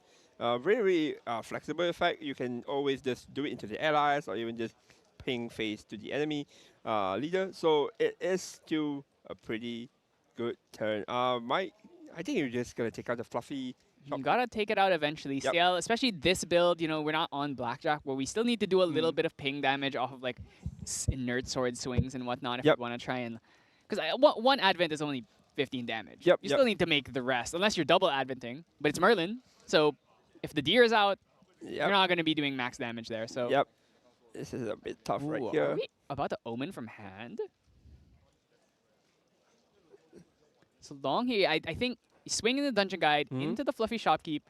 Oh, Library Witch as well. Do we have a Carter actually? If we have a Carter, we could do Library Witch into Carter, draw a card, and then Carter cleave the board. I think I saw a Carter. Carter got banished earlier from the level up. I'm not sure if he had a second one. Imagine he might. Okay, actually, we're just going to pass here. We're not even going to kill the Fluffy. We also did an Omen. So that's a bit concerning. I see there were 2 Advents in his hand. He banished one of them. He has another one. But he's going to have to find a way to get that into his grave. Otherwise, he's going to have to Omen it from hand, or he has to Maxome it, which actually, that's probably what he's planning here. He only has 1 Omen. He Maxomes the Advent to replace the Ryle with the Advent. And then now, suddenly, 15 damage on deck at any time he feels like it. Yeah, anytime he feels like it, he can just do it. So that's one thing that you can consider. But basically, back to Hachiko's turn here. Hachiko still yet to find the Pendragon. Unable to just go for a higher value here. Does have the Crux side.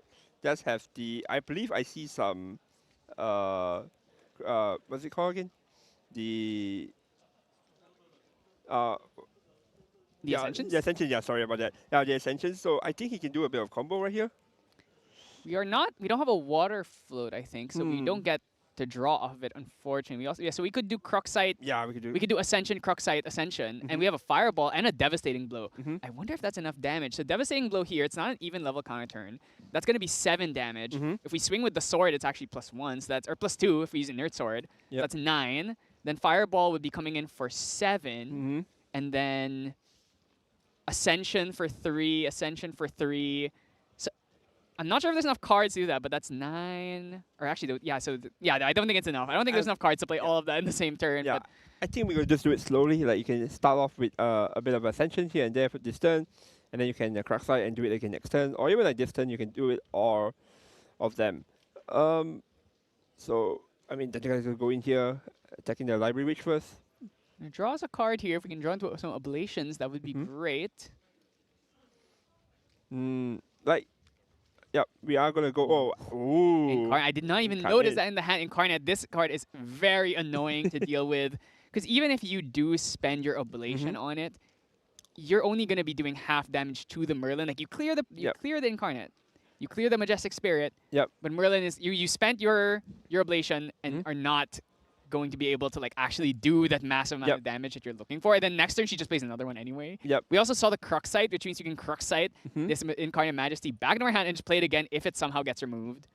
And looking at the deck, we're not on anything that can remove this. We're not on the Nocturne's Oblivion or anything that can like actually remove this. So we just actually have to kill it, but it's kind of hard to kill it because we're not playing attack cards that we can use to actually like burn through this deer. So I think we actually literally just have to go double. We have to do Oblation and then Oblation 2 more times after that to try and end this game. I think we are actually going to do it. That's the thing about this goat, right? This goat is just standing there menacingly for and you have to deal with it. And if you actually don't deal with it, you can't really go through to their champion, to their allies. It's just really, really rough right now. We're going to go around the abyss to see if we can dig any card further. So we're going to draw one more card. Did he find anything at all? Yeah, this is rough because especially next turn, Hachiko gets to go. He's an even level counter turn, and he has Fireball, and he has 2 Ascensions. So it's a lot. We're not on Serene. Remember, doing 17 damage should be trivially easy for Merlin at this point. Yeah, not being a Serene is really interesting. Like I would imagine most CR players will be on Serene because you do run a lot of the high element cards, and at the same time, well, it's a Guardian deck, right? It doesn't hurt to have more defense a bit. Yeah, I hear having 36 life is pretty good. Yeah, 36 is pretty good. Especially when you're a deck that gets to play Chalice of Blood. The Chalice of Blood is a card that's just waiting for its time to just be casually slotted in. Like right now, not everyone is using it, but eventually when we come to the point where everyone is just casually going to 20, well, it's the most easiest free draw tool I've ever seen in the game. Yeah, we need to kill Majestic now, but we also have to hold up stuff because next turn we are going to die if we don't have something to stop the onslaught. Like this is a remember, so it's Fireball for Fireball for 8. And then we also have a Devastating Blow that could swing for 9. So that's already on its own. That's already enough to kill. So and that's not to count like Ascensions that are also there and everything else. So it's just like there's allies on board that we can also swing with. We need to find something. We gotta find something. Otherwise, I don't know how we're going to survive one more turn, especially without that Serene Spirit. Yeah, this is showing us so much pressure right here. All the allies, all the weapons on the board. Like, it's just so much. And Hachiko, this is without Pendragon, by the way. This is 0 Pendragon gameplay. 0 Pendragons. The counter death comes in. Gonna kill his own Dungeon Guide in order to proc his effect. So we are getting some healage off here at least, so that we're not super dead. This is going to do 4 damage. The Incarnate is still not dead. We need to find another... Oh, Undying Dreams to give a +1. So that's going to put this in this Majestic Spirit. That's 4... that's going to be 5, 8. So then end phase, we get to do the last 2 damage off of the CL trigger. But look at how much we had to commit to kill a single Majestic Spirit. Yeah, it's just so much. So we are going to cleave for 5 right here. Yeah, it says cleave for 5. But Majestic Spirit heal does 2 as well. I think Majestic Spirit does reduce the damage a bit. That's right. For Merlin herself. If there were Pendragons, it would reduce them for Pendragon as well. 4 Crux cards, but yeah. So Carter does get the deal done for the other 2 allies. Does Carter actually get the heal of Majestic? I think actually no, right? Because it gets banished. Yeah. Nope. So 10. So we have to find 20 damage. Very, very doable. The goat might be dead, but it has done its job enough. Ooh, interesting. Just going to a safeguard here. Even level, just going to draw 1. This Merlin sometimes, man. Every time you just go even counter level, you just draw 1. So good. Yeah, I mean, you know, Jin does have shades of this with like Berserker's Blade every turn, but with Merlin it's different because you're also gaining levels. It's like progressing some other kind of game plan. I think this is going to be Devastating Blow thrown here for... that's probably going to be 11 if we use the sword as well. Yep. Probably 11, and then we still have the fireballs.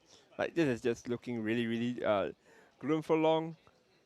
Yeah, that would be 11 damage off of Devastating Blow plus Inert Sword. Yep. So 11, put him up to 21, and then Fireball for 4, 5, 6, 8, plus 1. So that's, we're still missing 1, but we can just throw like an Ascension in there. Actually, we can, instead of using the Inert Sword, we can Ascension, do 3 damage. Then we use the Prismatic Edge instead. So it's going to be Devastating Blow for 30 or for 12. So it's like there's a lot of lines here. A It's lot just, of lines. are you worried about anything? Like a Crystallized Destiny could be pretty bad here. Yep.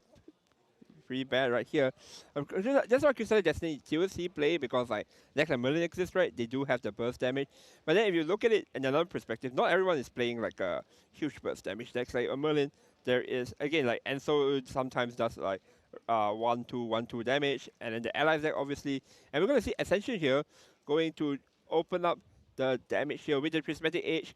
Prismatic Edge is gonna reveal memories, and then we're gonna see fire right there. We're gonna see more fire obviously. Champion for 3.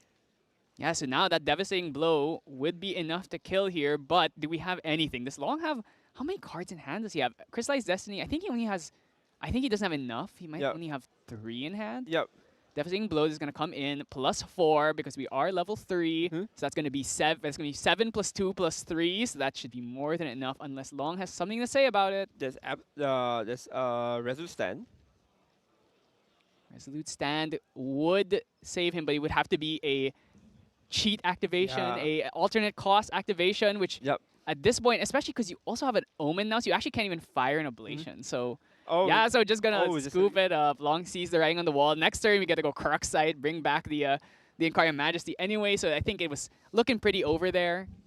Yeah, well piloted from Hachiko, showing us especially what can you do with double Luminous Guy and the double cremation. Like double Luminous Guy, double cremation into Dungeon Guide 2. It's just like, oh, it's over. Like I'm doomed. That game, we saw 6 cards in 1 turn, and we saw a Dungeon Guide as well. That game has so much going on just on turn 2.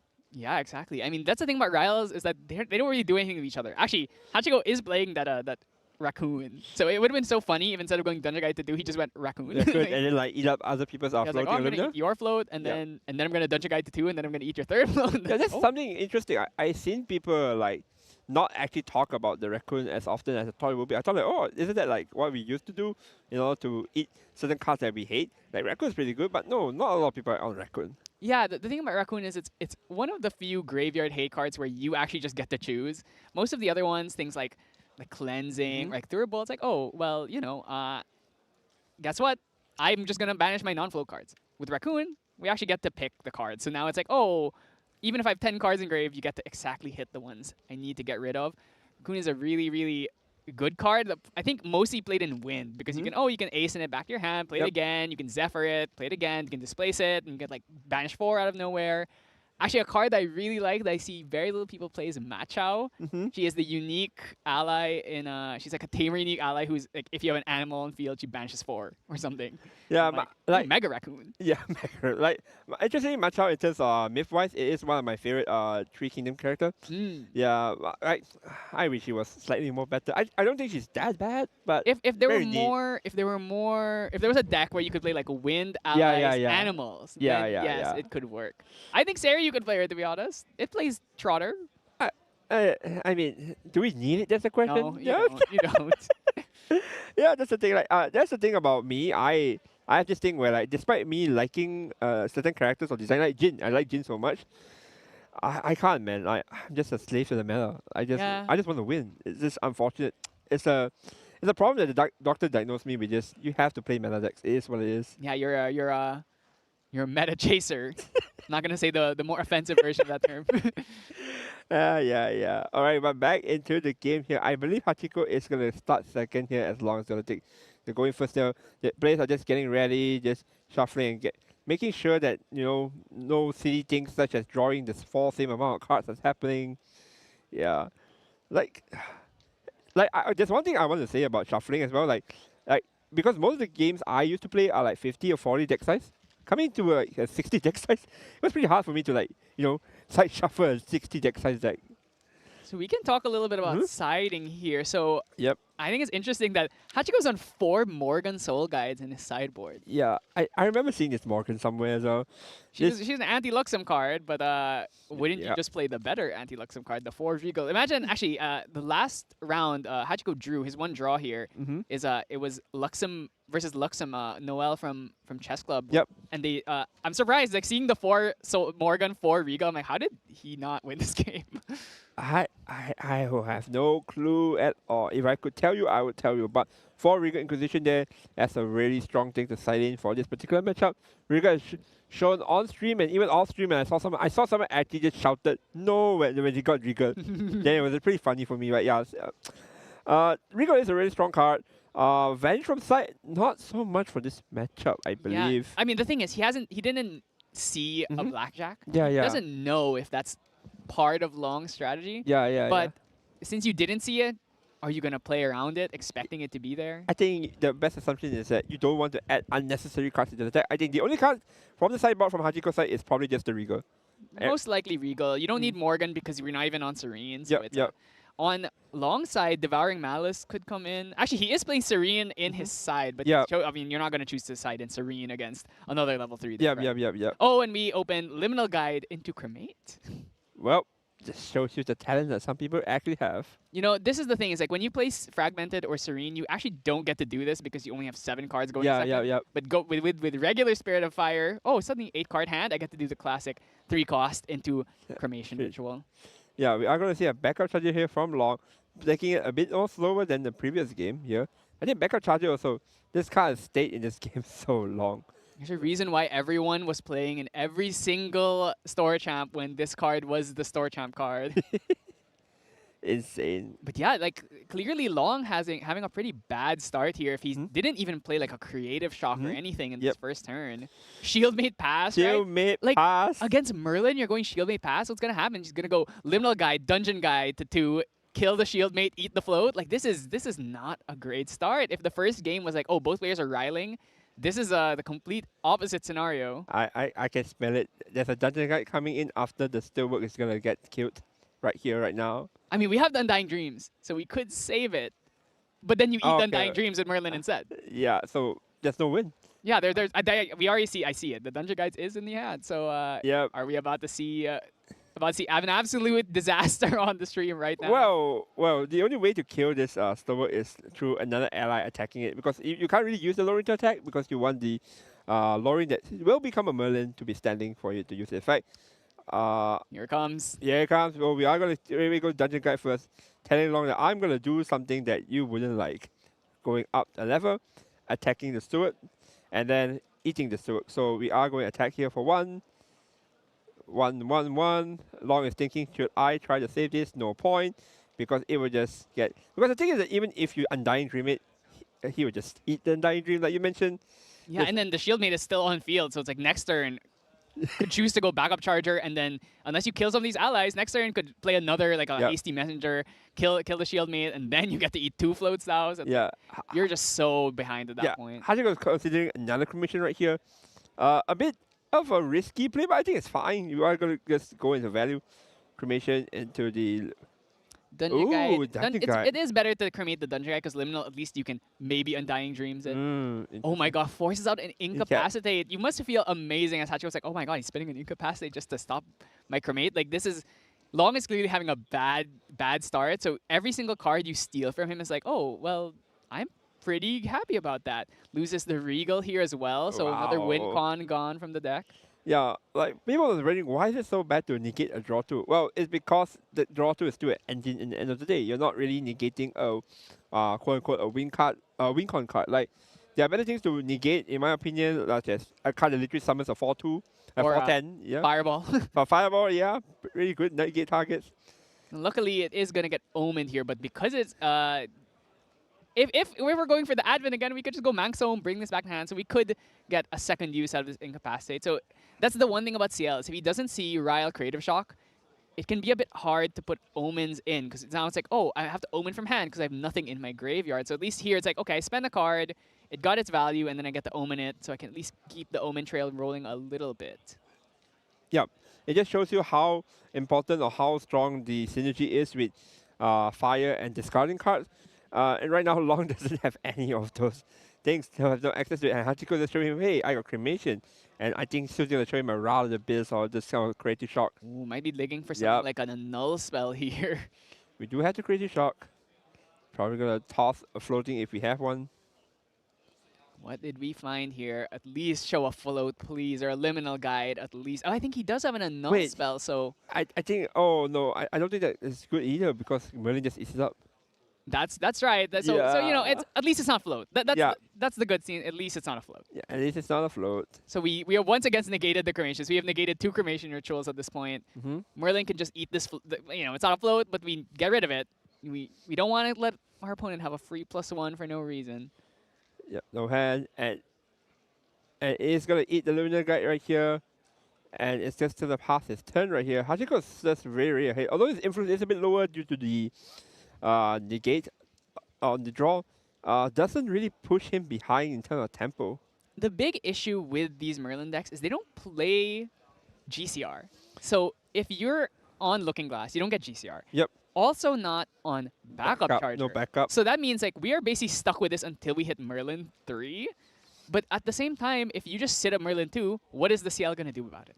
Yeah, like you can keep banishing cards that they even want to put into their Omen side. So it's just really, really annoying. Hachiko here, and may I just find the formula to just beat CL or any deck that's just over-reliant on the graveyard or just banishing cards. I mean, the most easy one is just banish floating, right? Oh, he's just going to pass here. Basically eat the Omen and just pass. Yeah, he has a creative shock in hand, so we're going to probably play this creative, try and throw this. Oh, we don't want to throw the Undying Dreams, that's for sure. So unless we finally level up the Merlin 3 here. Yep, might be that. I mean, Hachiko is actually free to level up to Merlin 3 because it will go into an even counter, allowing you to draw and also gain attack.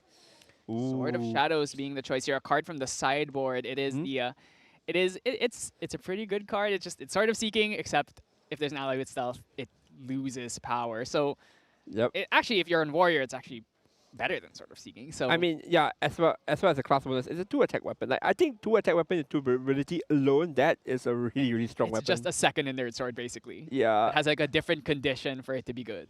Yeah, and the sword shadows, these cards are just really, really strong. Like people start to realize that 2 durability, 2 attack, stonks so much value. At the hand, though, it's Corrupt Sight, Creative Incapacitate, Fireball, Death Blow, Creative Rile. So it's like no Pendragons once again.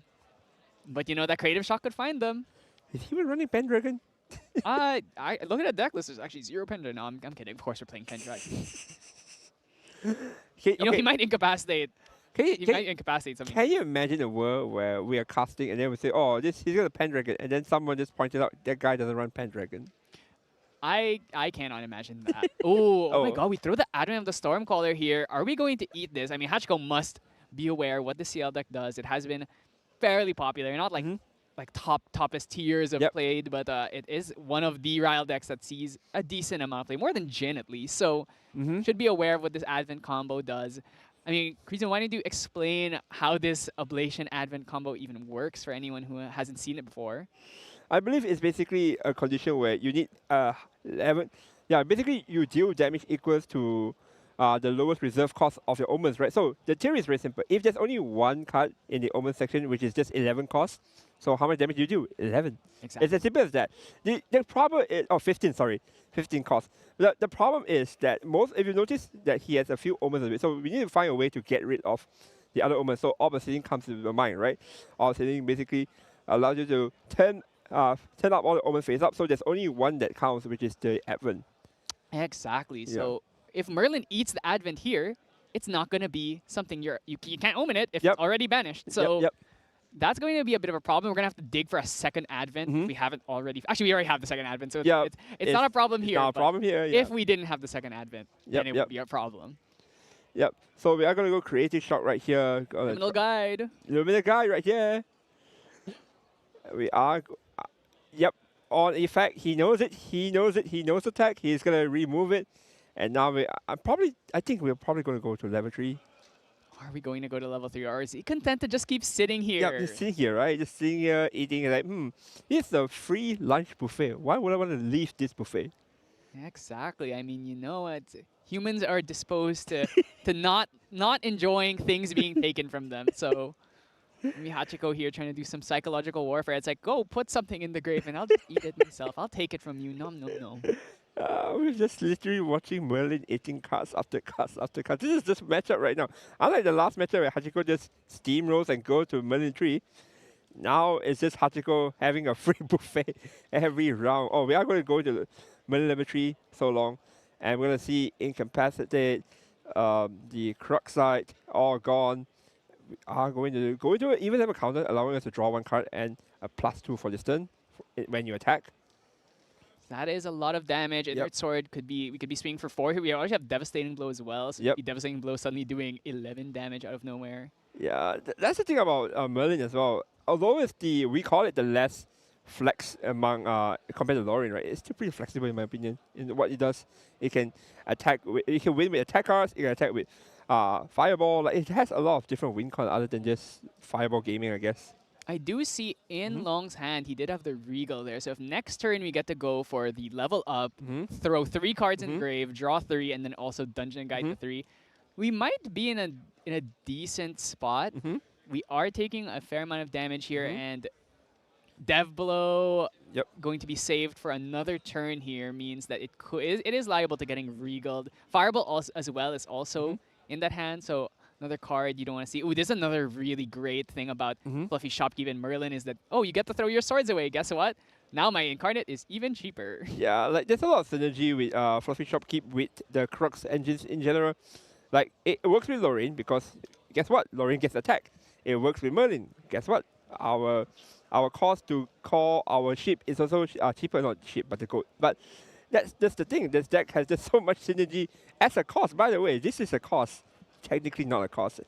But we are going to go into creation stop here. We are trying to see what else we can take. Finally save to drop anything you want like floatings because it's not going to get eaten up anymore. Going to go around the Abyss. This is actually a bit of a nightmare scenario. Like this CL is going to like +6 probably in the next turn. So we get to dump. If we have like a bunch of liminal guides or other floating cards, we can just like throw them all away to the CL, and then suddenly it's like, okay, then I Dungeon Guide to 3. I dig extremely deep through my deck. This is the benefit of sitting at level 1 CL for longer is that, oh, now I get to actually get more value off of the Omen Bringer on enter effect. Yep. So now we're actually going to be going to level 2 CL here. Probably going to proc the effect. Going to be able to discard as much as the amount of omens you have this time 3. Going to discard his second Advent right here. Probably going to try to go for another one. He's just thinking which one to discard. You can also discard from memory, which is why this card is really, really great. Very flexible in choosing what you want to discard. But however, you don't need it to discard anymore. You can just, pass on, recollect. Carter is gone as well. Wow. Yeah, so unfortunately didn't have like the nuts. Like the nuts is when you go CL and then you go liminal guide, float or something, right? Yeah. You go like discarding all your moves. Like, oh, I have 3 floats. Discard 3 floats. Draw 3 cards. Value. Oh, I see a turbocharge in the hand as well. So we could be like in extreme value town at this point. Yeah, I think you probably outvalue the Merlin at this point with all these draws. Well, temporarily, because eventually Merlin will start to outvalue you again. It was the crazier part. Until now, for already almost 40 minutes, not a single Pendragon hit the field. That is true. Not a single Pendragon. Actually insane that we haven't found a single Pendragon this whole game. Yet the game felt so much in Hachiko's favor. That's the crazier part about this. But I think it is going to be a bit like on Long's side soon. Long is getting help his engine. He is discarding, he's drawing, he's digging, and he's setting up his combo pieces. Looks like he'll be able to actually pull off the CL combo if the game takes a bit longer. There's no way for Hachiko to protect himself, right, from the combo? Does he play Crystallized Destiny? Crystallized Destiny is the only answer, I think. Well, Incapacitate. Incapacitate, I guess, but Incapacitate costs 4, that's the thing. And like he banished it already. Yeah, right? banished it already, right, yeah. So I think actually there is no way. I mean, the way is to Regal Inquisition. Right. Away. But then, guess what? Oh, I'm going to just Omen it, and then... Actually, we already used Manxome, though, so recurring... This is the thing about the Ablation deck, is unlike with like Grim Pastiche Regal, you don't really get to recur your omens a lot because you want to have none in your memory, none of your omens. So it's a bit trickier to actually like pull this off. Also, not to mention that we still have to Orb of Sealing it, and guess what? If Orb of Sealing gets destroyed after you flip it, then you can't really do the play anymore. Yeah, that's the thing we mentioned about. Like, this whole combo relies on so many parts that requires your opponent to not do something towards it. I think, especially the opposing part, you really, really need your opponent to not ash it away. This is scary. Yep. He did not level up. He had the Dungeon Guide in hand and chose not to level up. Like, you might just die here. Yep. Xiao might be in a healthy 20, 22, 25? 25. 25, right? Yeah. No, 20, yeah, 25. He's your guardian. Yeah. Oh, we lost the fireball. Ooh, No. Fireball's gone. Unlucky. But we are going into level counter 3, so we're totally level 6 right now. Fireball basically deals 7 damage. The Not fireball unlimited. just got banished. Well- So now we have a set. We had 2 fireballs actually. Yeah. So it was a bit of a risky throw there. If we were still in the Crystal of Empowerment days, that would have been an easy Crystal of Empowerment double fireball for game right there. But I think it's gonna be creative shock most likely, or is it just D-blow? Is it just blow? How much does the blow does? Like 7 damage. 7? Yeah, devastating blow here. Can use Or- the Sword of Shadows here. Yep. Ooh, we're actually using a nerd. We actually want to And a break nerd, our swords, ooh. it seems. Is it to reduce the cost of... I mean, we don't have one yet, but if we eventually do, so we see here he's holding up 3 cards. Next turn, even level counter, draw a card, play the creative shock, and then try and go for it. Okay, now here's the issue. We have Yep. found the orb ceiling. We don't have a reduced ash. Yep. If we have double ablation, we can just kill right here. Yep. So does he have the ablation? That's all it matters, right? I know he has at least one. I don't know if he has a second one. So we do see Crystal's Destiny still in hand, so he is like able to stop any sort of damage if Hachiko chooses to fireball him. So he's actually quite safe in that regard. The question now is, what do you actually do with this situation? Creative? Oh, Dungeon Guide? Yep. You're going to go Dungeon Guide Guide first? Up to 3. It's going to banish cards, and then next turn, well, I don't know if he's going to fire the... I think he's probably not going to fire the ablation now, because he might expect Hachiko to try and go for Incarnate. Yep, yep. So you go, okay, I'm just going to hold, wait, and then I'm going to ablation you when you activate Incarnate, and now your deer's dead. Or you could just do it before the Incarnate hits the field. It really depends. Like, the thing, mission critical with this... in this game is like really, it's like, oh, once Incarnate hits the field, my ablations are not doing nearly as much damage. Yep. Looks like we are going to choose to opt sealing soon. We are going to go into Regal first. Okay, Yep. now the thing is, Hachiko's hat kind of sucks, so maybe you're okay with this. Actually, not going to fire the fireball here. I think Fireball. I think you just get rid You of gotta Fireball. get rid of the fireball here. Creative, maybe? Great. You could hit the creative. The thing is, you know. Oh. Oh, wow. Okay, we're refueling the hand. Let's see what it is. Wow. Wow. Okay, you know, it's not amazing, but, you know, next, it's even level counter turn. We get to Rile. We actually don't get to throw any of them down because we're going to have to put them all down to pay. So I that was a perfect Regal, I actually. think Long will be very happy with that, Regal. That's probably the most, like saddest reader I've seen for someone to receive on the other end. Like, Hachiko just basically discarded 3 cards. 2 of them, which is quite important, I think, and just get, like, more junk. I'm actually pretty surprised he didn't just choose to throw the fireball right there. That would have been a free 7 damage. Yep. Now, of course, it probably would have gotten you know, incapacitated or maybe even crystallized. But then at the same time, it's like, oh, you just made your opponent use it. Yeah. I mean, you're at a point where you lose a card. Might as well just use the card before you lose it. Carter just comes down. Carter is a really, really strong ally.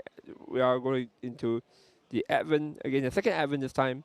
Yeah, you really, with this deck, you want to be omening multiple Advents so that you can still hit the 5 omens to eventually get like your ginormous swings in without compromising the ablation strategy. Drawing a creative shock off of the even level counter, and we're going to now throw that out. Let's maybe hope to find Incarnate or Pendragon or something. Shield me. Sealmate. Seems like Pendragon is still not a card in the deck, but Fireball is. Fireball is. We gotta get another Fireball. So Hachiko can swing here, even level counter turn. That would be swing for 4, 18. That's 18 here. Fireball would be an extra 8 damage. So we are potentially getting up to 26. But then we do have Incapacitate and we do have Crystallized Destiny. So we're So gonna definitely not this turn. digging is low. We're gonna go around the abyss. Crux Sight not gonna help, but definitely digging deeper still. Oh, that's another Fireball though. A Fireball here. We can't play both of them on the same turn. This is very interesting. I think Hachiko will probably just sit in like for another turn, or maybe just swing in with the Sword of Shadows this time, because it is even counter, so you do actually have the additional damage here. It's going to be hitting you for 4. Carter. Damage. To Carter. We're actually, yeah, we're gonna kill the Carter here. Don't want to let some extra cleave damage come out. Then we're just gonna drop Shield Mate.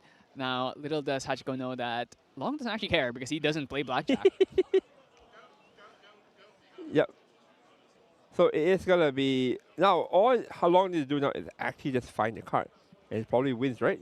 He needs to find both of them. Both He of already them. has one. He just needs to find one more. Then he can actually just close this game out. Hachiko, 2 cards in hand, should have nothing playable that could stop the combo. Oh, the Sonri here also. Yep. That's going to be an extra 4 plus 4 omens. That's going to be 6 extra damage here. Ablation would be doing 15. So that's Yep. 15 damage plus 6. Already have 6. Yep. That would be, that's actually 21. So we are 1 off lethal. My God, actually, there's But one of the- remember, Omen and Face Trigger, that would be enough. that is actually enough. Because of the Omen and Face Trigger, you'll be able to do 2 unpreventable damage. So it's just a matter of either Long has the card or not at this point. Oh, we do have that Safeguard Amulet, though, so we would be able to stop 4 of that at the very least. And there's also the Shield Mate, so we'd have the Ablation first to kill the Shield Mate, Yep. swing with the Sonri, and then end phase Omen, and then if we pop the Safeguard on the Ablation, we would survive. Yep. So We are. unless we just have another Carter, unless we have another Ablation, or anything else that does damage. Yep. So I think at this point it's really doesn't have any cards to take as well. No creative shocks anymore. Yeah, it's a crystal. There's a Hasty. There's a hasty. Do you want a hasty here? There Oh. we go. Ablation gonna come down. 15 damage. Now Hachiko has a thing. Yeah, he has to pop the Safeguard Amulet here. Otherwise, he's super dead. Yeah. So that's going to be doing 11 11. damage. So now we are at 17. The Sonri swing will be for 6. That'll put us to 23. So can you find 5 more damage? But that is not effect damage as well. Yep. It's gonna be 6 damage. Wow. 6 here is gonna be putting him to 23. Needs 7 more damage. I think probably just pass with the end phase effect, so it can just do 2 damage. Yeah, so we need to find 3 here. So if we have another Ablation, we could try and... Oh, Yep. so we're going to Omen here. That's 3 more. So now ball is in Hachiko's court. He needs to try and win the game this turn. We do have the Crystallized Destiny and the Incapacitate. I don't know if he has enough cards to play all of that, but we will see. Also, remember, haven't found a single Pendragon still. Haven't seen a single Pendragon. That's one thing that amazes me. Like, despite 0 Pendragon, Hachiko seems able to pilot this matchup, still looking like he has a chance to play in. So we didn't have the second Ablation, so we could even just go, oh, Consumption are going to be popped here in order to stop him from throwing the Fireballs. But you could also just pass the turn and then Fireball on Long's turn instead. So it's more to stop, like, Incarnate, Yeah, I I think it's Incarnate. Currently, we are level 8 with 3 broken swords. We could actually break another sword. So we could have level 8 with 4 broken swords, which would be Incarnate for free. So even through Consumption, you should still be able to play the Incarnate Majesty, which is insane to think of. I mean, that's just insane, because like right now you're like level 8. So it's actually not a problem at all. So we are going to see But the... we don't have it, actually. So I don't think we have anything at all. That's a sad part. We are going to pass here with 7 cards in hand. There is the Fireball. double Fireball. So this would be Fireball for 9 each. Oh, wait, Creative Shock. Okay, wait. Does he have no cards in hand? If he has no cards in hand, we can actually just throw the Fireball. No. We put the Crystallized Destiny down. Yeah. So this is scary. Yes, it's very scary. If Long is not careful here, it could be a double Fireball. Yeah, double Fireball could spell your doom here. Remember, this is Fireball. Currently, Merlin is level 8. Fireball's 8 He plus 1. pause. That's Immediately 9 times 2. Fireball. 18. Holy Priority. And then he is going to cast another one. Fireball. Critical overextension here from Long. There was no reason to do that. He could have just held the Crystallized Destiny and been fine, but instead decided to go for that creative We shock. were so close to greatness. So close. So close. So, but that's Grand Archive, right? Even though you seem like you're winning just because you're really a bit more careful, and then you just lose. Yeah, of course, some people were thinking, "Whoa, double fireball is kind of higher," but that's the thing. I mean, it was actually triple because we already thought we saw the first one We get saw the hit first by one the hit Regal, one. so it's like. Actually, didn't we also Drawn Blade? So we actually did we see all 4 fireballs in I that think game? we see also fireball. But we saw literally zero Pendragons in that whole set. I mean, that's why he's the Ascent KL winner. That's why Like that. that's why he's the Ascent. I mean, even if it was on Fractals, like Look, like I see people complain like, "Oh, I didn't draw Pendragon." Hachiko just won without Pendragon right here, right now.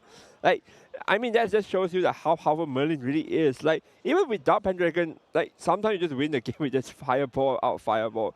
And of course, it is on the onus on the opponent as well. Maybe he forgotten, or maybe he's just not careful. But it's part of the game. I think either that you can take a lesson from it. Like maybe be more careful with the cards you put down. That is the team of Grand Archive, right? Be a bit careful. you know, in defense, he didn't have another Oblation, so it's like, Yeah. oh, like how am I actually killing? Because he would need to play like he had the hasty, so he could play hasty and then do 2 more damage off the Omen. Yep. But if he has literally anything to stop that, then it's like, okay, I'm not killing you again. The next turn, you have more opportunity to like mess me up, play an Incarnate, play some more Firewalls, play some Ascension. So I can understand why he wanted to really dig, but it definitely was a bit of a risky play, and it unfortunately did not pay off.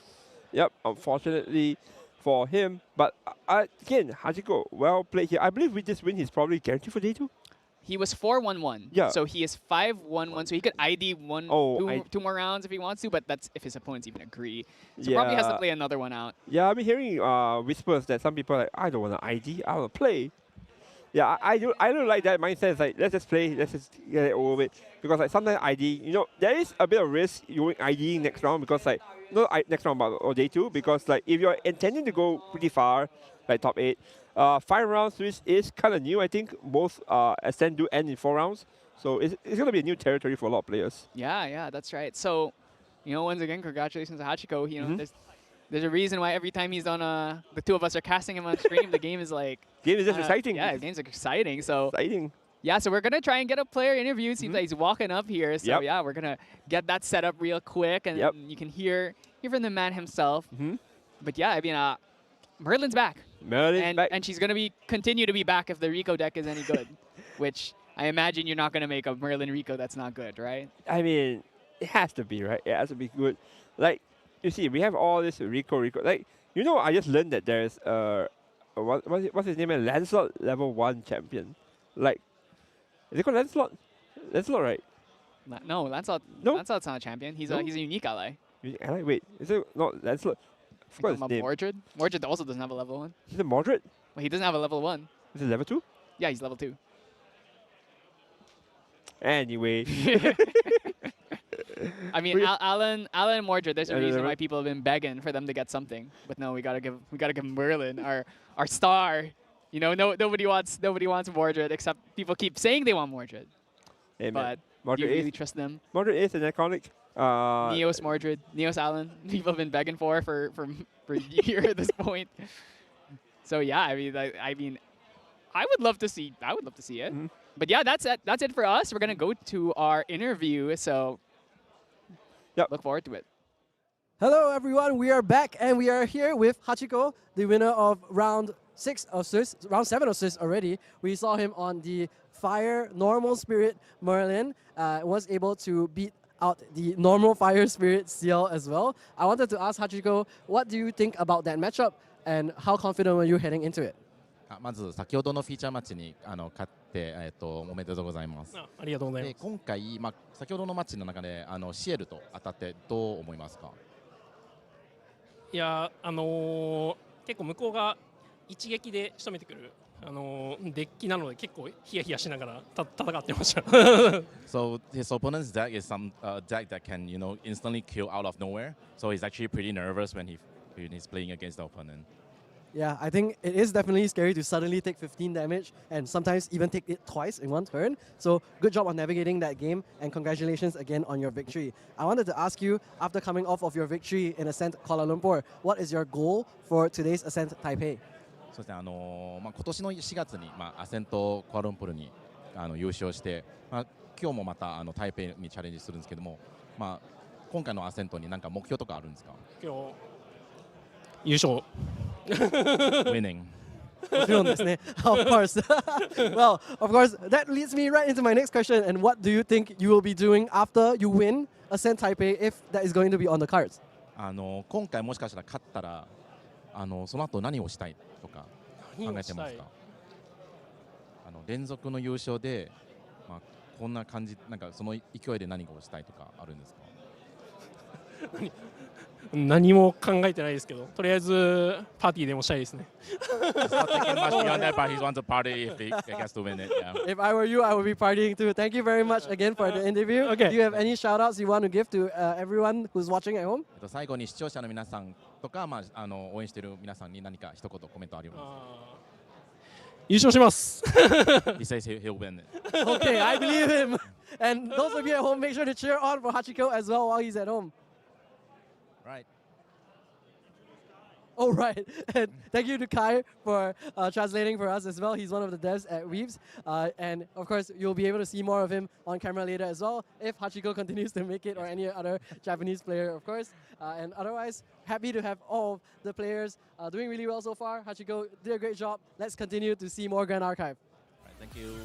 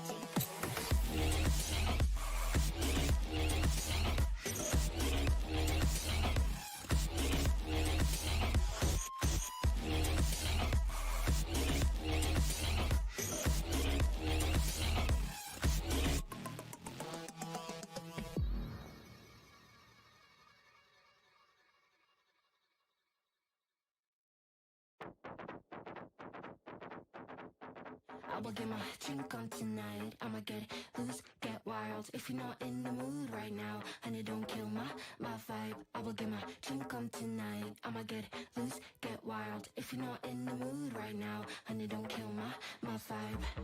I'm gonna party until I drop. When I begin, I don't know how to stop.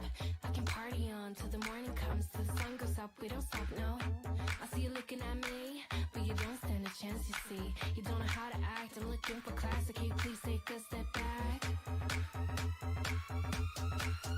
I will get my drink on tonight. I'ma get loose, get wild. If you're not in the mood right now, honey, don't kill my vibe. I will get my drink on tonight. I'ma get loose, get wild. If you're not in the mood right now, honey, don't kill my vibe. I'm gonna party until I drop. I'm not looking for love, I'm looking for fun. Just because I have on skin tight jeans doesn't mean I need a man to save me. I do it all for fun. Looking hot in my 501s. Don't you know I tease? I'm not here to please, but you're way too dumb to see. Hey stupid, you think I want you just because I am a woman. Hey stupid, I don't want you, I don't want you. Hey stupid, I do it all for fun. Looking hot in my 501s. Don't you know I tease? I'm not here to please, but you're way too dumb to see. I will get my drink on tonight. I'ma get loose, get wild. If you're not in the mood right now, honey, don't kill my vibe. I will get my drink on tonight. I'ma get loose, get wild. If you're not in the mood right now, honey, don't kill my vibe. I will get my drink on tonight. I'ma get loose, get wild. If you're not in the mood right now, honey, don't kill my vibe. I will get my drink on tonight. I'ma get loose, get wild. If you're not in the mood right now, honey, don't kill my vibe. My vibe. My vibe. My vibe. My vibe. My vibe. My vibe. Hey stupid, you think I want you just because I am a woman. Hey stupid, I don't want you, but you're way too dumb to see.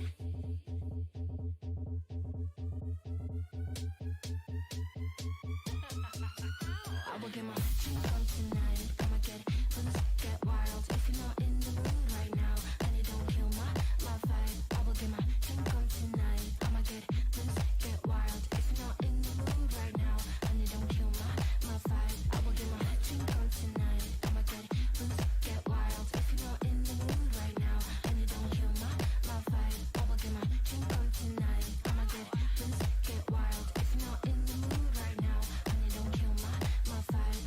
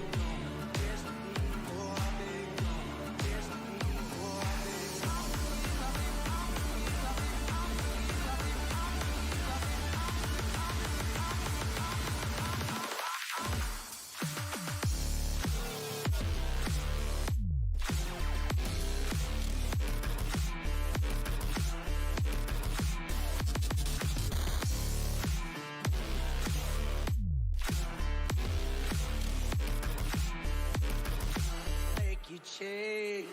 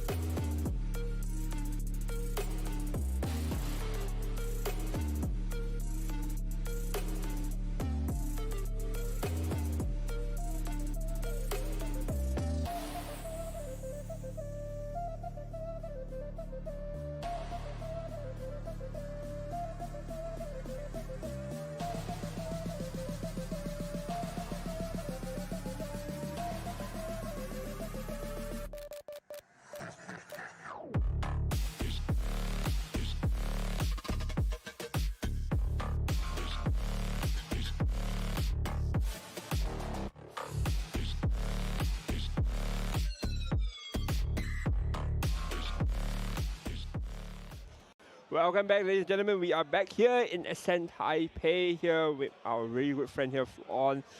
We are going to be bringing you round 8 really soon. How are you? How are you excited right now? I'm super excited because I know what we're gonna put on for round 8. Yep. I especially requested to stay on for this one just because it's a deck I feel like very few people actually know because not very common. Actually, exceedingly uncommon, I would say. Well. But it's been my pet deck since the release of ALC. So, and I never play it because it's not. I mean, I'm not gonna say it's bad, but it usually doesn't perform well. It doesn't have favorable matchups. Yes. It has good matchups, but it has a lot of really bad ones too. So we'll see. Yeah, we will see. Like I do think that a lot of people need to understand sometimes, in my opinion, is decks sometimes are not bad. They just don't do well because the meta doesn't favor them at times. Yeah, And I mean, Seiryu is a perfect example of that. When everyone was playing Wind Assassin, it's like, how can you play Seiryu? How can you play Seiryu? Exactly. Like, if you have so many answers towards Seiryu, then yeah, obviously the Seiryu deck wouldn't perform well. It's the same thing as a Daochan deck right now. If you notice like how people are right now playing the Fire Daochan, in the past, Fire Daochan is kind of looked as not that good. And only one reason, it's because there are so many people playing Scalar Essence. Scalar Essence is such a bane of existence for every Fractal deck, hence why Daochan didn't really pop out as much. And look at now, with the absence of Scalar Essence, we literally have so many Daochans on stream. So it really depends on environment, I think. It's really interesting because when that Fire Daochan like aggro deck came out, people were like, okay, this is strong. Yeah, strong, and then yeah. they stopped playing it and they started playing Arasana instead Yeah. because it's like, oh, we can't even get value out of Fire Boom Flourish. So you Yeah. might as well just get Slash and Burn and like try and like, Yep. use Polaris to like, Yep, yep, clear a yep. board. So it's interesting now. It's like, okay, now that no one's playing Scatter Essence, no one's Yep. playing any like Verdigrisses or anything, Yep. you're kind of free to get the extremely powerful high highs of getting Fire Boom Flourish off like turn 1. Yep. So totally understand why these Daochans are like popping up again. Also Safeguard Amulet, kind of out. People aren't playing Safeguard a lot. Yeah, like Perfect time. like this is the perfect time. We effect damage out of the way, and also the fact that we mentioned there's not much fractal hits anymore. Daochan is basically free to do whatever it wants. Like that's really interesting point. So, like that's the thing, and I don't know. This tolerance deck, right? Can you kind of brief us a bit what tolerance what you want to do? All right, so we're going to be featuring Water Tenoris. This is Sunset, who is, Yep, yep. as far as I know, a Water Tenoris, like, he's just a fan, you know? You can watch, you can see regionals and stuff. He has performed, like, decently during some of these, like, other Asian regionals, and he just plays Water Tenoris. This is Neos. You know, this is Neos. We're playing Domains. We're playing Yep, yep. Domains. We're playing Genesis Aegis. So this is the Domain Tenoris, not the Sword Tenoris. This is the one that cares about making domains. So it just plays a bunch of domains and plays a lot of unique domains. And especially because of the new card in the set, Chamber of Reflections, we now actually have access to a domain searcher, which we did not have before.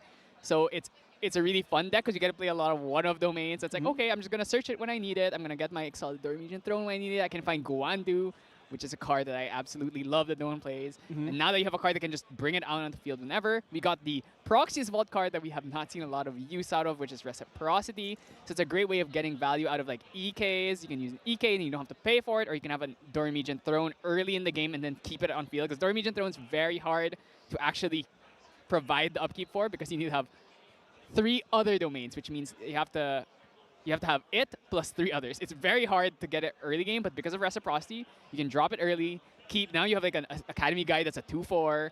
You have like other randomizer 2/4. It's a really interesting deck. And then yeah, because of Chamber of Reflections, you can play one-ofs and actually see them.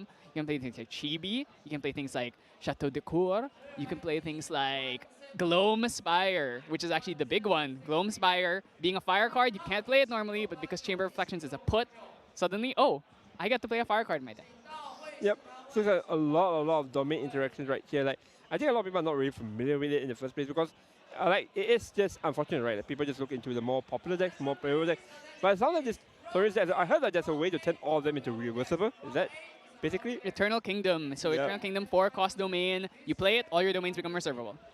Yep. It's an incredible card. The only problem with it is, well, you know, it's like, oh, if you just play Fractals, they're just Fractals. You don't have to do anything. EK, it's like, oh, if you find EK and you don't find domains, it doesn't do anything. If you find domains but you don't find EK, they don't do anything. So it's a bit awkward. It's the most important card. You have to find it, and sometimes you just don't, right? So, or it gets destroyed. Yep. We are going to see the standing right here. We do see a lot of familiar faces. A lot of as you mentioned, Strayus are on top there. Fire. Yeah, that's a lot of Crocs, a lot of fire I'm seeing right Hey, here. a Jin. Oh, a win the rains. Oh, there's the win Nico. The win Nico's Still alive. up here, still up Up here. there. Fire. Tristan. Gocha. Water, Lorraine. Okay, water, Aether Wing, Yep. Diana. Okay, that's where my Oh, eyes Water get Astra. dizzy. Or yeah, I think that was a Water Astra I saw. That Yeah, Water Astra. Yeah. Oh, Water Ciel. Yep. And this is where the soldiers of the brave ones, all of them are right here. Yeah, these people 4-3, technically still in it. If you're 4-3, you have to win next 2 games. And Yep. actually, the player we're going to be featuring is 4-3, so he has to win. If he doesn't Yep. win this game and the next, he's gone for good. It's either make it or break it. I've been talking to some of the one-loss players just now. Like, one of them told me an interesting thing. They say, like, there's no point to ID. We just got to play it out because they're guaranteed day 2, right? So they're just going to play it out and get more points to order has a high chance for top 8 tomorrow. Yeah, the only reason ID here is if you just really want to take a break, which Yeah. is very understandable. But you want to give yourself the best chance. Also, maybe you're just not confident. Maybe you know your opponent, what your opponent's playing. It's like, I can't beat this deck. Let's just ID. Yeah, true. Oh, Hanky the Goat, right Hanky there. the Goat. For those who don't know the lore, Hanky made a Twitter like a poll Yeah. and asked, oh, you know, if this, or no, he said if this gets like over 100 likes, Yeah. I will play Luxem. It got over 100 likes, so he's playing the deck he despises, Luxem here, and he is clearly it is not favoring him today. Yeah. I mean, when the man is just really, really good at a particular ally decks, and you ask him to play a non-ally decks, well, I wonder what happened. But anyway, to everyone just sticking around having fun, you know, some people are just here to hang out, play out their favorite decks. We can see this Wind Spirit right there, very interesting. Doesn't have any lineage at all. Like, you see, people just want to have fun. Grand Cup is a game where, in the end of the day, if you're not a competitive player, that's fine. You can just have fun with the deck that you like, come around, hang out with the community. Well, I believe there should be like some events running on day 2 as well, right? Yes, there are side events. Side There should- events. I don't know if there's a regionals tomorrow. I want to say there is because there almost always is a Yes, regional. there's always regional, right? Every time I attend like an event, the day 2 somehow just have a regional out of nowhere. Should I have scrub out, I believe? Yeah, they're scrubbed out. Whoever There's came, probably going to be a scrubbed out. whoever came up with the name scrub out. I wanna It's a talk to great them. name. It's a great I want to talk to them. How do you come up with this name and like get it stand on that? This is the official name, scrub out. Scrubbed out of the official name. It's literally in, Yeah, it's not in the document. Yeah, it's not even like a made up. But when I first know Grand Cup like last year, they told me, oh, the event is scrub out. Why is it? Oh, is it like a friendly event? Or is it like a community event? No, it's the official name, scrub out. Fantastic! I love this community. So we do Oh, see look at that fire, like Pawn. 10, like was it? Is this like 15 straight fires or so like? Pawn is there. Con is there. Man, the face of Malaysia is there. Yeah, so that's a lot. It's a lot. I mean, it is kind of what we expected. It's a lot of wind, Seryus, Yeah. some Tristans, and a lot of Fire Isle A decks. lot and of Fire fire. Isle decks. Fire is the one premium element right now, or color, of this game right now. And I do think that, again, Round Business shows its dominance, but like we saw, not all of them are using the same type of deck. There's Luxem, there is Lorraine, there's Merlin, there's even Suzaku and Daochan right now. There was Jin, there was CL. So basically, every flavor of level 3 that's actually good. Because there's some level 3s where they're just like they're not there yet. They don't have enough support. Like I'm thinking like Terra, really. Terra's always been like historically the element that just like Well. level 3 is not Well, been super powerful. Slime at 1 dominance. The difference with Slime is that Slime wasn't even playing Terra cards aside from the material deck ones. It counts. You had Slime King. It You counts. had Hymn of Gaia's Grace. The only It- Terra, maybe Verdant Slime. It counts to me. Hey man, it counts. Sylvie take a win. You know, it's kind of crazy that we've had 3 different Terra champions come out in like the past like year, and none of them, aside from Sylvie, none of them have been competitively viable. Which is, you know, I'm still waiting for the Kongming. I actually think Kongming is really, really strong. The problem is that the Terra cards are just not really. Not like, it. they're not nearly on the same It's- power level. So this is my take about level 3 decks. Your level 2 and 1 needs to be able to be strong enough to supplement the level 3. That's also one key part. That's why Tristan is eternal. Tristan level 1, level 2 is so good. Xander, level 1, level 2, really good because both of them has this thing where it allows you to basically break even in terms of the cost. You basically are either to retrieve back a card or do an effect that sounds similar. That's why lowering level 2 is very important for the on-hit to trigger, because you need to actually draw the card in order to make sure that the cost isn't too heavy. Because in the end of the day, Grand Cup is a game where going from level 1 to 3, if you think about it in mathematically, you -1 for level 1, 2, and 6. So that's a -6 right there. So you actually want to find ways to supplement all those minuses. Yeah. And not a lot of the, I guess the early days, level 1, level 2 actually does that, if I'm not wrong. And then later on when they have a proxy wild or whatnot, and then later sets, a lot of the level 2 change, they have a fact that literally just says draw a card.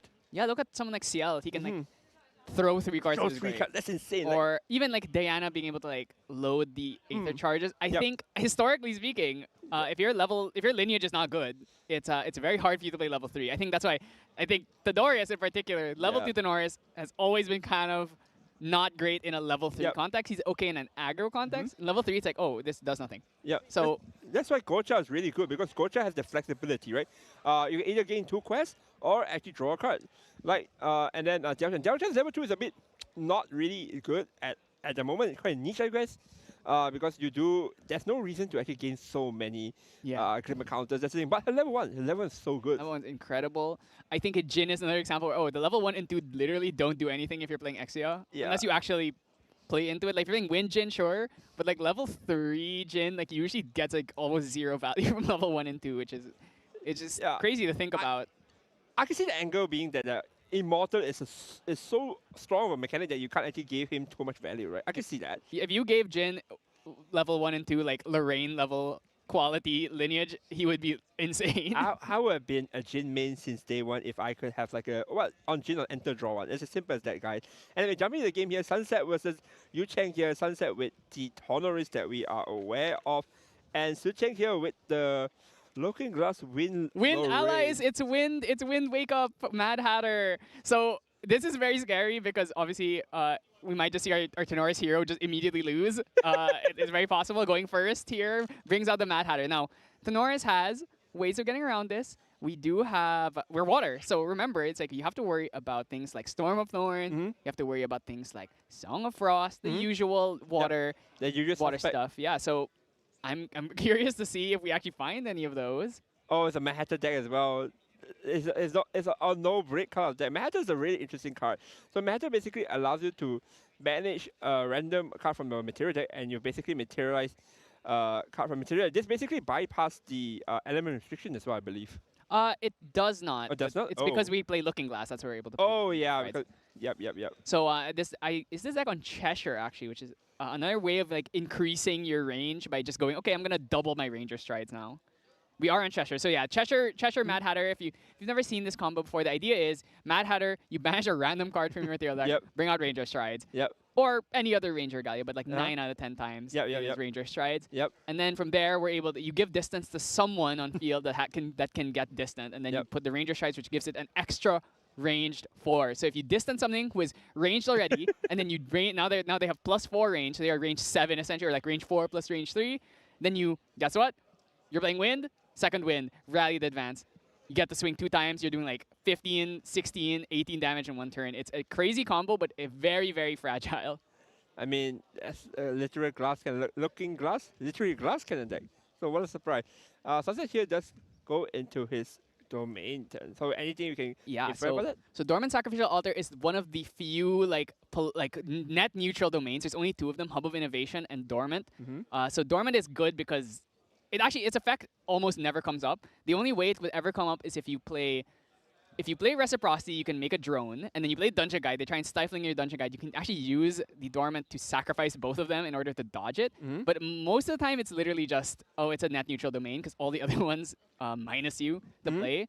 So that's why we play this. It's actually like, it's a not really like a super impactful card, but it's a role player that you kind of need. We will see a little bit here. This might look really, really dangerous now. He is setting up all the allies right there. Just going to pass right here.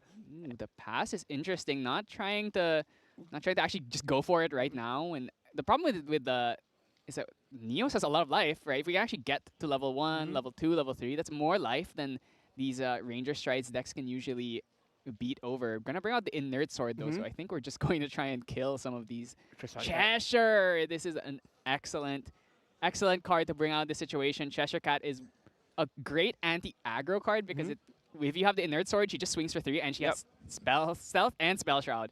Very hard to actually deal with, but will Yu Cheng have some kind of suppress to keep his allies alive? Yeah, basically it's a 3-3. It's a 3-3. It's a 3-3 with Stealth and Spell Shroud. Like, that's why Psychic has been really gaining popularity in a lot of people's deck. They're like, wait a minute, this is just a 3-3 ally. How bad is it? Like, if people are willing to run Red Hair and also Tulu, this is basically just a version of it, I guess, for the Looking Glass decks. Yeah, and notably, like, you don't really get much value out of the other effect of Cheshire Cat because you don't play any other distortions in this deck. Yep. You know, you can't actually copy something like the Chamber of Reflections, unfortunately. Yep. Shieldmate is another good one, but this deck plays that the smoke bomb, so we can definitely just smoke bombs here and get through. And actually, with only 2 cards in hand, it should be, if we have distant plus second wind, I think we should be able to get here already. Thanks for considering it. If he just has like a backstep or any card that gives range here or distant, I think we can actually just end the game right on the spot. We're going to go Ferris, but here to see what we can take. There is a second win on top of the deck. He's going to put it immediately there. Probably going to show his opponent, I have the second win.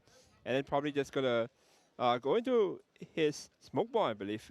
So let's do the math here. Ooh, actually, okay. So Mad Hatter is 1 power, but he has range 3. So essentially, he's range 4. If you give him the Ranger Stride, or he's range 3. So he becomes 4 power. You give him the Ranger Strides, he gets another +4. So he's essentially he's going to be swinging for, or 8, sorry. And then you get the second wind, and now you're doing 16. So it's not hard to interrupt if you can just remove the ally, but if you can't, then oh well, I guess I'm just screwed. I mean, that's the team of the Glass Cannon decks, right? They're like, I will go in and pray. That's this whole deck. Like, and it works great at times because all you need to do is just go in, and the opponent might not have it because at the end of the day, you are playing a card game. You are playing a 60 size deck size.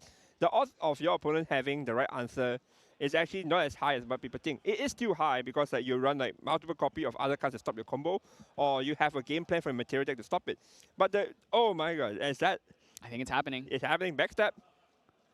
Backstep going to be used here. Ranger Strides popped on the Mad Hatter. This is going to be swinging for this. Yeah, this is going to be swinging for 8. So second win. This should be curtains. And 16 damage. Already have 3 damage taken as well. This should be more than enough. Oh my god. Oh boy, oh boy. Okay, well, you know, these things just happen sometimes, I guess. Yeah, I mean, that's when we're talking about it. Like earlier today, this stream, these Mad Hatter decks are just insane at times. Like if your opponent doesn't have any interaction, you just do it. Mad Hatter gets out the wing and then give it range +4 and just do a lot of damage right there. 8 damage plus 8 damage. This is 16 damage right there. So going into game 2, do you think Sunset has any answer to this kind of glass cannon deck? I'm not seeing a Song of Frost, which would be probably the best. Well, the thing about Song of Frost is you still just second win them anyway. I'm trying to think the best thing you would do is just to remove the card itself. But I don't think you can actually do that. His main thing is that he's going to be able to go first here. And the real benefit of playing these second win decks is they can kill you going first. Turn 2, they kill you when you only have 15 life. If you have 20 life, suddenly it gets a lot harder to actually pull that off. Yeah, I think at the end of the day, it really just depends if Yu-Chan can actually pull off the combo, right? I think that's basically the theme of the game right now because Sunset needs to set up a lot of things, and a lot of them requires like really heavy cost. It's kind of like a play one card pass kind of thing. That's why it's better into a slower matchup. That's why I understood from looking at the tournament list. But Yu-Chan on the other hand, man, just doesn't care. Man had to banish. I get my stuff and then I just go in. You know what would help is if he banished the Ranger Strides. That would be very helpful. I mean, that's the risk of what's the card called again? Mad Hatter. Mad Hatter, right? You know, sometimes we get a little bit mad here. It's just like we're crazy. We're crazy, right? We're local. We are actually crazy. Insane. I would love to see a Mad Hatter whiff on stream. It's always funny to see Mad Hatter players get. Oh wait, why is there a new? Why is that? Oh, that's not right sleeves. Indeed, that's not the right sleeve. I think put a material deck card in his main. This is the reason why we require you to have different sleeves. Yep. So well, yeah, looking at from Sunset side, I really don't see anything that would help. It's a lot of like domains that don't really help him survive. Yep. Yeah, there's really nothing here. But on Yung-Cheng's side, let's see if he has anything. Viridian Protective Trinket, probably gonna come in here. Exposed Darkness could be used to kill a Cheshire Cat if the game ends up stalling a little bit. Yeah, if it ends up stalling a little bit, I think maybe you can do it a little bit. But even without the Cheshire, if you look at Yu-Cheng's list, there's like allies as well. Like there's Dilu, there is Liu Bei, like there's Pierce. Like there's so many things where the deck is actually just a win ally archer deck. So there's no harm for him to this. Oh, I can just make a normal route, just shoot, and probably win the game. So it's not looking too good for Sunset. But let's see if he can prove us wrong right here. He's gonna start with 7 cards in hand. I think if you're on Sunset side, you really want to see something like an Academy Guide maybe in this opening hand, because these force him to try and like put the damage into it. Shieldmate here is fine as well. Probably not going to kill it though on this first turn. Gonna draw up 8. You know, that's always scary. The thing about Taunt's Intercept, not that great against this deck. It has lots of ways. It has Zephyrs, it has Suppresses, it has Smoke Bombs. Lots of ways of getting around them. Also can just like swing at it with swords and stuff. I do see the Mad Hatter already, so I wonder if we're going to play him or... Mad Hatter is great as a turn 1 play going first, because he's like almost assuredly not going to die unless unless you're against an aggro deck. Then it's very possible, but then usually you hold a Suppress with him. Yeah, the thing is that this Mad Hatter deck, right, like they do have other routes. That's the end of the day. And like all Sunset needs to do now is just try to find a way to safely go to level 3, right? That's all that the game plan really is. We will see a Liu Bei here coming down here. Is that it? Oh, there's the Windmill Engineers as well. Can dig deeper into the deck. Probably it's going to be the play. Oh no, it's just going to be Liu Bei.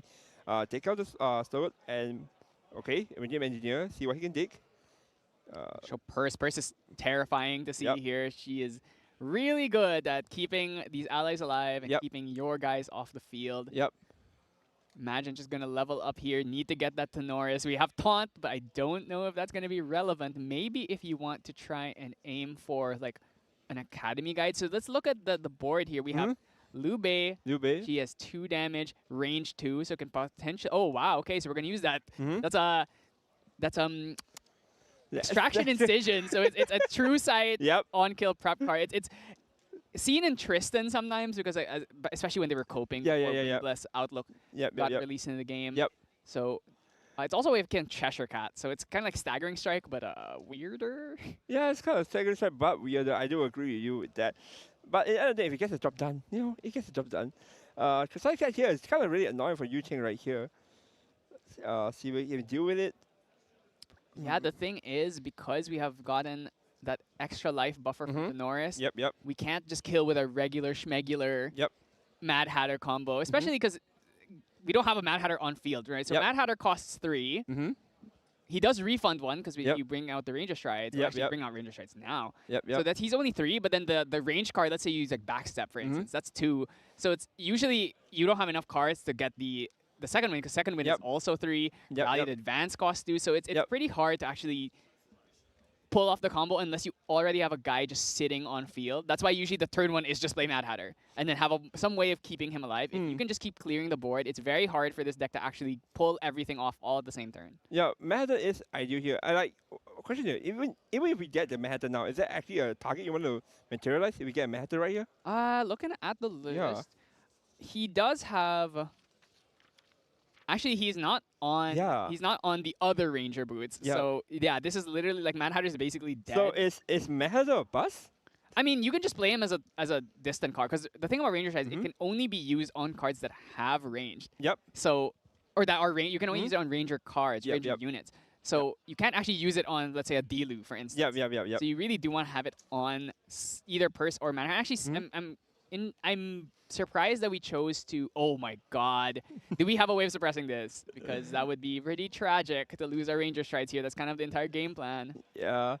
Okay, so from this position, I think you are extremely favored as Neos. You have you have everything you need. You have like you have this Cheshire. You have the that is the map that lowers the cost of all domains. It's really useful. Wayfinder's map. It's not only is it GCR once you get 3 domains, it's also just discounting domains, and the domains tend to be pretty expensive. So at this point, Yusheng just has to try and like establish a board, keep it, and keep swinging. Basically, we are now Wind Allies. Yeah, basically we are just trying to cosplay as Wind Allies to say. So on the other hand, like you mentioned, as long as we go into the level 2, level 3, I think it's just going to stabilize. But the question is, where's the timing to play all the domains from the hand? That's the question, right? Yeah, that has always been the problem with the Norris. Like, you know, it's like the domains are like really expensive. Yep. If you don't have Eternal Kingdom, it's like they're not really worth it to play unless it actually has a beneficial effect. But a lot of the domains we play are like literally they don't do anything. So hey man, you're trying to sell me the deck. What's going on? I mean, I told you I like the deck. I didn't say it was like extremely strong or anything. Yeah, but that's what it's about, speed, right? So if Sunset somehow finds the opportunity, his own Crystallic Cat is out. This is pretty hard to deal with. Yep. Now Neos does have ways of killing this.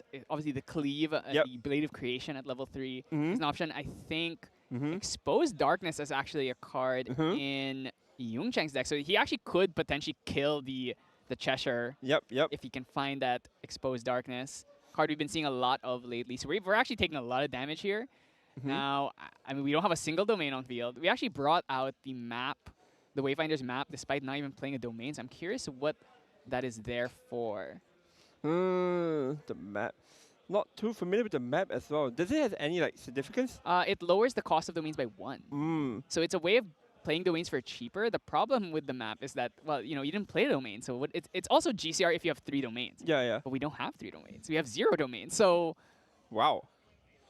Well, it depends, right? Like if you have domains like later on, I guess it helps. But right now, the objective number 1 is to survive. I think that's really, really important. You can basically try to survive this, and Yuching does seem to be very comfortable sitting at a level 0. Doesn't need to level up into Lorraine or whatsoever. So we'll see how this matchup goes. And looking back at Yuching's list, typical ally list, right? So if you actually don't, if all your resources like disappear, like all your allies just die, don't you just not have any way to come back? basically.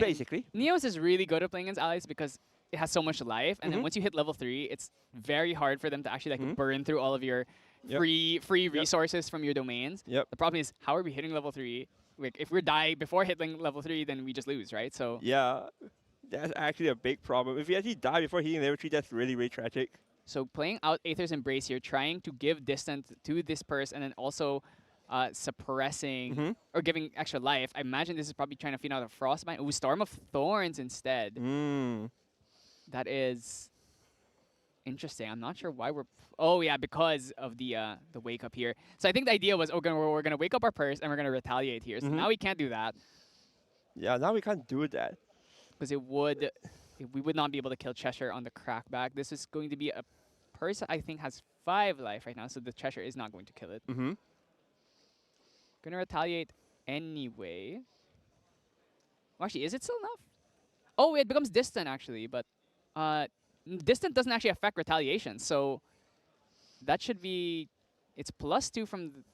Oh, it's suppressed. Yeah, okay, it's suppressed. So this is the thing about Cheshire Cat. It's like she's really strong, but I feel like it's not the same when you don't have something like Consumption Ring. It's nice when you've got like some extra regalia to take advantage of. So a bit disappointing. This is not a great start. We haven't played a single domain. This map is kind of just like rotting here, doing nothing.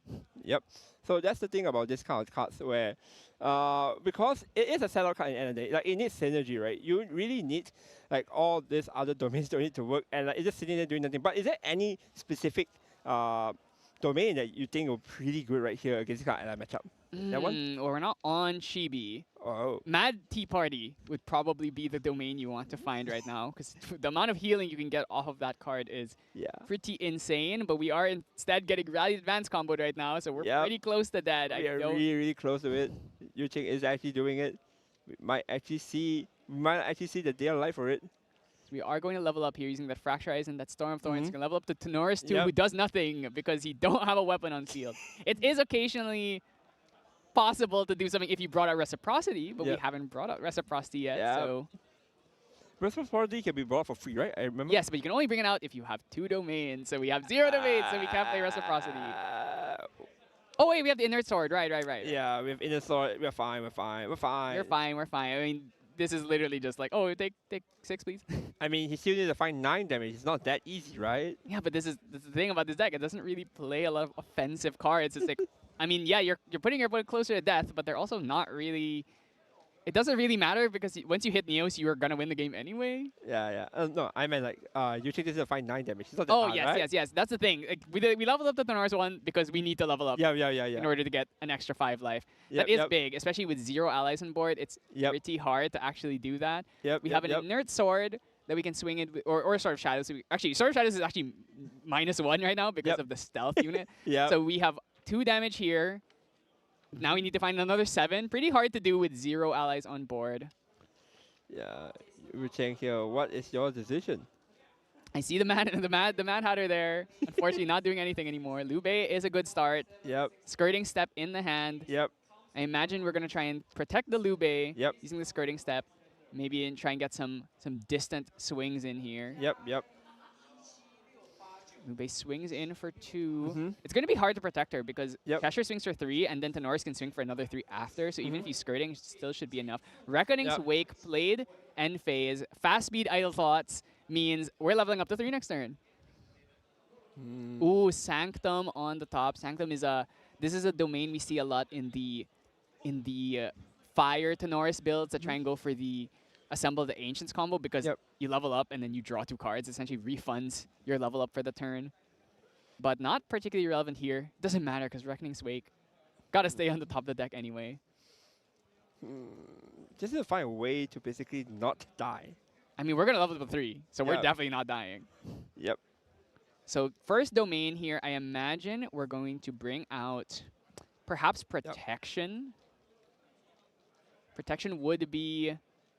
Or we could bring out Armaments. So the main thing about Tenoris, Genesis Aegis, is that every turn he gets to bring out one of his 3 unique domain tokens. So there's Armaments, which makes weapons. There's Fabrication, which makes drones with buff counters. And there's Protection, which blocks 2 damage. So The thing about the domains is that they all have really high cost to activate, Yep. but they get discounted for every domain counting themselves. I see. So protection here costs 3 because it counts itself. Yep. So if we play more domains, so we actually kept the Sanctum on top there, which means we can play the Sanctum now, which will now make this protection cost 2, and then next turn we're going to bring on another one, and they're essentially like compounding on each other over and over and over again. It's a really neat, it's a strong grind game. The problem is that it's like the win cons are usually kind of Neos doesn't have a lot of win cons. So I'm just gonna say it. It doesn't have Fireball. It doesn't have, it doesn't have Arcane Blast. It doesn't have, it doesn't have all that stuff. It doesn't have like Fugue or anything. So the win con is literally to just sit here and generate like 200 tokens and win the game eventually. So with drones and stuff. Yeah, drones, swords, and eventually you bring out like Aura Steel Greatsword that swing for like 20. Yeah, I saw someone like basically farm like a bunch of swords and then just stack all the sword up to one sword and just win.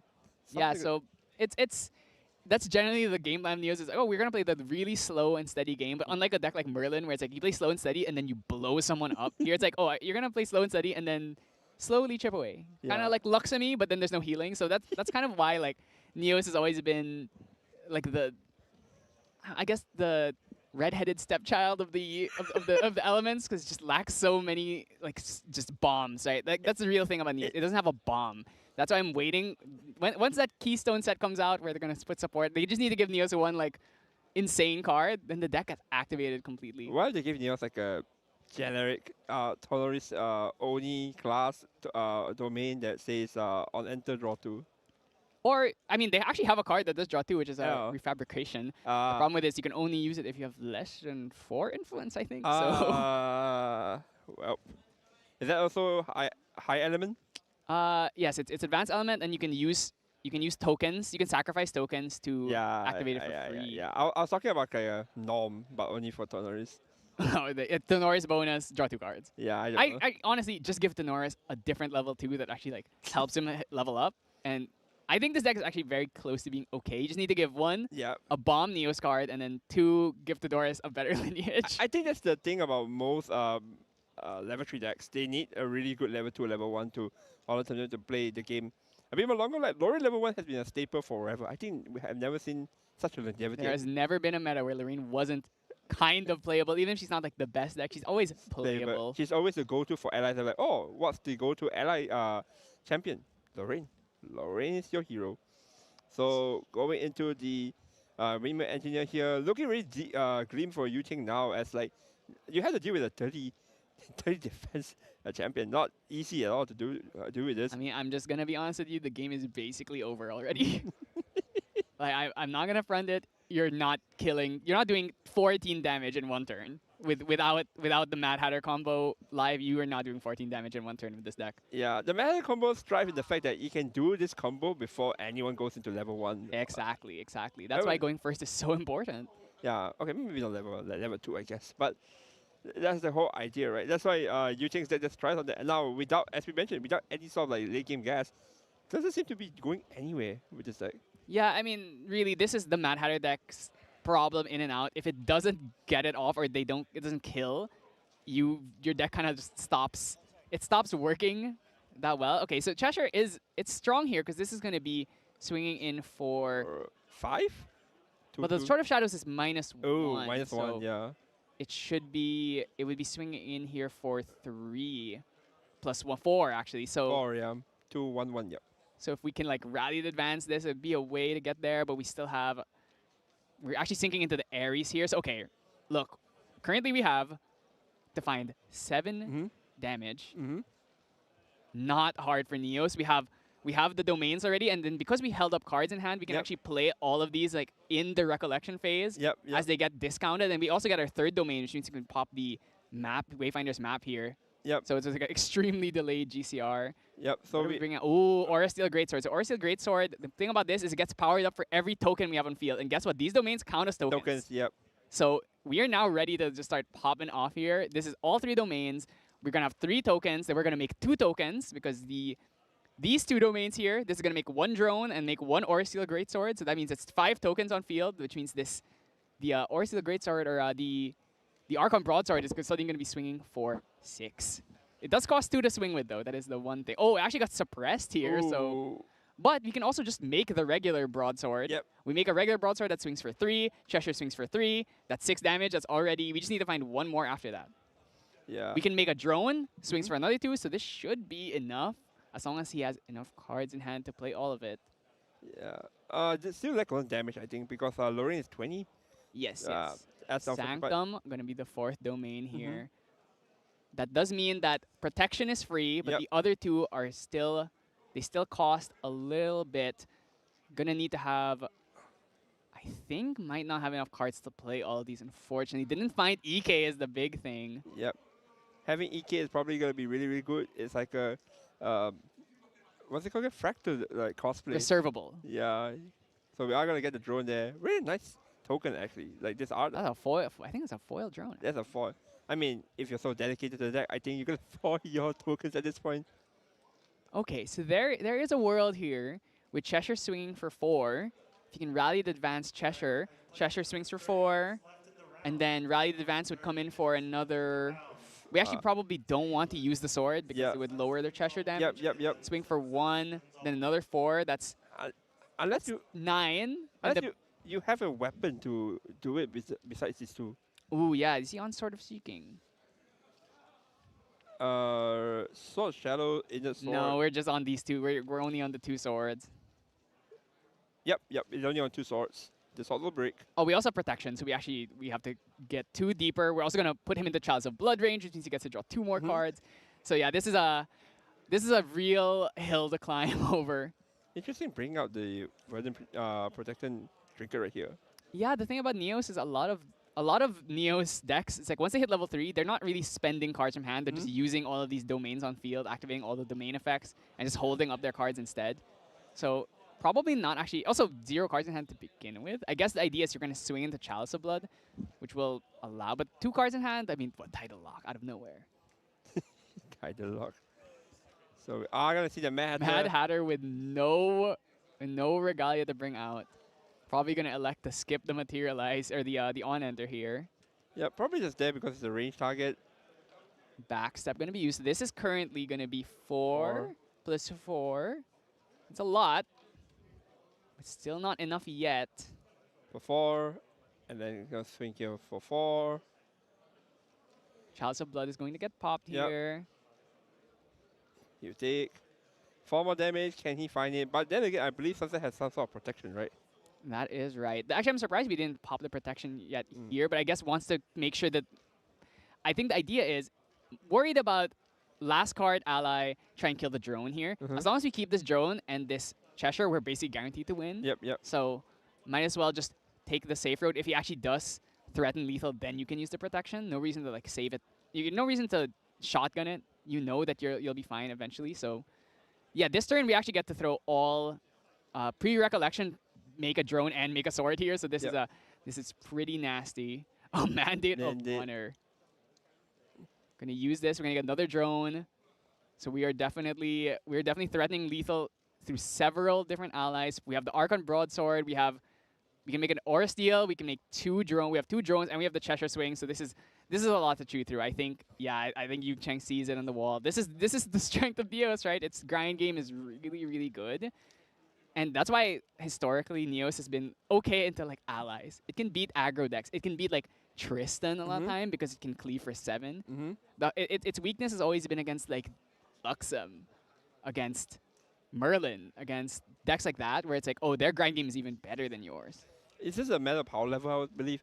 Because like, at the end of the day, like naturally most level 3 deck, when they stabilize, they should beat these allies decks. However, if you are comparing it with other level 3 decks, it just comes to power level. Well, Luxem has its long stay of longevity because of its power level with the Lightly View Assault combo, the ability to basically recover 3 is insane. And of course, Gleaming Cards is an insane card. Everything about Luxem just screams like pure good value in late game. And then we go to Tristan. Tristan has literally a one-shot combo with the Shadow Strike combo. Also has a really good mid-game to late game with ability to basically find back what cards you need. And the Shadow Dance, the tokens are really good as well. You know, you can redirect attack, so you have safety net. And then if you go to the current one, Merlins, the Lorraines, and the Crocs, we don't see much about it. We saw it the whole day. Pendragon, Ascension Spirit, and then the Majesty Spirit. All these things are just really powerful cards. But when it comes to Tonoris, it's like a comparison of I am just a deck that generates value every turn. I create tokens, I create a 2/2, I create a 3/1 weapon, and that's it. That's that's basically. it. That's it. If you ask me, I think the way to make Tonoris like playable in the meta is just maybe you make them have a way to be slightly faster than the rest of the. Oh, you know what they every need? deck. They need a Majestic Spirit. That's what they need.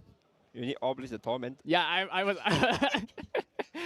Anyway, so Liu Bei gonna come out here.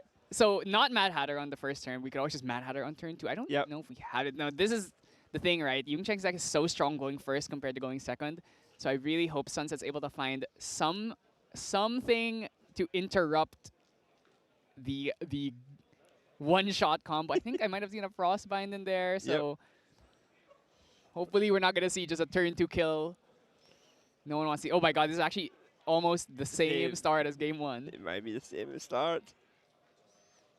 Do we have? We're just gonna bring out Ranger Strides. This is terrifying. Maybe we could fracturize this, but then it's probably not worth it. Oh, cat goes away. Maybe it does have another Tricide cat.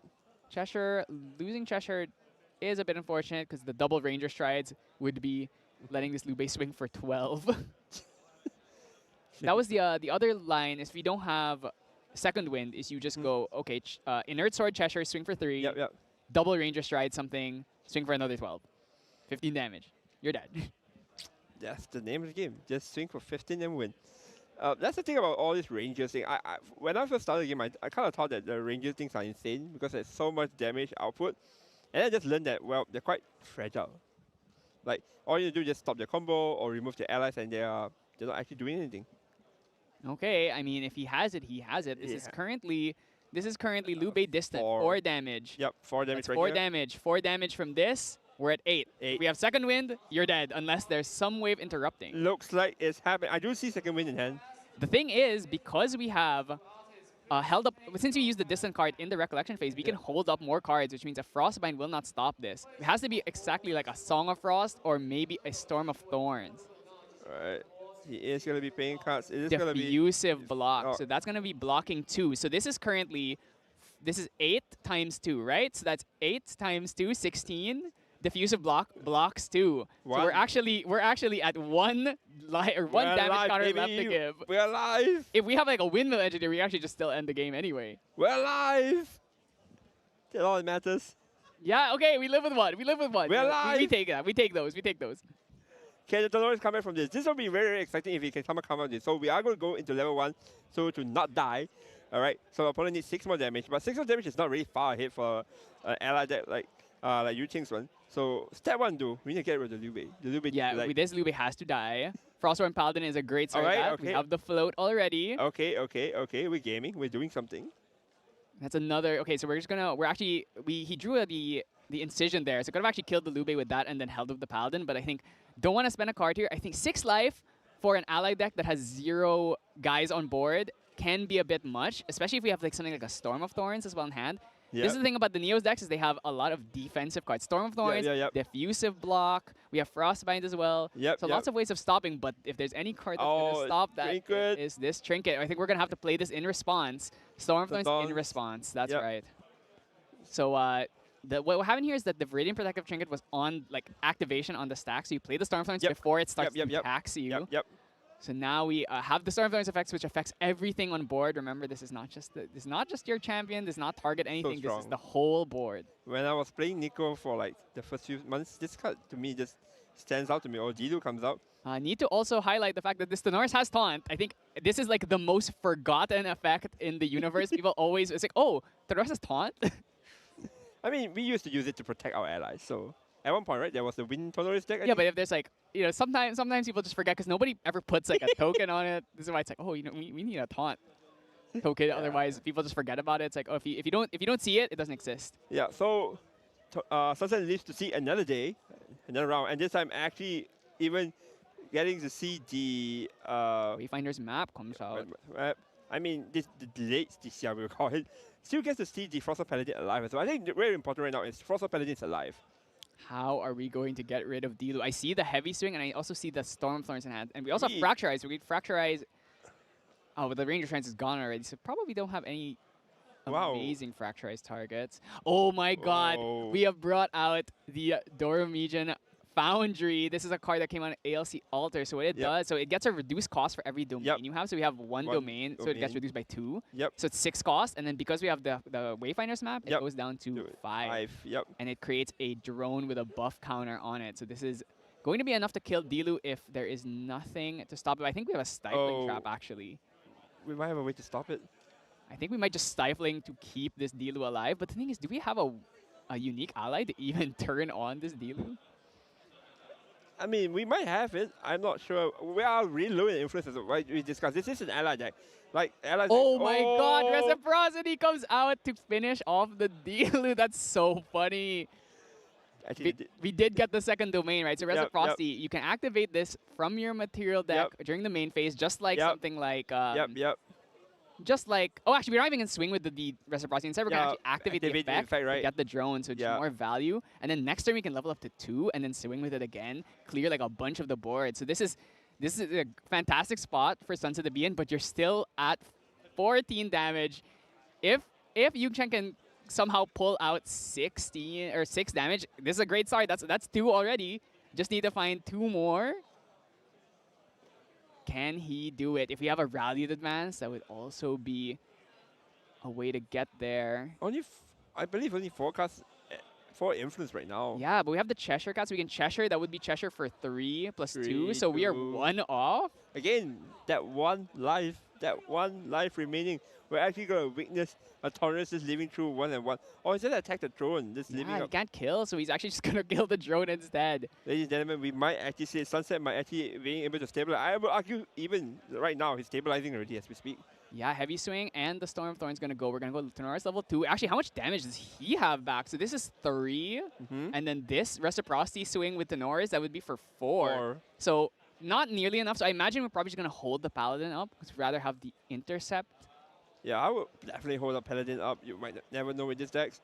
The more important thing really is that we have 25 life. Yep. Oh my god, and we finally see kind of like the new card that has unlocked this deck as Chamber of Reflections. This is a distortion card, which is the whole reason we're playing Looking Glass, aside from Inner Sword, is that it comes in hindered, but it is a domain, and you can sacrifice it.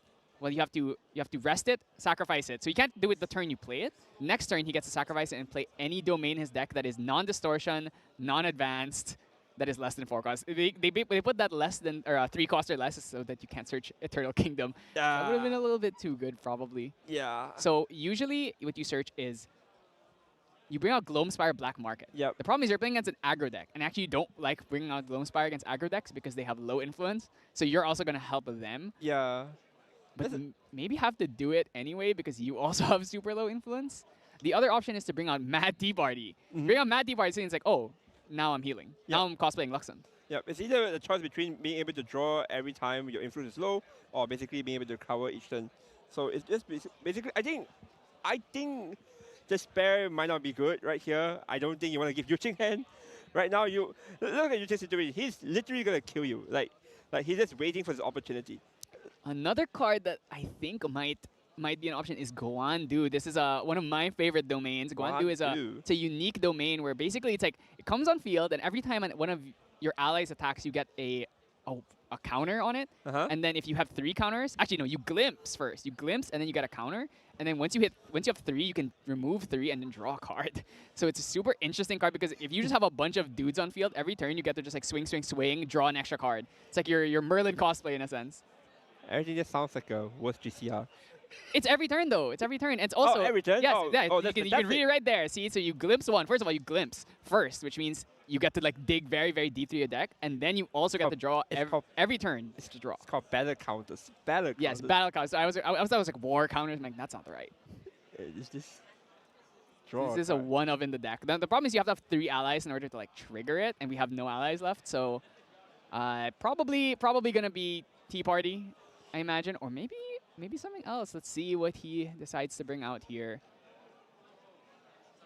Let's see. The silence is palpable. It is that Mad Tea Party. Okay, so we are getting invited to the party here. Yep. No allies on board, so now every time anyone plays an ally, we are going to be putting the Recover 1. I have never seen Mad Tea Party played, and it didn't heal more than 6. So chances are he should probably try and kill this. Yeah, because this combination it also works with the drones that's coming out, right? So you're able to heal. I imagine Sunset's plan is probably just, I'm going to spawn a bunch of drones. Academy Guide as Ooh. well. So we're going to heal one here and now force Yungcheng to kill this Academy Guide lest he let Tenoris. I think Yucheng's window might be coming to a close. This is looking like game 2, where you basically Sunset is able to stabilize, sell out all his really strong. This time we get to see the good and strong domains doing work. I think game 2 was just a bunch of, I go to level 3 and I basically stabilize. Yucheng this time, unfortunately, just missing that 1 damage that 1 turn. The diffusive block, it saved him. Like Storm of him. Thorns, diffusive block, there's a lot of things that could have saved him, but you know, that's the thing. It's like when you're playing this Mad Hire deck, you just have to go for it, because if you don't go for it, this is what happens. Yep, and Taurus level 3 goes in, you just choose 2 because Academy Guide. Academy Guide reduces the cost by 1 to level Yep. up to another champion. So, you know, the ideal scenario is Academy Guide on turn 0, you Academy Guide, then you get Taunt the next turn, you level up for 1, then you level up. So you get like insane value out of it. We're actually going to be able to bring out, because we have so many domains already, we actually get to just bring out Fabrications first. Typically, it's like, if you have a lot of domains, you bring out Fabrication or Armaments. If you don't have domains, you bring out Protection. We have domains this game, unlike the previous one. So we're able to get that immediately. And now the game is over. Yep. Looks really, looks like Sunset now is the one being aggressive. And he is going to, ooh. Ares as well. So now you're never killing it. And I think Yucheng, he knows to say, yeah, it's like, I can't win anymore. Yeah, there's even the Atom Shield token. So it's just pretty much over at this point. Yeah, I think actually just scooped right there. He's already sees. I mean, once he hits level 3, the game is basically over. Especially with this many domains, it's a hill that I don't think you can really climb out of. So yeah, Yungcheng just gonna say like, all right, you know what, you got me, you Neosed me, it's fine. You don't get to get Neosed very often. So I mean, I'm really glad that we actually got to see the deck do the Neos things and then just like get blown up immediately at level 0. Yeah. So yeah, I mean, that was crazy that he survived with 1 damage left to give, and then still won the game. Like it's insane, he just survived with 1, and then he was about to survive with 1 again, but we didn't really reach that point. And then he basically just stabilized and able to take the game off just like that. I think it just shows you matchups in general about why level 3 decks are very popular against allies at times. Like, sure, there's an argument that they just die before they even reach that stage, right? Like we saw in game 1, Manhattan just came in, poof, poof, you're dead.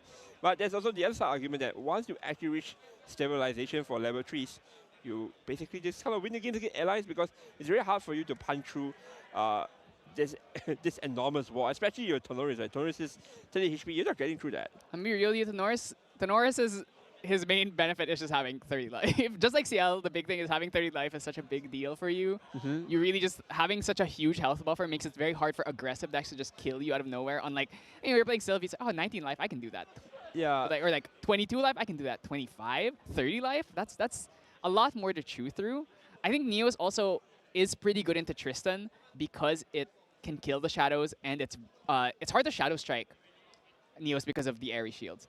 So you have to go like ensnaring to get rid of the shields, and then you shadow strike. But then Neos also has so much life, and he has so many protective effects. You can have Song of Frost in the deck. And against Seiryu, it's actually not hard for them to kill Seiryu. So the Neos decks are able to swing extremely hard. Just go like, okay, I'm gonna go bring Archon Broadsword out, or I'm gonna make a bunch of swords. I'm gonna swing at you with like a Blade of Creation. It's not hard to do 12 damage to 1 unit on field. That's why I think Neos is actually pretty good into the 2 win decks. Its main problem is really Merlin, Luxem, CLs, like those kinds of decks that it's like, oh, I hit level 3 and I do like a ton of effect damage to you. Yeah, it's more about the burst, I guess. Because burst and speed, I think one thing that Taurus wouldn't be able to fight at all, because it's water, right? It's the speed of fire. Right now, I don't think there's a way you can play Raul Taurus, right? Like, yeah, and I mean you could. But you're playing a completely different deck. You're playing you're playing Creation's Will instead of Genesis Aegis. So it's the one that makes like, oh, I'm gonna just try and make a bunch of swords to hit you, right? So it's a very different style. Yeah. Because what I observe is the speed. Like right now, Grand Archive, actually it's just not Grand Archive. It's just Kage in general, where decks are good because of its speed. How fast can you reach the win con? So when we talk about win con, it's just not about like, oh, you're talking about big damage. No. So for example, allies win con is what? Getting a bunch of allies, right? That's the win con. So how fast can they produce that much allies and that much hit point? Then we talk about Merlin, level 3 deck. Why are they good? Because right now, Round the Abyss allows you to go into level 3 without any hesitation. In the past, level 3 decks kind of like, you don't really want to just -2 or -3 to go to level 3, right? You want to be, oh, I want to do it through Dungeon Guide. I want to do it through Floating Memories, right? Right now, the speed of it doing it is way fast because Fire basically has 3 cards that says draw 2, discard 1, or a card that literally just discard 2 and draw 2. Like, it just has so much value going into a level 3 deck that the speed of it is just faster than before, and its consistency, I mean, no one's going to argue about consistency with drawing cards. That's why the decks are so powerful right now. And Tonoris, unfortunately, doesn't have that speed or consistency. So if there's a way for Tonoris to just speed up his game plan, that would be fantastic. But Unfortunately, water is just not, it's not a fast element. Yeah, And exactly. and the big thing with Tonoris is that he is good at playing against decks that have like low influence, like ally decks basically, or like things that like they have like one thing he does and he can just like, as long as he can get rid of that one thing. But against decks where it's like, oh, Merlin's like, okay, Pendragon and fire his deck a little bit on the player interview. So I'm hoping to hear some insights from the man who is somehow almost this close to making it to day 2 with Water Neos. Very, very close. I believe because he's like 15 points, right? We just win 15. Yes, he is 5-2 right now. He has to win his next game.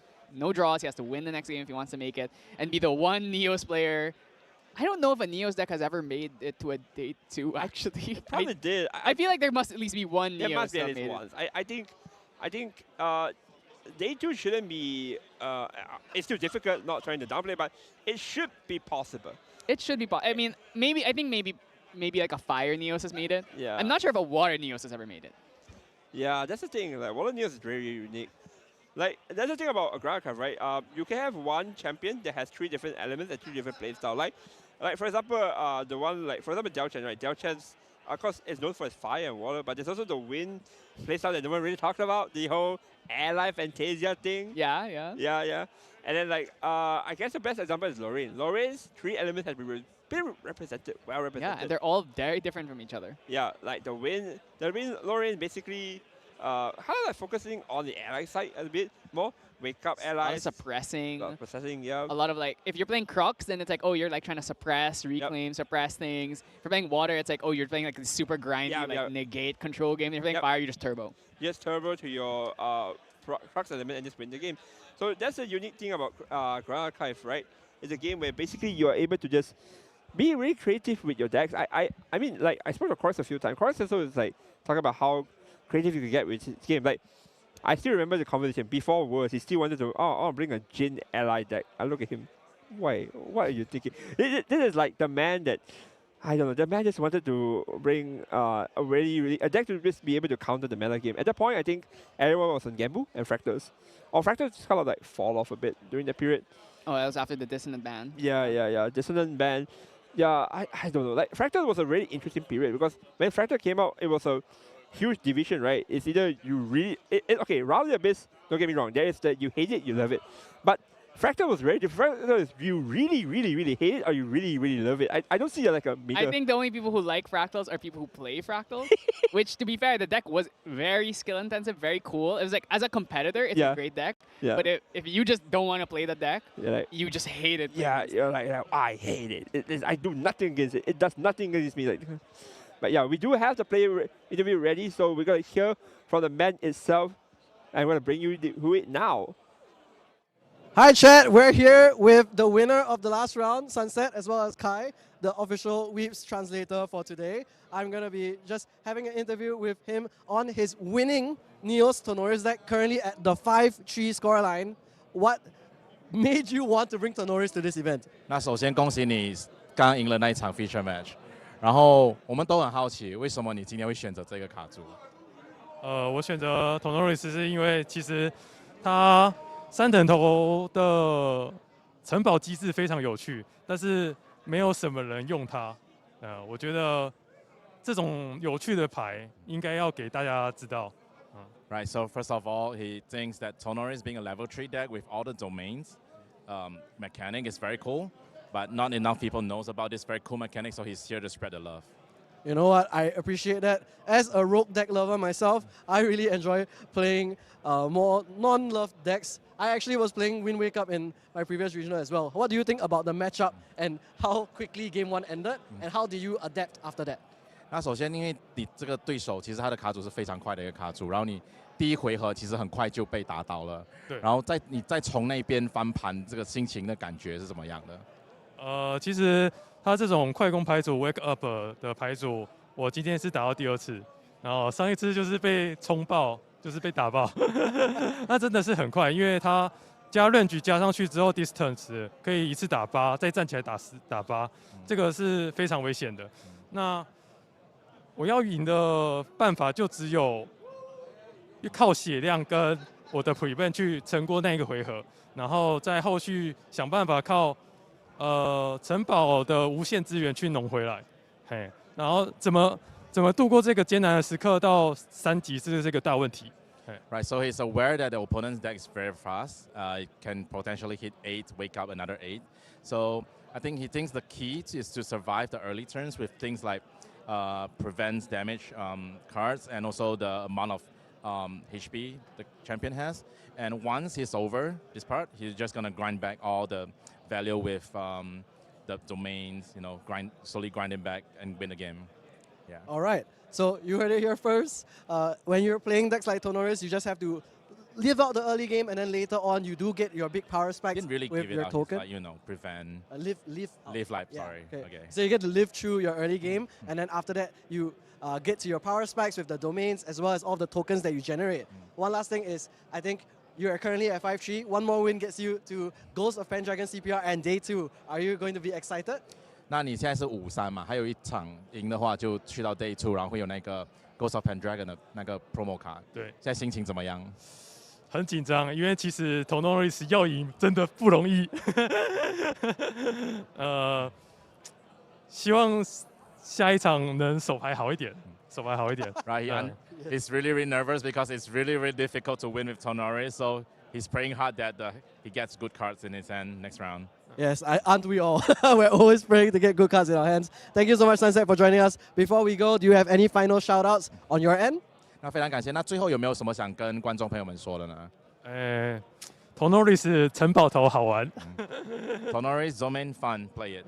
Yes, all you Tonoris Copas in the chat, make sure to check it out as well. Well, thank you again, Sunset. After this, we're going to be heading into the final Swiss round for today. Swiss round 9 at Ascent Taipei. Make sure that you catch that last game on stream again.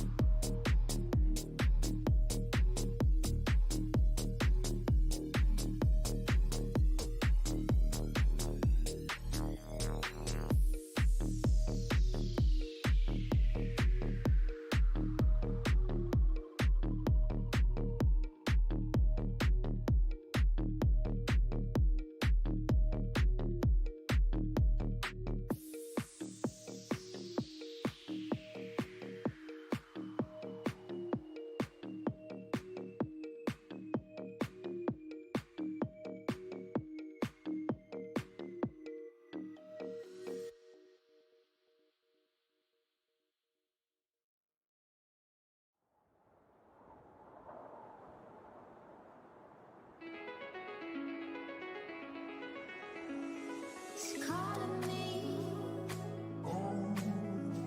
like the rainbow. It's calling me like the rainbow. The rainbow.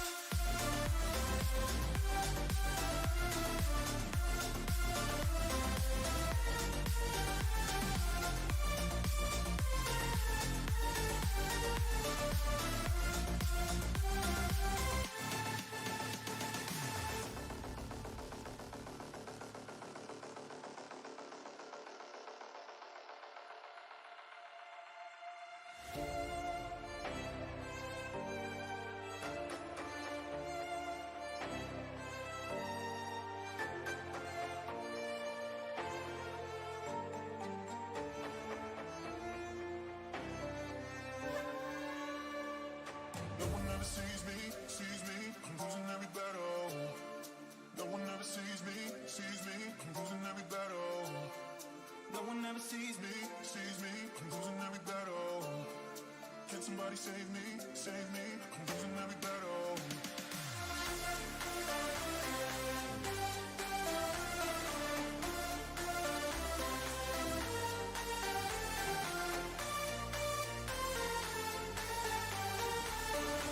Somebody save me, save me. I'm losing every battle.